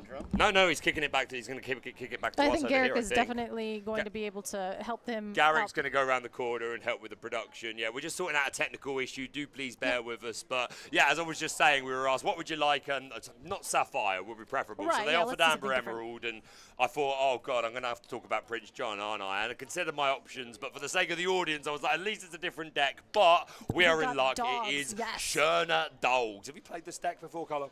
I have actually, so the first introduction that I had with this deck was actually against Kurt Spice. Okay. And we were doing an in-house tournament where we were all just kind of playing, and I had gotten to like a really high seed of it. So I was like, I'm doing really good. I play Kurt, and I beat him. Okay. And I was like, okay. Well, that's Chernadogs. Is that my first experience? That's crazy. I'm like, that wasn't too bad. Pretty seasoned Chernadog player as well. My next round was against Melissa. Okay. She stomped the absolute dogs out of me, and I was like, oh no, this deck is bananas. Yeah. I've only been messing around recently, I think, with a 7-drop tramp. And because I'm trying to do Circle of Life stuff, you know. I'm trying to do Circle of Life stuff. So I've just now recently gotten into this, and that lady into the reduced cost tramp, into maybe potentially another reduced cost tramp, and now your 1-drop has a ton of power just to be able to crack in. So there's some really, really cool synergies in this deck. Absolutely, yeah. And again, because we're in pre-rotation, it does have access to the card that added to this deck's namesake, Chernabog. But we are back into the game. Fantastic to see. But yeah, 3 storms gone through already. So let's talk a little bit about the matchup. Obviously, this Amber Steel deck seeming to be an aggro version. It may have a whole new world, but from what I've seen so far, I would predict the Amber and the aggro version. So storms, strengths, and there are probably Zeus's because we're running a Rhino line. So this Ursula Deceiver could potentially get some good hits over the game. We're going to Lady and follow up into a Daisy Duck. And then I think that is her altered. It's an enchanted. No, it's is it the enchanted one, or it's she an does have? enchanted tramp. She has like another altered one as well in the deck, and yeah, I haven't seen that. But that is an enchanted tramp. And the enchanted Chernabog in hand. You absolutely love to see it. That's one of my favorite enchanteds in the game. I think it is super unique. It's super villainous. He's just like. If you say so. It's complete. It's very unique art in the game of Disney Lorcana. It's like one of one, and it's gorgeous. I absolutely love it. As we have 2 of these rhinos out onto the board, and it's going to be tough to get rid of these, but we do have the tramp available, which can boost the strength of one of our characters to challenge back. We could go into the lady here. Yeah, the tramp adding 1 strength for every other character you have on the board. So now Lady hitting quite hard at that point for 5, which is the magic number to burst through this power hamster. Yeah, she's got the bark and the bite as a go-go comes down onto the board as well. Just a little bit of tempo here, an evasive character that will be difficult to remove, especially when 3 Let the Storm Rage on are already out of the deck. Absolutely, and then this Amber Steel deck is going to have a couple of characters with big pools of health, like the Daisy Duck, things like that. So this go-go is something that Yashku is going to have to be very aware of. Well, then we do get a dock come down. But I will say, you do see the Chernabog in hand. And I think in past sets where we're sitting there with the Chernabog in hand, you're like, oh, my gosh, help me. But now we do have Bobby Zimmerowski, which I'm interested to see if we could go ahead and have that in this deck to be able to go ahead and draw and discard for your Oh, wow. The 4th Let the Storm Rage on comes out in the top 20 cards. That's absolutely egregious. egregious. She's like, well, that's all 4, but thanks. Maybe they're shuffle all next gone. time. Like, They are at least all gone now, but we've still got strengths and probably Zeus's to deal with as well. But here we go. That notably takes away the ability to tramp here unless we found a 1-drop, and we did. So now we can tramp and give something an additional 4, and this Ursula can get into combat with this Rhino if she would like. Very nice. To get rid of it. I love how clean Melissa plays as well. She plays very, very clean games. This is her first TCG. This is her very, very first. Wonderful and she's player. always been Shout out to like, the Forbidden Mountain. yes, she is, and she's always been very, very wonderful. But she is very clean when she plays as well, and I do love that. I appreciate a tiny like board I do, save. yeah, absolutely. Unlike Wonderland, we had a couple. Is that your ink token, or is that like your poker card I from don't mind earlier? its tokens. This is board state, man. Here we have a Cinderella ballroom sensation. Not a lot left to sing after the opening start here, but we'll see if she can get her pipes loose with some strength of a raging fire later on in this match. Gotta be in there. And there it is. There it She is. just doesn't even get a I chance know. to sing it because we're just going to play it the removal. old-fashioned way. Hard cast. Yep. And again, you need to keep these characters down, right? Because while we've got a nice wide board, these tramps are adding additional strength. But we are looking to go through our discard as quickly as possible. We're running cards like the Tramp Street Smart Dog, who when you play him, you can draw a card for each other card you have on the board. So if you can draw 3, 4, 5 and then discard that many, then you really fuel the Chernobog to play quickly. And he is a 9/9 quest for 2. Yes, and we did get our Enchanted Lady, so now we're going to be able to bring some stuff back from the discard, which she goes ahead and does. And then it's another lady, I believe. Is it the 1-cost lady that came down? Or a mystery card. We'll never know. There's no way to tell. Yeah, this 1-drop lady, whenever you play another character, she gains 1 strength, and if she has at least 3 strength, then she gains lore. Is it that? I think it's that one. Unless I'm missing. That is so yeah, there's the it's one. the 1-drop, right? Yeah, there's an inkable one and an uninkable lady. Yeah, if Tramp is on the board, she gains an additional lore, correct? Oh, it's that one. Yeah. Yes, that one. Gotcha. Yeah, there's the 0-3 lady that I'm pretty sure she's inkable, and then this was the other one that. Got it. They did it to us. It was us specifically. They're like, we're gonna print 2 ladies, There you go, yeah. and they're gonna both cost 1. They're gonna do similar but different things.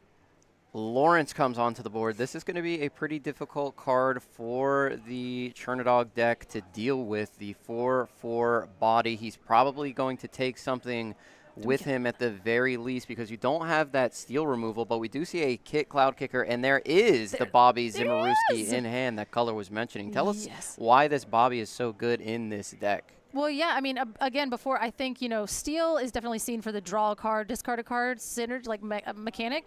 And so now we see it a bunch in Emerald, like we saw it with the Yzma, I think, last set as well. But now, basically, play Bobby, draw a card. It's probably a good card. It's a lady, but we are going to discard this anything. Literally anything. Discard this just anything. Anything. And that's just going to get us closer and closer to just playing a free Chernobog. Yeah. Yeah, absolutely. And the Chernobog will be massive in this matchup unless you have a full board with a Strength of a Raging Fire. It's going to be really, really, really difficult to get rid of that Chernobog if it ever hits the board. We are going to send the Cloud Kicker into the discard. Okay, yeah, so this enchanted one is the one where when you play a character, it gains strength, and if she's got 3 strength or more, yeah, because this one, lore, and then this one that's here the other is one. the Right. other one. Yeah. Yeah. Yeah, that's thought so. That's the one I was looking at. Oh, okay. We so were. we were okay. Yeah. Gotcha. So we were both right, but on different people. Yeah. Okay. I was genuinely sitting there thinking, you're wrong. You're wrong. Yeah, it's because we were looking at this one drop and you were looking at this lady, and it was like kind of that situation where you're like, also too, like this art evokes the family dog one to me. So every single time I'm like, oh, it's family. I'm like, no, that's decisive dog. I'm like, but she looks family dog. It's crazy. She looks so fancy. She looks very family oriented and with decisive. the baby character. Yeah, like decisively family oriented. So. Counting the cards in the discard. Favorite character as well, so I know she was elated to not only see this franchise enter the game, but to see that quite clearly the game dev team are big fans of Lady and the Tramp because these are some of the strongest cards we've seen. Very, very competitive set of cards. I was just talking about it with Kawa over there in the interview booth. The quote-unquote tribal decks or the synergistic decks, the Chernodog's deck, is probably the most competitive of all that we've ever had. Better than Brooms, better than the Racers that have started to see some There it is. A little bit more. There it is. Just a little bit more. And the Chernobog hits the board, that beautiful Enchanted, and this is going to be a card that is going to be incredibly difficult to deal with for Yashku. We'll see what he's able to find. He needs to get that board a bit wider, and maybe a Strength of Raging Fire can do something. But right now, it is looking really, really intimidating. Yeah, it'll need a little bit more strength to strength on that Chernobog. And Just a little bit more. But yeah, we did see Melissa kind of doing quite a bit of math at that point. I think deciding, like, should I ink this? Should I then put the Chernobog on the board? Should I start challenging out? If I start, and that's basically another one. That's another deck. Like, I think this is why Kurt Spice loves this. It's another math deck. It's another, like, predicting the future. Like, I'm going to be able to get this lure, and I'm turn these sideways. I'm going to hold these back. And if I do that for this many turns, I'll win in 2 turns, you know. And that's another thing that Melissa's like taken really, really well too, because she just got him to scoop. So wait, no, he wins. He He's wins. gone to 20. He was at 15. He just quested. 15? Yeah. Did she just want to do it for fun? She wanted to She get the just Chernobog wanted to get out. that Chernobog out there, man. She's like, look, I did the thing.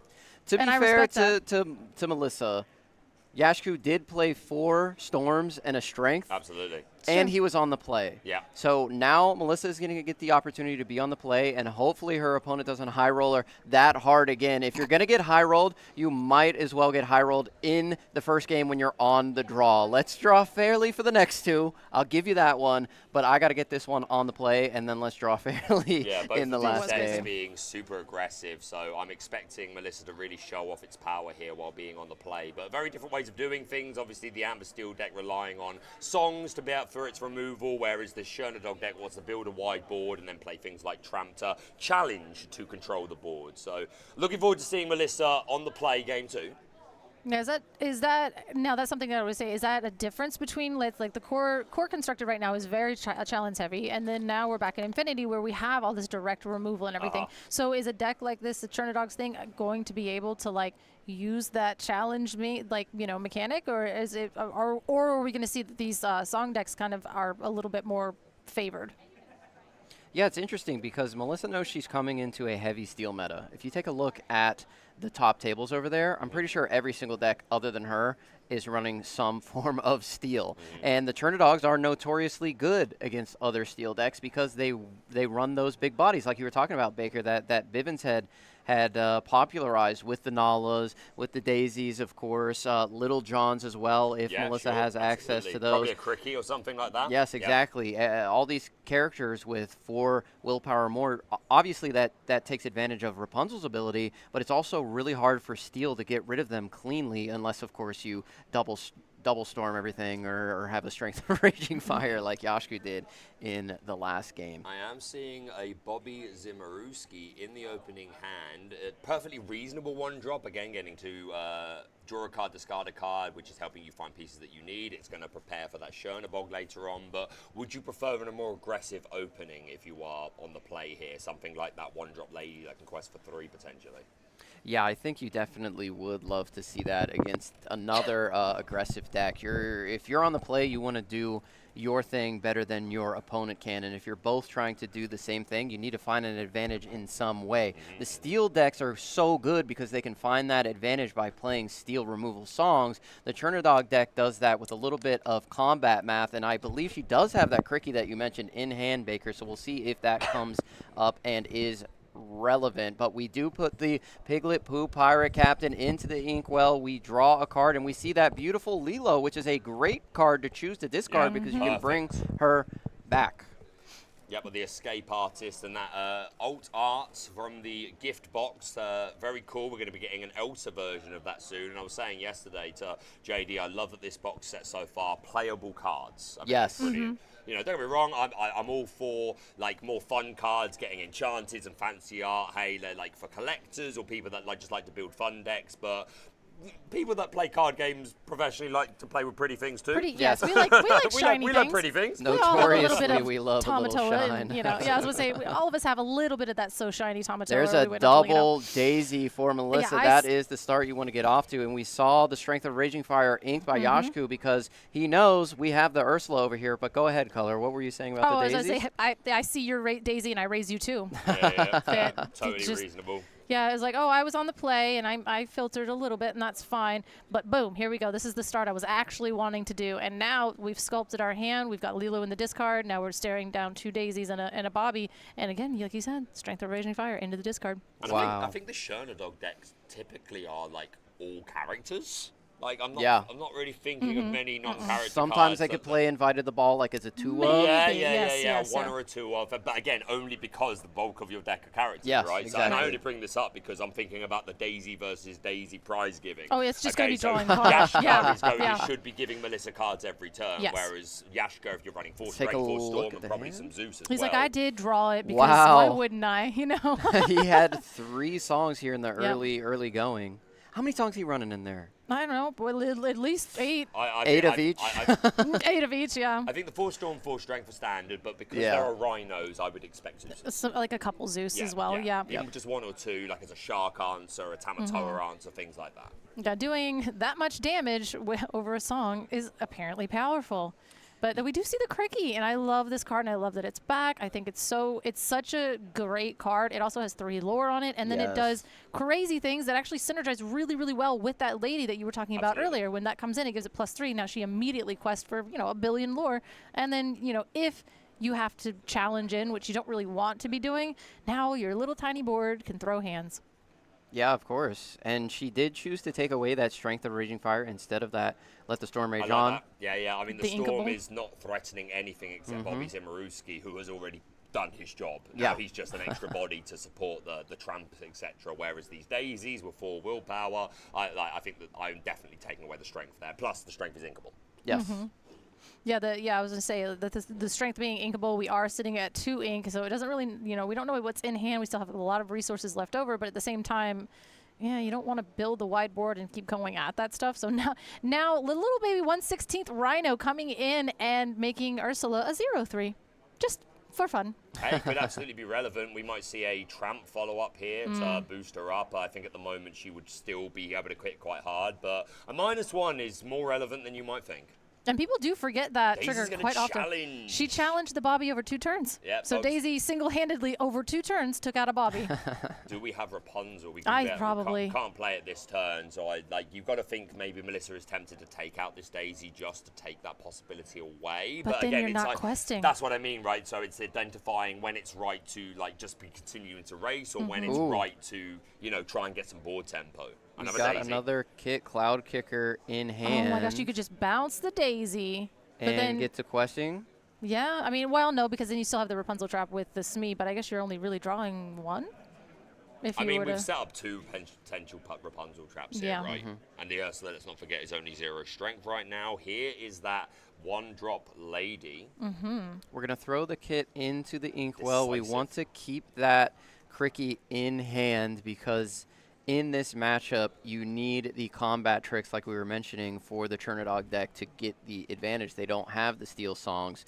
So you need to keep that Cricky. You need to keep those tramps for unexpected bursts of strength to challenge into the steel and amber cards on the other side. And I think he is running the DLC promo Rapunzels, and I don't think I see one of those arts flipping through his hand at the moment. So it doesn't seem like he actually does have the Rapunzel to do the punish there. So we are just going to see another Daisy come in? Yeah, and like you mentioned, Baker, drawing 2 cards off of that. This deck's probably 60 characters deep. So, and we do find the Tramp that we mentioned earlier, which is really, really important in this list. And she has the Cricky that will be foaming at the mouth to take out these Daisy Ducks. That Tramp, a dapper rascal indeed. Going up to 4 ink now, and is this going to be it? No, it's the Power Hamster Rhino, which is also pretty good. So Yashka providing a much more aggressive board here, and is ahead in lore. So despite Melissa being on the play, it seems the cards have gone more Yashka's way. We're seeing, double Daisy against double Daisy, but again, I think being able, and he did opt to not shift it. So basically, again, like you said, going wide, he didn't like put himself down a card. Like even though he could have gotten 2 lore, now out of those 2 cards, he's going to get 3 from like the next turn, as opposed to just shifting and being able to sing anything. Melissa does have some options in her hand, though. Again, now that Cricky's looking pretty nice. Just doing a little bit of rearranging, like who do I want to go where? Keeping the board state tidy as well. I respect it. I appreciate it. When you're playing, do you usually do this? Like if you're thinking about what's going to challenge what, do you put them in front of the character you think you want to challenge? No, I've never really done that. No, like again, there are, when it comes to like the finger math, right? There are pointers, there are conductors. I'm a conductor. Yeah, I feel that. No. Yeah, I tap. I'm like this, and then yeah, I'm a tap. I'm the one that's like tapping on the table. Is because if I don't, yeah, I'm just like I tap like this, and I'm like, oh, I did the math wrong. So no, but if I put it, I respect it though. Like, yeah. I like that too, man. I mean, it's a good indicator. It's like, okay, well, this needs to go in here, and then you can actually double check and be like, wait, is that the one that I want to do that? Yeah, that Cricky was Boop, bop, exactly what we've been talking about this whole time, the huge board swing, and now leaving Yashku just one character on his side of the board. That's exactly what Melissa needed, and going right into her turn 5. Yeah, still got the Storm in hand from the beginning of the game that we saw off the Ursula, right?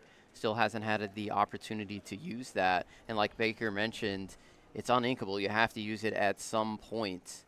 Yeah, and I see that we do have a Penny in hand, but that doesn't really give us any. Penny will basically come in, give resist, and heal. At this point, with like the low strength characters on Melissa's board, I don't think Penny's really going to do anything except for have 2 lore. But at this point, we're trying to throw hands. So let's just go ahead and hard play this so we can have the Rhino left standing to be able to do any challenging. And I'm not sure what he drew, but is it another Penny? Because that's unfortunate. If the Rhino does choose to challenge, she does have the Tramp, which can boost up some additional strength. So she'll have another combat trick to remove this Rhino, leaving Yashku with nothing on the board unless he is able to ink and play the Penny that we saw in hand or has something else to put down. I was going to say, he might have drawn another Penny, but no, it was, it's a little hamster. Just a little guy. Yeah, Melissa. Just a little guy. Just 1/16 of a little guy. Which, I mean, no, is that the... That's the power. Yeah, I was like, that's the power hamster. I was like, oh, okay, that makes sense. I was like, because I would have played that little guy. That's a big guy. Yeah. I was like, wait a minute. Yeah. Yeah. So we do get the Penny down, which will offer additional resist onto the power hamster, bumping him up to resist 3 for the turn. Which egregious. Is, yeah. Absolutely egregious. But the Cricky will be able to trade with it. Can't see it now. Yeah. But like egregious. But yeah, the Tramp will come down, and we have to challenge in with the Cricky, which is, a little unfortunate, but at the same time, it will still be able to get through that. And now we're leaving just a Penny on board. But yeah, Takes we are. Lilo. All right. Yeah, we say the Lilo. We'll play the. Go ahead and see what we draw for turn because you can't get ahead of it. I'm like, oh, Lilo. Oh yeah, I also get another card. Yeah. I get another card because that Lilo you have to make that decision before you draw your card for turn, and if you don't, you have missed your chance. Absolutely, if you're drawing a card, it is too late. Does find a Daisy, which makes this even better. Yes. So now with 5 characters on the board, the Tramp can boost up that Ursula to the required 6 strength needed to take out the power hamster, even through the resist. Cricky to just go ahead and quest. That's pretty good. That's not bad going. That is a very dapper rascal. And now the Ursula Deceiver can cleanly trade into the rider. Both of them just double checking. Does this math right? Yes, this math does math. It doesn't seem right, but it is. Yeah, it doesn't seem like it should be able to do that. And that, Melissa correctly just being able to make sure that the Cricky didn't have to needlessly throw into the hamster to then get cracked back by the Penny and lose that ability to just gain 3 lore in the tour. Like, that is huge in this situation. Expertly played by Melissa. 100%. She said, let me bring the Lilo in. I'm going to do the Tramp regardless.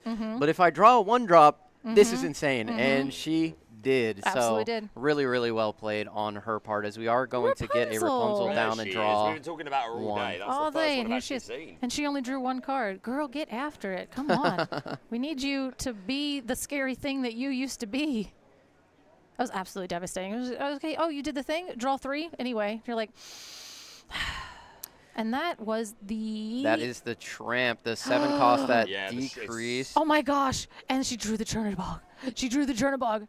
Yeah, so that's amazing. Oh, So the Street so Smart good. Dog allows you to draw a card for each other character on the board, and then you must discard that many cards, which again, wonderful for not only sculpting our hand, whether it be aggression or answers, but fueling the evildoer Chernabog. All praise Chernabog. And that's why. Look at he's Are like, you a no, dude, Chernabog bro, follower? no. Oh my gosh. I am absolutely a Chernabog follower. She did it. She did it. That is so. I'm sorry. I know you guys are having your Amethyst like reunion, but she literally played that tramp with one card in hand, ripped everything that she needed, was able to keep the Chernabog, then play it for one. Like the stars aligned. And now she has a Chernabog on the board. The evildoer. It's a bit expensive for a Chernabog. Free or nothing. Exactly. Free or I nothing. agree. She should have discarded it. And then all those characters are just back in there for a second time of use. You know, it's like, I don't know. That is like these decks, these Amethyst and not Amethyst. We're done with that. That's not right now. Amber and Emerald, and like even like kind of that Amber Steel where you're the little math. It's like it's not like the math where you're like this, that, and the other. It's the little math of like, okay, if I draw 7 cards and then I need one of them to a Rhino and a lady. Well, as you were. Just a casual quest for 10. Yeah, right. But oh gosh. Casual quest for 1 billion. But yeah, like doing that math and be like, if I draw 7 cards, I have to discard 6 of them. If one of them is Chernabog, then I can just pay for it. But like being able to like kind of know your deck well enough to see these lines and take those like quote unquote risks in that situation. Because if I draw this Chernabog, we are set. Yeah, 100%. But even if you don't draw the Chernabog, like the Street Smart Dog is so good at finding the exact card that you need in your deck. Like you're digging so deep. Even if it's not the Chernabog, you can find like a crazy answer. I've played against Kurt a million times as he's been on the Chernadogs, and that Street Smart Dog is like the best card in the deck, bar none. But we are going to go into a game number 3. That's what we like to see. Yeah, game 3. This time Yashka will be back on the play. Will we see the 4 Storm and 1 Strength that we saw last time? Elegant If you're Melissa, you definitely hope not. But he has seen a significant and consistent number of songs throughout these first 2 games. He wasn't able to take advantage of them due to the Ursula and due to the uninkability of the Let the Storm Rage On in the last game. We'll see if he's able to do it this time around, as the Chernadogs are going to try and bark and bite their way to Where a my 5-1. dogs at? Where my dogs at? Where my dogs at? Where my dogs at? If that doesn't summon Kurt, I don't know what will. So we're going to see how that Kurt's goes. ears just went right up.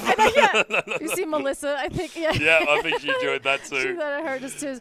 Yeah, I see, Baker, that you over here, you just typed in lady into the Disney Lorcana app. I did. And all of our flavors of lady, where she's all looking, well, that's a promo, but like she's looking all quite similar in each one. She is. And she's a decisive dog, she's a family dog, She's a family dog. She's a elegant spaniel, She's a Miss Park Avenue. Miss Park Avenue. Like there are so many different ladies, so when they hit the board, it's like Slay Queens. which one's Slay Queen. She's got so many different looks. Slay. Just effortlessly. I know this Park Avenue one, like like the little hat with the feather in it and everything. I love that. They're all like, very playable, and it's interesting the decisions that the Chernadogs players make to optimize their lists. But yeah, I really like the theming of the Lady and the Tramp cards. Yeah, and they're all great. And actually, I know that Enterprising Dog. I was mixing up Enterprising Dog and the Dapper Rascal. There you go. Yeah, because the one of them, this one is the one that you can shift for and then draw cards every time one of your characters is banished, which is just so good. And then the Street Smart Dog is the draw and discard. Yeah. Circle of Life. Let's go. And then the Enterprising Dog is the 2-drop that can gain strength. And then if you have a lady in play, he actually costs 1 less, which is so insane. Sure does. But I will say, this was an absolute drafting limited all-star. Was the peg from also Lady and the Tramp, where you can, if you have 3 more characters in play, you just draw a card. Card draw being so important in like a limited format. I had one of those, and people were like, what does that card do? And I'm like, this is peg. Cards? This is peg. You don't. Come on now. So another Lady If you in the don't Tramp know card. now, If you don't know. know, now you know.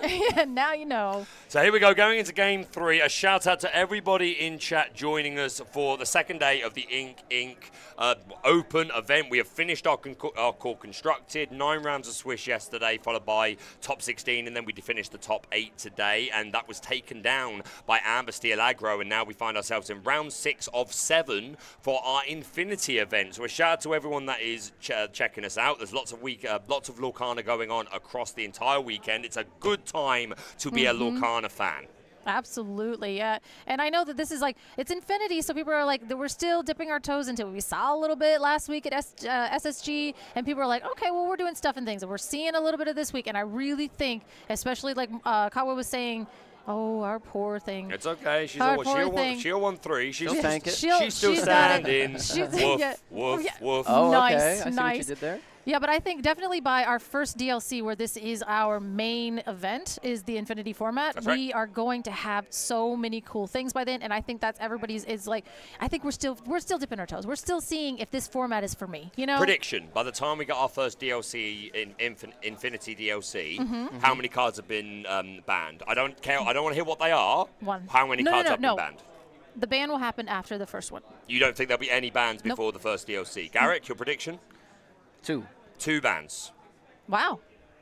What about you? I'm going to say 3. You're going to say 3? I'm going to say 3 bans. Just to be spicy? Before, yeah. Before? You don't think they'll have an official event first and then ban something? No, I think they will want that event to go by without a click. I think they're going to want to see diversity. I think they're going to be doing. I think they've already been doing their internalized testing. I think they're going to look at data that is provided, and I think if they think that a pre-ban will make that environment more healthy, then they will do it. But I could be wrong. If they don't, Ravensburger don't think that it's necessary, then maybe they won't. But I'm going to make a prediction. Yes, 3 bans. Before Infinity. 3 bans. Yep. I'll hold you guys to that. I'm going to have to write that down somewhere. Yeah, write it down, chat. 0, Keep 2, us honest. 3. And as soon as they ban something, you're just going to see a tweet me being, no, I've lost.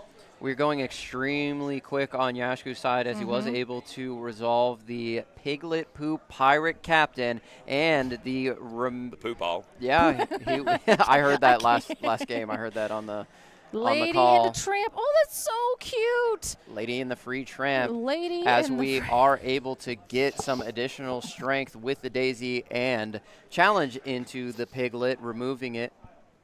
Daisy taking out a Piglet, and honestly, that's fine with me. Like, you can have at it. And if it just took a Lady in the Tramp combo, the flavor is incredible. The deck is beautiful. She is good, and she knows. She's like, Enchanted Tramps, check. Enchanted Ladies, check.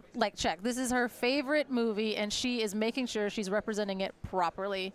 Yes, absolutely. And again, we see the combat tricks coming in absolutely clutch compared to the songs on the other side, as the Rhino Power Hamster is going to come back down. Let's see if Smee does some challenging here, or is he going to go on a quest? The eyebrow raise from Melissa just took me out. She's like, what are you doing? You already exerted it. I see you. Now, we did go ahead and finish off that Daisy. And then that means we'll have 2 damage on our Smee for next turn, and next turn we'll unexert with 5 ink, and hopefully one of our cards is a Rapunzel. Yep, refresh that bumbling mate, Mr. Smee, who does take a damage at the end of the turn if you do not have a captain in play. Piglet Pooh Pirate Captain is indeed a captain. Yeah, he's gone, but he is indeed a captain. It's so good. Like, and that's another thing too. You're like, oh, Piglet is egregious, and you're like, but it's a captain. You're like, that's also worse. That just made one of the best 2-drops in the game even better. Cricky, no. Cricky down. Down, Cricky. Yeah, Cricky down. The lucky bug. But we are able to play the trap. Here's the Street Smart Dog. We're going to draw 3 cards and then discard 3 cards. And we did find a Shona Bug. I know. We did find it. We did find it, but is it too early? Is it too early? Bobby's not going to help us there. That's a good choice. I think Rapunzel might be the decision to keep. I know. I wouldn't want to. As the Miss Park Avenue goes into, she's playing all the ladies. Yeah, she is, absolutely. Again, they just synergize so well They together, really as you were do. saying earlier, just like one of our most powerful actual tribal type of decks. There is that Rapunzel into the discard, a DLC promo version of that.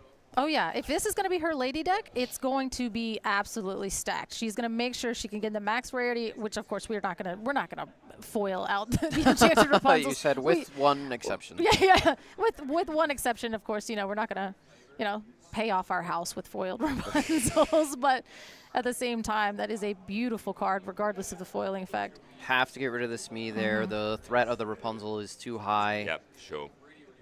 And again, you've got a couple of they're all 2 questers, right? Like the Daisy is theoretically giving you cards. You do need to be aware of the 4 willpower and make sure that you can deal with it when the time comes. But I'm always leaving the Daisy, like if there are other 2 questers, just give me cards. Yeah, please. especially in a deck. Yeah. The deck. You're like, I'm not running yet. So how many does she have? So that was 1, 2, 3. 7. Is it 7? I mean, yeah, that's. It's either 6 or 7, so she can't go for the Chernobog next turn. But the line was open for a potential if this Power Hamster is turned sideways. She could have used that as a Rapunzel trap, but wanted to keep the Chernobog, which is a really hard card to remove. Now he costs 1 less. Yes, he does. I was about to say, I was like, everything that she turned sideways, you know, you're going to be, again, if you're, and he's like, well, what did you do? What have you done? You discarded a Rapunzel. What are you holding, and why do you keep counting your discard? He knows what is coming. Guys, he knows. Head down. Oh, gosh. I'm so bad about that. I'm like, I'm not making eye contact. And he's like, do you have a Chernobog? And I'm like, huh? Who? What? My poker face is horrible. So the Chernobog is there. Yeah. I mean, but Yashku has the characters to challenge into it. So she 8, 9, 8. Oh, and we're just gonna go that way, and she's gonna make sure we are making no misplays here. Yes, it is. Opting for it, and it comes down, able to pay for it. This is the 3rd game in a row that we have seen the Chernobog. Let's see if he is the difference maker here. He cannot quest this turn. Give a start again, mate. Would you got a rating between you want to introduce? CCS just rated us? Hi. Welcome, everybody. Welcome to our Infinity format. I'm going to sit here and say some words, but then you'd rather hear from Baker. I mean, I don't know if that's true. Go on. No, you do it, girl. Come on. You can introduce it. You can welcome CCS. Thank you to our Ink got this. Open. Just that already concluded. This is why Baker needed to do that, because now we are on to our Infinity format, and we have TFN Melissa versus Yashku, and we are Chernodogging it up. We also just saw our Melissa here take a Chernobog over a Rapunzel. She discarded the Rapunzel with 1 card left in hand and then slammed it down, and Yashku was not too pleased. A shout out to Charlie Collectibles Show, putting on a fantastic performance over the weekend. I'm really excited to, I'm not excited to go home because I'm having so much fun here, but I am excited to get home and then re-watch the CCS stream from over the weekend. A shout out to the casters, a shout out to the players. So much Lorcana going on over this weekend. So yeah, thank you for coming to join us. A huge shout out to all of you. We are in round 6 of our Infinity format. It's been a long weekend of Lorcana. We had our core constructed main event, which was yesterday, 9 rounds of Swiss and then a top 16 match. We finished the top 8 today. It was won by Amber Steel Aggro. If you're surprised in chat, say me. And now we're going into Infinity. We're on round 6 of 7. There has been a lot of Sapphire in the room, guys, as you probably are not surprised to hear. Lots of Sapphire Steel, lots of Ruby Sapphire. So we were very keen to feature a different deck, and TFM Melissa came through in spades with this Amber Emerald Chernodogs deck. Let's get it. Let's cook. Does have the ability to gain 3 off of this go-go this turn if she would like.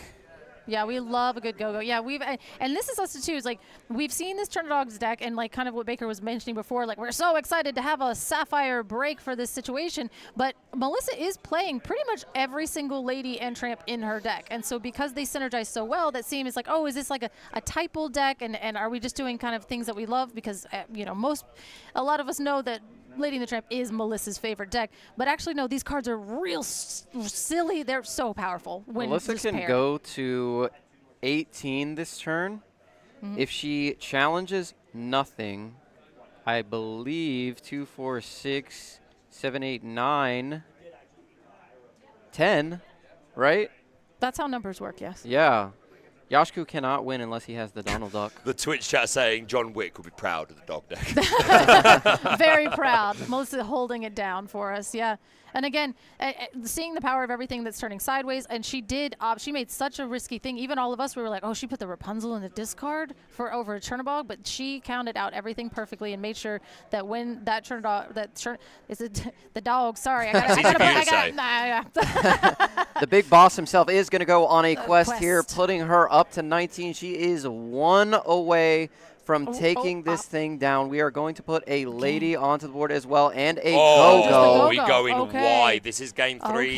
Melissa of the Forbidden Mountain was on the draw. She was. Lost game 1, then won her on the play game. So it's been an uphill battle against Yashka on this Amber Steel aggro deck, but it's looking like she is well positioned to take this dub. 19. Lauren, there's a handshake. Well done, Melissa. Now our round 6 winner, Melissa from TFN, holding it down with Churna Dogs. Where my dogs at? Where my dogs at? Where my dogs at? Where my dogs at? Where my dogs? There's Cuz Spice. There he is. He's raving. He was here last night, raving. So yeah, we got it done and got it down and into game 3 on the draw. That is that's definitely typically a deck that you would see like, oh, on the play this thing has got it, but you know, if you Diego won another event. Thiago got it again. Wow, there you go. This is a breakout star of Thiago season 2 cannot for be Lorcana. stopped. Let's That is go. amazing. I love it. Shout out to you, Charlie Collectible Shows. Yes, you know, well course. done for your incredible event. I haven't been able to see it yet. I've been a little busy, but I've heard wonderful things. I've been keeping up on social media with the players and the casters. I can't wait to get over there one day. But thank you for coming to join us. It's been an amazing weekend here at the Ink Open. Again, a huge thank you to all the organisers for bringing so many of us out. We've had Colour is Law. We've had J-Bomb. He's actually gone to catch a flight, which was delayed. But he's been doing interviews. We've got the wonderful Kawa of Podcana. We've got Kim, new members of the DLC team for Europe. And I'm here. And Garrick. And I'm here. Of course, I started with Garrick. Yeah. Did you start with Garrick? I did start with Garrick. Oh, that was ages ago. I forgot. That was like 30 seconds ago. Anyway, it's been a great day. I think we are prepping for an interview. Nope, there's nobody over there. Kawa is making his way there. So J-Bomb has been absolutely on it. We were absolutely spoiled all day. Back, Melissa. Yes. Get back. I was going to say good dog. No, no! You cannot say that. You can't say that, Baker. No. The villain almost came out. Wow, take it down a notch. This is what happens. J-Bomb has been holding it down for us. Ben's going to be really upset. He leaves, and then we get in charge of interviews. JD, Colin was in there eating snacks. He's supposed to be in the interview booth. Baker's doing. Transition. He's working on it. And we're live. And we're live. Oh my God, you should be the host of this. Oh my God, you should interview me. I get to hang out with JDZ a little bit too much, so I've learned all his spiels. We're live. Welcome, everybody. We have our winners interview for round 6 of the Infinity event here at the Team Ink Open. How was that game for you? It was stressful. So all day I've been playing against Sapphire Steel in various forms. Like I played against Wonder, who had Cheechas. I played against someone who was more aggro, like a Harlan Sweetie type style. Kiwi birds type of thing, yeah. It was like the Kiwi with the Hiram, though. Okay, wow, interesting. Because we're in Infinity. Yeah. And then I played against just like Jack Shadows. I'm just like, I control the board. Sure, so that's been a whirlwind. Yeah. And then I played against Amber Steel the other 3 times. So I've started to learn the matchup. Luckily, I was playing a friend. We didn't know what each other like 100% were on, but it was kind of nice knowing that, like, if one of us is like quote unquote bullying the other, it's all in good fun. So amazing, yeah. And so, have you played Dogs previously in like the kind of set 1 to 8 meta? Is a deck you were kind of familiar with, or I'm curious, what made you bring it for the Infinity event? So first and foremost, I love Lady and the Tramp. Amazing, love to see it. It's like my favorite movie of all time. So in set 7, when they came out with Lady and the Tramp cards, all of a sudden I was just like, I don't know if these are good, but I want to play them. Amazing, So I tried to play it in the set 7 meta. It was fine, but we still had a lot of Hiram in the beginning, so it didn't do very well. With bans and like evolving meta, it was a fine choice. I ended up kind of diverting a little bit, but it was always a pet deck of mine. When set 8 came around and we got even more cards like the Shift Tramp, I got excited again because I'm like, ooh, more card draw. This is great. And then when set 9 came out, I tested it a little bit. I felt it wasn't in the strongest position for core constructed. Just it feels good, but not like S tier. Sure, so to speak. But for Infinity, I played at the Southside Gaming Invitational last weekend. It was also Infinity format. I ran Ruby Sapphire, and I went 3-3 on the day because it was 6 rounds, which was a fine show. Yeah, of course, yeah. But I decided that today I just wanted to play and have fun. So I said, if I know people are playing Amber Steel because it did well last weekend, Mhm. and I know people are playing Sapphire Steel because it also did Yeah, well, you know what to target, right? I know my deck's not perfect into Mhm, it, but I mhm. know those matchups and I know Mhm. the lines really well. Mhm, And mhm. it's a pet deck, so yeah, why yeah. not? Why not? Yeah, and some of those Lady in the Tramp cards are extremely powerful. You mentioned that Shift Tramp. I think that is such a key engine piece within that deck. It really is. I don't think I got to showcase it on stream just now, but being able to force your opponents to have an answer or challenge you back and you gain cards can just be infinite. And like the one drop lady that's an 0-3 that you can buff and all of a sudden burst for 3 reminds me a lot of like a Flynn Rider or a Piglet. If Mhm. it procs, you're just gonna win. Oh the yeah, game. 100%. And if not, you can use it to combat the board because Mhm. of the boost that it gets for every character you play. Definitely, so yeah. It's enabled me to take out rhinos. It has such versatility. 100%, yeah. And I think it's really interesting if you think about that Tramp card in general, because now that we're in Infinity compared to Core Constructed, the Tramp card, I would say, if you are going to play the Trinidogs deck, is probably one of the best ones because of that 8 willpower. It is so It's so huge. beefy. Yes, Like, 100%. It might have been last round, Mhm. but I basically played the 7 tramp, kind of the Mhm. cycle Yep, mill one. yep. Into another one of Mhm. those, into a daisy. And I Mhm. basically said, here's a 2/6, a 2/6, and a 1/4. Yeah, deal with it. Yeah, yeah, yeah, And yeah. like, unless you're wide enough to strength, how do you deal with Exactly, that? They're yeah. not sideways if And they're not deserted. that's the point I wanted to make was if you looked at the results from the Infinity event last weekend and you knew Amber Steel was pretty popular, you knew that Blue Steel was pretty popular. If there's not so much Ruby decks running around, then a card like Tramp is really difficult for these decks to remove. Even if you go wide, you have the Tramp. Sure, they have access to maybe like Zeus, Storm, Strength. But once the Tramp is on the board, as soon as they start removing your threats, you just keep getting more. Exactly. Yep. So it just, if you don't hit your Rapunzels, it gives you another engine Yep. in addition to like Shift Lady who can bring back 1s and 2s. Yep. So it just, there's a lot of versatility. Yeah. So it's fun. 100%. Yeah. Well, congratulations Thank once you. again. I believe there's one more round. We have and one more then round. we are going to go to a top 8, I believe. So really, really excited about that. Before we leave you, how was your event yesterday? Did you play in the main event I yesterday? did play in the main event. I went 6-3 on the day. I Wow, ended in that's still- 28th spot. that's so really out good. of, Congratulations. I think we were 250, give or take. Yeah, just under 250, I think. Yeah. So it's not a bad showing. Obviously, I'm always disappointed in myself because I'm pushing to Well, get to that top is still cut, but very, it's a very high strong. showing. Yeah, so I'm definitely. happy. And, What deck did you run? I ran Amethyst Steel yesterday. Amazing, amazing. Which is yeah. another pet deck of Yeah, mine. yeah. I mean, it's funny. Amethyst Steel is the deck that I ran all the way back in the set 3 meta for the very first DLC, and Oh, yes, I with the, really with the love Blue that. Fairy back in the day. Yeah. You could do the Blue Fairy. You could do. I used to love the 2-cost. Before we had Elsa, we had the 2-cost uninkable Pinocchio that when you'd play he it, was my you could favorite. exert an opposing character. And with like the bounce package, that card was so You good. also You had could the like Jafar, the Dreadnought that like Oh, was on yeah, cards. yeah. So you just had all these Yeah. other card draws. Yeah, it was really, really cool. So yeah, congratulations on winning with Amethyst Steel.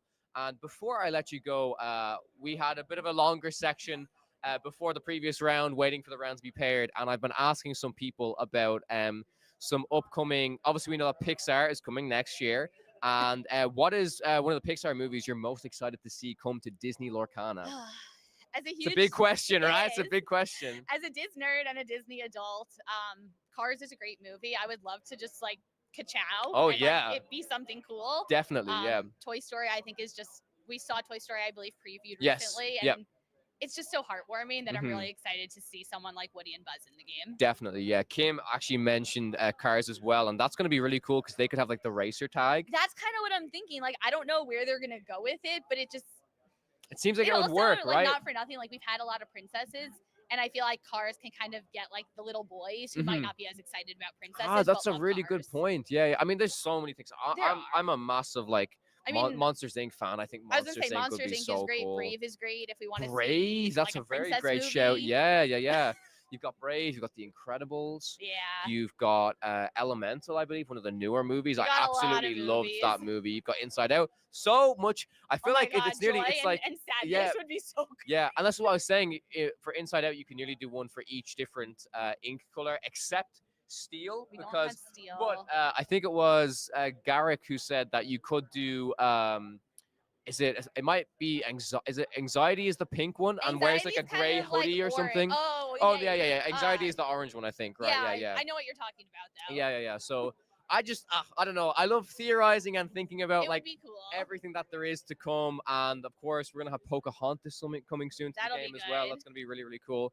And yeah, there's so many exciting things to come for the future of Disney Lorcana. So thank you so much for joining me. And I wish you the best of luck in your next round. Yes, shout out to TFM and all my friends watching at home.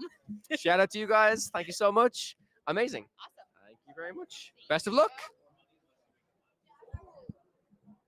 So yeah, welcome back. If you are just joining us, we are here at the Inc Open. It is round 7 of the Infinity format. We are about to start round 7, and yeah, it's a great time over here.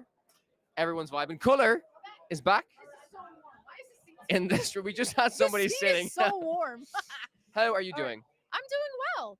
I actually, this is something that most of the people that have seen me running around the past 2 days, we've been working on this project, and I finally got the last 2 pieces to the project from Liam and Katie, and it is They sent it? They sent Oh, it. wow. So basically what Liam did was a wonderful idea. At Gen Con, he had everybody kind of come together and sing Eye to Eye. And I figured since we were all here and like our EU friends and everybody else and all of the wonderful people that have been like all of the Lorcana community, let's do Stand Out.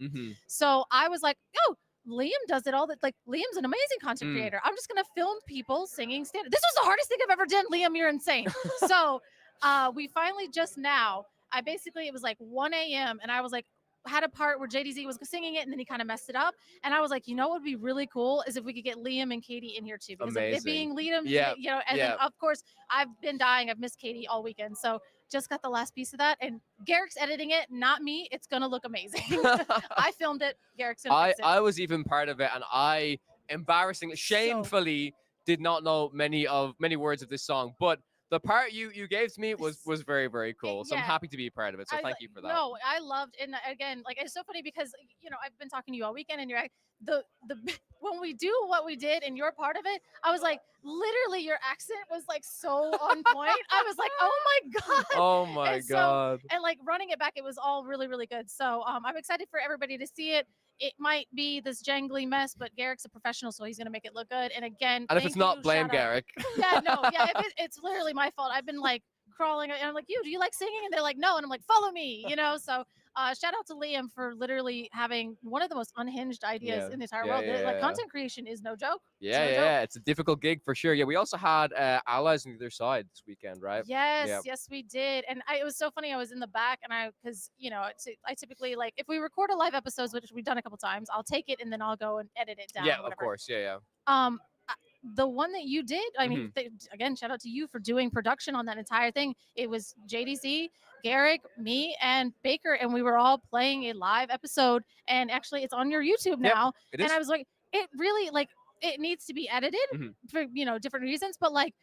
I think we were just laughing the whole time. It was so much fun. And I'm like, normally I'll cut out tanking or I'll cut out this and I'll cut out that. I think all of us talked for an hour and a half straight, and like there's not a lot of dead space, and it was great. And then Kawa here decided to just switch between the cameras and do production the entire time. Yeah, So it was really fun though. I'd never done. It was the first time I've done something like that, but I always wondered how difficult would this be. But I think what it adds to it is a lot, right? Oh, yeah, absolutely. It's kind of like trying to do like real time editing. if yeah, that right. makes You're sense. like, does this feel right to switch the So I'm scene? literally And, switching the scene. Like if you and Garrick are talking, and then JDZ and Baker are talking, and then I'm doing the top down. But I really, really enjoyed it. The funniest thing was you could see me in the background. Yeah, of the so he shop, was in it the whole doing time. doing this stuff, which was really, really fun. And But, I did actually look at the VOD on your YouTube, and it was cracking me up because there was only one comment on it so far, and they were like, I felt so bad for Kawa, but then he started smiling, so I guess he was enjoying himself. Yeah, no, I was. Yeah. It was weird because I was like, my face probably looks so serious, trying to like focus on the scenes, and then I just hear you guys cracking up, and then I can't help but crack up as well. It you was know? it was definitely a silly and that's actually been my dream for the show, is like having, obviously you have all of this equipment and everything, and these will be things that I would try to acquire over time, but like having that set up to maybe potentially invite people to come play in person, because those games are so much more unhinged than the ones where you're on. But I yeah, of I like course. the online games Mhm. because that means I can have Baker on, I can Of have course. Harlan, Yeah, I can yeah. have Allie, Yep. and like, you know, our different time zones and everything, and it's just more cost effective that way. Mhm. But the vibe of being at the table with everybody was just so awesome. And then Mhm. you could, they do something, you can literally grab their card and chuck it off the table. Yeah, and, like, exactly. Yeah, yeah, there's yeah. just so That's much what more JD did the human other. Yeah, interaction. The human interaction of being able to play an in-person game, Yep. and then the way that you filmed it really, I think it captured that Yeah, pretty well. yeah, it's actually something you mentioned. Yeah, it's I haven't played too much Magic in my time, but something I actually still enjoy watching is like the Commander shows. Yeah, because that's basically it's just the multiplayer fun. Yeah. It really is, Yeah. right? It's like I might not understand all the card mechanics and stuff like that, but like I see the laughter, I see people having fun, having a good time. It's a lot of stuff that some of my colleagues in work do as well. Is a lot of these kind of multiplayer formats, and I really hope that the heroic format really takes off for Lorcana, and it's something even I myself I haven't dove deep enough into yet, because as you guys mentioned, it is a lot to sleeve up a 100 card singleton deck. Yes, it is. But it really looked like a lot of fun, so I'm hoping at one stage I can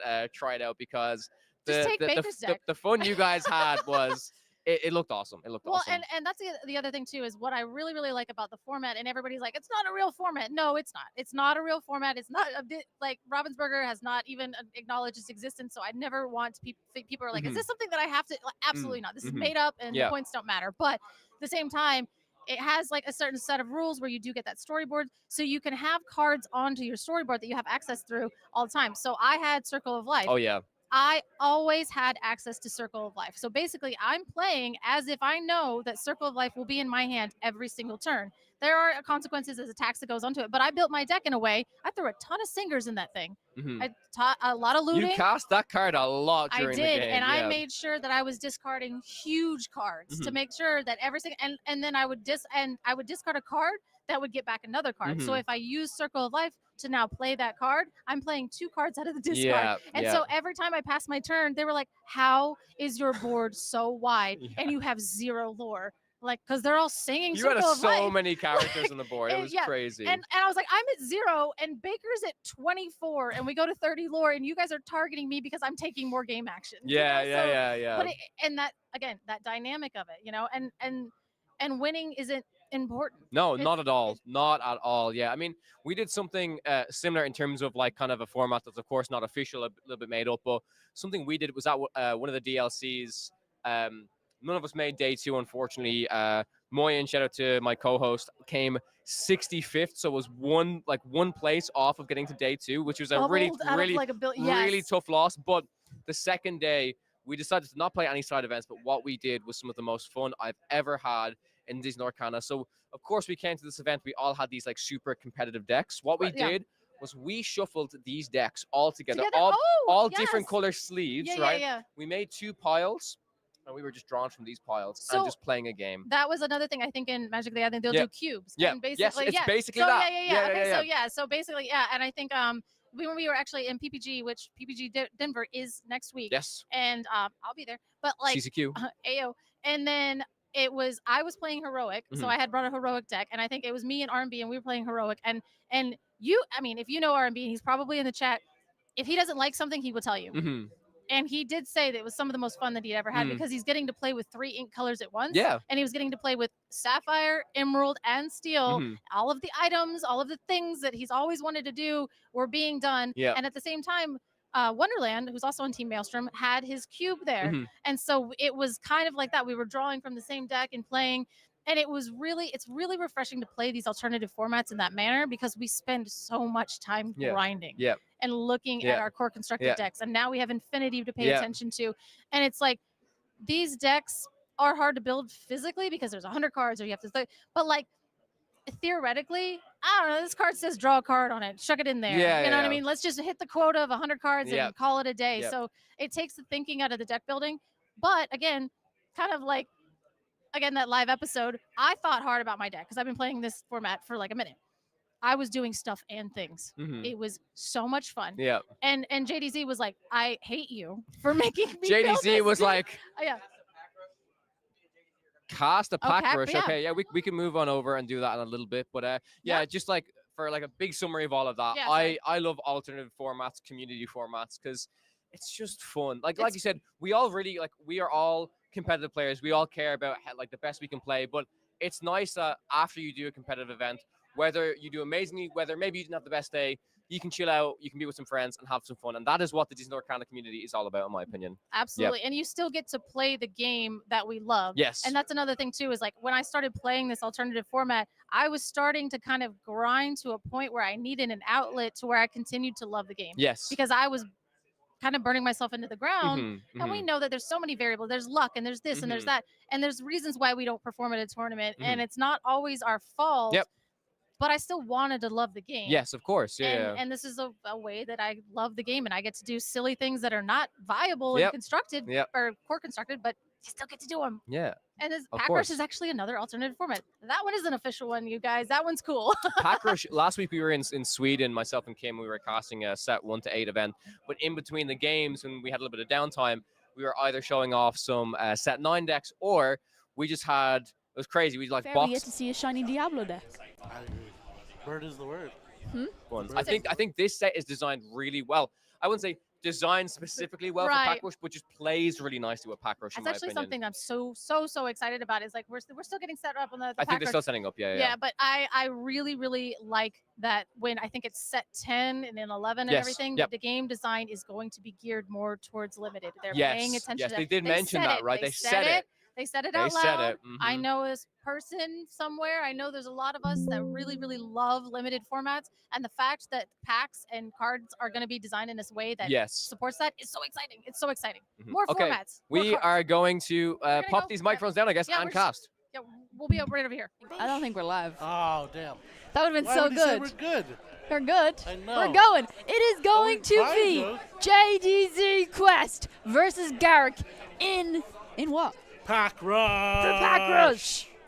It's going to be Fabled, Booster, Pack I will be Pack honest, Rush. I've seen Garrick Pack Rush on stream now. This will be, I think, the 3rd or 4th time. I don't think he's won a single one. No. But the question of the century, the question of this set, will there be an iconic in those packs? Look, if there's an iconic in those I know packs, Garrick is after one, and he's opened a lot of know. boxes. Will JDZ Quest get an iconic in front of Garrick? Right here, right now? You're shot calling it, but I think so. Yeah, I believe. There's a non-zero chance it has to happen. Yeah, it has to happen. going to happen on stream at some point. It would be absolutely insane right now. It would be iconic. Yeah. If you will. But folks, don't worry. There's just a few games finishing off in round 6. We are waiting. We're gonna bring you round 7 of the Infinity tournament here at the Inc Open very shortly. We're just waiting for 1 or 2 matches to finish, and then we will be bringing you the round 7 very soon. But to keep you occupied, Whoa, Garrick, to check keep it. you occupied right here, right now, it is a Pack Rush. It is a Pack Rush. I'm joined by the fabulous Scott Chevron, team captain. team captain Of Inc. of Inking. He's here with me. We're about to bring you this Pack Rush to beat all Pack Rushes. It is You JD enjoy Quest. Pack Rush. I love Pack I Rush. do too. I think it's the purest format. I think it's the best way to open Yes. packs, and I love it so much. I will say, opening up a box or a case of just Pack Rush, it's a bit much. It is a bit much. It is a bit much, But but if it's fun. if you are after playing in a tournament in your locals, Yeah. and you get like 2 or 3 packs as like participation as Pack like Rush every day. Pack Rush that for Every them day. all the time. I love that. I love nothing Ooh. more than finishing my evening at locals and playing a Pack Rush. Is that a Max Goof? That that is a Max. Goof was holding? That's a Max Goof. Our very own Garrick. Max Goof is holding a Max Goof. It's serendipitous, if you will. Yeah, JD has got a Mickey Mouse. He's got a Raya. He's got a Pegasus. You know, I haven't opened a single pack of Fable yet. No. Why didn't we get you in Supply there shoes. playing Pack Rush? I know. I will. I can't wait. I love Pack Rush. I love Pack Rush. It is so much fun. We played a lot of Pack Rush last week. I was in Malmo casting, and we played a lot of Pack Rush in between rounds, and it was so fun. But it is gonna be Simba. He's got a lot of lore on this this body. Garrick, putting up a little, building a little Simba here on the wall. Do you like this? Do you like this card? No, he's on the Inkable, but he's a So, small body, but he's Do you got a want lot the of real lore. answer, or do you want the fun answer? I want a Disney-friendly answer. No, the real answer is still a real answer. Okay. It's not Disney unfriendly. The real answer is it's a cool card. Yeah, it is a cool card. But you're paying too much for one body. That's fair. That's fair. Two questers are harder to kill than one free quester. Are we really against each other? Okay, then we're gonna be on stream. And it's going to be Max Goof. Garrick plays that Max Goof. It is a Camilo Madrigal coming into the board for JDZ Quest. Is he going to challenge into this Simba? I mean, he has to, right? Simba's such a beefy boy. Let's go, baby. Oh, I've lost Scott. He's going. Right. He's got to go. I have to go. We're getting set up for round 7. But we have to find out who is winning this pack rush between JDZ and Garrick right here, right now. It's all go.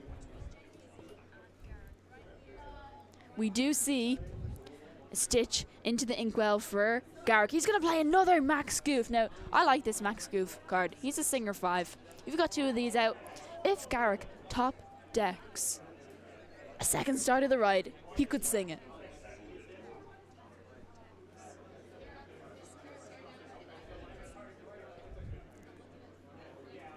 Yeah, Camilo Madrigal is going to go into that Max Goof.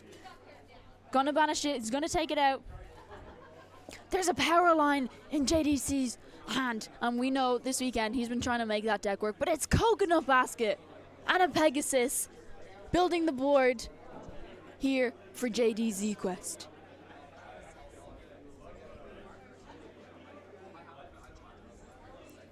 And it's none other than the Beast. I've been trying to make this card work in Pack Rush. Not in Pack Rush, but in a beautiful Princess deck, and I cannot wait to see what the potential for this card might bring.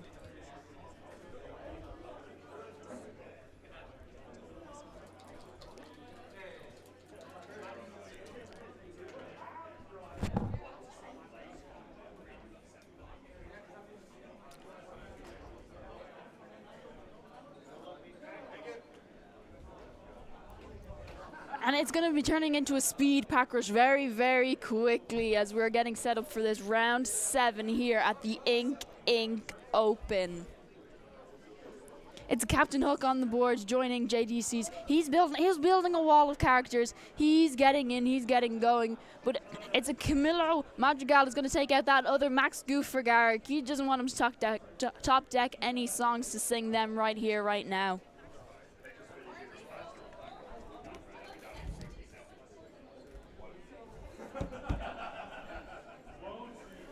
It is Aurora holding court on the board for Garrick, but JDC's board is looking very fierce, very mighty right now.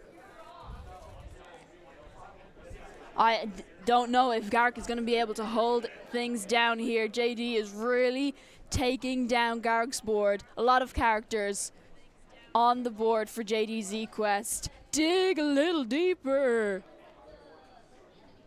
Sing together. No, but it is Aurora holding the court, gone into the discard for Garrick. JDC Quest has built up quite a board here. I'm not sure there's much Garrick is going to do, but he top decks that B-King Undisputed. But it might be too late. He lost his singers. Hello, everybody. I am here on stream. Welcome. JDZ has built up quite a board, and he's going to take it. He takes the game. He is the mid-pack rush champion here. Are we going to round 7? That was like the quickest pack rush ever. That was a speed pack rush. Okay. We are ready for set 7. We're set 7. We're ready for set 7 for round 7. Okay. Cool. Okay.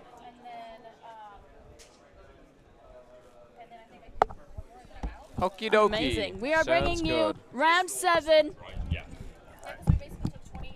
Round 7. If there's a transition over to. Oh, I can do that. Stand by. No, I got it. You sit down. You sit down. All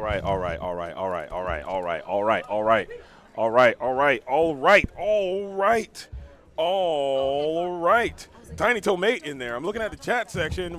That was a pack Rush, and we had to do that. We were legally obligated to do that. There was a collaboration that we agreed to do that said Garrick versus me in a pack rush for someone else's situation there. So we had to get that done. Thank you guys for staying by and being there. But we have a win and in, and these are the most impressive matches of Disney Lorcana that you can imagine because everything is on the line. It all comes down to this as the top tables have began to agree to split. Yeah, the top six are able to split in quite safely, but yeah, this is absolutely a win and in.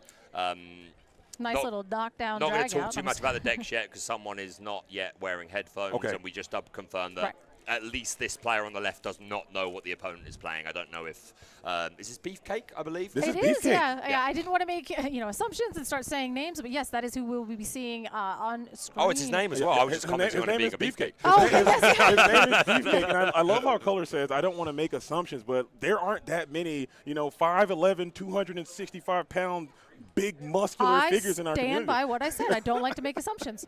What if it was an ironic name and there's like a 5 foot tall, very, very small. He is the beef, okay? And I'm a fan of this Illuminary. He's a fitness first type of individual, and he is absolutely massive.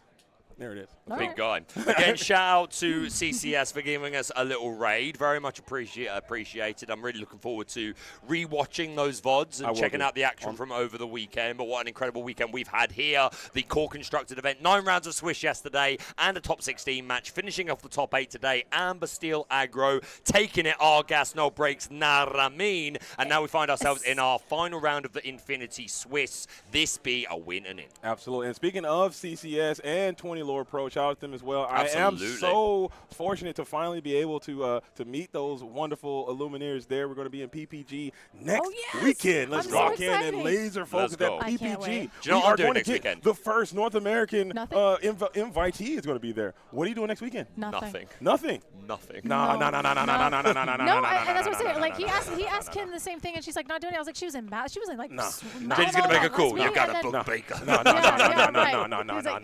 Nothing is unacceptable. This is the time, Baker. You need to get up and get loose, get busy and active. There is no time for breaks, okay? Take a break when you're dead. When you're banished, I should say. When you're banished, that's when you take your breaks, okay? Do a full year, and this man's like, nah, you don't get no breaks. No breaks. No breaks. No breaks. We sleep when we're banished, and we are in here. I don't know. I was like, he might get a little bit of break because the thing is, he's been, I will not. Actually, I'm going to say it. He's been carrying you so hard. Oh, stop it. Okay. Are you guys having a laugh, okay? No one's a laugh. Are you guys having a laugh? A laugh? Oi, what's this then? You think I can't do it as well? I've been carrying this broadcast on my butt. No, I'm kidding. I'm serious. But no, actually, but seriously though, it's been a good time. I've been hard carrying out here, doing all the heavy lifting in the production booth, in the judging. I'm caping Cal, doing judging over there as well. I don't want to hear it. Okay, knock it off. We have not let him judge I've earned the right to be lazy. We have not let knock him. it off. Yes, all right. Yes, I don't want to hear it. Anyway, but let Baker's back rest. Back to the I'm an old man, no, all right? But seriously though, you did make. I wanted to talk about this before we exited the last few rounds, Baker. You brought up something I really want to talk about while we're getting all the production set up and the players are getting ready. Let's hear it. You mentioned that there might be a potential ban list going into our Infinity DLC. Oh yeah, you want to get on the guesses No, here? I want to see what you think the cards would be. Maybe we can go down the row and see what those cards you think would be removed from this Infinity format to add a bit depth of field to this thing. Because right now it seems very one note. It seems very Sapphire. It seems very Amber Steel. What do you think we need to get out of here to bring a little bit of balance back to the format? It's not necessarily what I think needs to get out of here. No, I'm asking you what you think, Baker. I want your opinion. Prince John, get rid of it. Okay. That was a biased thing. We haven't even seen him all day.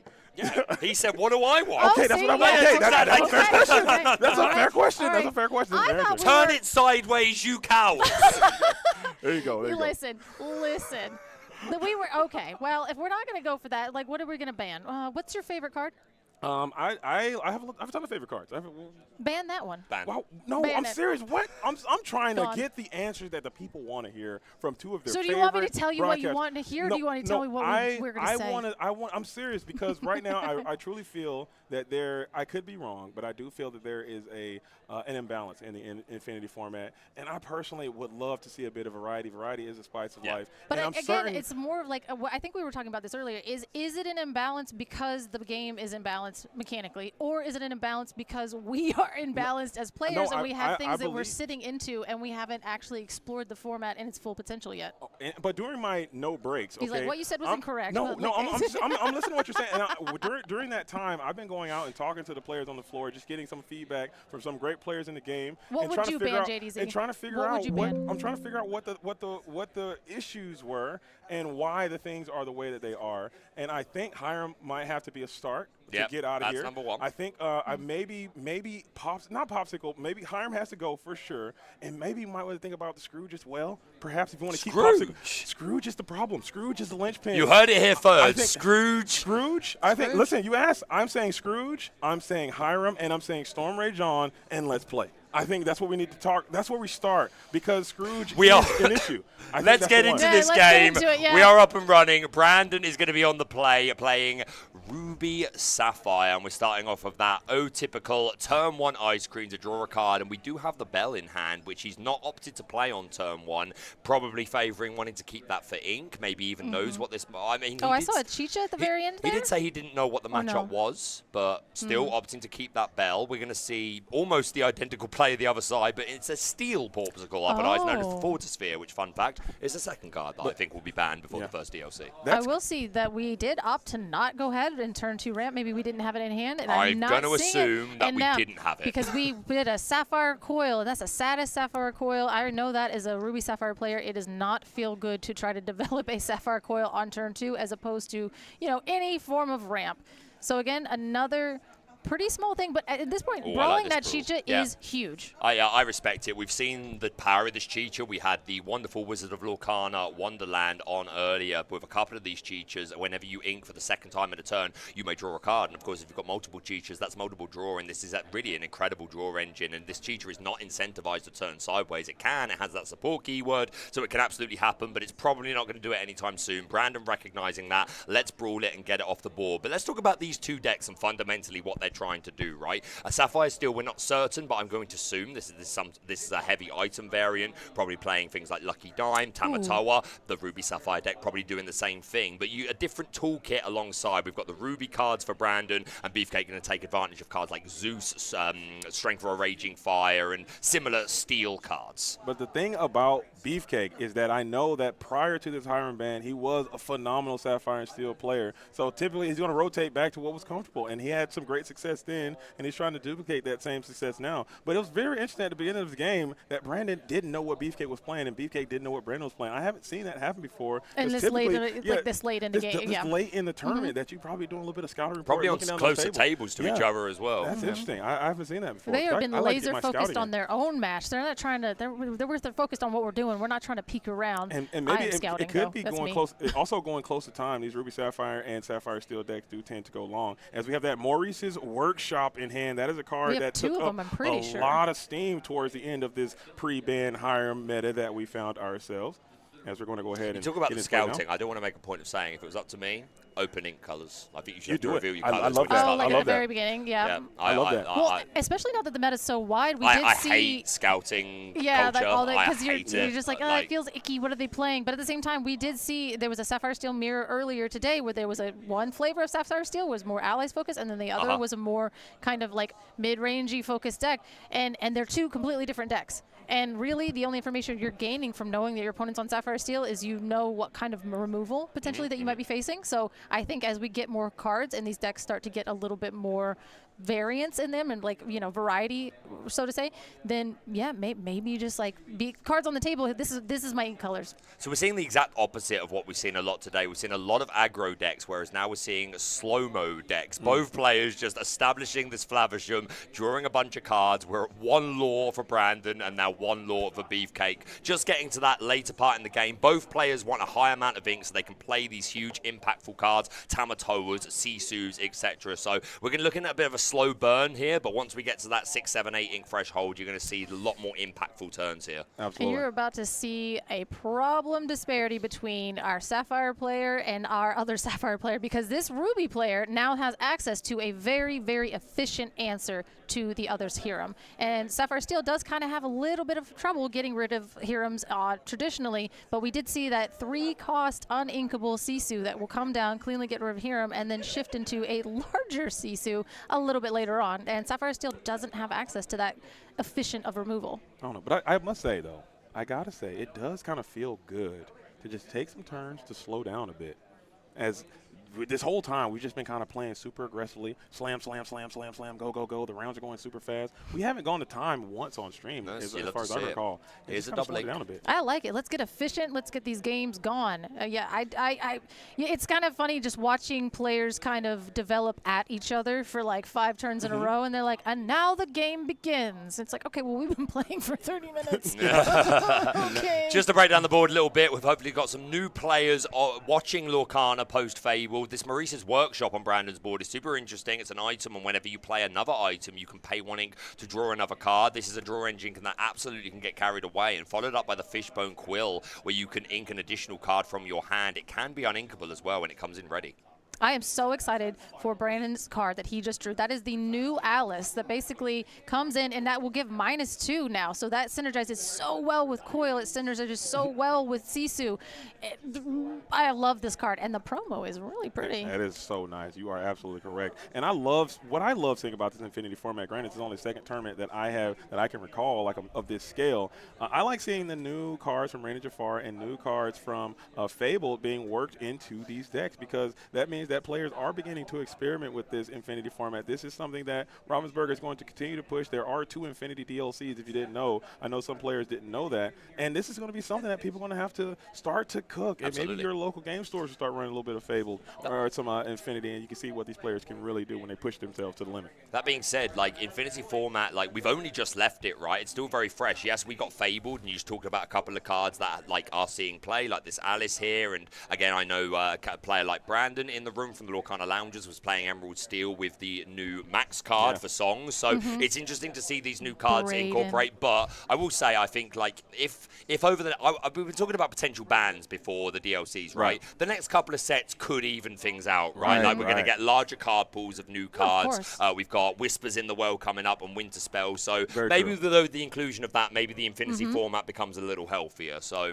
and that's kind of like definitely where you were asking me. You're like, how many do you think will be banned? I was like, I think it might be 0 at this point, because we don't know what's coming up. It could. But I do want to highlight this Alice. Let's see if we get her, because she is a inkable 4-cost Alice Adrift. She's a 2/3 with Washed Away. When you play this character, you may put chosen item into player's ink while face down and exerted, which is a really great ability. But then she has Making Waves. Whenever this character quests, chosen opponent character gets -2 this turn. And this Alice kind of serving similar roles to the Hideaway and the Kuzco, which can also hit locations, but often it's the items that are more important. Get that lucky dime out of here at Maurice's Workshop. But the thing is, that's interesting about this Alice, like you just said, you'd use that, and then there is another perfectly reasonable, relevant ability. So this is a really nice inclusion in this Ruby Sapphire deck. She does have 2 lore as well, so if we wanted, she could sing How Far I'll Go, she could quest, and she becomes a little Coil and all of that, and she's also a Kuzco when she comes in as well. This card is actually very good. It's a nice inclusion. I like it. I like it. Brandon getting into the card pool, reading and doing the thing. And reading.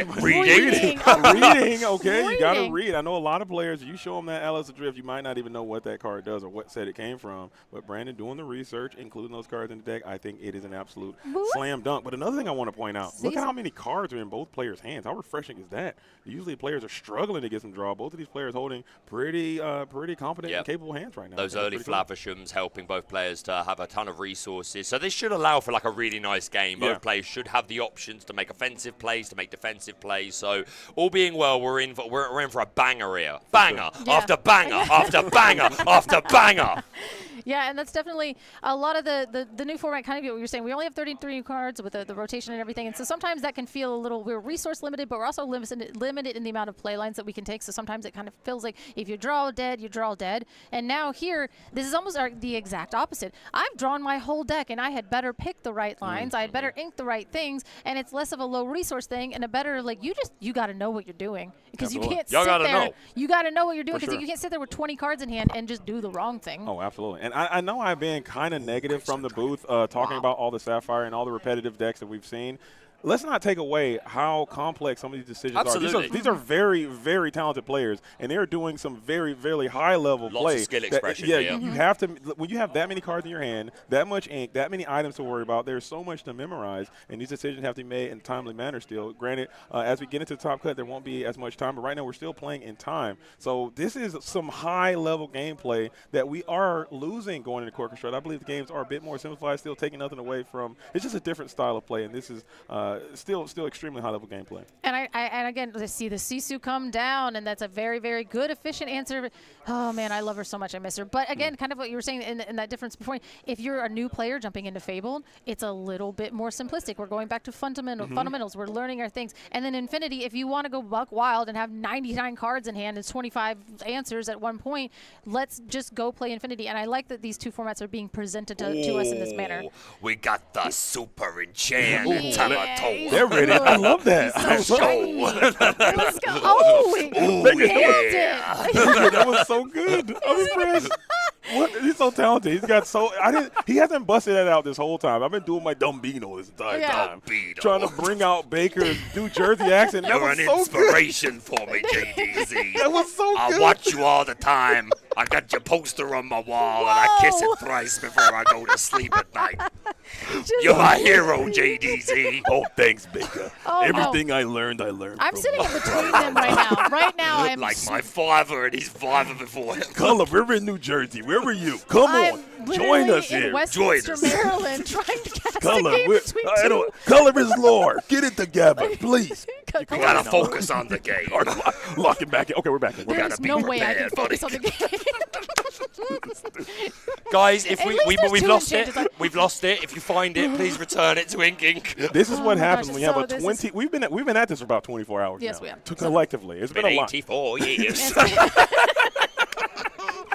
Oh my God, we see And two. they still haven't inked.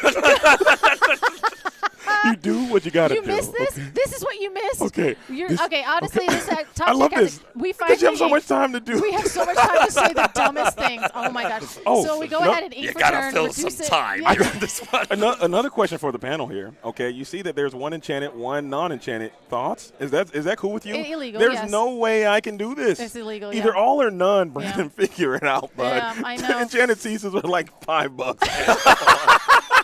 Figure it out, bud. Come on. You cheapskate.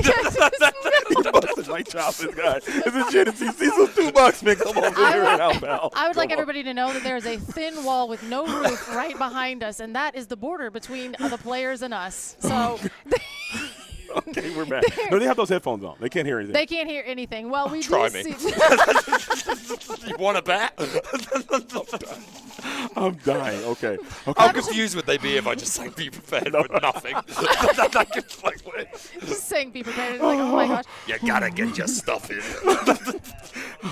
Okay, so we did see a Flabbersham we're come back. down. We banished an back, item, baby. and I'm then back. we're going to draw 2 more cards because we definitely needed 2 more cards. Oh, Oh, gosh, look, okay. he's got 2 enchanted Tamatoas in hand. He's rich. So Beefcake Beefcake gets is. it. He gets it. He probably pulls them from the pay. He probably flexes his muscles and turns the non-enchanted into enchanted. As he Like a pulls from the diamond, back. like a coal into diamond. He just kind of like packs it in there. He goes to the game store owner. He's like, hey man, I didn't pull an enchanted. Like it doesn't go that way. He's like, I mean, I didn't pull an enchanted. Oh, here you go, sir. I Here you go. said I said I didn't. I did not pull an enchanted. Yeah, run sorry, away. I misheard you. Here you go, Mr. Cake. Here you go. Here, Oh, that was Mr. Cake, that's on his license.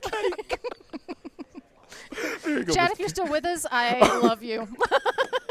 Just Okay, oh we're my back. gosh. We're back. Okay, serious mode. Serious. And I missed this about the Sapphire because we literally missed nothing. Okay, Right, nothing, yeah, no, we're no. still We've locked seen in. we're going to Great Stone that Tamatoa into the Inkwell, and we just have 2 characters on board facing down these Sisus. And again, we haven't really missed much. If we do draw a Scrooge at this point, I think we're looking pretty good. Yeah. You know, both characters have some really good options available to them. Not for JD. He wants it banned. I'm trying to think. Listen, you guys can't make fun of me by not giving an answer and then make fun of my answers. Okay, I'm trying to solve the problem at the source. Okay, Scrooge can sing Zeus. He can come in for free. He's buff. Get him out of here. That's what I'm thinking. Get him out of here. You're He's like gone. anything that says free on it, banned. Gone. Bell, Bale out of here. Bale. Popsicle gone. Chip can stay, but Bale. But you say that. You say that, but you want to ban Storm and not Cindy. Storm? Yeah, No, hypocrite. Cindy's fine with no She's Storm. not. She's okay. She's okay. She's okay She's gonna without be singing Storm. When I'm Will fine My with Life Begin? Strength is fine. We kept Strength and then incorporate Strength. Strength is fine. I like Strength. I Cindy think can Strength just is get out of here. Is you dizzy, bro? Oh, you having a laugh? I'm sorry, that's my my last. goodness. That's all I got. You having a laugh? So we did opt to pop the. Okay, we're back. We're back. We Color's did trying opt to to keep us on. Keep this thing on the rails. Color, come on. I thought you two would be the I don't know why I said that. Why And would then you I think don't that? know why. I started saying it, and then I just immediately realized We're what I said. only That's 75 crazy. hours into this thing, Color. We got this. Okay, double 200 Sisu. years, yes. It's on Another you to Hiram. save the show, Color. This feels good. There's no way. This feels very nostalgic. You steal. Oh And well, look at then Medusa. yeah. That what, 2 weeks ago? I haven't seen this Back in- card in yeah. at least 24 days. Yes. No, we're like It reminds me of my grandmother. This is nostalgic, man. Feels good. Hey, remember that time when That everyone was we like, could "Hey, play that card died to Medusa." Remember that? Oh remember yeah, that? dies to Medusa. You see Hashtag dies to Medusa. Look at yeah. Medusa. She's so handsome. The amount of stuff that we have gotten away with not having Brawl, Medusa, Tremaine, and things in like in Sisu and everything. The amount of like the fact that Mad Lad actually brought Jasmine into the Infinity format was like, That's try crazy. me, Brawl, That's wild. try And me. it popped off 5 times in a game. I was so like, good. there's no way you shifted that on 2 and you have quested 5 times with that Jasmine. 100%. But looking at Brandon's hand, he's got that big Tamatoa in hand. He's got the smaller Tamatoa in hand. Is that a lucky dime in hand as well? 13 ink for Beefcake here. Looking at maybe playing another item. Here's There's the the Scrooge. Fortisphere to gain 1 lore. And we've got to keep track of these items as well. We're going to follow up with another Great... Oh, no, we're just unexerting the Great Stone Dragon. But Right, 1, 2, 3, 4, 5, 6, 7 items already on board. That we have to be aware of the lucky dime and the Tamatoa So Shiny, who gains an extra lore for every item on the board. And, of course, the 14 lucky ink, dime right? can Or 16? exert to gain the lore equal to a character. So if Beefcake is able to get down a Tamatoa, then that's a threat that needs to be answered. Thankfully, Brandon does have the Sapphire Core, which can help get Tamatoa into the range of card like Sisu. Yeah, I think definitely what you're talking about, like the dime or the Tamatoa, that is something that we kind of learned very close to the end of like right here in Fortisphere where that was being banned, is that we do have hideaways and Cuscos and everything. So getting up to that high ink total and being able to slam just dime Tamatoa in the same turn and not exposing your 1 dime because it is the biggest brick in Lorcana. We saw that today. Yes. We literally Yes. saw a match lost Just- by missing turn 6 Yep. ink. Because Yes. why? It was Yes. the unlucky dime. Yeah, Oh, basically, man. and that's kind of what it is. So basically getting up to that threshold of the 15 inks to be able to go, fine, Tamatoa, play dime, tap dime, I've won the game. I had 0 lore. Now I have 37 lore. And that's Absolutely. basically like kind of that strategy. We used to be able to just throw out our dimes, whatever. And then now, see, there it is. No, And we're not safe to spending. do that anymore. Again, No. like respecting hideaways, respecting Cuscos, or as we were talking about earlier, the new addition from Brandon from set 9, the wonderful Alice, who is a really great addition in that like item removal slot. Because And again, he's been holding that card for ages. Absolutely. It's looking kind of bad as we're going to put him on Better Have It with this Tamatoa. And now you need the answer, and it's got to be Hades with that Tamatoa Peak coming down. That is a power play dating all the way back to when those cards were at the top of the meta for that very, very brief moment. And this is looking problematic as you're going to request the Tyrant Flag. We're going to actually sing the Along Came Zeus to take out the Sisu. So we don't grab a B prep and sing it. But then again, these He really does heavy play item Pete. bills he doesn't have. Oh, did he play a Pete? He played Pete and I don't did know, man. play. There's so many cards on the board. there this are is a lot. egregious. To be, I'm so mad. I am respectful of how tidy Beefcake's board And state he keeps is, them though. together. He's like, I have this many popsicles, and well, no, you got a Fortisphere there. Get that back over there with his brother. I guess. Nope, that's not exerted. Wow, there's so much Great going Stone on. Dragon, which is going to exert to put a card from the a character from the discard into the inkwell. It's going to be that enchanted Tamatoa. So can we run some numbers though quickly? Is Beefcake should. threatening any type of Lothar if he has the lucky dime? Yeah, so in 1, play? 2, 3, 4, 5, 6, 7 items on board, plus the lore pit from Tamatoa is 8, and then 9, 10, 11, courtesy of the other characters. So we would need to throw. Yeah, if you can get the lucky, 13. if you He's got dime, if you doesn't can he get the not? dime, then yeah. I'm pretty sure he has dime. Does he This not? is- I'm not sure if the Beef has the lucky dime in hand, but I think he actually might be iron handing right now. No cards in hand, unless he has one over there. I can't quite see. I think that's his. I think that's the one card in hand that we have. And again, is this B prep? What is that card? Oh, it's That's the unconventional tool. He's cooking right here. He is absolutely cooking because when that one gets banished, you pay 2 less for your next. Yep. And so basically, you could just bring in free items if you want banish that with a bell. Yep. And it's just an inkable 1-cost item, right? Which always is going to have innate value in these sort of decks. You want your 1-drop item on turn 1 to feed for the Flavisham. You want extra items to boost up the Tamatoa. So this is super reasonable. Sometimes you might see the Shield of Virtue, or for the Steel player, the Shield of Arendelle, things like that. Or Vitalosphere, I would expect to be in Brandon's deck. But maybe not, since he's playing this unconventional card in the form of an unconventional tool. So we did draw the Sisu. So now if we can figure out a way to ink, he's like, can I ink my own item with this item? Your own item, can you? Yeah, but then you still need enough to be able to play the Sisu afterwards. So if we can maybe potentially, oh my gosh, I guess we could try to ink our no, okay, we're gonna look with Scrooge. We're gonna play a free Scrooge. Why not? Let's look at our deck. That's not gonna help us. Now, Tibu. He could be looking for I would have been stoked to throw those at the bottom. A miss off of the Scrooge, the Miser. Yeah, because we could have gotten another coil to be able to put that in play, and then we wouldn't have to try to double ink off of this. But if we can, I had it pulled up just a second ago, and it says if it says chosen, then we can go ahead. Yeah, chosen play. So he can go ahead and play the Alice on his own maybe popsicle potentially, which is not really that great. All these items kind of serve a purpose at this point, but we'll go ahead and pop that to draw.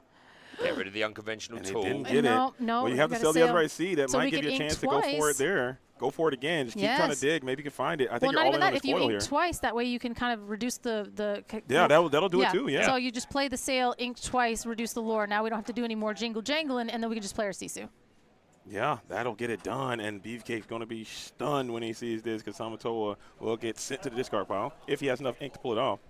Yeah, so we are having a little bit of thing here, so we're going to be in the past again. Baker's going to help us out with that. Yeah, we are in the past. Our main monitor's just gone offline for a second. We have a backup, but it's about 8 seconds delayed, so if we're ever saying something slightly behind what's going on, then bear with us while we get our main monitor back online. Color may have cracked it. She's cracked it. All right. She's cracked that. There you go, Color.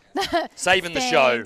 Save the show for us. And we do see the exert come down, and so we are opting to do the Alice. Okay, the Alice. So we're going to continuously. So now we're going to make sure we get the Tamatoa. We're going to make sure we get the Scrooge, and we're also going to make sure that we get the Sisu down. And I kind of like this too. Oh, shift the Sisu, smart. Oh, Let's very do it. good. So did we end up playing the sale? I think we ended up playing the sale. So I mean, I will say that was really good. That saved him from all of the situations that were happening here. He's like, look, we got a reader. We got a reader.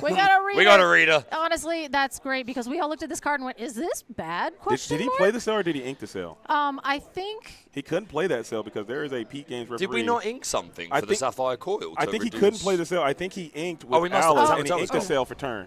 Pete stopped sale. Yeah. Thank you. There it is. Okay. Production. So we are on our way. We're good. We're good. So that's why he had to go for that Alice play. He couldn't play that sale, and that was an absolute backbreaker if Beefcake indeed did have the lucky dime because that would have been GG, no re. Passing on. We're going to continue to finish the drill, see if we can clear these characters in a rapid order, but it looks like Beefcake is going to be uphill. Cheech coming on down. He does have the dime. He did have the dime. Oh, that is brutality incarnate. No, and I think he's got a couple of fishbone coils at this point. So he did have the dime. He was really, really kind of banking on that. And honestly, without playing the Pete was great because again, like unless you found fishbone coil exactly to be able to ink a couple times, and this and the other thing, he was not looking. He was not ready for Alice here. Our new. You got to be feeling like a mega 10,000 brain if you're Brandon because you put that Alice in the deck for a specific reason, and it literally just won you this game. Hey, that's on my next thumbnail, I'll tell you that much. There you go. Hey, make sure you guys like and subscribe to Baker on YouTube, or Lorcana Villain, I should say, not Baker. Okay. Appreciate it. Get him over there and check him out, because I'm sure you guys are already doing that anyway. Yeah, definitely say it. And accidentally adrift. She is accidentally adrifting through your items, and then also still doing damage when she quests because she does have 2 lore. So even if that Pete wasn't in play, which of course we were all kind of like, just play the sale. But like again, the Pete was there, can't play Pete the sale. Says no. But Pete says no. But at the same time, now there's another 2 lore character on the board. Yeah. And traditionally, like, not a lot of Ruby's cards, other than this giant dragon right here, that gets a lot of lure on them. So that's not nothing. And she is brawlable, which is fine, but really, do you want to spend your turn, like brawl that, then like blah, blah, blah, and she already did quite a bit of damage. Like, this effect is on Kuzco, and he cost 6. you can shift him. The but diversity, stick. though, of the location as well, right? Right, Which, again, in some metas, that's going to be super relevant. When we were seeing McDuck Manors, then obviously having that diversity was super important. But I agree with you. Like, I think it's a secondary ability that nips it from me because it has such synergy innately with what this deck wants to do already. So, yeah, this Alice, what was her secondary name? Accidentally. What is with this Alice, man? Yeah. She's really she's bumbling. drifting off everywhere. She's Savvy sailor in the middle of the just ocean. She needs to lock in. She's knocking stuff. She's in the. She She's just in got Wonderland. strength too, and because now her second making waves is making too many waves, and she just took a full bite to the face because of that strength for it. And we could have put some damage There's here. the lucky dime coming down. Do we have game right here, right now? Do we? And we are going to trade If up. so, we definitely wouldn't be challenging at this point. Yeah, I don't think we. Oh, no, Tamatoa's gone. What am I? I'm a fool of a took. No, you're good. After that whole crazy play, there's a lot going on there. But passing it back on over to Brandon, maybe Brandon has access to a lucky dime as well, and you have to clear more characters off the board. That'll be GG. If you can get lucky dime for one, the game would end. Yeah, and trying to look at his hand here to see if we can have time to try. You can just start playing Scrooges, honestly, throw them down, filter through your deck, and try to get to the dime at that point. There it is. Oh, Right off the top. and that's it. I didn't have to filter because it was on the top of my deck. Yeah, I mean he did have the Tamatoa. One turn away. Both players they both did the thing, really. Yeah. They set up. They built to a huge amount of ink. They built their boards, but Brandon just able to push ahead to 16 lore. But again, in this matchup, that doesn't mean anything. We know that Sapphire Dime decks can go from 0 to 20, and Beefcake was literally one turn away from doing exactly, well, not 0 to 20, but not far from it. So congratulations to Brandon, who was paired up here. Brandon on a 4-1-1 record compared to Beefcake's 5-1. I asked the players before they started, is this a win and in? They both said yes. So. But guess what, guys? That was game one. That was game one. There you go. Hey, we're gonna finish this thing. It's gonna be a long day. So if you're not built like that, if you missed this whole part of our game, you were maybe call yourself lucky. But now lucky honestly, dime. Now we're back though. A lot of love for Brandon. A lot of love for Beefcake as well, but a lot of love for Brandon in the chats, by the way. Absolutely. Yeah, everybody's saying he's very lovely. Fan favorite. Fan favorite, Brandon? Yeah. Does anyone know any information on Brandon? I haven't had a chance to sit down and talk to this player. I've been talking to a lot of players around the dojo today. Why didn't you interview him after this? I could, potentially. You could. What's happening here? Well, I don't know, but this is a new... This is a new camera angle. Yeah, it's a new angle. You guys aren't seeing it, but we just got full screen Brandon. I bet the chat's jealous. Yeah. I know. Talk about how lovely he is. Now we're getting a close-up of only Brandon. Absolutely, only Brand. Yep. You know what? Now we're switching it up. And now we're getting Beefcake. There we go. Cool, there we go. Cool. Oh, okay. We're just readjusting the... production has gone adrift. The face cam. Yes, we're getting there. The production is with Alice adrift. Yeah, it's accidentally adrift, and we'll get back there on time. Yeah. We might have to pull up all the Alice cards now and think about it because she has a lot of issues on all her cards. She's quite bumbly. So we need clumsy as can be. Jeez, you just wait. Oh, and this one's crazy too. Let's not talk about that one. Okay. I would advise. Okay, no. I wasn't even going to do that. You guys are awful. No, she's literally spilling a drink on a card, and I don't know why in the world they thought that would be like a really cool thing to do. It's like this is an actual nightmare situation. She's spilling coffee onto cards. What I want to see is a nice Floodborn Alice where Alice just chilling. That's what I need. Just hanging out. Alice just chilling. Just chilling. And she's just kicking it. Like, courageous key holder. See? I mean, she's still. Oh, she's in motion. There's pretty she's chill. doing it. Look at that. She's very determined. Savvy sailor. She's on the ocean. She's savvy. And we got Tea alchemist. She's changed professions now. Okay, so we're doing really well. She's back on the ocean, and this is a white rose.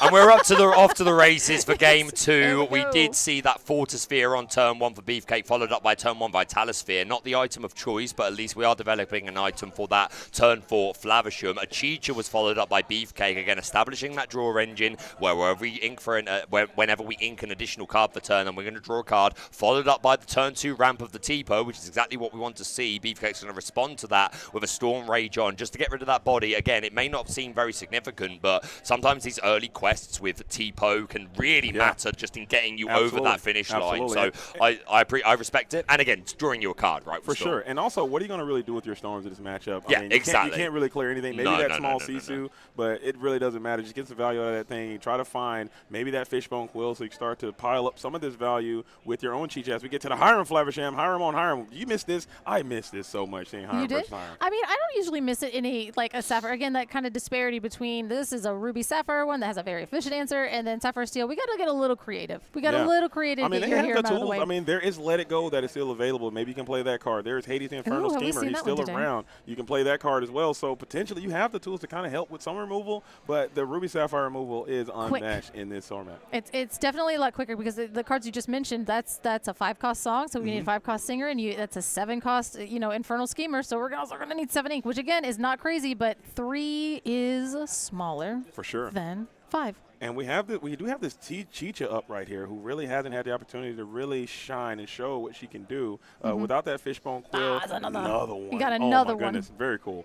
Without that Fishbone Quill, without Celia's Right Seed, she's just not able to draw cards, but she is that backup draw engine or the tertiary draw engine, as it may be, aside from the Hiram and also the and the Tamatoa. popsicles and everything. Yes, those shenanigans that can be happening. But that's fine. Here's our other answer that we just ramped to. So the boss. Man, this is not looking that great for the beef right here, as Brandon is absolutely cooking with fish grease these days. Answer after answer, and Hirams were not able to stick around for too long after they got their initial effect off. So this is kind of what I was talking about. I think as a format, this is a little bit newer in terms of when we're in core, we haven't learned these little heuristics. Like if I am on the draw, we're still learning. If I'm on the draw and then I play this, then that means they're going to get to this ink, and then they're going to have Medusa. Those things were so ingrained in us that we kind of knew. Our play lines were so deterministic of where we wanted to be that these first 5 turns were so impactful. And we're kind of doing that again, but then cards like Alice is going to just throw something into the, throw a wrench into our learned play lines that we have kind of just ingrained in there. And I love that too, Cole. You brought up something that was very interesting. I love that too, because sometimes they'll be like, oh, and on this you never do this, or you always do this. When this happens, you never do this. I love that. That's a very great point, Cole. Those things just haven't had the opportunity to come up. But we got some information on Brandon. DMV local Ruby Sapphire player, main top 64 at a DLC. So he is absolutely cooking out here. So looking local to be legend. a breakout star for season 2 again. We saw it. What did we see? I saw it. There it is. There. The enchanted Tamatoa. No, even better than that. He may not play it because he's got fully commanded this board, but hopefully he does. But I know you don't want to be prepared for anything at this point. you are well prepared. Yeah, you're prepared, and stay you don't prepared. Stay prepared because our board is looking pretty good, especially the coil down. That's another thing, being able to which board wipe do I need? Which situation is this going to be applicable? Can I board wipe in this? And then knowing that there's a board wipe and having that backup plan, playing into it just enough to maybe bait it out. These are the things that we learned so far the last 2 years, and now all of that's just kind of upside down. So it's really it's nostalgic but also new. This is a very, very fun format to kind of dive into. I love it. I want to try it a little bit. I know I've been kind of down on it, and I will change my ways. I will deep dive a little bit of Infinity format and try it myself. I have not played any rounds of Infinity thus far, but I'll probably pick it up and probably play a little bit more as the set goes along. I just like being able to still use all my cards. Yeah, and maybe get them for cheap, too. I don't like that you get to use all your cards. Why? We like to play the same Ruby cards, Baker. I don't understand. Okay, all right. You're oh, man. I've seen Color play Sapphire, and I don't want anything to do with it, okay? It's no fun, okay? Color playing Sapphire, I want nothing to do it with should be illegal, okay? Banned instantly. Getting out of here. You're I done. know. You I get never lost working in it. this I'm down like, again, game kid. actions. Wait, I forgot to win. But it's a lot of fun. It's a lot of fun. As Beefcake is on the way, we got Double Chicha is in the building holding it down, but you still have no way to ramp right here as the Beef is getting loose and active, using that Chicha to support the Tamatoa and clear the Hiram Flaversham before he can do something immense damage. As we got a quick little reminder, Beefcake says, read it, tap the sign. It's Chicha. She's a mom. Chicha wouldn't want to be she's a mom, so we are going to go ahead and heal that Tamatoa, and that's good too because if we know that we have 4 of these enchanted Tamatoas in the deck, so popsicles into the discard are just little special tools that we'll use later.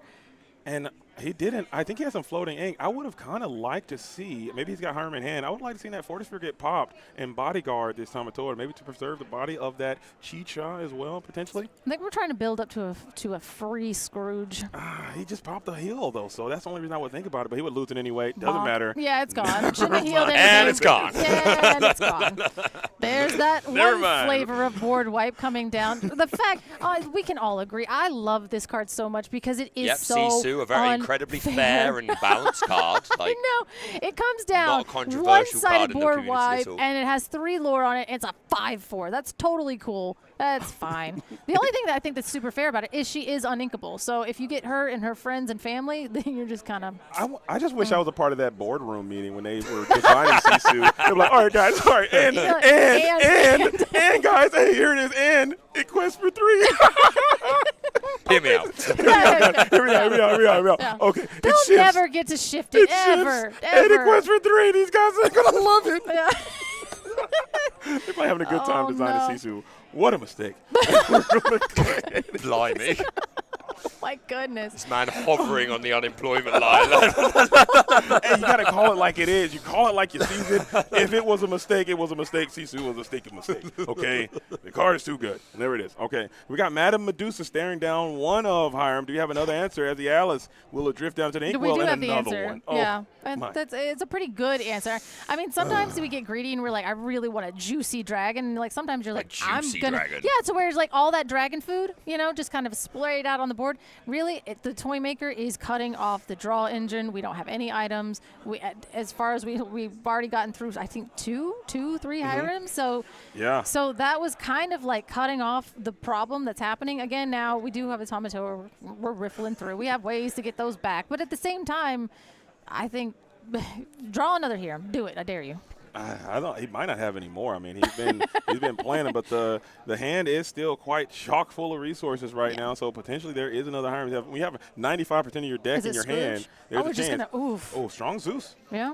Strong Zeus, but we did develop a Tamatoa, which is great. We got that back. We ended up having to ink one of them, but that's totally fine because we have 33 more in Sapphire Steel. Actually, just 8, but it's fine. That's still quite a few one-drop items that replace itself when you play them. Mm-hmm.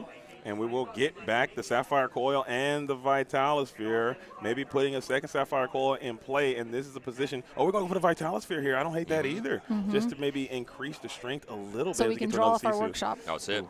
Yeah, this workshop, an incredible draw engine. Just have to pay an extra 1 ink whenever you play an item. Just 1. So, and yeah, especially like a popsicle.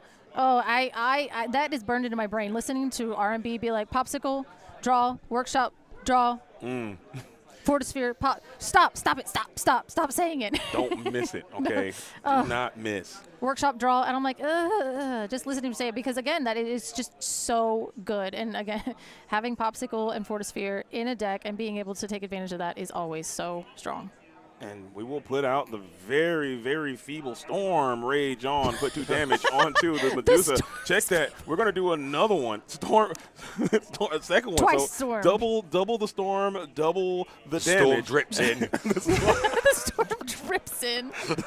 The small We drizzle. found it. He found it. Oh, my gosh, stop it. Okay, well, I mean, we're drawing our whole deck. And the fact that we're drawing our whole deck, we're going to see every card we need because it's in our hand. I'm not surprised that you have 95% of your deck is in your hand. You're going to have all your cards. That's and, true.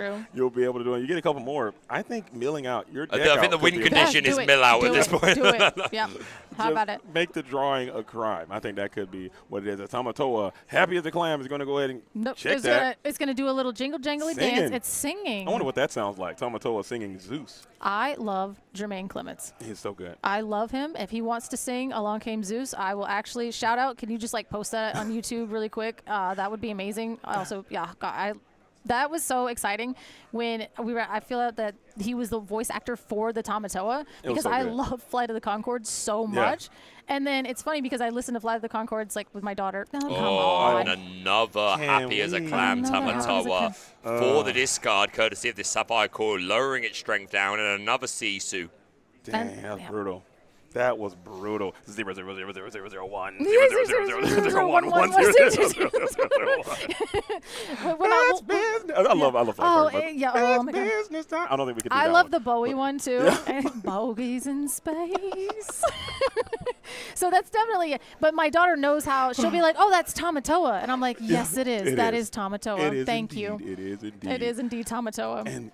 And Beefy is trying to fight back through this board. These Sisu are just raining relentless. And now we will play a double Chicha to try to combat this water dragon. Is that 3 or 4 Sisus? I'm over it. I think it's 3rd at least. And we're just and then the Be shuffling that Prepared is just there. in there, yeah. And we do have access to another coil.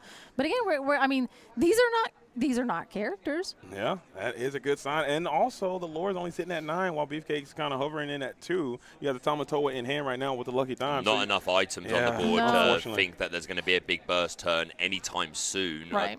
I mean, I say that he's got full grip and a lot of ink. It would take a lot, but yeah, not really a. Okay, well, it could take 2 Tamatoas. Would that do it? I mean, it's a start.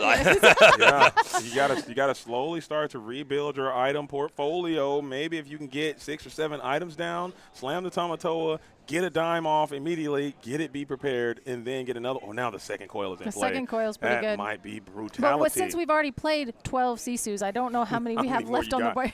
Or how many Medusas you might have, or how many little Sisus you have. All Medusas. Everything is good, and there's a small Sisu as well. Oh, no, we got it. We got it the first card was Porpsicle. Yeah, this Scrooge played for free by exerting our 4 items, and this Porpsicle I expect is going to be played, and then another ink paid to draw another card, courtesy of Maurice's workshop. Very cool stuff. Very cool stuff. And this is a terrible position because with that Sapphire Coil, that will indeed make those little Sisus even more threatening. To just remove some big characters. Yeah, little Sisus would take down actual Tamatoas at this point. And you're like, okay, well, that was unfair, but thank you for your service. Is that another workshop? Yep, workshop Popsicle draw from second workshop. Let's just draw. We remember how we were saying that they were like, well, yeah. So, and that was the thing is, like, I think this is also why this matchup became so daunting because you were like, all right, I have grinded Ruby Sapphire, and they have no characters in hand, and they don't, oh my God, why? You know, and that's all it took. And all it took, Scrooge into Popsicle, into a workshop, into 2 draw.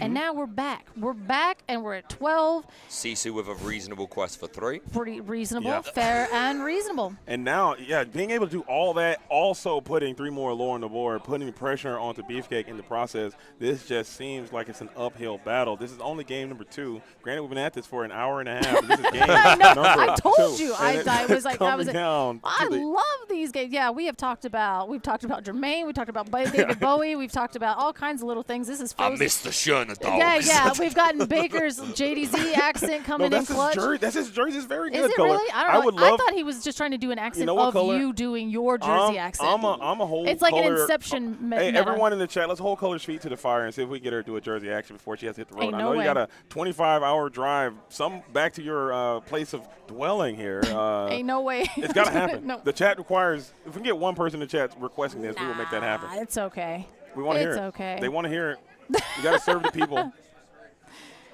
We do see some bells. Are we going to be popping? Oh, no. I was like, are we popping bell? Are we popping items to get there, or are we just going to try to peat? Okay, Pete. Here's a Pete, so that's going to turn off a potential be prepared and we any are other action. It has been in there. There are 10 minutes left on the round, everybody, and we are only on game 2. Brandon 1 up, so Beefcake needs to take a dub here to at least get a draw out of this, but is a draw good enough for these players? Does a draw take them both out? If that's the case, then that's the way it is. Here comes down another bell. So we are on a bit of a clock. 10 minutes left on the round. The Chicha is going to be supported by the other Chicha and trade into the Sisu. That's a thing you'd love to see. Yeah, that 2 cost taking out of 1 on the way, Chicha did destroy. To be honest, I fancy a pregnant Chicha up against a Sisu, to be honest. Honestly, Sisu would cave. Yeah. Sisu would absolutely cave. But Sisu is kind of. Let's hear the jersey color the same. Yeah, we gotta hear it. I don't have it. I don't have it. Okay. Do it. I have no idea. You gotta do what the I will people start want. an accent and it'll kind of travel, and then all of a sudden I'm offensive and I didn't even realize what I was doing, and it's like I can't stay on task. Okay. My impressions are terrible. Understood. No pressure, no diamonds. As the Scrooge, Pepperoni is going to be his code name. There we go. And he gets what item so do many we options. want? Oh, he has a bell in hand, so he could do the. I'm sorry. I got really excited with a bad line, and so you guys can talk through a good line. I think the Popsicle is probably the slam dunk here. Yeah. Or maybe you keep that lucky dime to try to push for a little bit of residual. Is that 4 lore. items in his No, hand? 1 brawl and 3 items. Okay, so okay. That's a very popular Scrooge, and we will elect to go with that Popsicle in this situation. That is the respectable thing to do. And plus, I think we inked the bell last turn, so I'll calm down with the bad plays. For sure. But Beefy's out here, and he's trying to claw back into this thing. I ain't heard no bell, says Beefcake, as Pete and Tamatoa. This Tamatoa looked like he's going to be able to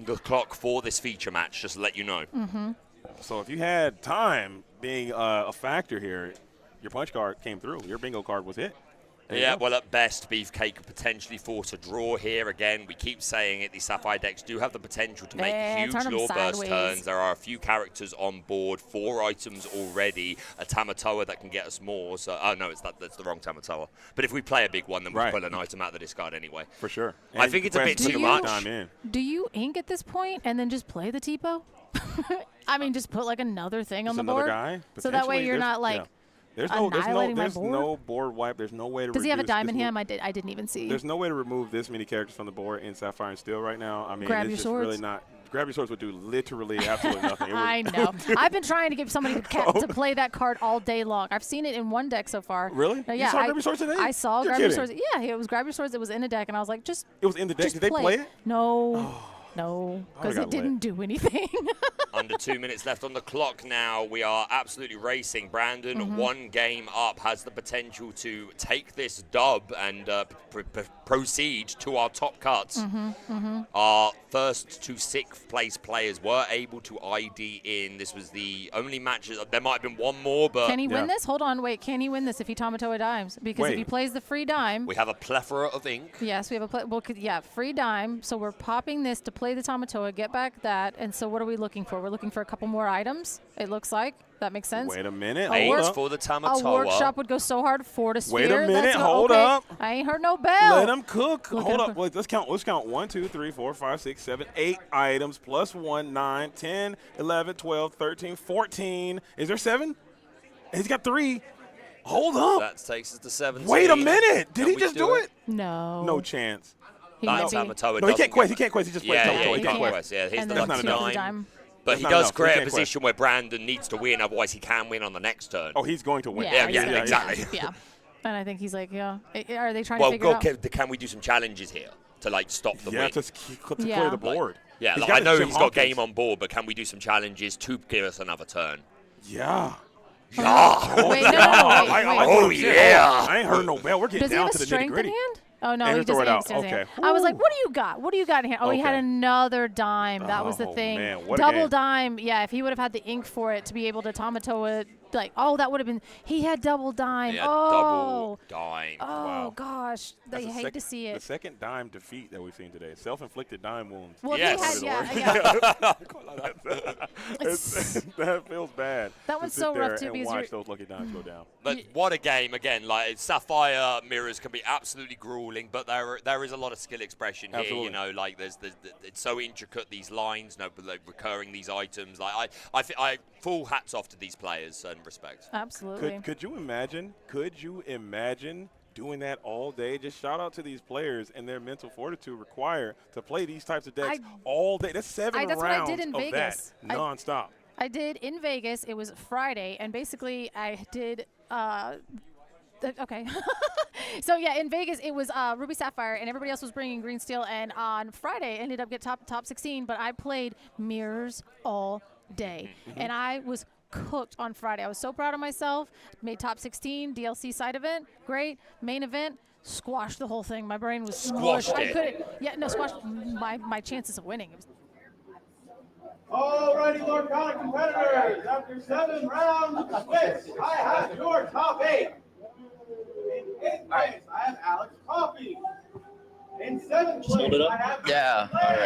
All right, everyone. I'm here with Brandon Lamb. Sorry, we're doing this all really quickly because we're trying to get into the top 8. Really well played by Beefcake. That was an insane match. Brandon just squeaks in at number 7 into the top 8, playing the Ruby Sapphire, having like 4 Sisus every single game. You played it really, really well, but the Alice was the champion of the first game. Tell us what you were thinking putting the Alice into the deck. How's she been? I mean, she does everything you want in Ruby Sapphire items. Like she is your hideaway, and she is also, and it's an item meta. Everyone wants to play Flaversham, so she's your hideaway, and she's also I'm playing 2 copies of Alice. Yeah. So I have 6 coils in my deck now too. So. Awesome. I think they're actually starting right now, so I don't want to hold you up too much, but congratulations on the win and in. Good luck in the top 8, and we might see you again here on the feature match. GG's, man. All right, everybody. We got a lot of stuff to do, so I will be right back.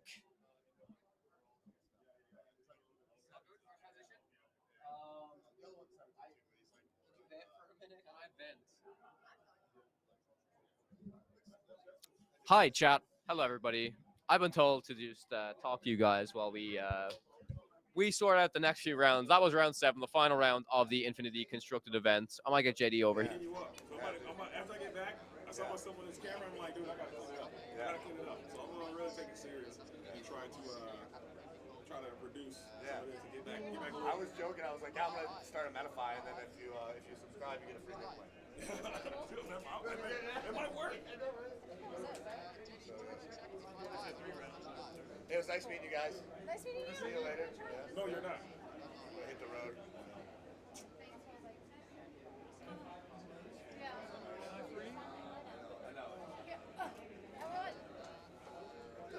Is Howard just singing up there by himself? Do we have a black marker? I'm alive. Talk to me, check, JD. Check. I think we're here. Talk to me, JD. I gave it to Garrett. Garrett has it. And we're here. We're here. Kyle, how have you been, man? I'm good, man. I'm chilling. They I'm left you over chilling. here. J-Bomb, did he give you any snacks or anything? Oh. J-Bomb's been sitting over here. Now you're kind of trapped in the genjutsu. Nah, of the man, interview I'm area. enjoying it. You didn't hear our conversations earlier, but we've been talking about Pixar coming to Lorcana next year, and we've been doing a design your own Pixar card. So I'm gonna give you a character. You're gonna make a card out of it. Okay. This is tricky, right? This is tricky. So I'll give you Mike Wazowski from Monsters Inc. It's gonna be at least I don't get to pick the card I want. I get it's Mike gonna be Wazowski? it's gonna be an emerald card. Okay, emerald what's it card. doing? Mike Wazowski. Okay. Exert 2 ink. Okay. 2 cost character. Okay. Inkable. Yeah. When you play this card, banish this card. Effect. Joke's on you.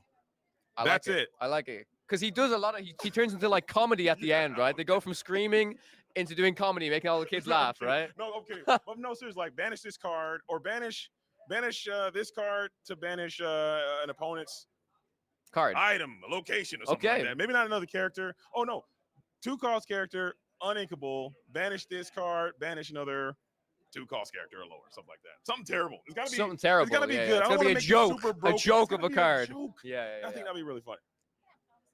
Sure. Oh, okay. On Please, on please, stream. please. Oh my God. Please, okay. please, if you Let me hold will, this if you here. want to show what it is. Shout out Matt Dixon for getting that for Garrick, you and I, for our last Ink escapades. Oh, is this supposed to be all of us? This is all the Power Rangers, dude. So apparently it's doubling. You can tell it's doubling as a thing for. Okay, well I guess that's fine. So basically, this is doubling. Matt Dixon decided to commission this for Garrick, JDZ, and I because apparently there was a part at the last Ink Invitational where we were all casting, and there was a bit of a technical issue. So we were left to just kind of talk and hang out. Yeah, we were just playing the game. And Matt Dixon said that he watched it back, and JDZ, Garrick, and I talked about Power Rangers for 30 minutes. Oh my God. Nonstop. And I don't remember doing this, but apparently it was so egregious that Matt Dixon saw the artist. Shout out to them. This is a lot of the art that and so he got us Power Rangers. It looks really good. And so then we looked at it and we're like, wait a minute, there's 6 Power Rangers and there's 6 of us. And so basically, and we got J-Bomb as like our leader. Yes, right? Yeah, he could be- J-Bomb's oh, like, he's our Zordon. Yes. J-Bomb's the Zordon. Let's go. JDZ, Garrick. JDZ. J-Bomb is Zordon. J-Bomb Zordon, right? No, I'm just saying. So shout out J-Bomb for holding it down. Yeah. Oh, no. Oh man. Well, it looks really good. J-Bomb's on a plane, so he can't fight back. Yeah. All right, but with shout out to J-Bomb, shout out Mac Dixon, and thank you so much for this. This is really cool. So yeah, we got everybody on there. Our that's little, awesome. our mighty morphin. We're not really Amazing. morphing. We're morphing into tired, delusional people. But We got 3 more rounds to go. That was the end of round 7. We're gonna be moving into our top 8 very, very soon. And was that your last round? it Colette? was my last round. I'm headed home. We have quite a bit of a drive home, and then we have a bunch of life to get back to. But I will be back next week with JDZ, Dan, Forbidden Mountain, Katie, Liam, this guy, probably that guy too. But we're going to be at PPG Denver, the summit, which is actually our NA's first CCQ. So we'll see you there. And I'll be there in spirit. In spirit. I was like, well, you will. I'm tired. You know, I was delusional. really considering coming to this thing. It- Yeah. It's going to be a great time. I was in Texas last time. It was amazing. And Denver, the venue is big, is gorgeous. Mhm. Denver itself is really gorgeous. The food is pretty good. So I'm very, very excited about next weekend. And so we'll see you there. Yeah, amazing. Love to hear it. Well, yeah, shout out to Matt again for that amazing Power Ranger poster for us. Yeah. And Yeah, I'll leave you to it. Yeah, Safe trip home if we don't. If I we know don't it was see you really, again. it was really nice meeting you. Yeah, Okay. it was great. Bye. I know it's so sad. I actually, honestly, I don't know the next time we'll be able to do this and cast together, right? It's crazy. Could be the next thing, Ink. The next Ink. Let's do it. You're always invited. You know that, right? I'll see you then. I'll see you then. Right. Wait. I just wanted to quickly say before you leave and everyone leaves. Yep. Like I wanted to come on to thank the casting team and all of the people doing production work, because sincerely, you guys, like, we're here for the community, but you guys bring the life to the event. Thank you, and man. made it worth. Like, no, like, sincerely, like, everyone watching the stream absolutely love the work everyone behind the scenes does and the energy you guys bring. I guess we're doing a big raffle now, so I might stop because it's the. Okay, good, because I was gonna cry and you're not. Don't do it on camera. But seriously, I really want to thank you, and I want to thank everyone else. You guys put in a lot of work. I really appreciate it. Yeah, shout out to production, and also I've already said this, but shout out to the judges for this event. My God, like the judges, honestly, in my opinion, do some of the hardest work for this event, and often go underappreciated. So shout out to those. I actually want to follow up on that just ever slightly, because the judges we have here in this area are actually some of the best judges I've ever met. A couple of them, a bunch of them have worked at DLCs at high positions, and they know what they're talking about. They're understanding, and they make the event run so smoothly. Yeah. Like, we have some hiccups, so that's more of like back end issues. But each round flows so smoothly into another here. You're right. The judges do absolutely everything. Yeah. They have to have a shout out for sure. 100%. No, absolutely. Actually, you know what? I'm gonna shout out one more person or one more group. I said I would. Inkdex. Inkdex. Oh yeah, definitely. I have been working with them the past month or so as a developer, giving them suggestions, helping them work on some code. And Angel there and all of the developers there are so responsive and so helpful, getting Lorcana decks out to the public, and they've been a staple in the community since I remember set 2 at least. Yeah, definitely. Like, I remember pulling up deck lists on Inkdex and being like, "Oh, I gotta look at this and no, this is good tech." So it's just people bringing things to the community. It's just such a powerful and amazing experience. Yeah, even I have to give a massive shout out to Inkdex too, because without them, we use them every week on our podcast. Because like Inkdex is the platform for all competitive players. We all look at this platform, we check out, okay, what events happened this past weekend, what's in the top 8, where are the spicy deck lists, and then even the winning deck lists. There's often times where I'm like, right, I'm not going to record the podcast until Inkdex has the decks, because it's the most reliable 100%. source. 100%. And they verify it too. Yes. A lot of work goes into it, and they do a lot of work. Like, even for this event, behind the scenes, they went above and beyond to. We had some technical issues. Within an hour, they had emailed me back, and I think they're in Spain. They emailed me back, fixing them. It's a passion project. I'm not paying them. I have like it's crazy how much work they do for the community. Yeah, they're absolutely amazing. So shout out to them, and I'm excited to get into the rest of these games. And it's raffle time. Raffle time. We have a limited Cusco DLC promo, but the Cusco is Temperamental Emperor. Yes, I think so. Amazing, you got that. My favorite set 1 card, by the way. Awesome. So, are we doing this live on stream? Amazing. Let's do it. Let's do it. All right, I'm gonna pass the mic over then. Cool. Enjoy. Thank you. Let's get it. How we doing? We're doing. How about yourself? Very, very well. Very well. It's been a fantastic day. We had some amazing Infinity games, and now it is time to do a raffle.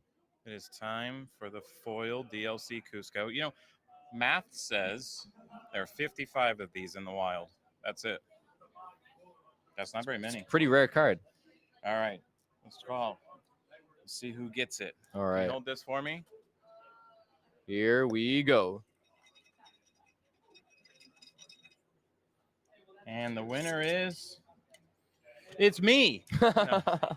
It's me. The winner is Kurt Spice. No. Ticket number 2149417. Oh my God, he's gonna be so excited. This is DJ Heim. DJ Heim. Congrats, DJ. Huge congrats. I'll reach out. I'll reach out to you soon. That is Good job. Yeah. Good job. Awesome, He's gonna be man. so excited. So. Hell yeah. All right. Well, you are the Awesome. proud owner of a new foil Cusco, DJ. And There it is. You This know, is yours. you have exactly 50 minutes to get here and get it, or it's gone. Or else it's going home with me. Did I really? Oh, he's calling him. DJ? Yeah, it's live on stream. Wait, you're live on stream. Don't say what I just said. DJ. You got it, DJ. It's all you. Congrats, DJ. Well done, man. DJ, you have exactly 12 minutes to get here to pick it up. Or else it's going home with me back to Ireland. All right, man. We'll meet up with you later. Thanks. Hey. All right. There you guys. have it. Making dreams come true live on stream. That's correct. Yeah. So what's next? Top 8. Top 8. Top 8. Infinity. Yeah, we're getting All into right. it. Yeah. Excited for that. Yeah. I really enjoyed the main event yesterday. Honestly, I'm really happy that Amber Steel actually took home the victory. There was a lot of Blurples in the top 8. 3 Amber Steels. 1 came out victorious. But yeah, personally, there's a lot of Blurples winning last week. So I'm just happy a different decklist won. And honestly, the Amber Steel decks, in my opinion, they were very well prepared for Blurple. And it was just really interesting to see the different tech cards, the different options that the players brought. And now we're going to jump into Infinity. There's also, like, from what I've seen, there's a lot of variety in this Infinity top 8, which is great to see as well. Yeah. Yeah. I was worried top 8 was going to be nothing but Blurple. Yeah, Blurple. Yeah. Because of what we saw last week. Yeah. At TFMs.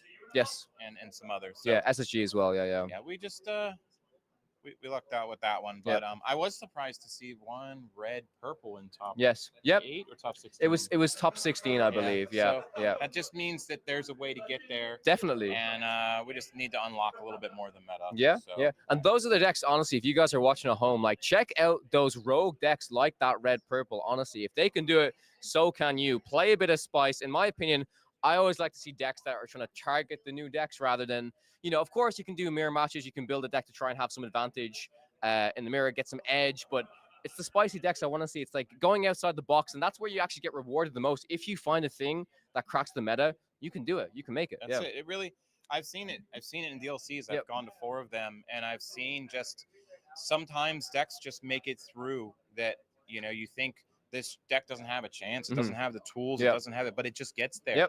It can be a good run. It can also just be the room is not prepared. They're just not prepared. And that's really a lot of fun. Yeah, So. I agree. Well, man, it's an absolute pleasure to have you on the broadcast. Thank you so much for this entire weekend. You've been incredible setting up basically everything here behind the scenes, from the production to the cameras. We had a long conversation about cameras, which was probably very boring for you guys, but very interesting for me. All of the stuff that goes, all the work that goes into the stream production, it's a lot harder than you guys think. So, like, huge shout out to you, man, honestly. Yeah, and shout out to Dixon. He's not here right now and should be sitting in this chair most likely.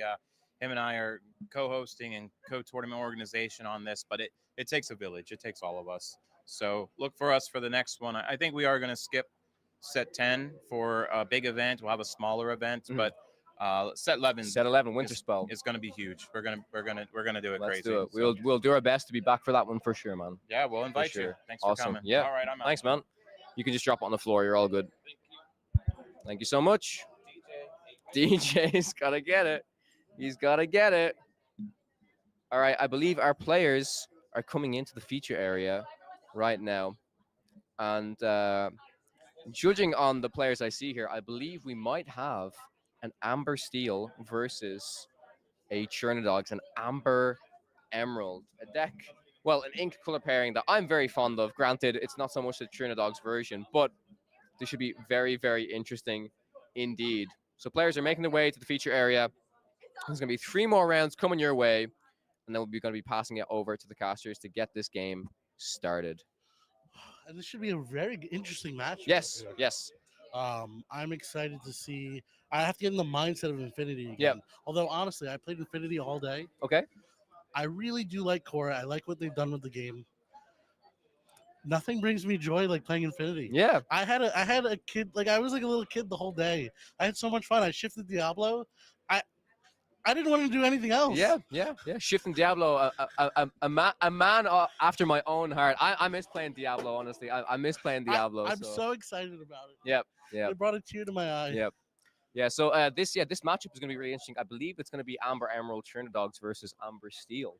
I believe so. I knew one of the two. Yes. Yeah. So I'm excited to see what new tech we've gotten since, like, accounting for a post Hiram Fortisphere world. Like, does that make a difference? Yeah. Does set 9 make a difference? Yeah, it's quite interesting because I was speaking to Melissa earlier and was talking about the Tramp, the 6-cost Tramp within Dogs, and within Core Constructed, I think it's actually pretty well positioned because there's very little strength-based removal, right? So if this is a 2/8 body, really difficult to remove.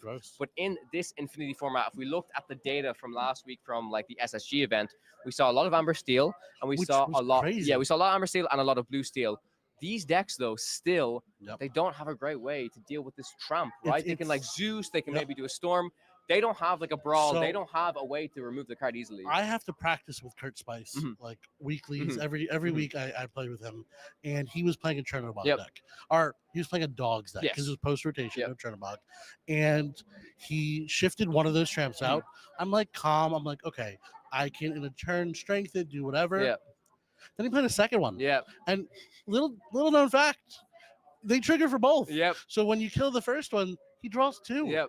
And it's like, oh, this is an actual problem. Yep. The body is crazy. Yep. I'm surprised we didn't see more of it in the core event. I will say this though. If Kurt wasn't on it, and he wasn't, something's missing in the deck. Yeah. Because he is probably the best Dogs player I know, and probably one of the best Dogs players in the world. So I don't know what it's missing. Yeah. It's interesting because I do think that Tramp draw engine is incredibly powerful, but maybe it lacks a little bit of consistency. That if you miss the Tramp draw engine, then you might just let's send it all the way. Send it. Oh, okay. I will manifest myself over to the caster booth. It's been an absolute pleasure. Absolute pleasure. Let's hit it.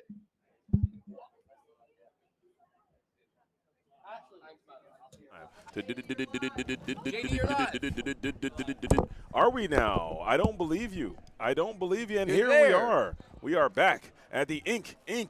Open, and we are going into the top 8, but it's not going to be a top 8. There were a lot of Lumineers. It is Sunday, and a lot of players have to work tomorrow, so they have long, arduous drives back to their home, so they are going to do a little bit of a split situation, but they're not going to be able to finish this event, or we're going to be able to finish this event, and so now we're going to fast forward to the quarterfinals. Yes. So the winner of this next match will go on into the finals. The reason that these players are going to play, if we can pick this up, Garrett, can we get this? The Elsa? The Elsa. Can we? I can try. Can you grab it?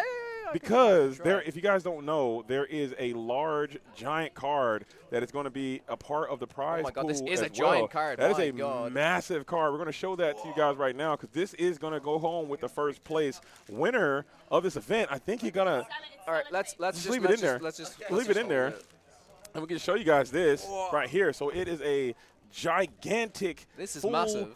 Body Elsa, Spirit of Winter, is going to be a part of that prize pool, and this is what the first place player will take home today. And so we have signed it as well. I'm pretty sure they're going to have to erase those. I'm like, I don't want this thing signed. I don't want these nasty signatures on my card. I go ahead and wipe that. I'm kidding, but this is a great little addition. So this is what love from JD right here. Much love. Yep. I love it. Thank you again. So this is going to be huge. Just what the players are playing for, and this is why they're still here. So first place will get this, and everyone else will have to just be sad about it as we are winding down to the Inc. Open, the Infinity format. We have another high-profile activated matchup coming your way. We have a player you may know, Melissa, is going to be back at it again in the dojo, getting loose, getting busy, getting active versus Tyler, another Luminaire you've seen already playing Amber and Steel. So we'll tune in. Don't touch that dial. Keep it locked as we're having a little bit of technical issues. We're going to work these things out. Hello. There it is. There it is. We're here. There We're ready. it is. If we can. Maybe we're not. Are we, though? And we have deck lists. Yes, we do. As well. Nice.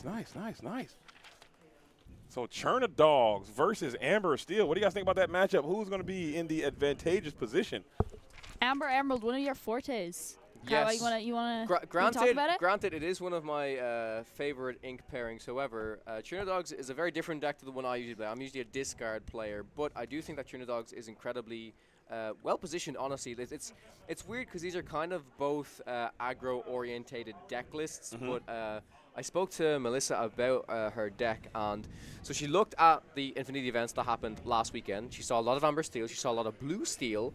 And if there's not a lot of Ruby present, this 6-cost Tramp, the draw engine, the 2/8, is incredibly difficult to remove. So you kind of make your own draw engine with this Tramp, and I think that's going to be really, really great within this matchup. Of course, the Amber Steel does have access to some strength, some Storm Rage on, so it will be able to clear up some of Melissa's smaller characters. But as soon as that 6-cost Tramp is on the board, even if the smaller characters are dealt with, she's just going to draw a card and play some more characters out. Absolutely. Yeah. And that willpower. Just having that huge number. You got, and not even just the 8, you got the 4s. You got the 4s. You got the 5s. I believe Rapunzel's going to be a part of this deck. You got a lot of Nala's going to be in this deck. They have a lot of heavy willpower characters that can't resist the strength of Raging Fire, the Storm Rage on in certain scenarios. Speaking of that, we have the quest for 2 Daisy Duck coming in on 1 to accost this Cindy. Cannot be Storm.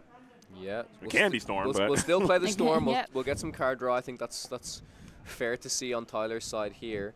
But yeah, incredibly important that the 1-drop can't be taken out by this Let the Storm Rage on. We do see Mr. Smee. Oh, I already miss playing Mr. Smee. My God, Mr. Smee is an absolute powerhouse. In my opinion, probably the best card out of all of set 3. It's just an uncommon. It's a 3, but it is an absolute powerhouse. Such a solid 2-drop. Yep. That between Mr. Smee and in the meta that was before the rotated set, Mr. Smee, between Mr. Smee and Calhoun, they were such solid 2-drops. For sure. I miss him for sure. I think if you were to make a tier list of the best 2-drops in the game, I think Mr. Smee is top tier for sure. I can't really think of a 2-drop that's better. Maybe Tipo, maybe Sell the Azurite Seed, something like that. Just some high impact card that played at high level. For a body, I just put Mr. Smee as number 1. Yeah. Honestly, I think I would put him as number 1 in my opinion. Yeah, number 1 2-drop. Shout out to Mr. Smee. And also shout out to Lawrence, another card that did get reprinted. Smee, they weren't brave enough to bring Mr. Smee back to the game, and I don't blame him. Can you imagine if Mr. Smee was in the court construction? It would just be abysmal. I think Amethyst Steel would be incredibly strong if Mr. Smee was still around. Yeah. And we do take that damage over there. Judge right on the case as Melissa is underway. Daisy Duck and Ursula. Did Ursula get to nab a song? I think she whiffed there. No, yeah, she whiffed, unfortunately. There's like a Rhino. There's like a Lady. There's no songs present in the hand currently. We do see this 1-drop Lady come down. We see the Tramp played as well here.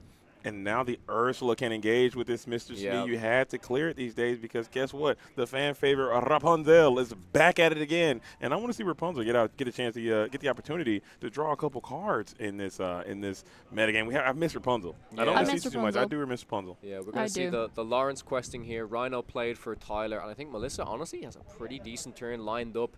She can shift onto this Tramp. But she opts not to. She's going to play the Rapunzel, get some value right now, which I think is probably much better. We'll still have the option later on in the game to do that shift line. But Rapunzel, yeah, an incredibly strong card.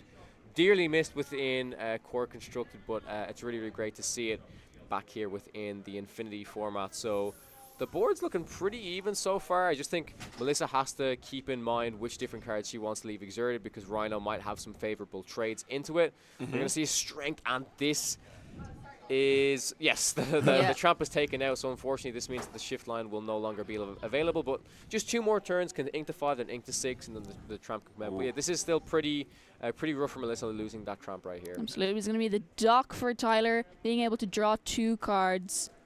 Wasn't able to play, didn't have a Rapunzel to play, wasn't able to heal because, well. Yeah.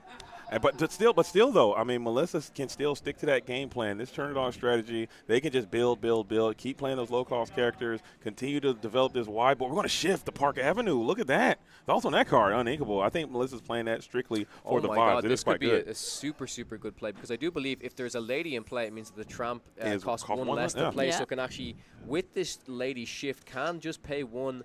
So there's going to be 1 for the Lady, probably 1 for the Tramp potentially here, and then can set up the shift line next turn. Well done here. I like it. Does she have the 7-cost Tramp in hand? Just I'm not too sure. I believe it's just a shift, and I think it's an Ursula Deceiver as well, currently in hand. Yeah, that is pretty good play for Melissa, as we are going to go ahead and clear the Power Hamster with the Rapunzel, who gets a boost from that Tramp. Very good play. I haven't seen that in a long time. Is she going to be able to resist that 4 willpower and actually stay around the board? Rarely do you see combat Rapunzel these days. Yeah, I mean, that's actually the beauty of this Tramp. It's a really underrated card. Like, the ability to have it cost 1 if you have a lady on the board, you just fill the board up with loads of different characters, and suddenly you can boost something by like 4, 5, 6 strength. Really, really strong. And getting rid of that Power Hamster before he can sing a song like Along Came Zeus. Looking at the hand, I can't really make out what Tyler has there, but it looks like we're going to send the Doc into that Rapunzel just to clear it, get some inherent plus value. You love to see it, as we'll play another big body Lawrence and start questing aggressively, going up to 4, send yourself all the way up to 12. Melissa is kind of slowly starting to turn the corner. I believe she is on the draw, but Tyler on the gas pedal. And there's a lot of lore that you are pressuring right now. Yeah, it's looking a little bit difficult here for Melissa. I feel like if she had another Tramp to be able to take out some of these Lawrences would be really, really good. However, should be able to easily clear up this Doc and this lady as well. Can do the Shift Tramp line. I think Shift Tramp might be needed. It's going to just have a quick look at the hand, check if there's any songs. There's another Lawrence and a lady. I think that third Lawrence might prove to be a little bit of a challenge for Melissa here. But yeah, will shift that Tramp. So should have enough to potentially at least be able to take out the Doc, and you can just send the Tramp into the lady as well. The lady, and just take out. You got to remove some lore, and maybe if you have the that Tramp, what's his stats again? I can't quite. He's a 2/8, so he's not quite strong enough to get to that Lawrence on his own. So Lady, Doc gone. Are you ready to send some characters to this board to get after one of those Lawrences? Can you do it? I think Park Avenue could. You could use, like, you could send the Tramp in, or yeah, you could actually you could send the one of the cards in to, like, debuff the Lawrence basically, and then take it out with the lady. For sure. Yeah. Or you could just trade a lady as well if you really wanted to. And let's see what Melissa does. So these are the decisions that you have to look out for in these very, very tight spots. As Melissa is in the thought vault, pondering deeply, hand on the glasses, engaged in combat. We're challenging in. It's going to be into the lady. Yep. Makes sense. I think you actually really want to protect this Tramp. You don't want to put too much damage on it. But then, granted as well, if Tyler's spending his turn to, like, really want to take out this Tramp, then Tyler's not questing either, which, you know, he wants to be the aggressor here. He has a 12 lore advantage right now.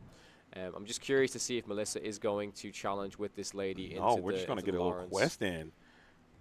I think you do have to get after one of these Lawrences. You will replace your cards with that Tramp. Yeah, you're going to get a card back, exactly. That might be something to think about, just sending this Daisy Duck into the Tramp and then sending the lady on top of it just to clear it, because having your opponent ready those characters and quest for another 5, putting himself all the way up to 17, that seems a bit daunting in this particular situation. I think that play might be better, yeah. You also don't want to give Tyler too many more cards. Like, usually I wouldn't like to just send the Daisy. We're going to have the lady just make the trade. The Daisy is going to stay on the board, but Melissa might even opt to not quest with the Daisy. Doesn't want to give Tyler the opportunity to trade into it, but Tyler probably just likely to quest anyways. Is already on 12, might just be questing with this Lawrence anyways. So is that Tramp your opponent's turn, or is it just any time? Because I have to pull that card up because I thought it was any time. No, it's your opponent's turn. Is it your opponent's turn? Okay. It's your opponent's turn, yeah. So that's why she didn't draw off of the lady trade, unfortunately. That is unfortunate. But it is a Rapunzel going into Tyler's hand, who will be able to take the damage off the Doc and draw a card, which would definitely help him. You also see a Vinny in hand. Could definitely be put into play. He will gain opting to just do that instead of the Rapunzel. Yeah, I think that's fair. We've seen the power of Vinny today. If Melissa tries to get rid of cards on Tyler's board here before the Vinny, he's going to gain an extra lore for each card that gets banished off the board. Very nice. And we've seen Vinny. I believe we saw Tyler on stream earlier, and he had that Vinny, and I believe it actually won him that game because his ability to be able to game that lore just nullified the Sisu, the Beaver Bear, and all the removal that the Ruby Sapphire player was using. So having that Vinny right now, I think Melissa was not prepared for that. I don't know how many reps she's did into the Amber Steel, but maybe that's a card she wasn't prepared to run into, and that she's going to adjust on the fly. Let's see if she can pull it off, as Tyler is in a comfortable position. This is not quite Lorthel in play, but it is a pretty significant threat if your characters start to fall. Yeah, Melissa's checking her discard, seeing how much ink she has. Maybe seeing if she has enough to play that Chernabog. Potentially, yeah. And this might be what she's going for. She's sending a ton of characters to the deck, and the big boy is down, and the big bog is back. Look at him. I know. So the one answer, I'm just having a quick look at the deck list. The one answer, the one out Melissa might have is potentially a Cloud Kicker to bounce the Vinny back to hand right here. So that is probably the card that will be the most advantageous for her to pick up here. Another thing to note is that she does play some Go-Go's as well, which is pretty interesting. That can help her close out the game a little bit sooner as well. But like right now, Tyler very much the aggressor. I believe Melissa inked a kit earlier, so maybe doesn't have access to one right now. But that's the card that is probably going to be needed to deal with this Vinny. Electing not to even consider challenging into these characters, just saying I'm going to go ahead and start to aggressively quest, and maybe you can get to the finish line before your opposition. I don't think you can, because next turn, if you don't draw exactly that Cloud Kicker, you're going to just ultimately have to lose, because your opponent either they're going to quest or they're going to have a checkmate in play. So this is a very, very tight spot for Melissa, and she will continue to quest with the Tramp, getting up to 11. Tyler has to be feeling comfortable with that. How much lore is she pressuring now? It's going to be a total of 1, 2, 3, 4, 5, 6, 7, 8, 9, 10. Oh, so she can have lore through next turn. Maybe she just wins next turn. Absolutely. Yeah, and Tyler can only get up to, sorry for interrupting, Tyler can only get up to a total of 19 right now, questing with the Vinny, the Lawrence, and the Doc. So now he has to exchange. That's a great play by Melissa. Good read. And she understands this position very well. So now the Lawrence is going to have to go into potentially Daisy Duck or possibly this Tramp just to, you will give your opponent another card draw, but you gain a lore there as well, right? Yes. With the Vinny. Question about the Vinny, I guess we can check it afterwards. Is Vinny only whenever it's banished? Like, could you... So I know that Tyler doesn't have it in their hand right now, but if Tyler had a way to banish one of his own characters, could he like quest with everything, get to 19, and then banish? It's opponent's. That's opponent's turn as well. Okay, it's only both are opponent's turn. So I need to go back and reread all these cards. So Vinny is definitely opponent's turn. Tramp is opponent's turn. I think that card would be quite insane. It's a really good. I think that's a good read by Melissa. Then to just say, you know, I'm going to be the aggressor. I'm going to quest, and this could actually result in her winning the game. Yeah, absolutely. Like, there has to be some very important challenges made right now by Tyler. Absolutely. Tyler deciding to play the Lawrence, plays the Lady, plays the Daisy Duck out on the board. He's definitely going to have to try to challenge here, clear some characters off Melissa's board, or else she was going to take the win for the first game. For sure. And even if now that Lawrence not questing, forcing the challenge to Daisy, if Melissa just comes back in next turn and exerts, no, you don't have to challenge back, because you have the Vinny, the Doc, so that's 2, 4, 6, 7, 8, 9, 10 coming back for Tyler now. So now the owner's going to be back on Melissa to do the exact same thing again. I think Melissa only has 8 lore available here, which will get her up to 18. Go-Go could be the thing that closes the game. Is it in the hand? Let's have a quick look. Do you get it? Oh, she didn't get it. It's going to be low. And there's something else. I feel like if it was a Go-Go, it would be thrown down right now.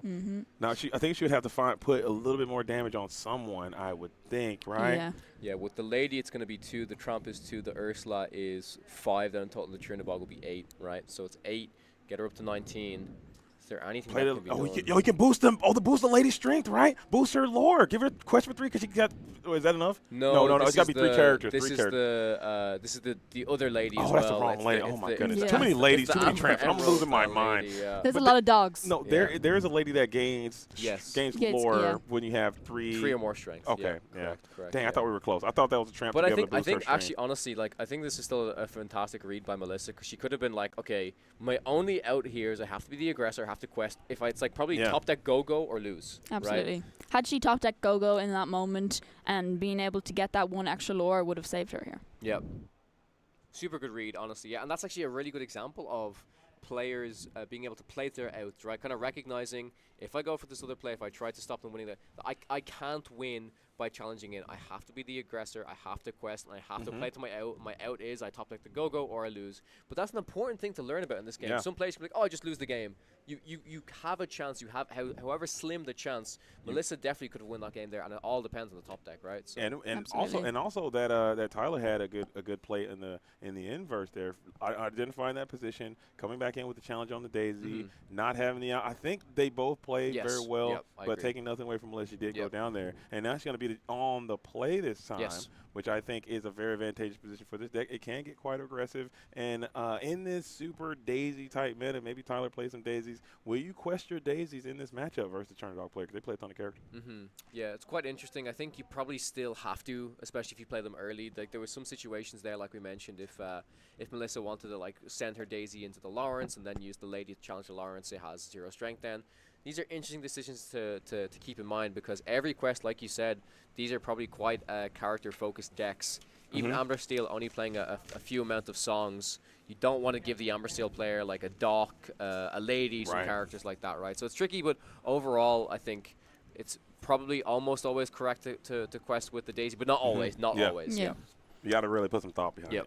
Everything. This is a thinking person's game for sure, especially in these really tight spots. Because that was a 19 to 20 win. It was a foot race all the way to the finish. And I thought both players played incredibly well. As now Melissa's going to have the opportunity to be in the advantage position. Let's see if she can get it done and force a game number 3 in this top 4. This is actually top 4. This is top 4. This is top 4. This is not top 8 anymore. This is top 4. The winner of this game will move on to play in the finals for that giant Elsa we showed you guys earlier in the stream. And I want to again take this time to thank you all for being here. This is Infinity format, so if you're interested in Infinity, make sure you stay tuned to the Reddit reports of this tournament because this will start to shape that new Infinity metagame. And maybe if you like what you see, maybe you continue to encourage your own local game stores to have some Infinity tournaments. It has been a little, it's been different. It's been very nostalgic. It's been kind of fun, but there's a lot of room to be explored here in the Infinity format. For sure, yeah, absolutely. And I think a lot of people are going to look at these lists. They're definitely going to keep an eye on these lists, get ready, because one of the DLCs is going to be Infinity format. They're going to want to keep an eye on what possible decks could emerge. We'll probably see a lot of other Infinity tournaments coming around, definitely. And in the road leading up to the DLC for Infinity format, I'm excited to see what decks will emerge. Absolutely, yeah, definitely. We see the other lady you mentioned earlier, JD, actually coming out here, and we'll see the Ursula played. No songs again. No, there was a storm. Okay, I saw the strength on the side. I thought it was like a character or something. You need the strength, So that's a really good hit for Melissa here, and it's actually incredibly important because that song could have comboed with this Cinderella as well. So nice snipe there for Melissa. Going first, playing Ursula on 2 has to feel great to protect your board a bit, as we're going to put the Lilo down on 2 to try to combat this situation. I like this Lilo card. I know it's not currently it's not being played as much in the Core Constructor, but I do miss this card. I'm glad to see it finding its place back in its Infinity format as Lilo Question 2, and call it Zombie Lilo. People stop calling it that. Zombie Lilo. Absolutely. We also see this Lilo is also played in Melissa's deck. Yeah, both. Which is super fun. Yeah. So the card we haven't seen a lot of in the new meta, but it's really nice to see her back again. And that beautiful the new Lilo Escape artist from the promotional set. Yeah, with I love that. The glimmer foil. I love that. I love that artwork. It looks so nice. Yeah, this is a Daisy coming out, and I believe I want to say it's a Tramp, maybe being able to buff up that lady and being able to gain some extra lore. And yeah, this is looking like a pretty good start for Melissa. Of course, being on the play does have a bit of an advantage, as is the case in the Lorcana for the most part. Yeah, I wish there was a way. I wish there was a way to kind of close that gap a little bit. That's one of my least favorite things, just losing that dice roll and feeling like you never had the opportunity to have a chance. I always want to have an opportunity to have a chance, and I think right now the play draw disparity, even in Infinity, I actually think it's better in Infinity, but in Core Constructor right now, I think it's a little too much in favor of play draw. So hopefully that's something that we can work out in the future as we bring that Vinny back out uninkable, coming on to the field of play on 3. This card is very interesting in this deck as we get a nice little quest for 2 in. Now Melissa has the option to go for that Tramp again. The Tramp Dapper, is it Dapper Dog? It is Dapper Rascal. Dapper Rascal. I was close. I was so close. And if you wanted to now, but you will have to put another high-profile card down into the Inkwell. And what about that combo? Look at that Vinny and Lilo together. That's kind of annoying. Absolutely, especially with Melissa having that Rapunzel in hand, she's gonna want to challenge here to get damage on her own characters, play that Rapunzel to the board, heal the damage, draw a few cards. But if she manages to banish that Lilo, Tyler's gonna gain that lore off Vinny. Yeah, that's kind of annoying, and we would like to not even go for the Rapunzel, just bring out this dapper. Oh my goodness, Dapper Rascal. I hope it's a Dapper Rascal. There's 3 different tramps in this deck, so it could be any one of them. It's too much tramp. Okay, we're too much tramp, too much lady. I'm kidding. I do love a little archetypal type deck. You know, coming from different games. They have like these out of the box decks, and a lot of people like to build their own stuff. But I do enjoy the thematic, on brand, on theme. Franchise, on theme decks. I think that's very cool that this Lady and the Tramp dog deck is just all kind of in packaging one. You don't really see it happen powerful too deck much. as well. I like to see it because like sometimes in card games archetypes are trying to be pushed and sometimes the support just isn't really there for them.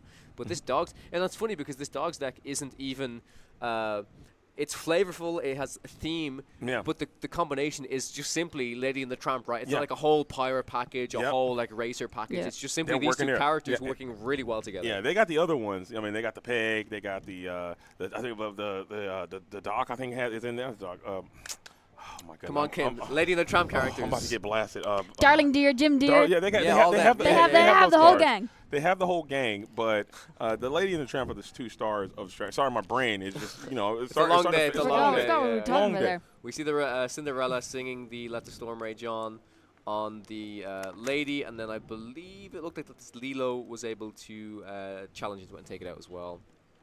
And it looks like we have a nice little foot race as Melissa is elected to mark and bypass the board of Tyler and just start to exert these characters. You feel like you have the lure and pressure in play to kind of get it done as we're going to bring out 2 more ladies and a Lilo of your own. So what a turn coming in from Melissa as you're going to get the opportunity. I think you can go for another 5 here. Yeah, it just seems correct. She seems incredibly well ahead She's already right on now. 11 lore. We're going to quest. She's going to go up to 16. You know what Tyler needs here? I mean, it's not even going to be enough. He needs like a Cricky that's in Amber Steel or something, right? Being able to buff up all these characters straight into them. Well, I might be mistaken. I think they played in Swiss. I mean, we might have to get with production to see if that's accurate or not. I think they might have, I think they played in Swiss on stream as well. Oh, man. Oh, my God. Get a little rematch here. And that is going to be Melissa taking the game 2. And we're going to go to game 3. For the third time For the third time. I believe they did. That's so hilarious. That is really, really I don't know if it was these exact 2 players because I interviewed both of them, but I think I interviewed them at different times. They might have both been on feature match, but they haven't played against each other. Okay, I could be mistaken. Absolutely, and that is also we were talking about it earlier. Melissa was playing the Glimmer foil Lilo Escape Artist. Is it in there? It was in her deck. She's got a nice blinged out deck. Yeah, I love to see that. I like to see it, and I think that's probably why she elected to bring this deck to this tournament. I know she plays a lot of Amethyst Steel, a lot of Ruby Amethyst. She has a really deep bag of tricks as a player, but I think she just wanted to let her hair down a little bit. No pun intended. The hair is literally down. If you guys are missing my jokes, they're probably not as funny 12 hours in, but. Being able to play, and I know for a fact, and we talked about this earlier in the stream as well, this is her favorite movie. I got to know this player very well. She told me. And being able to play your favorite franchise in a tournament and actually have success, that's an opportunity you just can't pass up. Yeah, and like we said, it being a very powerful deck as well. It's not always the case, right? Like you can, I really do enjoy building decks that have like a really great theme to them, and like they're very, very fun to play, but sometimes not often. Always so powerful, but as we said, this Lady in the Tramp deck, it's super, super, super good. And even moving into the core constructed, it's not the worst deck list either. Like that Tramp is such a powerful draw engine, and I do think that even if it doesn't shine in the S tier 1 deck lists for set 9 core constructed, maybe moving into set 10, like a 2/8 body is nothing to laugh at all. Right. Yeah. And sometimes I firmly believe that a B tier deck or high C tier, low B tier deck that has been carefully crafted and trained and honed, you understand the lines, you put a lot of effort into it, you can take that to an event and you can still beat some of these S-class decks if your opposition hasn't put that much time. And a lot of times when you play in these decks that are these high B tier decks that people may tend to stray away from, a lot of people don't put the reps in against that deck, and you have the advantage because you've taken the time to kind of rep those games against the matches opposition that you're more likely going to face. So there is some thought behind playing some of these rogue strategies. Yeah, you are 100%. That's a fantastic point to make, because a lot of the times these like rogue decks, if you study the matchups against the really powerful decks, you have a huge advantage. Yeah. But your opponent will have no idea how to play against this rogue deck. They haven't practiced this matchup. They Yeah. don't know what cards you have, They're reading. and you have a really good advantage, right? You Yeah. know, so yeah, they're picking up the cards. Like, what the hell? What does this card do? They're Yeah, reading, and they exactly. don't know what's coming next. Yep. You kind of Yep. know all their lines, what Mhm. they're looking Yep. for, their beats, and you can kind of weave your strategy in to kind of counteract that. So that's really cool stuff, and I'm glad to see it. I want to see more rogue decks come to light. I think it's going to happen. Absolutely. Getting if you come in with an unexpected deck, you know your opponent's not going to expect it. You'll be able to play underdogs, Yeah, just there you like go. playing that underdog deck. There you Just go. trying to take that win. Circle of dog, dude. Circle of dogs. Circle of that. This deck has the cards. Okay, they have the tools. Someone just needs to get in and do the research required and get it figured out. It can't be me. I'm holding Kawa to do it. I think Kawa should do it. Did you talk to Moyen on the podcast? I'll do my best. Yeah, figure it out, man. Figure it out. Stay tuned. Next Yeah. week's episode of the podcast is going to be all about the underdog decks. Yeah, figure it out. Okay, I'm gonna hold your feet to the fire. As speaking of holding the feet to the fire, we got this piglet, poop pirate, piglet, poop pirate, poop pit, piglet, Captain. pirate. Piglet, There it is. poop pirate, captain. There it is. There it is. Oh, I was practicing. I got it now. Piglet, poop pirate, captain. It's been a long day, but it's been a fun day. It's been a long we're 2 getting, days. We're getting a bit tongue twisted. And we're going to bring out the Piglet on 2. I think this card has been the menace of my life a few times himself, typically questing for 3 more often than not, as Melissa is in a conundrum thinking if she wants to send this Ursula in on 2 or not. There isn't really a confident and capable singer set up now, so maybe she has nothing to worry about. And she may be thinking about advancing this board state a little bit. Maybe you could play 2 characters and kind of tie up the amount of lore here, or the amount of board presence.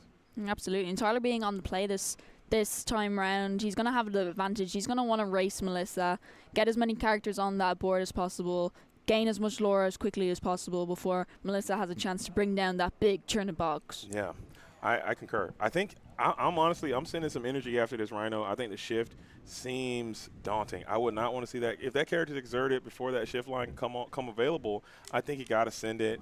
And I think this is the lady you can play, and we're going to go for the Ursula. So this might be. There's no song. Oh, Yeah. no, that's brutal. Because I think she could have played. Did she have 2 1-cost characters? I think She does. Daisy Duck. Definitely has a Daisy. Yeah. Yeah, so she Maybe could have went would've- after this would've liked a Rhino. I think. Trump, yeah. I think It's that's gonna hurt. interesting point here is before we saw Tyler draw for this tournament, I believe it was a Pete that was drawn.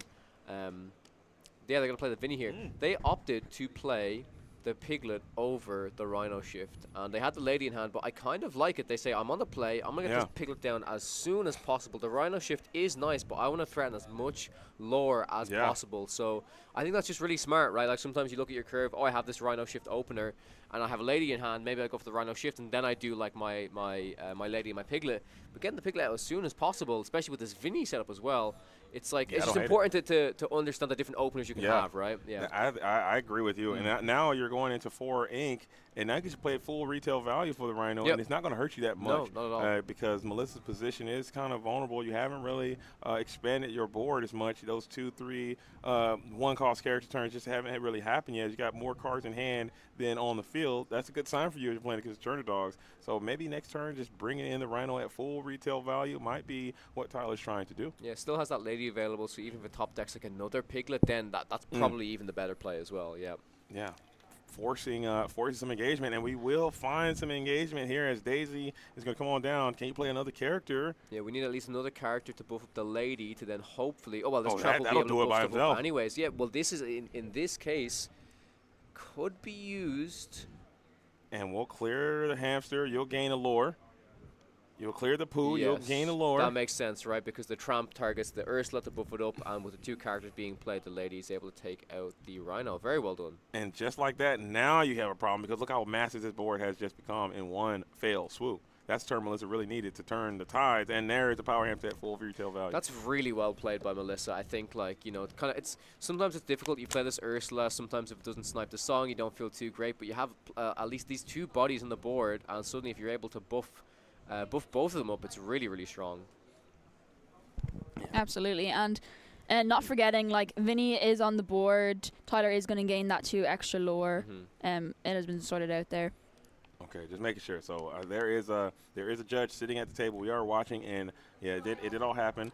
As now we can play. I think there's another power hamster in hand as well. Maybe take the opportunity to set that up as Melissa is going back and forth on this Chernabog. We have the big old tramp in hand, and we could have a very powerful Chernabog play sooner or later if you can set that discard up just right and get so many characters of yours into the discard pile. I think this is still a very important ordering and targeting by Melissa, choosing to use the lady to take out the Rhino rather than using it to take out the Piglet, because it means that Vinny can challenge in to take out the Ursula, but the lady, which is probably the more valuable card, is actually protected against the Vinny here. Yeah, smart. Just all those little micro decisions. It comes down because every little micro decision adds up to a mini decision. 2 mini decisions add up to a tiny decision. 15 tiny decisions adds up to a medium decision, and then you got the big decision at the end, and that's what people focus on, that really big thing that happens, the decisive moment. But all those little small things, all those little small things that lead up to that point are very critical, and that's what makes these players so consistent. You ask yourself, how can players continue to make top tournament after top tournament after top tournament? Well, here's how: because of those little ability to make great decisions on the fly. And we'll finally get rid of this Vinny. No, we won't. Yeah, 2 damage, and then probably send the Daisy into it as well. Yeah. And that's going to be 1s across the board as the power hamster is going to be staring down a Daisy Duck. You can clear it relatively easily, but is it worth it? Yeah, and also curious to see if Melissa actually decides to quest with this lady or not. If she quests and it gets challenged and banished, you do get to draw a card. However, values the card is going to say if I can play at least 2 characters, or at least get the lady to 3+ strength, it's going to get some extra lore as well. As second Rhino coming down here. Yeah, and getting and also keeping characters on the board is super important for that Street Smart Dog. Yep, I believe. I think that's Street Smart Dog, 7+1. Yes, that makes sense. Yep. To bring him into play. So if you're Tyler here, what are you doing with this running? You're just questing, right? You just want to put on the pressure because Melissa doesn't have enough power to be able to easily challenge into this character right now. Yeah, absolutely. Because I think being in Tyler's position, being on the play, he's definitely trying to race Melissa here. He's trying to put on the pressure. This Rhino is a great card. He's got resist. He wants Melissa to try and challenge in. Now, we lost our Vinny. We're not going to gain lore if it's banished, but these Rhinos are big powerhouses. It's a strong card. We are going to see Bobby Zamorsky, spray cheese kid. And Melissa does choose to draw and discard a card. It's going to be Lady being discarded. We do see that Chernabog in hand. Is she trying to get more characters into the discard to cheat that Chernabog evildoer out? Absolutely. I think Melissa's all in on this Chernabog. You're going to need a way to get through these power hamsters, as Tyler's well content on just questing and probably understand that Chernabog is going to be a huge threat. If you start challenging more characters, that's going to be more fuel for this Chernabog. So this, I think, it come out as soon as next turn. I know what this card was now. There's a little bit of glare on the card. It was the Tramp. It was the big Tramp, so able to draw plenty of cards, discard the cards, and really fueling this Chernabog. Yeah, sorry. I was confused. I was like, how are so many cards entering the discard right now? You know? I believe it's when it's played, you can draw up to the number of characters you have in play, and then you can discard them. Definitely a great inclusion in this deck for sure. Being able, like we saw it last game, she was able to get that Chernabog out. It won her the game. Like that Chernabog evildoer is such a mighty card. Yeah, I think that card could have been well suited to just get rotated back in. I think his effect is quite unique, and I think he's missed because his stats are impressive. He is uninkable. It's a super balanced card. I don't know why they didn't bring the Chernabog evildoer back. I think there's a chance he can come back to the game. I'm really curious to see here now, like the decision that Melissa makes, because we know Tyler is able to get up to at least a total of 13, but now that there's so many characters in the discard, I think Melissa's going to start putting on the pressure herself. If she gets this Chernabog out, she's going to just try build up this massive board that might even be able to beat Tyler in the race potentially. But let's see what Tyler has to answer with here. I can at least see a Lady currently in the hand, and I think I saw Mr. Smee as well. That would be another potential 4 lore represented on the board, and this might be exactly what we see coming down now. Wow, and it is. Smee is tough. And a Daisy. What a turn for Tyler. That is back breaking almost, and we're talking about running that race, and this is how you run the race, as you put lethal damage in play and put Melissa in a very uncomfortable position, because now she's not going to be able to just try to quest out, because if you do, you will lose the game. So now she has to engage in combat, which is the opposite position she wants to be in this moment, with 2 power hamsters in play with resist 2, full health. This is looking cumbersome for Melissa as she is hand on head, looking at the Chernobog, looking at what is to be a lady, I believe, and this one might be absolutely over in this position. I think this might be the game, unfortunately, because just all the characters on board don't have enough strength to challenge into any of these rhinos efficiently. Might be potentially regretting throwing some of these tramps into the discard because they could have been used to buff up some of these characters on the board to take them out. But it's such a difficult decision, and honestly, like Melissa was not expecting 6 lore to be pumped out onto the board right now. Yeah, she probably would have abandoned the Chernobog's strat had she had the opportunity to go for it and kept maybe a couple of those tramps. But you got to roll with it, and shout out to Tyler for just hanging on to that stuff and drawing the cards you need. Maybe he had that lady in Smee for a while and set it up and just wanted this to be the final push and throw Melissa off her game a bit. And she is still pondering. Notably, literally no character can even get through. They can't put any damage on those power hamsters at all. Like, there's just, unless you have a Cricky here will be decent to boost their strength up enough to at least get through these power hamsters, but nobody can even touch them. If Cricky was top decked, that would have been the perfect answer, and would have kept Tyler like just from winning the game, would have got him up to maybe a total of 19, being able to quest with all of these other characters. But yeah, with the cards in hand right now, and we see 2 of those tramps in the discard. Yeah, it's so tricky though, because I really do feel like going for the Chernobog position might have kind of flipped Melissa back into the game, if that makes sense. So it's like really tempting to do so. Yeah. But it's just Chernobog should have had Rush, man. I think that would have been neat. It still wouldn't be good enough, but it would have been really cool, as we are going to show the evil doer one last time on stream before Melissa just quests all these characters, probably throwing the hand out to offer the handshake to Tyler and say GG's, well played to both of these Illuminators. I thought the game was great, but Tyler just so happened to hit the edge on Melissa this time. Absolutely, but she's gonna quest. She's gonna go for it anyway, and just say, "Go for it. You can quest. You're up to 23 lore." Oh, and he's going to be cheeky as well, as you don't want to scoop. We're going to play this thing out as we quest a daisy, get the trigger, and then throw the hand out. GG's, well played. Well played by both players. Definitely really tough in Melissa's spot there. Obviously going for the Chernobog's play. We saw a winner the previous game before that. Just unfortunately, Tyler just putting on the pressure, has too many bodies on the board right there. Yeah, it's just pressure. Being on the play, trying to turn that corner. Whoever gets to set their characters up first, typically going to come out ahead more often than not. But in that position, she almost got there in game number 1. Game number 2, I mean, she did what she had to do. In game number 3, I think there were some chances, but that last turn play, it was just too much initiative that she just could not overcome. And that's just going to be how it is from time to time. Yeah. Sometimes it happens like that, and that means Tyler is going to move on to the finals, I believe, This is correct? the final. This is the last round. Coming up, there is one player who is waiting in the wings, and then they are going to be getting into the finals, playing against Tyler. Amber Steel. Oh, maybe it's an Amber Steel versus Amber Steel. This thing's going to get slammed dunk super quick. It could be 15-minute game. We're out of here. It could be. We could all go home already. And they're going to win themselves a giant Elsa, Spirit of Winter. We'll be back at it again. No, let's run it back. Let's do a couple more rounds. I feel slighted. You guys are tired. I'm not tired. Let's start the whole tournament over. I'm not leaving. We flew all the way over here. I'm not leaving. I would like another snack. If someone has another one of those knobbers, what is this thing called? Knobbers? No. Are they knobbers? What are they called? Knoppers. Knoppers.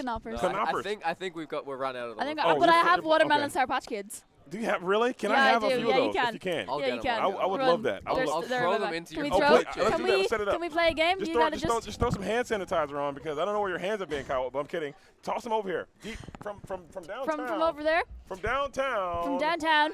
No. Take it. Go for it. Oh, okay. Never mind. We're not going to go into them out. We're just going to show them a whole bag. Here we go. Oh, can I please have some of these? Go for it. Here we go. Go.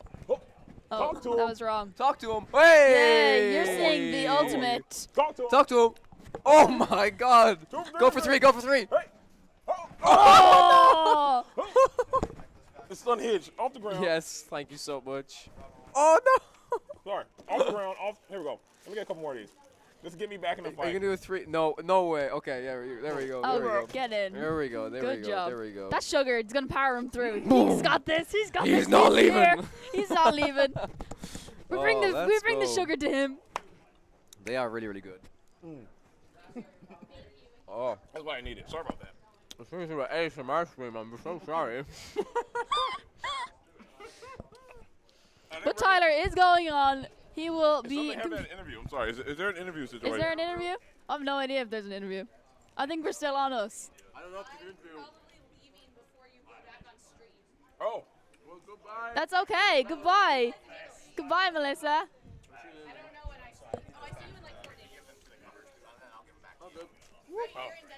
I'm going to Denver.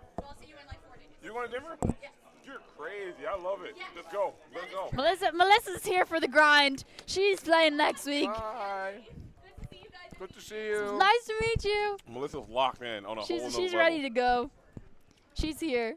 All the Uncrustables are We gone. love it. We are tapped out of Uncrustables. Uncrustables We're are out gone. of food. Running low on fuel. We're going running low on fuel. That watermelon Sour Patch Kid might get me over the top. Good, If I'm I glad. If I can get one more nice little paw full of those, I Okay. think that'll push me over the finish line. I'm Can just gonna have to go to Walmart before I Please, leave and stock up. let me get this a little more. Oh, you got these from Walmart? Yeah.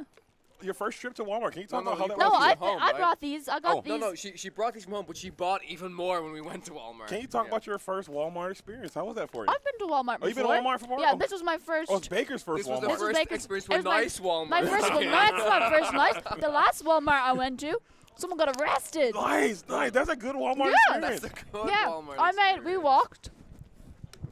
Okay, so we were in Vegas and we walked to a Walmart, but we ended up in the middle of a road and we had to get an Uber from the road to make it to Walmart. So that was Creed's first big Walmart experience. I've been to Walmart before that. Were you? Yeah. Anyway, that was my first big Walmart experience, and that was a time. We don't have watermelon Sour Patch Kids at home, so when I'm here and I go to a Walmart, I make sure to stock up.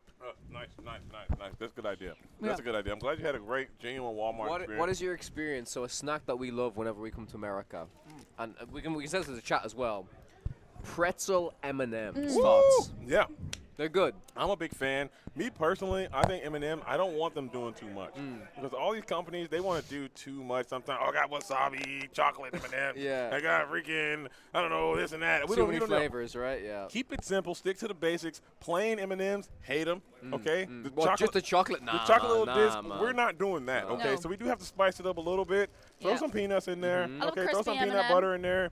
The crispy M&Ms are good But, too. Yeah. pretzel, M&Ms, S plus tier. Okay, that's it though. Let's stop there. No more. Hey, I got Cheeto M&Ms. You know they're gonna put Cheetos in them. Is that a thing? No, it's not yet. It's not yet. But it might be. It's gonna be here soon. 2030, we got the Cheeto M&Ms coming. We don't need all that. Okay, we don't need any of that. I think it's just a matter of time before they start to put whatever habanero M&Ms. Something spicy is gonna happen. There. Speaking of spicy, look at this. Here we go. Let's go. He's ready. He's ready. He's been getting loose and active, and we got one more round coming your way, and this is the first Infinity tournament that I've been a part of. I'm excited to see what happens. I hope that players are taking this serious and not just like, oh, it's Infinity, I'll just do this, and not put the work in that needs to be required to push this thing to the next level. Absolutely. It will be absolutely crazy if we see Amber Steel take the win for this Infinity format. It's my first one that I've been a part of, getting to see. I'm excited to see what decks comes out. It'll be absolutely wild if we see Amber Steel take the win after we've just seen Amber Steel take the win for the core constructed win. Back to back. It'll be back to back Amber Steel winning. Who's in the fight? Do we have names? Who's playing? We know it's one Amber Steel player. Do we know the we name? know it's Tyler. Oh, thank you We so got Tyler. much. Thank you so much. Look at Baker. Everybody's working. The thing about this ink situation is that We're all chipping in, man. Yeah, this is not like you think when we're done broadcasting, you go hang out. You're still working. Alex versus Tyler. The wonderful wizard of Lorcana. You're Oh, kidding! wait. Let's Oh, go! it is We got a real treat. Yeah. Keep it locked. Don't touch that dial. So we whoever got, wins this will be against Tyler for the John Wait, Elsa. wait. Wait. So I think this was top 8 then. Wait It a was minute. top We got 8. told some false information. We said that some players had to go home. I thought we were going right into the finals. Is this the same? We got This is another top semi- 8 all the Whoa, time. no, This is lied. top 8 We got all the another time. round. What? I So it's Alex lied to all of versus you. Wonderland. Hey, I got some bad intelligence, okay? Because I thought that this was the finals we were going into, and Kawa is sick. He thought we were out of here. Guess what? My wish came true. We got more digital Lorcana, baby. That's why we and brought the more, Sour Patch and Kids. more, and more. I was so curious because we saw top 8 was not changed on the stream for so long. I Yeah. was like, this has to be top 8. I got told a false bill of goods. False They information. told us lies. I was told, okay, let me check my notes here. I was told that the players had to drive home for 7 hours, and they are going to cut the top, and now the player who wins this goes directly to the finals is what I was told. I was told a lie. Yes, okay, so this was the semifinals, and this is going to be Luke Wonderland, one of my good friends in this community. Versus Alex. Alex. I've got something really cool to say about Alex. So Spice Master. Alex came up to me yesterday during the main core constructed event, and I really hope he is playing some Spice because previously, a couple of weeks ago, we had, obviously, it was set 8 meta. We had a really cool Ruby Sapphire deck list. Yeah, You probably saw I've this seen one, it, right? yeah. It was with the Ruby Legendary Tinkerbells. It was playing the Maximus. And just like a really innovative deck builder. I asked him how he did yesterday. Unfortunately, he said the Spice was maybe a little bit too much yesterday. Didn't have a favorable time. But, yeah, has made it really far with Infinity. And it would be very cool if it's the Ruby Sapphire deck that he's kind of known for. It'd be cool, but maybe he's even cooked up something even spicier. For sure, and also this Luminaire, he's always playing the Spice. He played a Jafar deck and had some great returns on that, a Jafar illusion strategy. It was really, really cool. I love to see innovative players. I think his name is Illuminaire of Fortune, I want to say. Yes, it is. It is indeed, I think that's him. And that's he what I put on my social media post the other day. Yeah, I remember the name. He's always playing the heat, but taking nothing away, this is a certified, count it, DLC champion is in the building right now, holding it down. So he is Luke Wonderland. He gets it done. Beautiful hair, beautiful beard, fantastic player. Playing, that is not a mistake. He's going to be playing Sapphire and Steel. I know he plays a little bit of Amethyst Steel, plays a little bit of Green Steel, plays a little bit of all the steels, but now he's getting that little notoriety playing some Sapphire Steel. I don't think I've seen him play that deck before. Yeah, shout out to him as well. He's just like, I got to spend a lot of time with him this weekend. Previously, only interacting with him online. He's also just a lovely person. Yeah, he's really, really, really nice guy. Great conversations. And that's like the whole package you have out of a player. Great player, great guy, great friend, and I'm really excited to see him play this match. Absolutely. Great father as well, family man, and also a certified Twitch streamer as well, content creator. He makes great content. He streams almost every day as well. So if you guys are not following him on Twitch, make sure you do that at Wonderland, host of the ICL as well. ICL should be coming back as one of the high-profile team events that we do in Disney Lorcana. He is the host of that event, as well, host of that tournament, and it's just a really cool person for the community. He does a lot of work as a player, as a coach, as a team member, a team Maelstrom. He just does so much for Disney Lorcana. He's one of the unsung heroes. He doesn't really ask for too much. Just an all-around great dude. Love me some Luke Wonderland. Indeed, yeah. And players are right now, currently, as you guys can't see, but we are watching them. They are examining each other's deck list, taking some time to note down any spicy tech cards, making sure they remember them, looking at the card counts from each of their decks, and then we are shortly going to be getting into things. Absolutely. So just a little study. Do you prefer? How do you feel about playing an open deck list? I just want to get a little quick exchange. Where Garrick's gonna join you guys, we're gonna give you some boy magic. Garrick's gonna join us? Are you sure? Okay, cool. Garrick's coming in.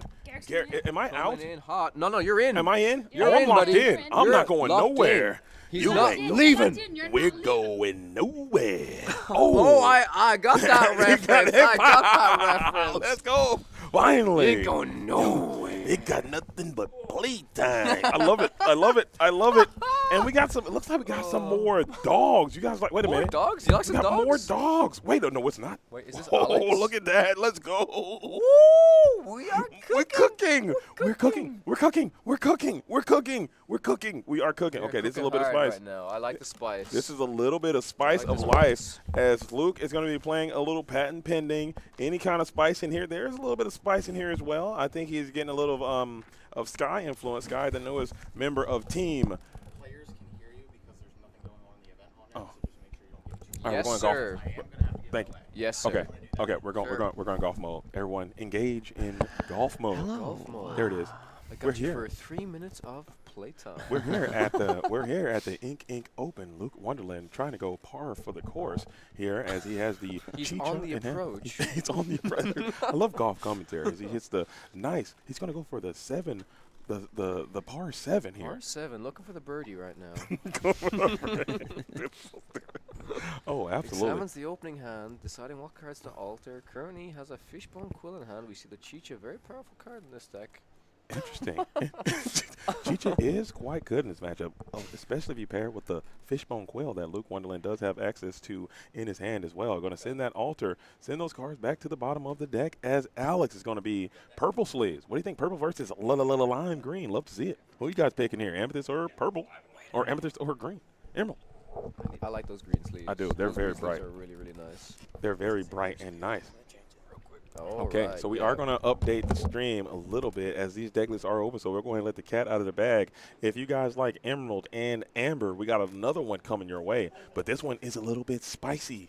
It's got one of my favorite cards in the build. If you like the Betrayed Leader, we're talking about the Mufasa. Yeah, a card that I was honestly quite surprised that it wasn't reprinted. It Yeah. has such a unique effect, Me right? too. You I know, don't I know why love they this didn't do card. Yeah, maybe it comes back soon. Maybe it I comes back hope soon. so. I hope so. And a lot of people are clamoring and saying, I want this card reprinted. I'm kind of glad they did it because now it's going to give them the opportunity to get some new artwork in, because every card that is reprinted outside of this rotation has been getting, like Captain Hook, get new printings, new artworks, and I think they can do something really cool with that Mufasa Betrayed Leader artwork if he comes back. Same with Rapunzel, same with Ariel, same with Be Prepared. They can do some really, really dynamic things with these artworks. Hopefully that's what they intend to do with the lack of reprints. We're going to start Ink the Hey Hey, bring out the Daisy Duck on one, as Fortisphere is going to be played to the field on one ink. Daisy Duck Donald's Date coming out onto the board. And I do believe that Hey Hey with an Emerald was the one that if your opponent has more ink than you get to ramp, right? Yeah. Yeah. That's super good. Like one of the few cards in Disney Lorcana that's actually good if you're on the draw. Yeah, right? that's a good start. That's a good start in card design. And also in this matchup, when your opponent is playing a heavily ramp-based strategy, Alex doing the diagnosis on the metagame, understanding that there's going to be a lot of Sapphire, a lot of ramping, putting that hey in. He also quest for 2, which is quite dynamic for your win condition here, as this is quite aggressive deck. Yeah, we're gonna see what Luke decides to do here. Few different options available. Oh, I just noticed another Oh my spicy. God, spicy. this is I a missed very that. spicy This deck deck. is Oh my hot, God, man. This is yeah. hot with the just in time. We haven't seen it. It's a card. I think the last time I played that card was like set 2. I made like a crazy Amethyst Amber deck where I would like just in time out like Maximus Bodyguard and stuff. I was playing some crazy decks back in the day. You got to get loose, man. This is a spicy deck, and I cannot wait to see it played out here. I like when these Illuminaries get a bit loose from time to time and just try some stuff, and just having the courage and the follow through to show up with something that is just unique and your own and bring it to an event. I think that is insane. It's amazing. We have a Hey Hey Bumbling Look at Rooster this. just in time. We are absolutely cooking, which is why we have the Little John Camp Cook in the deck as a one-of. You need a chef. Oh, it's just a one-of? He is a one-of. Let him cook. We got the Jim Hawkins coming down. Yeah, Jim Test your Hawkins. knowledge. What does Jim Hawkins Oh, do, JD? I know. Okay. Jim Hawkins is a card that says when you ink, he gets Challenger 2. 04. Exactly. Inkable 2 cost. Don't test me. I love, what is he, the shipwright expert? No. He's the rigging expert? No, he's the cabin boy. What's his name? Are you talking about rigging the shift specialist? line? No, the shift line is rigging specialist. Yes. And the main one is Cabin boy. Cabin boy. Yeah, nailed it. Yeah. Teamwork makes it. Talk to him, Jim Hawkins. Probably right there. Oh, I didn't read it. I didn't read it. Yeah, stubborn cabin boy. I love the adjectives that they put on there. Just be cabin boy. You don't need to be stubborn cabin boy. Doesn't wake up. Come on, man. Well, now they can use cabin boy for someone else. I mean, come on. He's not stubborn toy maker, Hiram Flaversham, diligent toy maker. Knock it off with the adjectives, man. He's Hiram Flaversham, annoying toy maker. Put it on the card. Have some courage and put it on the card. As the Darting Dynamo comes on down, that's the go-go who's going to be able to engage with. He knows that. He knows that, though. Yeah. The Darting Dynamo, bro. That's a good one. It's the rhyme scheme. I love it, dude. Darting Dynamo, and that's a fitting one because it fits. And I guess he does look stubborn on the artwork because you can kind of tell what it is. Do you think this is a good opening for Alex? Like, I mean, playing a 2/2 evasive is like fine, but like, yeah, I'm not too sure if there was a better. I mean, there's a lot of different 2-drops right here, so. Oh, we do have a little bit of. We could use that one for now. Just. I'll keep casting here because I can see it on the stream. We have the Fishbone Quill after coming down for Luke, and suddenly the characters have gone. They've vanished. And we'll bring in the Sven is going to go down. Just in time comes out, and the it's signed by the Lorcana villain himself. Look at that! As you the just in time bring out the Lady Park Avenue is going to add 2 more cards back from your discard to your hand. I think that is clean. Yeah, that was an amazing play there. You basically played a character for free and drew 2 2 cards. Very Like, that's strong. not bad. Yeah. Now you have a 4/4. That quest for 2 on the board. Alex, again, absolutely cooking. And if you bring the spice, you are rewarded, it seems. Yeah. That's such a great point, Gary. We talked about that a bit earlier last game. We were saying, like, hey, just bring the juice sometimes. Sometimes it works, man. And this Illuminator Alex, who has been playing the spice very consistently the entire time that we've known this player, brought it again, and it worked out, man, because players may not be people. I wonder how many times people have to read just in time. It just might have forgot what the card does. It's interesting, yeah, because obviously within this match we know it's open deckless. Players got to see the decks, but like what I was mentioning to JD earlier is sometimes if you bring kind of a more rogue deck, if you study the matchups, the decks that you know are top tier, but then the top tier players won't know how the hell to play against a deck like this. You know, it's like really, really valuable. But taking nothing away from Luke, I'm sure Luke he can diagnose very quickly. I watched Luke. I've become very good friends with Luke Wonderland, and one of the things that impresses me the most about him is how he can diagnose the game states at like fractions of a second. He can understand what needs to happen, what your deck is trying to do. He's got it with the open deck list. I don't think I'm sure there are great players in the game, but he is very, very strong when he has all the access to all the information. You can hand Wonderland a deck list. The next day, he will win a DLC. I believe that's exactly what happened. What happened in real time. Yeah, and Sky gave him this list today and said, yeah, I'll play it. He's 602. Sky played the same list. I mean, Wonderland out here cooking. It does go down like that from time to time. Cheetah, though. Cheetah is going to be down, and he will have the ability to trigger a very unique effect, and you will pay 2 ink to take a vision of the future. Probably looking for an item, potentially. Finding a popsicle here would be quite good, or a force sphere. There is one there. I can see one right there, and that's exactly what he has chosen. Be added to the hand, has the ink available to play, and can also pop it with the Hiram indeed. That is a pretty heads-up play. I think we're going to go for it, draw another card with this popsicle. Putting the popsicle right on top of the Hiram because he's probably going to snack on it almost immediately. Signed by the one and the only Sailor is going to put his signature on that popsicle, sending on to the discard pile, adding 2 more to the hand. Now we can trigger that Fishbone Quill. Yep. Get a Chicha trigger as well. This is a very dynamic turn. That was 4 cards drawn in one turn, then that's kind of crazy. Oh, my God. Broken. Yep. Broken. There's a reason why these cards were banned. There you go. Yeah, I hate to see it. Absolutely Chicha is still actually available as well in the current format. A card that, it might still have some potential. I kind of like figure it out. Yeah. Someone can figure it out. And also, we are going to base boost that Jim Hawkins to his full retail value as well. You're going to be able to engage with this lady. There will be a trade there, but that's a trade up. Yeah, even though you just in time it out, it's still a trade up. We got another stubborn cabin, but he's really stubborn. He's back. He's double stubborn. He's so stubborn he just doesn't want to leave. He's like, I'm out of here. I'm back. We got the Fishbone Quill, so this position looks quite comfortable. Excuse me, for Luke. Take a drink of water. All those watermelon Sour Patch Kids. I might here, use this is colors. She's not here anymore. It's fine. I'm okay. As we have the, as we do have the, this board looks great. We have Mufasa double draw in is setup. out. Oh, he's here. Mufasa is on the somebody page humble. Talk to him, Mufasa. He's out here.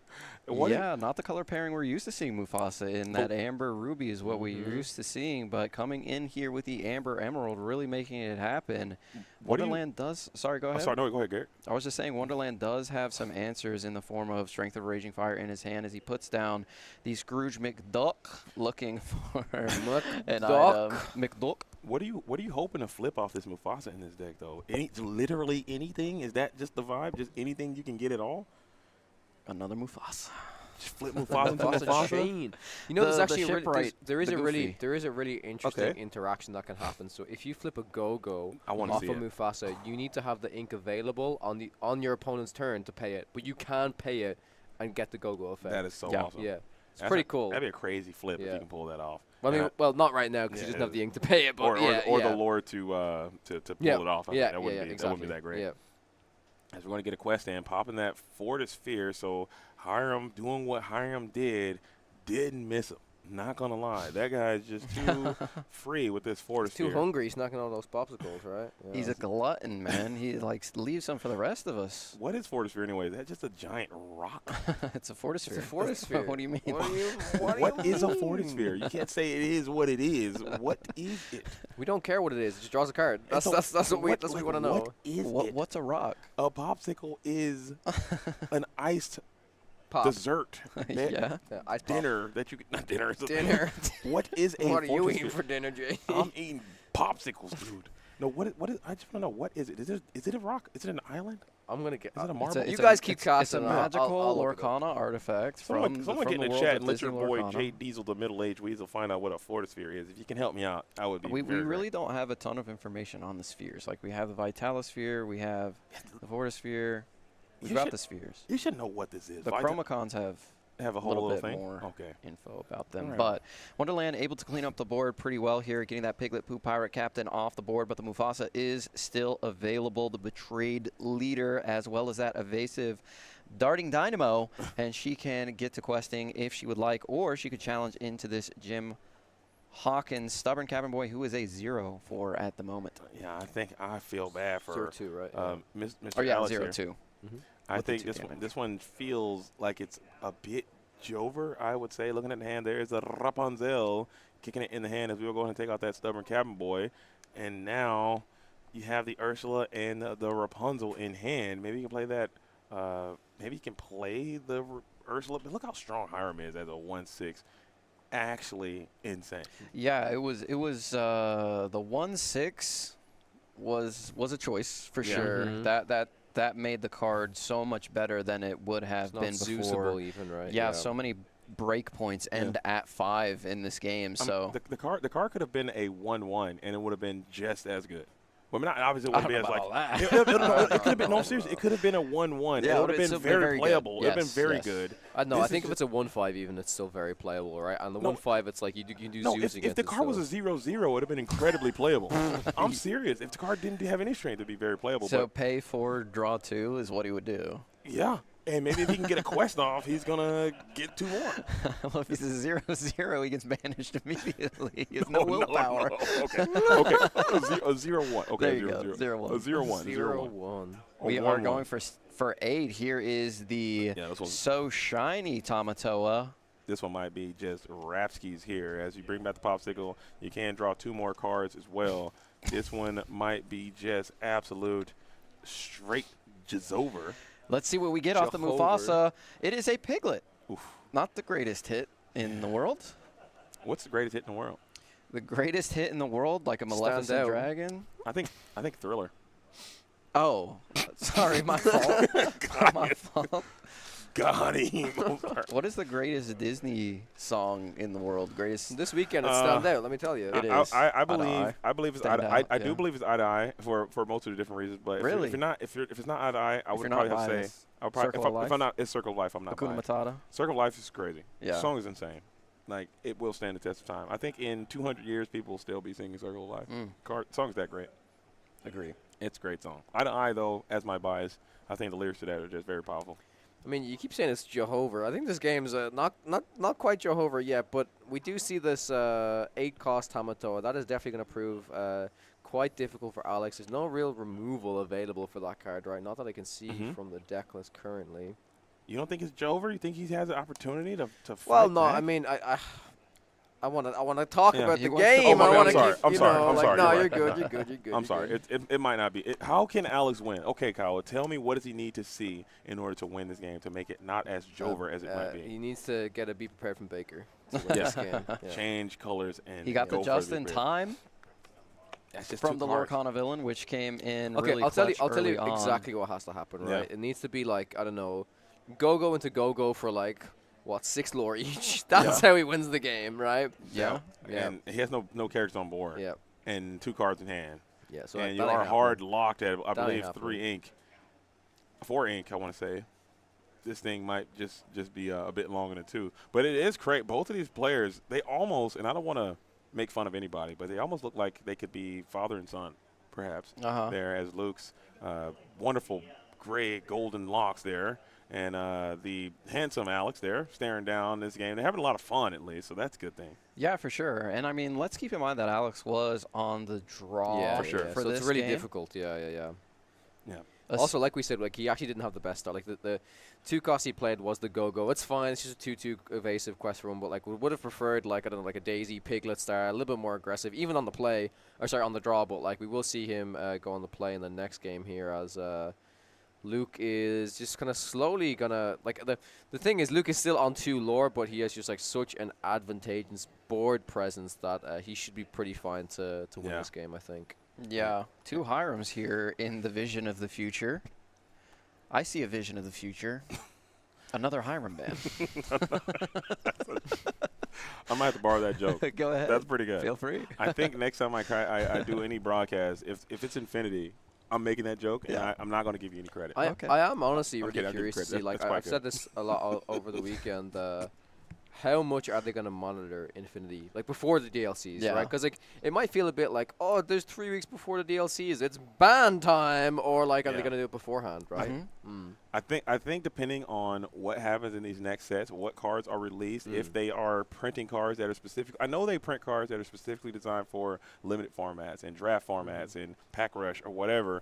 If they print cards that are specifically designed to help balance the Infinity format while not just destroying the core constructed format, if that's even possible, that could be an interesting way to kind of provide balance to it in a natural way.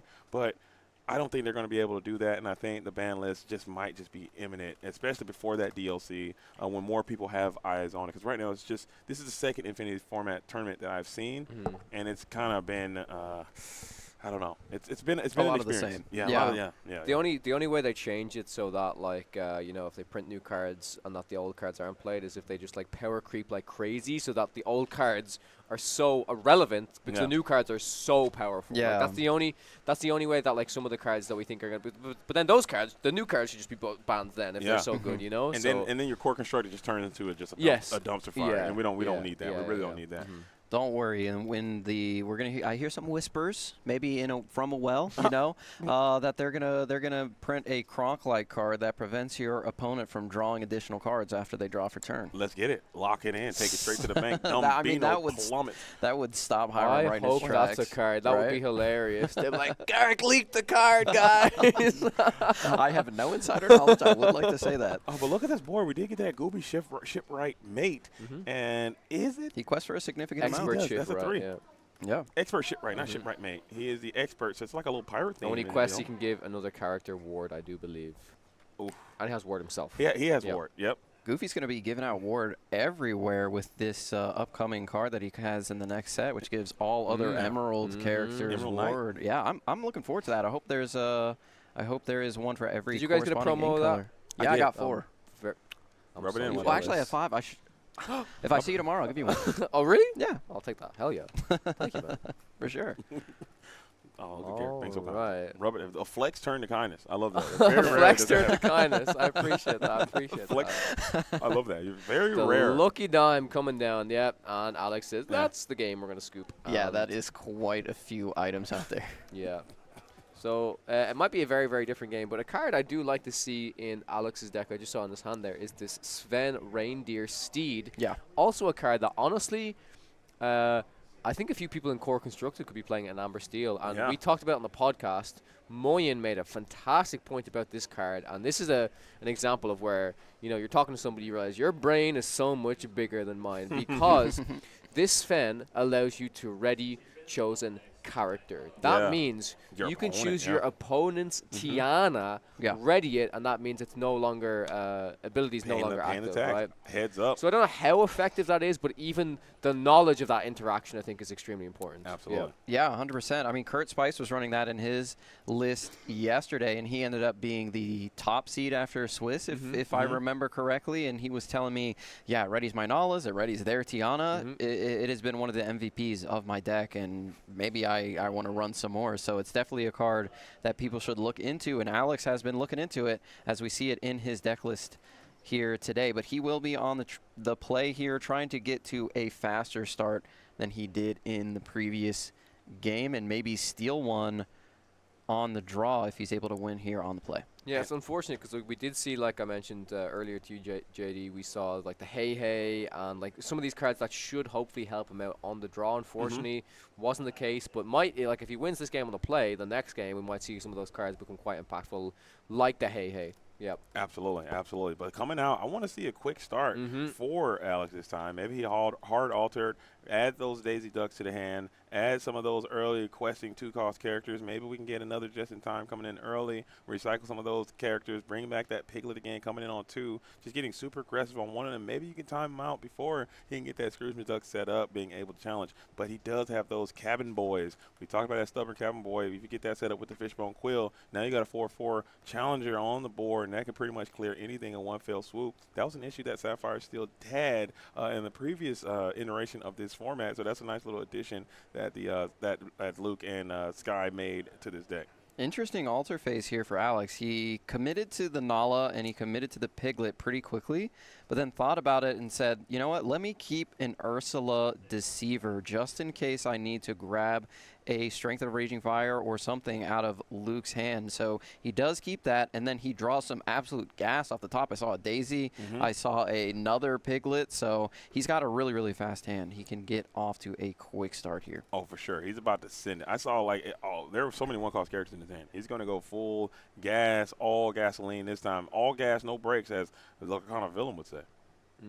Yeah, and the decision to keep the Ursula, like, I guess it kind of makes sense. They did see each other's deck list, so I'm just having a quick look at.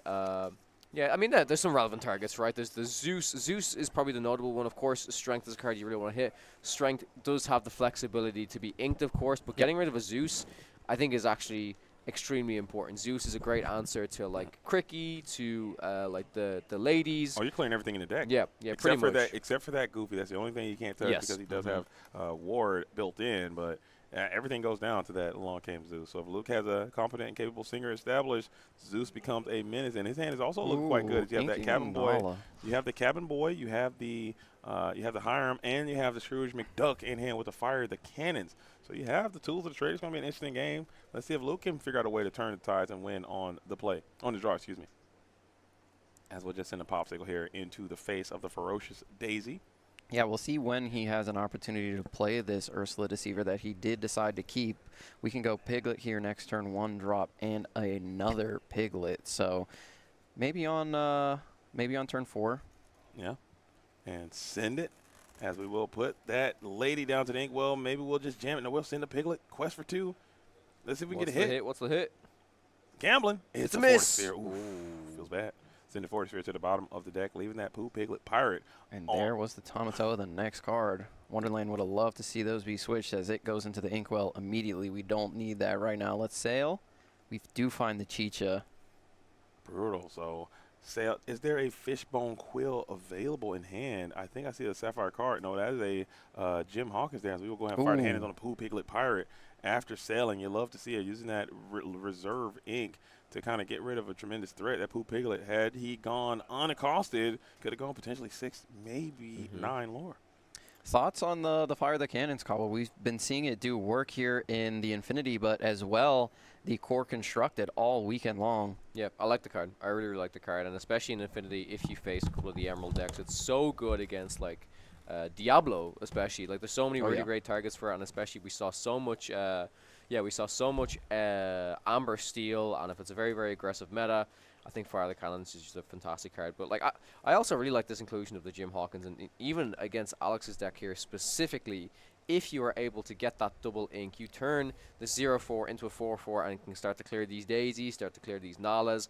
These characters that, like you mentioned earlier, the 4 willpower being a very important break point, suddenly this Jim Hawkins has access to take out these characters. Yeah, 100%. It's kind of like the Royal Guard that we're seeing in Core Constructed these days, except you have so many different inking options here in the Infinity format. Sapphire Steel is able to take the most advantage of that card, and we have double Rapunzel in the hand for Alex. So that's not super useful at this point. I don't think you want to ink one, play one. So hopefully he can get something off the top, you know, without getting value for the Rapunzel, of course. Yeah, definitely. Yeah, I think this was a pretty good turn for Alex. Kind of, yeah, of course, losing that Piglet wasn't so great, but being able to refuel the board here. And Wonderland, with no characters on board, honestly, it would be nice if he had maybe a second for the cannons potentially, just something to kind of deal with this Piglet right now.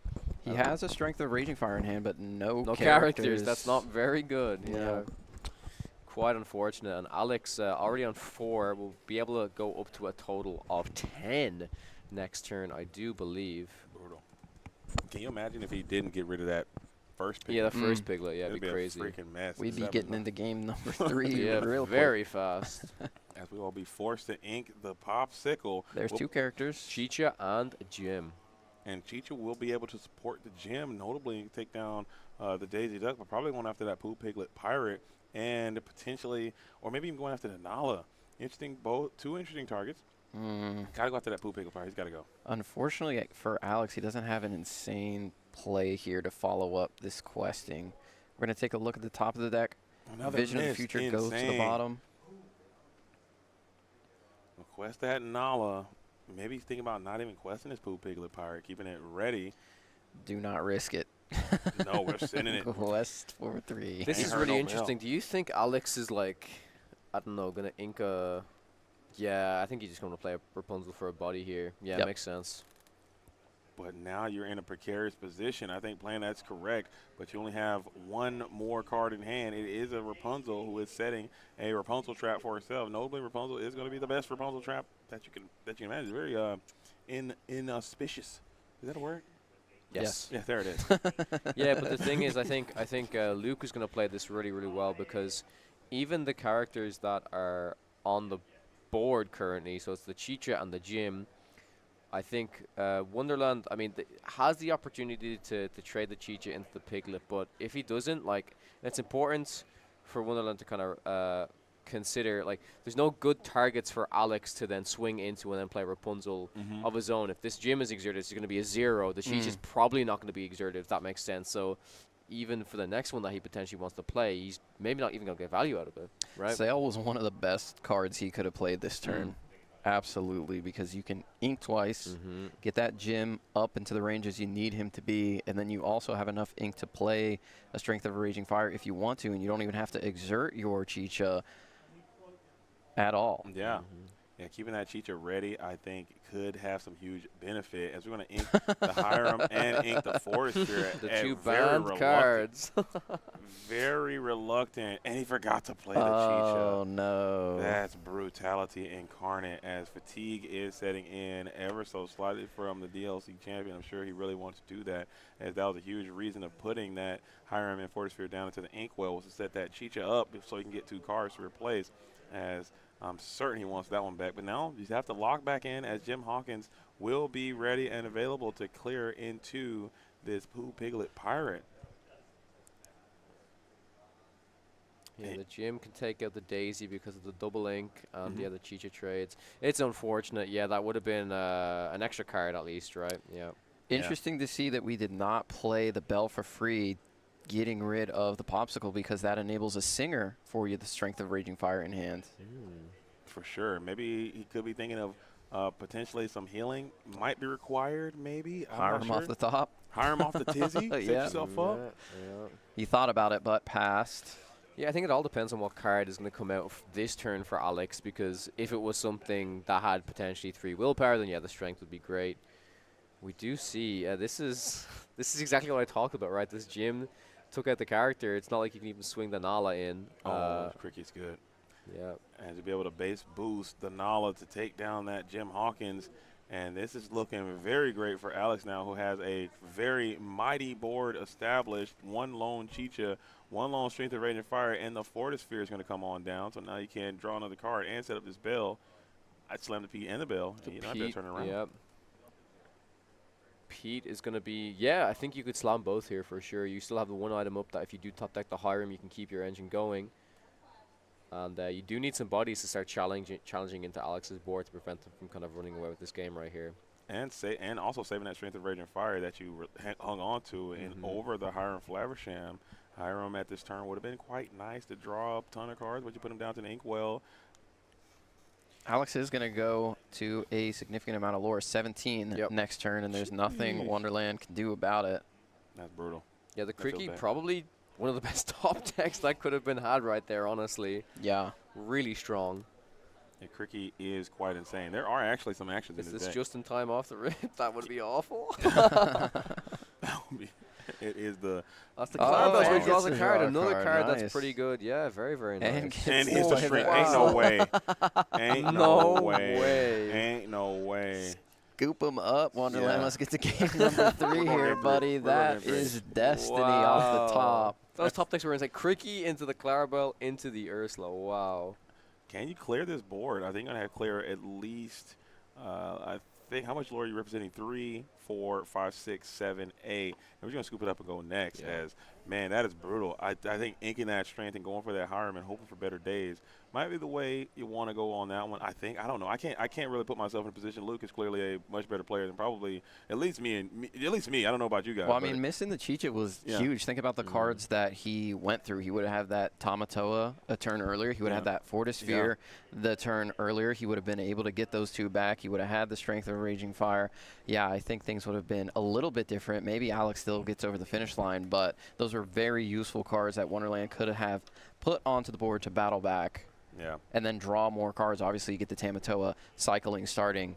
Things can really, really get out of hand. Could have got that bell out earlier. Could have sung the strength maybe a turn earlier, stuff like that, you know. And we talked about that, just the micro decisions. Again, I understand how strong these players are. So taking that away, this is a long day. Okay, we're pushing 10 hours. We're actually pushing a 11 hours right now. And that was another 12-hour day yesterday. So we got a lot of Lorcana happening. We are in the building right now here in Westminster, Maryland. Shout out to Bazooka Games out here in Westminster. If you're in the area, make sure you swing by. Also, huge shout out to Inc. for the Inc. Open, the first of its name. May there be many more in the future. This was a great tournament, Garrick. Thanks for all your hard work you put into the production of this stream. I've had a blast being here, and it's just been a very magical moment as we're closing, getting to the closing formation of this event. Any lasting impressions, thoughts?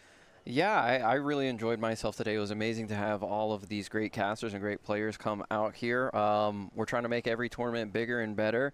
There are, of course, hiccups along the way as we get throughout the day, but we've been smoothing them out. Everybody's been working as a team, and I think that is really awesome, and I really appreciate both of you being here and both of you helping out behind the scenes, on camera, on mic, all day long. Really, really appreciate it. And I would like to give a shout out because I don't think we've shouted him out. Bobby, shout out for the lore tracker that we see, the beautiful vertical lore tracker. He made that for us specifically to use for this event so we could use this layout similar to what they had going on at Worlds, but with some hand cams. So yeah, shout out to Bobby, huge shout out. This layout would not be possible without his last minute work. So what a legend. Absolute unsung hero of the community, doing great things with the lore bot, being able to attach that to the Discord to pull the cards up really quickly. Hopefully it gets noticed by, because he does a lot of things for some other applications I don't want to talk about too much here, but he does incredible work for the Digital Lorcana community. Shout out to him. Love to see it. Players looking at their opening hands right now, considering what to alter. Wonderland does not want us to see. Yeah. Yeah, Alex going here on the draw. I mean, you were talking about it.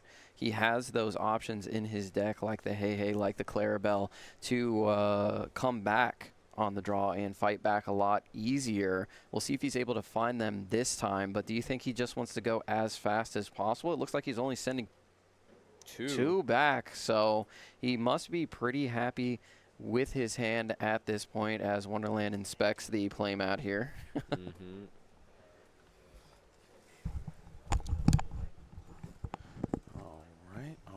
All right. He's stoked on it.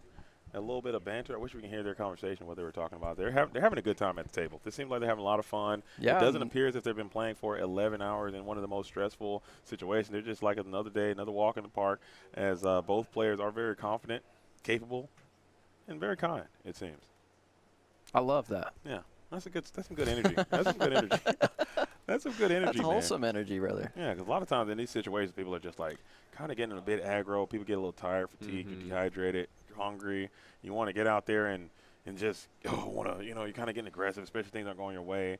You get kind of down on yourself, and it just gets kind of negative sometimes. They're just vibing. Yeah, just vibing, man. The vibes are immaculate here in the top four as Wonderland is going to lead us off here with a Pete going into the Equal. Not super useful in this matchup. As a Popsicle comes down, we're going to draw the card and pass it on over to Alex. We'll see what Alex kept because he loved his hand. It looks like he's got a couple Rapunzel. He's got the Cricky. Yeah, hopefully there's some cheaper cards than that as well. Yeah, hopefully there's a 1-drop. And there is. It's a Daisy Duck. Okay, very, very nicely done.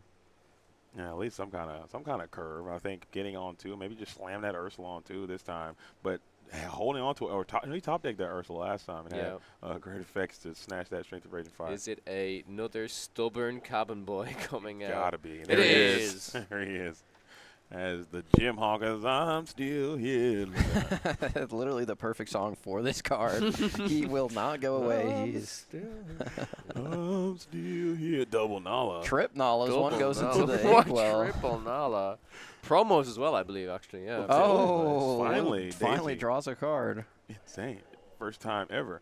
As we will go what was ahead. The card? Sorry, I missed it. Was Tamatoa. Happy as a clam. Happy as a clam. Sending the bling bling down to the Inkwell as well.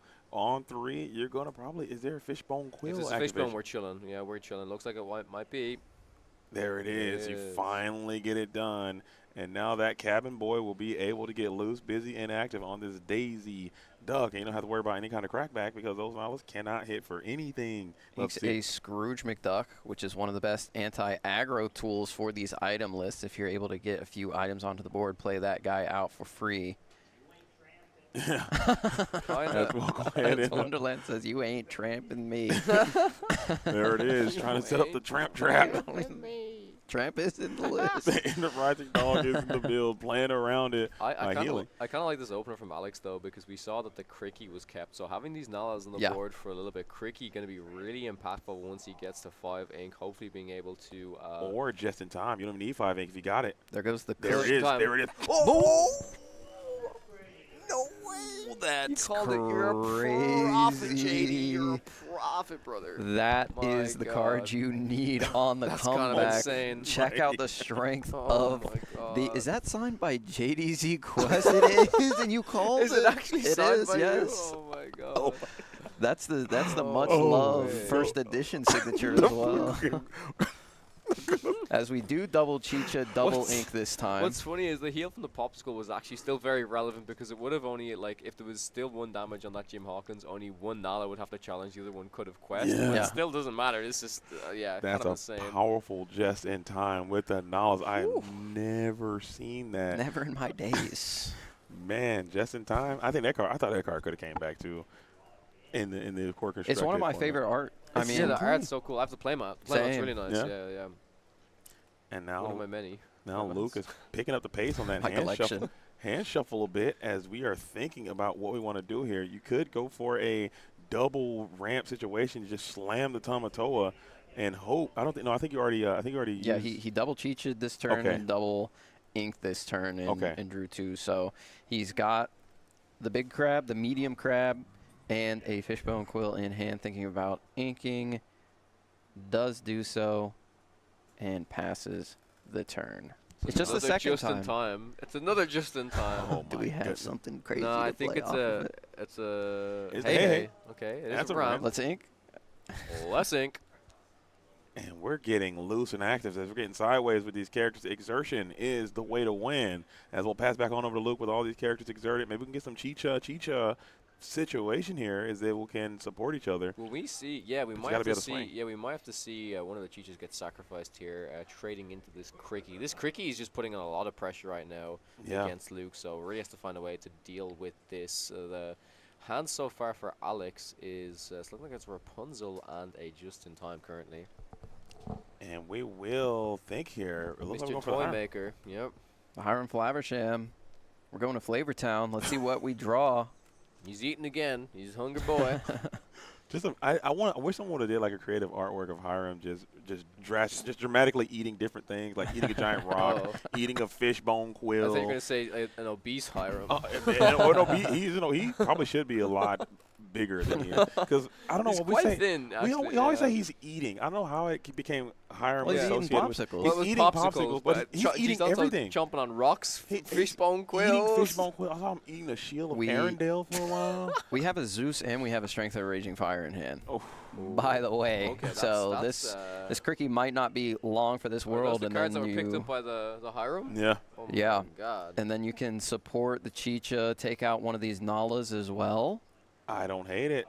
No, I don't hate it. That's Gain a great the play. lore and challenge. The support keyword is back in business with the Basil and the Chichas here. One in the core constructed, one in Infinity. Yeah, we do actually. We will finally get some Rapunzel value here, though, for Alex if Alex decides to hit in. Yeah, it's gonna swing in with the Hey rather than the Nala. Do you agree with this? You're sacrificing the... Because if you want to quest with Nala, right, you're questing for one rather than questing for two. Just in time, Rapunzel. That saves you an ink, most definitely, which is allowing him to play this Daisy Duck, so that was the move there. Yeah, I think that Hey quest was probably... Hey challenge had to be because Nala would have got the value, but you would have left that character on board. Oh, of whereas course. yeah, no, we're 12 hours in, Kyle. Yeah, you didn't have to bring it up because that would have been... you didn't have to say anything. Yeah, you're right. Well, you're right, just you're don't say... Just let it rock, dude. Yeah, that would have been a good rock. call. It Yeah. worked, man. You messed it up, Kyle. I mean, we should have seen that, and then I would have realized, like, oh, that doesn't work. Yeah. See, we're 12 hours in. 12 hours deep in the But tank. worse. And that's not even including the wake up and the preparation. Like, I woke up at like 05:06. Dude. I'm up in the morning, active, getting loose, busy, doing my thing. And we're still locked in as it's almost 8:30 here. Got to find some den here soon as well. There's a shipwright mate. That would have been a great just-in-time target. Yeah, most definitely. His name is Expert Shipwright. I got to wake up. It is. It is. I We think all that, knew what you meant. That Rapunzel's really brought Alex back into the game here as well. Yeah. Like, able to play that Daisy Duck, like, really going to be putting on the pressure now. Here comes the Happy as a Clam. It's going to grab back 2 items, more food for the engine that is Hiram. The mouse likes to eat. He loves it. He's got a sweet tooth. You know what? He'll eat anything. He'll eat a rock. He'll eat a Vitalosphere, whatever that thing is. I've seen him eat a scepter of Arendelle. He's eaten the hidden Inkcaster a few times. A glass slipper. The guy's got a problem. My Strange Addiction, Hiram. Get him on the next season.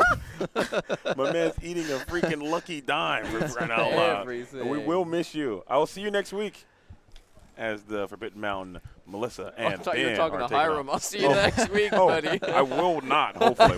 Hopefully I don't see Hiram. Is there next any week. Infinity at the Denver event? There probably will be, and hopefully Hiram is banned by then. We'll see if that's part of it. We've seen him chomp on some fishbone quills today. That's just fish bones, Hiram. Like, stop. Cut it out. It's calcium. What do you mean? You're right. Growing mouse needs some bones. The You man's know? eating a Vitalosphere. I think Fortisphere is a vitamin. Vitamin. You think it is a... I think it's calcium. Oh, okay. You think it's a men's one a day? He might be protein deficient. He might be calcium deficient. Okay. B12. That's what's in a Vitalosphere. B12. increase vitality in Vitalosphere. He did find an along came Zeus here, so if he wants to, he can sing with the Hiram. Has he inked? He did ink normally for turn. He sailed. So And he used Fishbone Quill as well before, or was that last turn? I'm actually at a loss. As we are He going does choose to sing. I think that's the correct play. For sure. Just get rid of that. Second Zeus, right? Just getting rid of all that lore, I think. Does he want to draw, or does he want to put the bell on the board? That's what he's considering right now. I think you got to just put Scourge the is bell on never coming down, brother. Yeah. I think you got to put the bell on the board. That He's body considering of bell. it, yeah. I think that is absolutely correct. Just having characters that can be able to engage in combat is going to be the way that you can achieve victory. So now you're going to be forcing Alex to get into a position to where he cannot exert, and that is how Luke is going to be in a better spot, forcing Alex to keep his characters ready to go into a little standoff situation. I think that's the vibe. Yeah, considering to ink this 2-cost Ursula.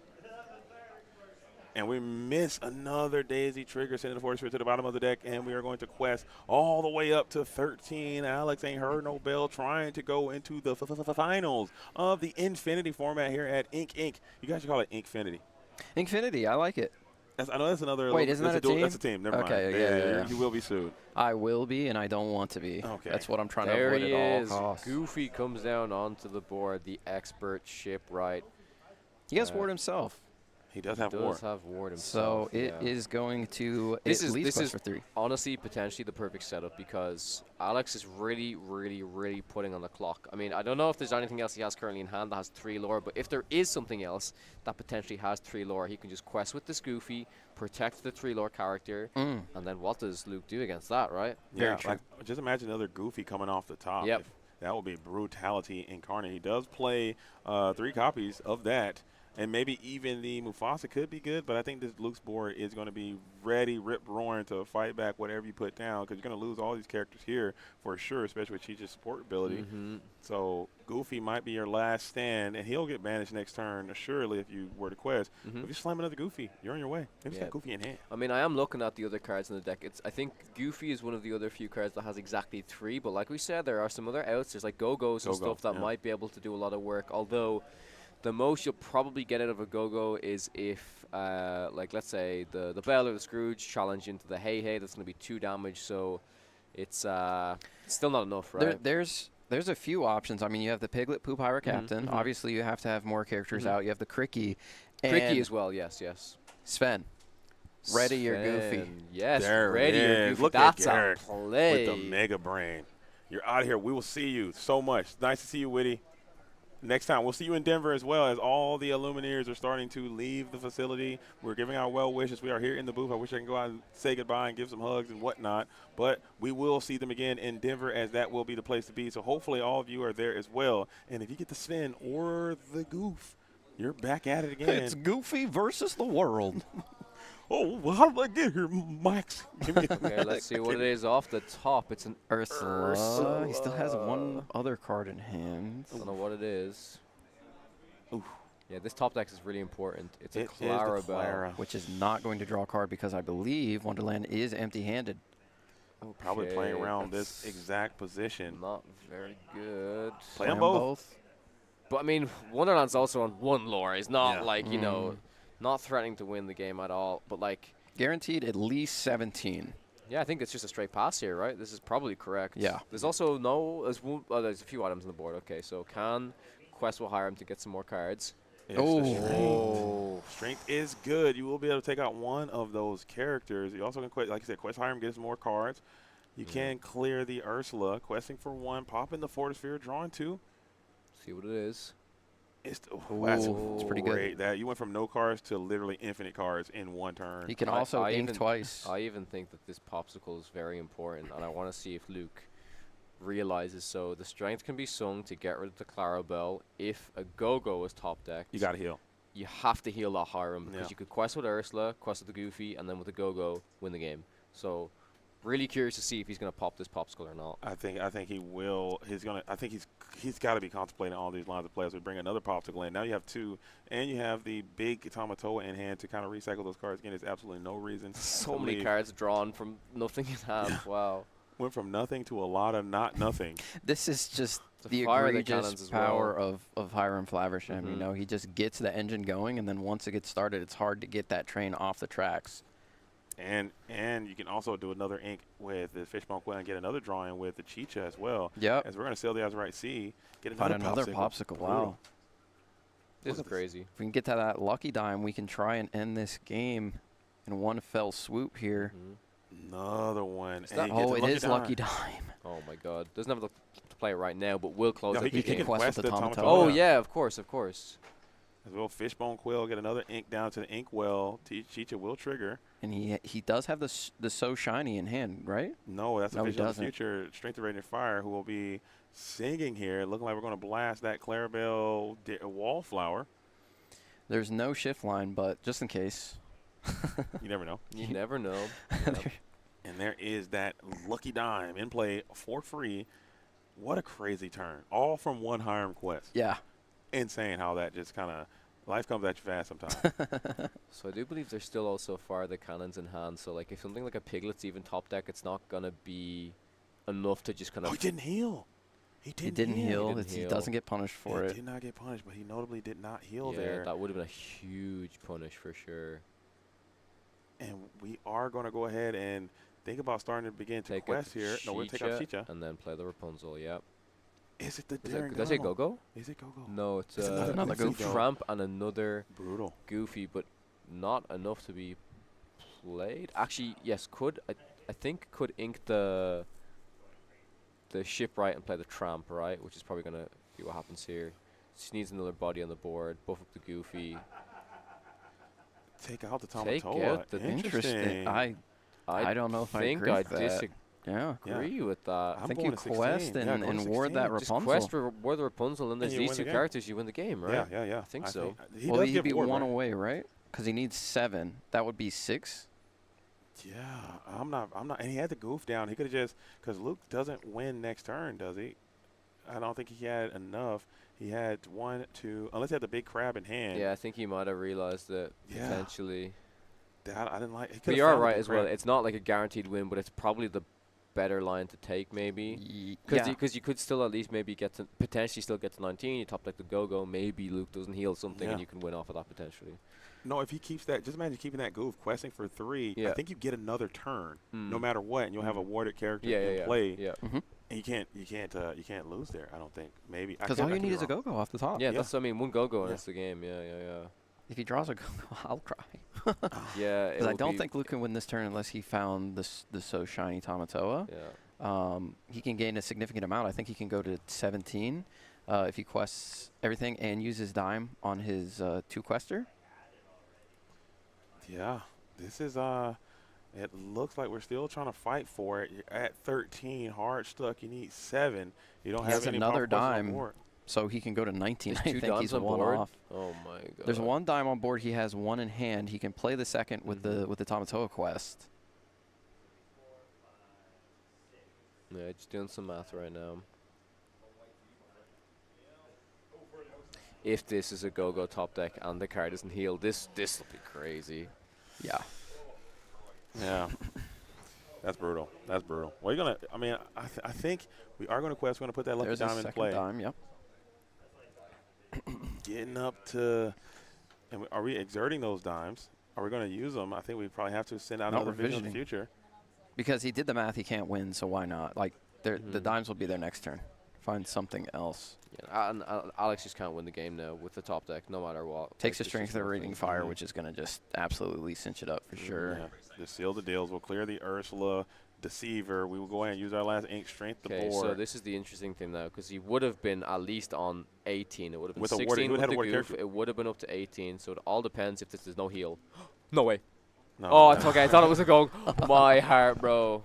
Yeah. Oh my god. Brutal. But I think that's going to be a GG. And Luke Wonderland is all geared up, going to the finals, getting it done in a major way. Didn't get the outcome that he wanted in the core constructed, but it may be Infinity is the way for the DLC champion. Yeah, maybe. As we're going to extend that handshake, both players had great sportsmanship all day. I love the way that they were communicating with each other and just having a good time. As I'm going to go switch the scene. Okay. JDC is entering the Speed Force. For those that didn't know, he does have that ability to to run at faster than light speeds. So he will get that switched over right away. But what did you think of that matchup, Kawa? I think Alex had a few outs, maybe just a long day there. But, man, I would have loved to see that Goofy quest. I don't think it would have mattered at the end of the day. But, you know, put yourself in position to potentially get in. If I'm in Alex's position, but of course, it's like this is exactly what you said. Like, we're casting, we see all the information. It's been an extremely long day. Right. But yes, like with all the information, trying to play it to the outs, I think is really important. So probably would have quested with that Goofy, warded up the Rapunzel, and if the top deck comes, but even if the top deck comes, and then if Luke did heal with the popsicle, then it's something even different, you know. So. All right, so are we going to do an interview, or are we going to jump right into the finals? Probably, I think we're just good to go to the finals if the other player is. What's that? Okay, they're going to do the other game is still going at the moment. Oh, the other game is still under. The other game is done. Yeah. Do we need a break, or do we want to?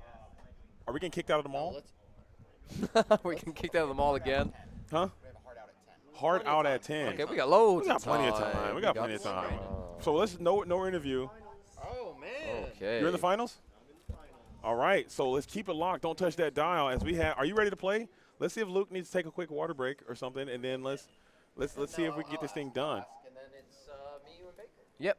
All right, so Yep. we're gonna do this. Let's right. get I'm this set up, gonna Makawa. sign off for now. Please, no, before you go, because we're probably gonna end because we're gonna be up against time. So anything you want to say now, go ahead and the floor is yours. Just thank you so much for having me here. It's been an absolute pleasure to cast alongside you, Culler, Garrick, Baker, Kim, J-Bomb. It's like been such a fantastic event. I've had an absolute blast this weekend. Would love to come back for like the next Ink event. It's been absolutely amazing, and yeah, like it's a dream come true to be able, because I honestly was thinking about this. I was sitting down earlier and I was like, I don't know the next time I'm genuinely gonna get to cast alongside you, right? It the can ocean happen. separates us, Hey, it can happen. So. There's always going to be opportunities, and I want to thank you both. I'm bringing Kim back in because I said after this round is over, we're going to be wrapping up the stream, and I just want to give you the opportunity to say goodbye, and I want to thank you guys both for coming in and being a part of this. This was a magical experience. I learned so much from both of you, and just getting to meet you and embracing in your energy has been an absolute blessing and pleasure. I haven't laughed this much, this consistently in so long. I'm talking about gut-busting laughter, nonstop, coast to coast. You guys are absolutely hilarious, and I just enjoyed this so much. So this has been a pleasure, and I want to thank you both. So Kim, the floor is yours. Anything you want to say before we bid you adieu before we go into the finals? I want to thank everyone here at Ink Open. There's so much going on behind the scenes that you at home aren't seeing. Everyone's running around, like everyone's pitching in. Garrick is, Gray's been helping, like Kawa's been like running things. Garrick is behind the scenes. Everyone behind the scenes, getting to cast alongside you, like the legend JTZ. I don't know when we're gonna get to do this again, but it has been so much fun. Getting to meet you, Garrick, Culler, all our American Lorcana players. It has been an absolute privilege to be here and be at the Ink Open, and I hope we get to do it again sometime. Hopefully it's not the last time. It has been so much fun. This is I truly believe, and we talked about this a bit last night, and also into this morning a few times. I spoke just about this is the beginning. Okay, this is the very beginning of Digital Lorcana. Granted, we are going into we're in set 9, going into set 10 almost. We are in our second year, but this is still the beginning, and in the future we're going to have more opportunities. We're just starting out, man, and I'm so glad that I finally got to know you as a fan, as someone who's been following you for a long time. I'm glad you just embracing some of your knowledge and information. So here, if you're on the Twitch and you don't know who this gentleman is, make sure you get over to the Lorcana podcast. They do a video every week, and it is just amazing, especially if you are a player who's trying to get into the competitive scene. They're talking competitive, they're talking nuts and bolts, they're talking text, they're talking strategies, and it is absolutely wonderful stuff because they package it so well and they explain it so clearly. So make sure you guys get over there, show them some love, give them some likes, some follows, some subscriptions, and just learn to get better if that's your goal. You don't have to be better, but it's always fun to try to just get a little bit more out of your time when you're playing. So these guys are going to be great for doing that. Thanks, man. I really appreciate that. Of course. Yeah, the podcast honestly is for everybody. It's for like aspiring competitive players. It's for experienced competitive players. And honestly, a lot of people watching might not know, but like I myself learn so much every week hosting it, listening to Moyne, and Moyne's also said learns a lot from me. And it's like our main goal is we want these discussions to be, yes, competitive focused, but it should be the same type of discussions that are happening in LGSs all over the world. It's like chatting to your friend about, I played this deck, this is what I'm thinking. We want to try and invite you guys into the conversation, have the discussions. And one of my favorite things we like to do, of course, is the Spilled Ink section, is read out people's comments, listen to what the community has to say. Awesome. It's like one of my favorite things to do. And just honestly being able to interact with many people here today, people we normally wouldn't get to see. It's just been an absolute blast, and I can't wait to be back for DLC Milwaukee as well. For sure. You're coming back. You're playing in DLC we're Milwaukee. both playing. That's awesome. That is awesome. So I will see you both cast us again. in the finals, I will see you 1v1 in the finals. Let's get it done. I will make that happen. We're going to make that happen. You guys get out there playing. Also, you're going to be in the broadcast booth. Both of you will be in the broadcast booth. Where? DLC EU1 is going to be happening, a.k.a. DLC Barcelona. I'm kidding. At DLC Bologna out there in Italy. I wish I could have made it to that event. I couldn't get a ticket in time, and I didn't didn't know if my travel plans would align where I could do that. Yeah. But I would love to get to one of the European DLCs this season as a player and get out there and get my chops in as we do a little 1-on-1 exchange. You guys We come can over do here. that. Yeah, We'll make that happen. really fun. Definitely. I think I'm going to make that happen. We're gonna I will make that for sure happen, make that guys. happen. Yeah, That's going to happen. 2026. We'll do it. So good. Yeah. So good. We're going to make that happen. I'm going to try to get to one of the European DLCs this season as well. I also would like to go to the DLC in Philippines and maybe one in Brazil. Just become an international Disney Lorcana player. It gives me a reason to travel, and I'm excited for it because this season is going to be very, very special. I can feel it in my bones. I think it is just what happened here this weekend. Seeing all the beautiful people from all over the country just coming in and just sharing love and playing this game. It's just been so special, and I love these Lorcana tournaments for that particular reason. So I can't wait to get out there and see you guys again. Awesome, cool. Absolutely. Yeah, we'll be passing it over to Baker, It's Garrick. It's going to be Baker and Gary. We're going to bring this thing on home the only way that we can. But again, I thank you both for your Absolute time. pleasure, And my we're going to friend. see you here back at the Airbnb. We got one more night to Yep. get together. Maybe we can find some dinner after we can this. jam. Definitely. We're Let's gonna, do it. We're going to go out. Celebratory. Let's do it. Celebratory blackcurrant juice. There it is. There it is. We're going to make it happen. That's a good Absolutely. idea. That's a good idea. That's a And good we're idea. We're gonna leave you with the legends for what is the finals of this Infinity. And we're starting the finals, and we have none other. I love Kimberly Ann. I love Kawa, but we have one. The one, the only, the I can't even talk. The cut edit. The incomparable. The incomparable. The amazing. The ultra talented. The ruggishly handsome, I would say. Mr. Baker, the Lorcana villain, is in the building. Hold it down. The Talk to him. checks in the post, JDZ. Thank you very much. I There it is. appreciate that Right on. absolutely wonderful intro. How you doing, man? You had fun this weekend? Ooh, Baker, listen, man. Listen, I was just telling. I'm listening, man. I was telling him the last time. I haven't laughed this much in so long. Like my stomach is still hurting. We've had fun. My face is like in pain. I was like, why does my face hurt so much? Maybe because I've been laughing so much this entire time. It's been insane. It's been an insane weekend. But we have a finals, and I was just talking about, there's no way we're gonna go to time because we got a hard out at 10. We're being kicked out. We're being kicked out of the mall. We got Sapphire Steel versus Ruby Sapphire. We might not make it because I think this is an untimed situation here. I think this untimed situation Whoa, might it is become timed. timed rather quickly. But we are in the finals. What's going on? Talk to him. We are in the finals right now, Baker. How are you feeling? There it is. Hello and welcome to the grand finals of the Ink Open. It's been an incredible weekend. We've had core constructed all over the Saturday and some of Sunday. Amber Steel is the core constructed champion. It didn't end there. Into the Infinity format, into a Sapphire C meta game, and we're all the way here. We've had the wonderful J-Bomb, we've had the wonderful Kim, Kawa, Garrick's Lorcana Lair, the legendary JDZ Quest, and I'm here doing what I can to live up to the incredible vibes that these people create. It's been an honor to be here. We'll do a mushy goodbye at the end, but we are in game time, JDZ. Let's lock in, as you would say. Let us be prepared. Here we go. We've got the wonderful Wizard of Lorcana, Wonderland on Sapphire Steel in the finals, a former DLC champion, a World Championship player up against Brandon at a 7-1-1 Ruby Sapphire versus Sapphire Steel. It's all to play for, JDZ. Absolutely. These players are phenomenal. We saw both of them on stream. We just got done seeing Luke, but we will have to remind you that we are in golf mode, apparently, because the players will be able to hear us due to the lack of presence in the facility. So let's rein it in a little. We have no just choice. a little. Just a little bit. Just a little. Hey, dude, I can't stop you. Hey, I can't. After the players happen, I can't stop you, Baker, but we just can't. The hand stuff. Absolutely, hey, bro. You know what? You're Baker. You do whatever the hell you want. Who cares, man? Hey, we got you here, man. Do you know who I think I am? I know. Hey, you know what? Hey, do you get in your bag, dude? I don't want to hear all that. These guys can deal with it. Who cares what these guys got to say for crying out loud? You got 40 Sphere coming down on one. Quest 1, game 1. I'm never gonna beat Never these ever. allegations. We're off to the races. A Fortisphere is the turn one. Brandon is on the draw. Yeah, so Fortisphere followed by an Ink of T-Po. No turn one drop for Ruby Sapphire.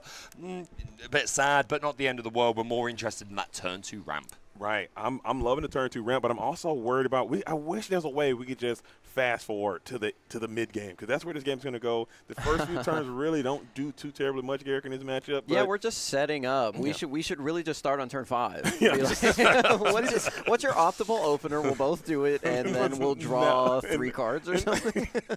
Start 16. Yeah, an Enchanted Maui going to go into the Inkwell, followed by a Sail, the Azure at Sea. Shout out to Sailor from Team Maelstrom, who I'm sure Wonderland is looking to make very proud in this Infinity Finals. And then we're going to use that additional ink is going to be Vitalosphere. Still no one drop to play, no Popsicles, no ice cream. Was Brandon naughty? Why doesn't he get ice cream?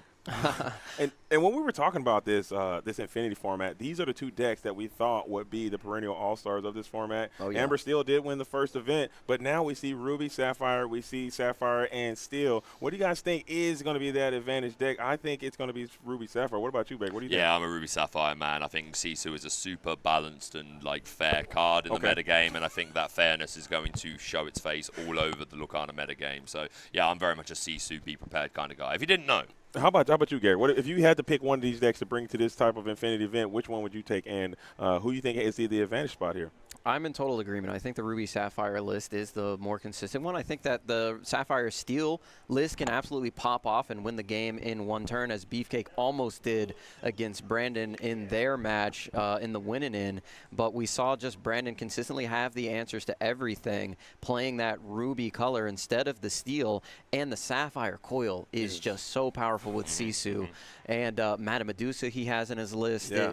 He was just removing The anything mouse. he wanted immediately, and those Tamatoas never got to quest and put out those free dimes. Yeah, when they get to that position, when they have that double Sapphire Coil set up, those multiple Maurice workshops set up, and they have a plethora of hand, and now you work in the Hiram Flaversham, it's a mess, man. It just becomes so oppressive to deal with, as Brandon is going to be on the approach setting up the Scrooge McDuck. Couple of choices here. We saw both a Fishbone Quill and a Vitalosphere, which is going to be revealed off of this Scrooge McDuck. He's a miser, but I forget the other part of his name. It's not just miser. Is it wonderful miser? Miserable miser? He is son of a miser. Resourceful miser. Resourceful miser. I love the adverbs. That should be that should be like snow miser, heat miser. That should be a Jeopardy style game that you can play. What name the adverb? Adjective? No, adjective. Scrooge miser. What is resourceful? Ding. There you go. That could be a fun little game. And here comes the main character of the Infinity format. A lot of players very happy to be able to dust off those Flaversham toy makers. And here he comes, cracking a toy, drawing a couple of cards. Both players, I mean, it's a Sapphire final, right? Both these players have evidently benefited from Flaversham today. For sure. All day long. We've seen this mouse come down, drawing a ton of cards, and having that 1/6 stat line, being inkable, just being super fair and balanced. Like you said earlier, Baker. I don't know why they banned him. Reprint now. Yeah. Emergency reprint. Get him back in. I think he's super fair. I think he's super fair. I think he's – and you got Chicha standing right next to him. Uninkable, 2 calls, 2-1, can't do anything. This guy's ridiculous. I love the Chicha tech. I mean, so many Sapphire Steel players have been on it today, and there is the absolute best answer for that Hiram Flaversham that Sapphire Steel cannot replicate, cannot duplicate. You have the and then along came Zeus, but that only deals 5. Sisu costs 3 and gets rid of Hiram. No problem at all. And we saw Brandon do that so many times in his match in the winning in on stream earlier. That being said, this Sisu and even the Floodborn, you know, like obviously things like Chicha and Flaversham are great targets, but by the point in the game, you'd hope to have built up a board of much stronger characters like Tamatoas, things like that. So both decks taking advantage of like the tools at their disposal, right? Whereas this like Sapphire Coil, things like that we can use. So do we have another Hiram there, and a Fire the Cannons might not be the worst thing in the world. Get that shift line offline. I like that. I like what you did there. As you are available to shift and quest for 3 right now, which would be devastating. So I think Fire the Cannons may be imminent. You still have this Chicha up who can't really do too much. You don't have that Fishbone Quill established just yet. So you're not able to trigger her unique ability to draw another card. But we did sail, so we can't ink twice this turn. I missed that. Okay, so sail did happen. Beat's gone. Couple of 2 Tamatoas and a Sisu in the hand for Brandon. So once we get to that high ink threshold, we're cooking. We got the characters to create quite a formidable board. Wonderland is going to ink the Resourceful Miser putting those ink and tokens a in. Pete. And what Vision's here looking for? What's he looking for? Maybe another Hiram potentially to keep accelerating a bit, or maybe trying to set up yourself for the end game. Yep, so 2 paid for sale, double inked. That allowed a card draw for Chicha, and now we be visioning. And it's gonna be that pesky popsicle. It was a popsicle, yeah. Again, building up the items, you know, Sapphire Steel wants to take advantage of the Lucky Dime and the big Tamatoa, and again, Popsicle is drawing us more we're cards. taking Hiram. We took Hiram. I respect that too. I don't hate that at all. I called him Hiram. I made myself sick. Flaversham. You don't like Hiram? There is the fire. It's not that I don't like it, but like in the film, not once do they call him Hiram. Not once. Like it's Flaversham. Every single time. You're right. I can respect that. Here's a Scrooge off the top for Brandon. We would love to have 3 more items on the board to play this for free. We're not at that point yet. Already 1 hit, 2 hits. Can we get another? No. So it's a choice between a Sapphire Coral and the choice is going to be some ice cream. But we do send that Sisu down to the bottom of the deck. That is a super impactful card in this matchup. As we were mentioning earlier, we find a Brawl off the top here. Brawl a great answer for things like Chicha. But we do have a Sisu in hand, so that is available to us. And the Fire the Cannons was shot off last turn, so the shift line was turned off. And there are, I'm just double checking the count. I've lost you. Yeah, four Sisu empowered siblings. So 1 at the bottom, certainly relevant to take advice to remember. Absolutely. But he does send that Brawl down to the Inkwell. That is a good Hiram Flaversham answer, but he does have that smaller Sisu. Does he have smaller Sisu in hand? No, Sisu's online next turn. So and you have the Fishbone Quill established. So you will be able to clear this board next turn. You're just kind of waiting for a better opportune moment to deploy this Dragon. As Luke is trying to probably run in the numbers right now, seeing if it's important enough to go for these 2 cards, even though you will put your Hiram Flaversham at risk, potentially. Tough turn. This is a tight spot. Yeah, again, when you get to this point of the game where there are a lot more decisions to be made, there's a lot of skill expression here. This is when the game starts here. In this and like pretty much. Yeah. As we will go ahead and elect to take the Hiram approach here. Not too much worried about the Sisu play. Yeah, Wonderland looks totally dialed in now that the finals have arrived, and he is going up against that Ruby Sapphire list. He has to be locked in the entire time, trying to make the most optimal play at every point. We do see the Fishbone Quill come down, so we can't ink for the 2nd time, get that Chicha draw. And it's the Force Sphere rewarded, so you are able to get another draw. You're just cycling cards like crazy as you pass back on over to Brandon, who's probably going to be forced into the Sisu line whether he likes it or not. Yeah, I mean, it's a great opportunity here. Just clear the entire board. Absolutely. You hit 2 high-priority targets. Yeah, this is probably the best you could ask for a Sisu at this point. You know, there could quite easily have been a couple of Tamatoas down at this point. Again, those big bodies that Sisu can't get under, but yeah, this looks like a lot of value. Yeah, and Luke needs that Zeus to respond to the Sisu. And it would be a hard cast as well, which is pretty slow. Absolutely. So here, and we are going for it. It looks like we're going to go for the Fishbone Quill. We're sending down 1. Yeah, is that 7 ink that it puts us to, but then we can ink for turn to get to 8? There it is. And okay, that is 8 already. Okay, cool. So here comes the big Sisu, the empowered sibling, removing all opposing characters of 2 strength or less. This don't target, ward. What is a ward?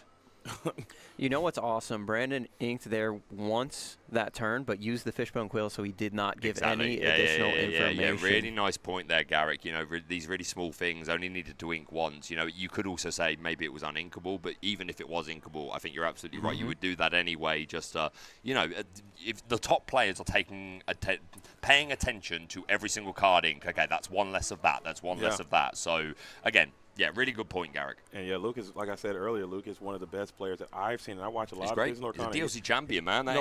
At specifically that, just tracking what cards have gone to the Inkwell and what cards go to the bottom of the deck and what cards are in your hand. He is very, very skilled and capable of that, and I'm very impressed with him when he's able to just quickly just recount like what happened and what went where.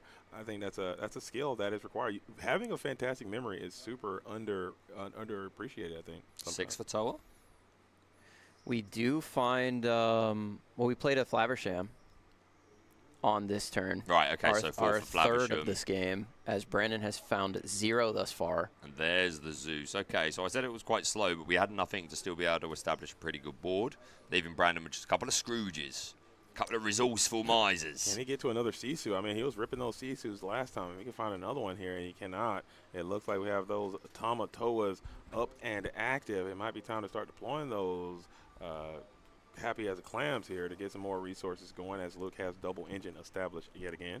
Here comes the Tamatoa Happy as a Clam from Brandon. Going to return 2 items from the discard to the hand. But only had 1, unfortunately for Brandon. Just 1 solo Popsicle coming back into the hand. Not ideal. You would love to have 2 of those established, and you'd love to find the Hiram Flaversham, but... Missed 1 drop early on in the game, Brandon did. Didn't play 1 on turn 1, didn't play 1 on turn 2 after the sale.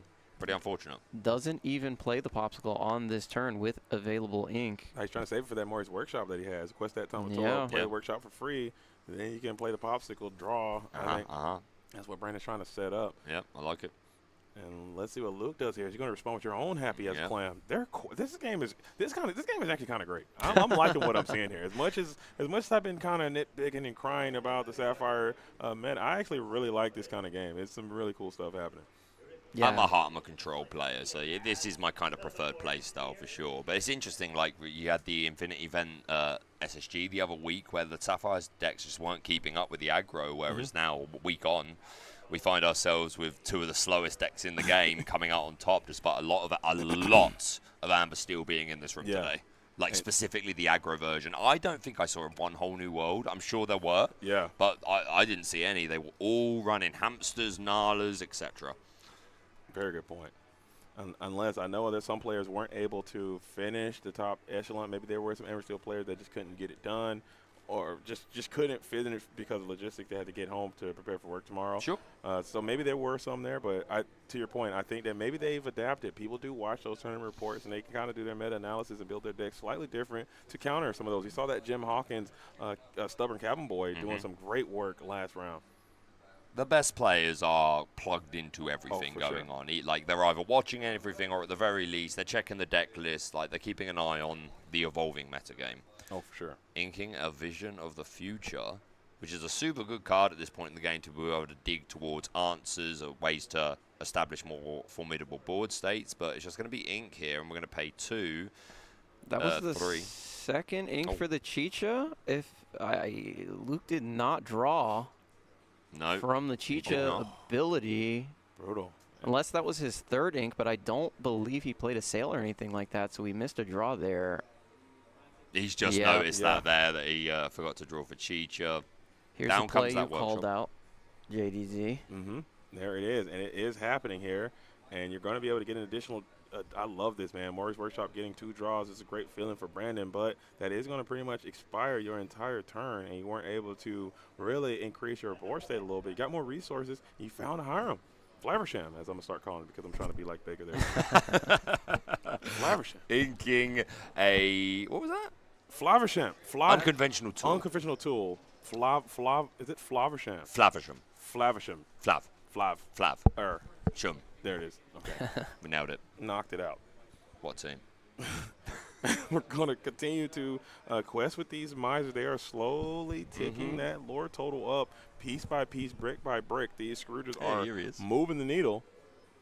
Yeah, the Scrooges have been questing like this entire game. They're up to 8 right now. I think they're the only things that have quested. Well, Hiram for Luke quested earlier, and we're going to get our second lore here as he is going to snack on, what is that, a Fortisphere? Fortisphere. And we're going to draw 2. We snacking. Getting his vitamins in. Yes, as sir. we know, he is calcium deficient, as we have learned. That's why he's having these weird eating patterns. He's missing a lot of micronutrients, I believe.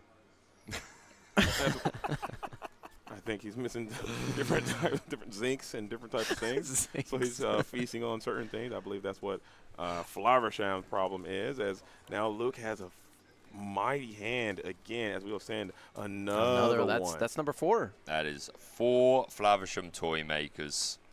How long will he stick around, guys? Be honest. Oh, he's gone. He's gone. You think it's done? Oh, absolutely. You think it's done too? There's no chance this guy sticks around. This guy's getting that bannable Harka pretty soon. I understood that reference. That's pretty good.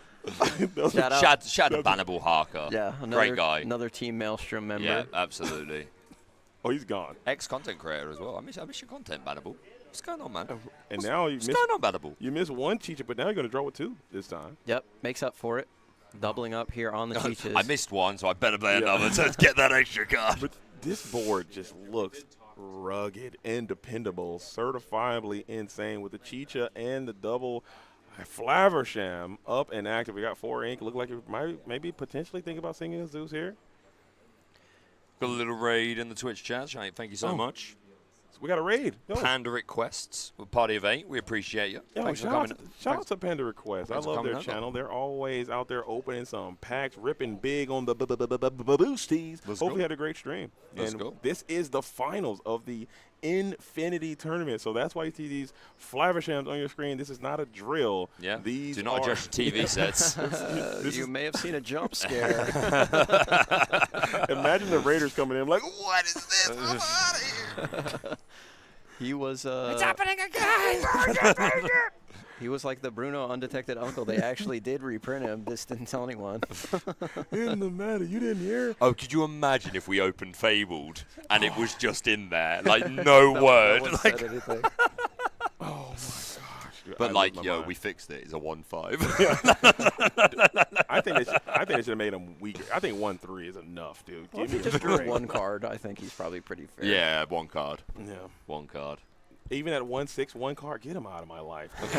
Just get away from me. Look at what Wonderland is doing, just inking out of his mind. He's inking twice per turn, consistently playing everything in his hand and just refilling as fast as possible. If he's able to find that so shiny Tamatoa, he has the diamond hand, he has the Happy as a Clams established, so he can quest with them and get that dime out onto the board for free. It looks like he might just be doing that, and he does. And things are getting really scary for Brandon, who has been behind on cards this entire game, just now finding that Hiram. That is prime value. A free lucky dime courtesy of the Tamatoa. And Luke now starting to turn a couple of characters sideways. And I'm going to tell you right now, I love Luke. He's probably one of my favorite people in the community. Really, really good friends. We talk all the time. This board state, you got to clean it up. Oh, he's cleaning it up right now. You got to clean it up. Look at this. Got stuff stacked on top of each other. They got characters underneath You only items. have so much room. Hey, clean it up, man. That's out, your man. problem. Clean it up, man. If you're going to play the deck, that is your problem Fair to enough. deal with. Fair enough. I have. We're being mean to Luke. Yeah, for and sure. fair, but I've seen worse. like, No, I see him making an active effort to keep it understandable. So that's. I respect it. We are. He's doing a little bit of maintenance right now, kind of keeping it. But what do you think about the Hiram on top of Hiram, underneath? Tamatoa is exerted. You got Cheeches on top of each other. You got items all around. Clean it up. Let's get some order. I think it's pretty clean. You I got think all your I think it's characters clean. in pairs. Okay, Like okay. they're going on Noah's Ark I'm here. good- I'm You good got with item. I don't like the item over here and the item over there. Yeah, that's a one nitpick, but it's a nitpick. Okay.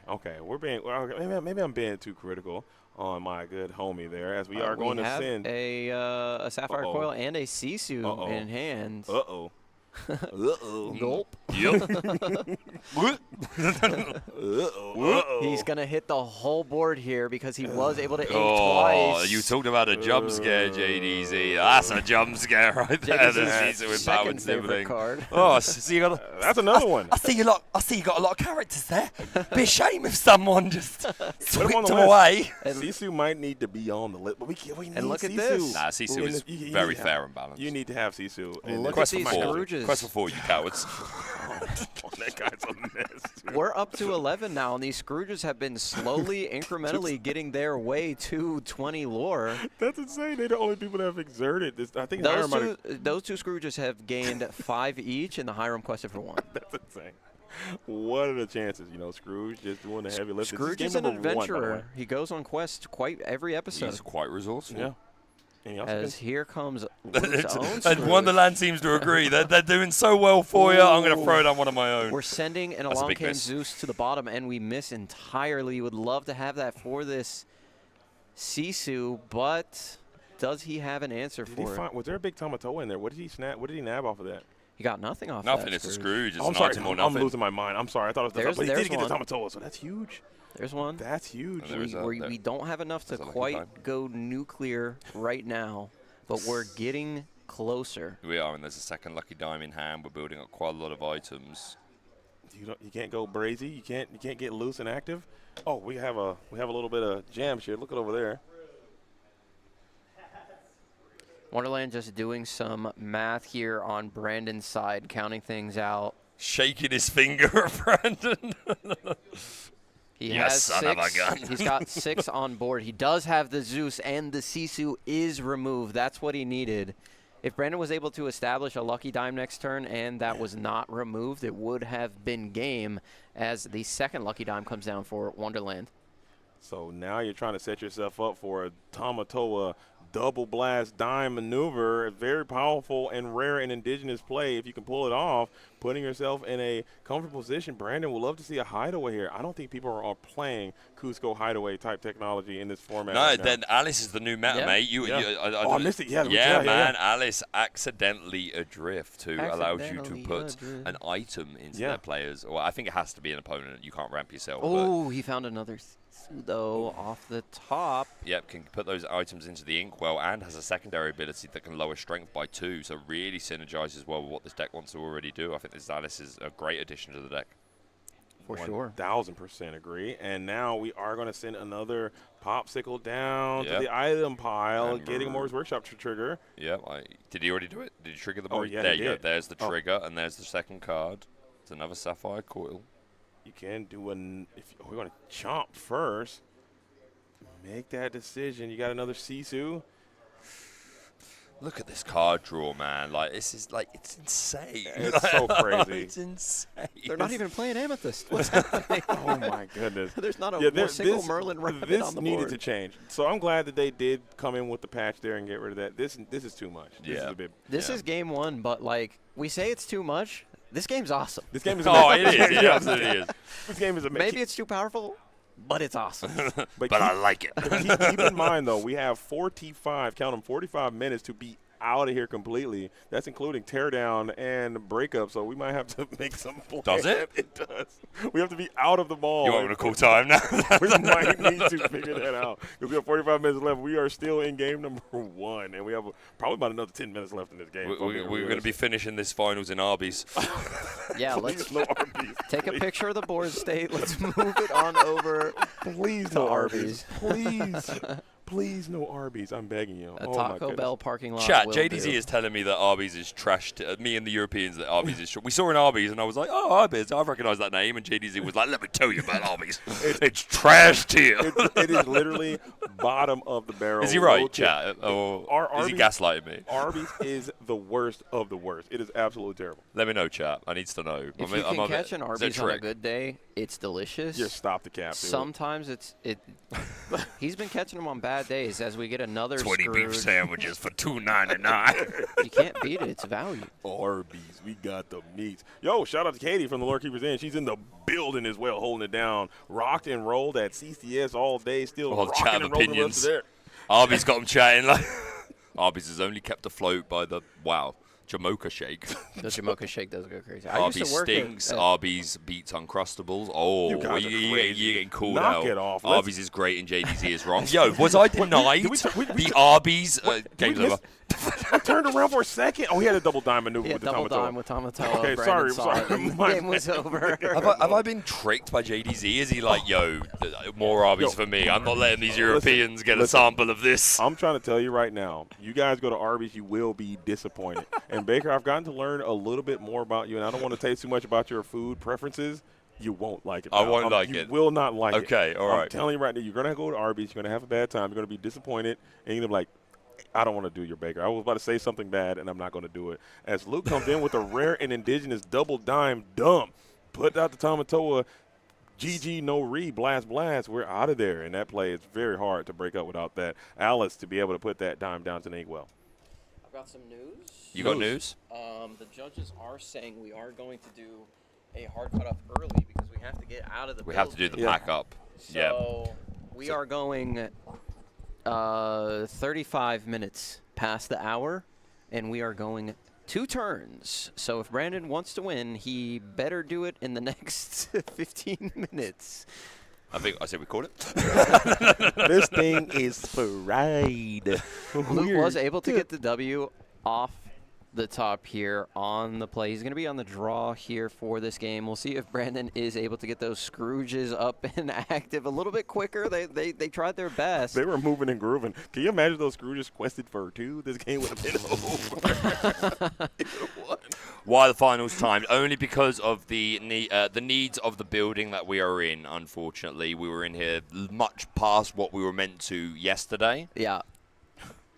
Yeah, for sure. We will get thrown out of the mall. We were supposed to be locked in for 1 a.m. I think they just decided that. Which is wild and crazy. Let me tell you about this mall. It is bizarre. No one's here. No one's here. No Everything's one is closed. Buying anything. It is desolate. It is a wasteland. It's been closed.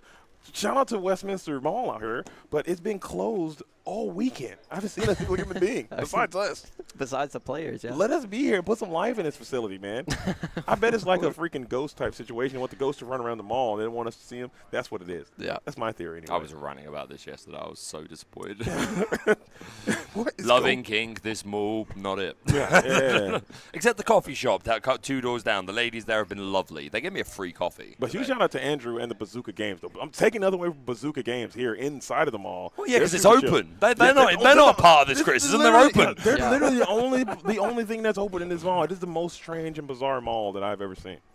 It's nutty. But it is what it is. As we got the Popsicle and Tipo, we're going to play Tipo and just start questing this dude. Maybe he can do some heavy lifting. Turn 3 workshop. And just start sending it with Tipo, perhaps, is the path to victory. This Tipo is going to be questing away. As we will go to turns, and I believe Luke will just be the winner if that's the case. I'm thinking if you can't get it done, if this thing goes the way it did last time, Luke on the draw now, staring down Brandon, who is going to send the bell to the Inkwell. Interesting indeed. Probably set up for the Hiram Flavisham. Never mind. Double Chicha dueling here. Check that. Cabin Boy. Hold on. Fishbone Quill. The double Chicha does come down. Okay, Chicha versus Tipo. I love this little interaction. As the mom versus her own offspring, you love to see it. Yeah, she's got a bun in an oven, so it's actually a 2v1. He should have played the Tipo just for the vibes there. It had double Chicha versus double Tipo. Yeah. I mean, you know they're mother and son, right? That's right. Yeah. Okay, good. What did I say? What did I say? No, that's what you said. Dude, I thought I said something not that, dude.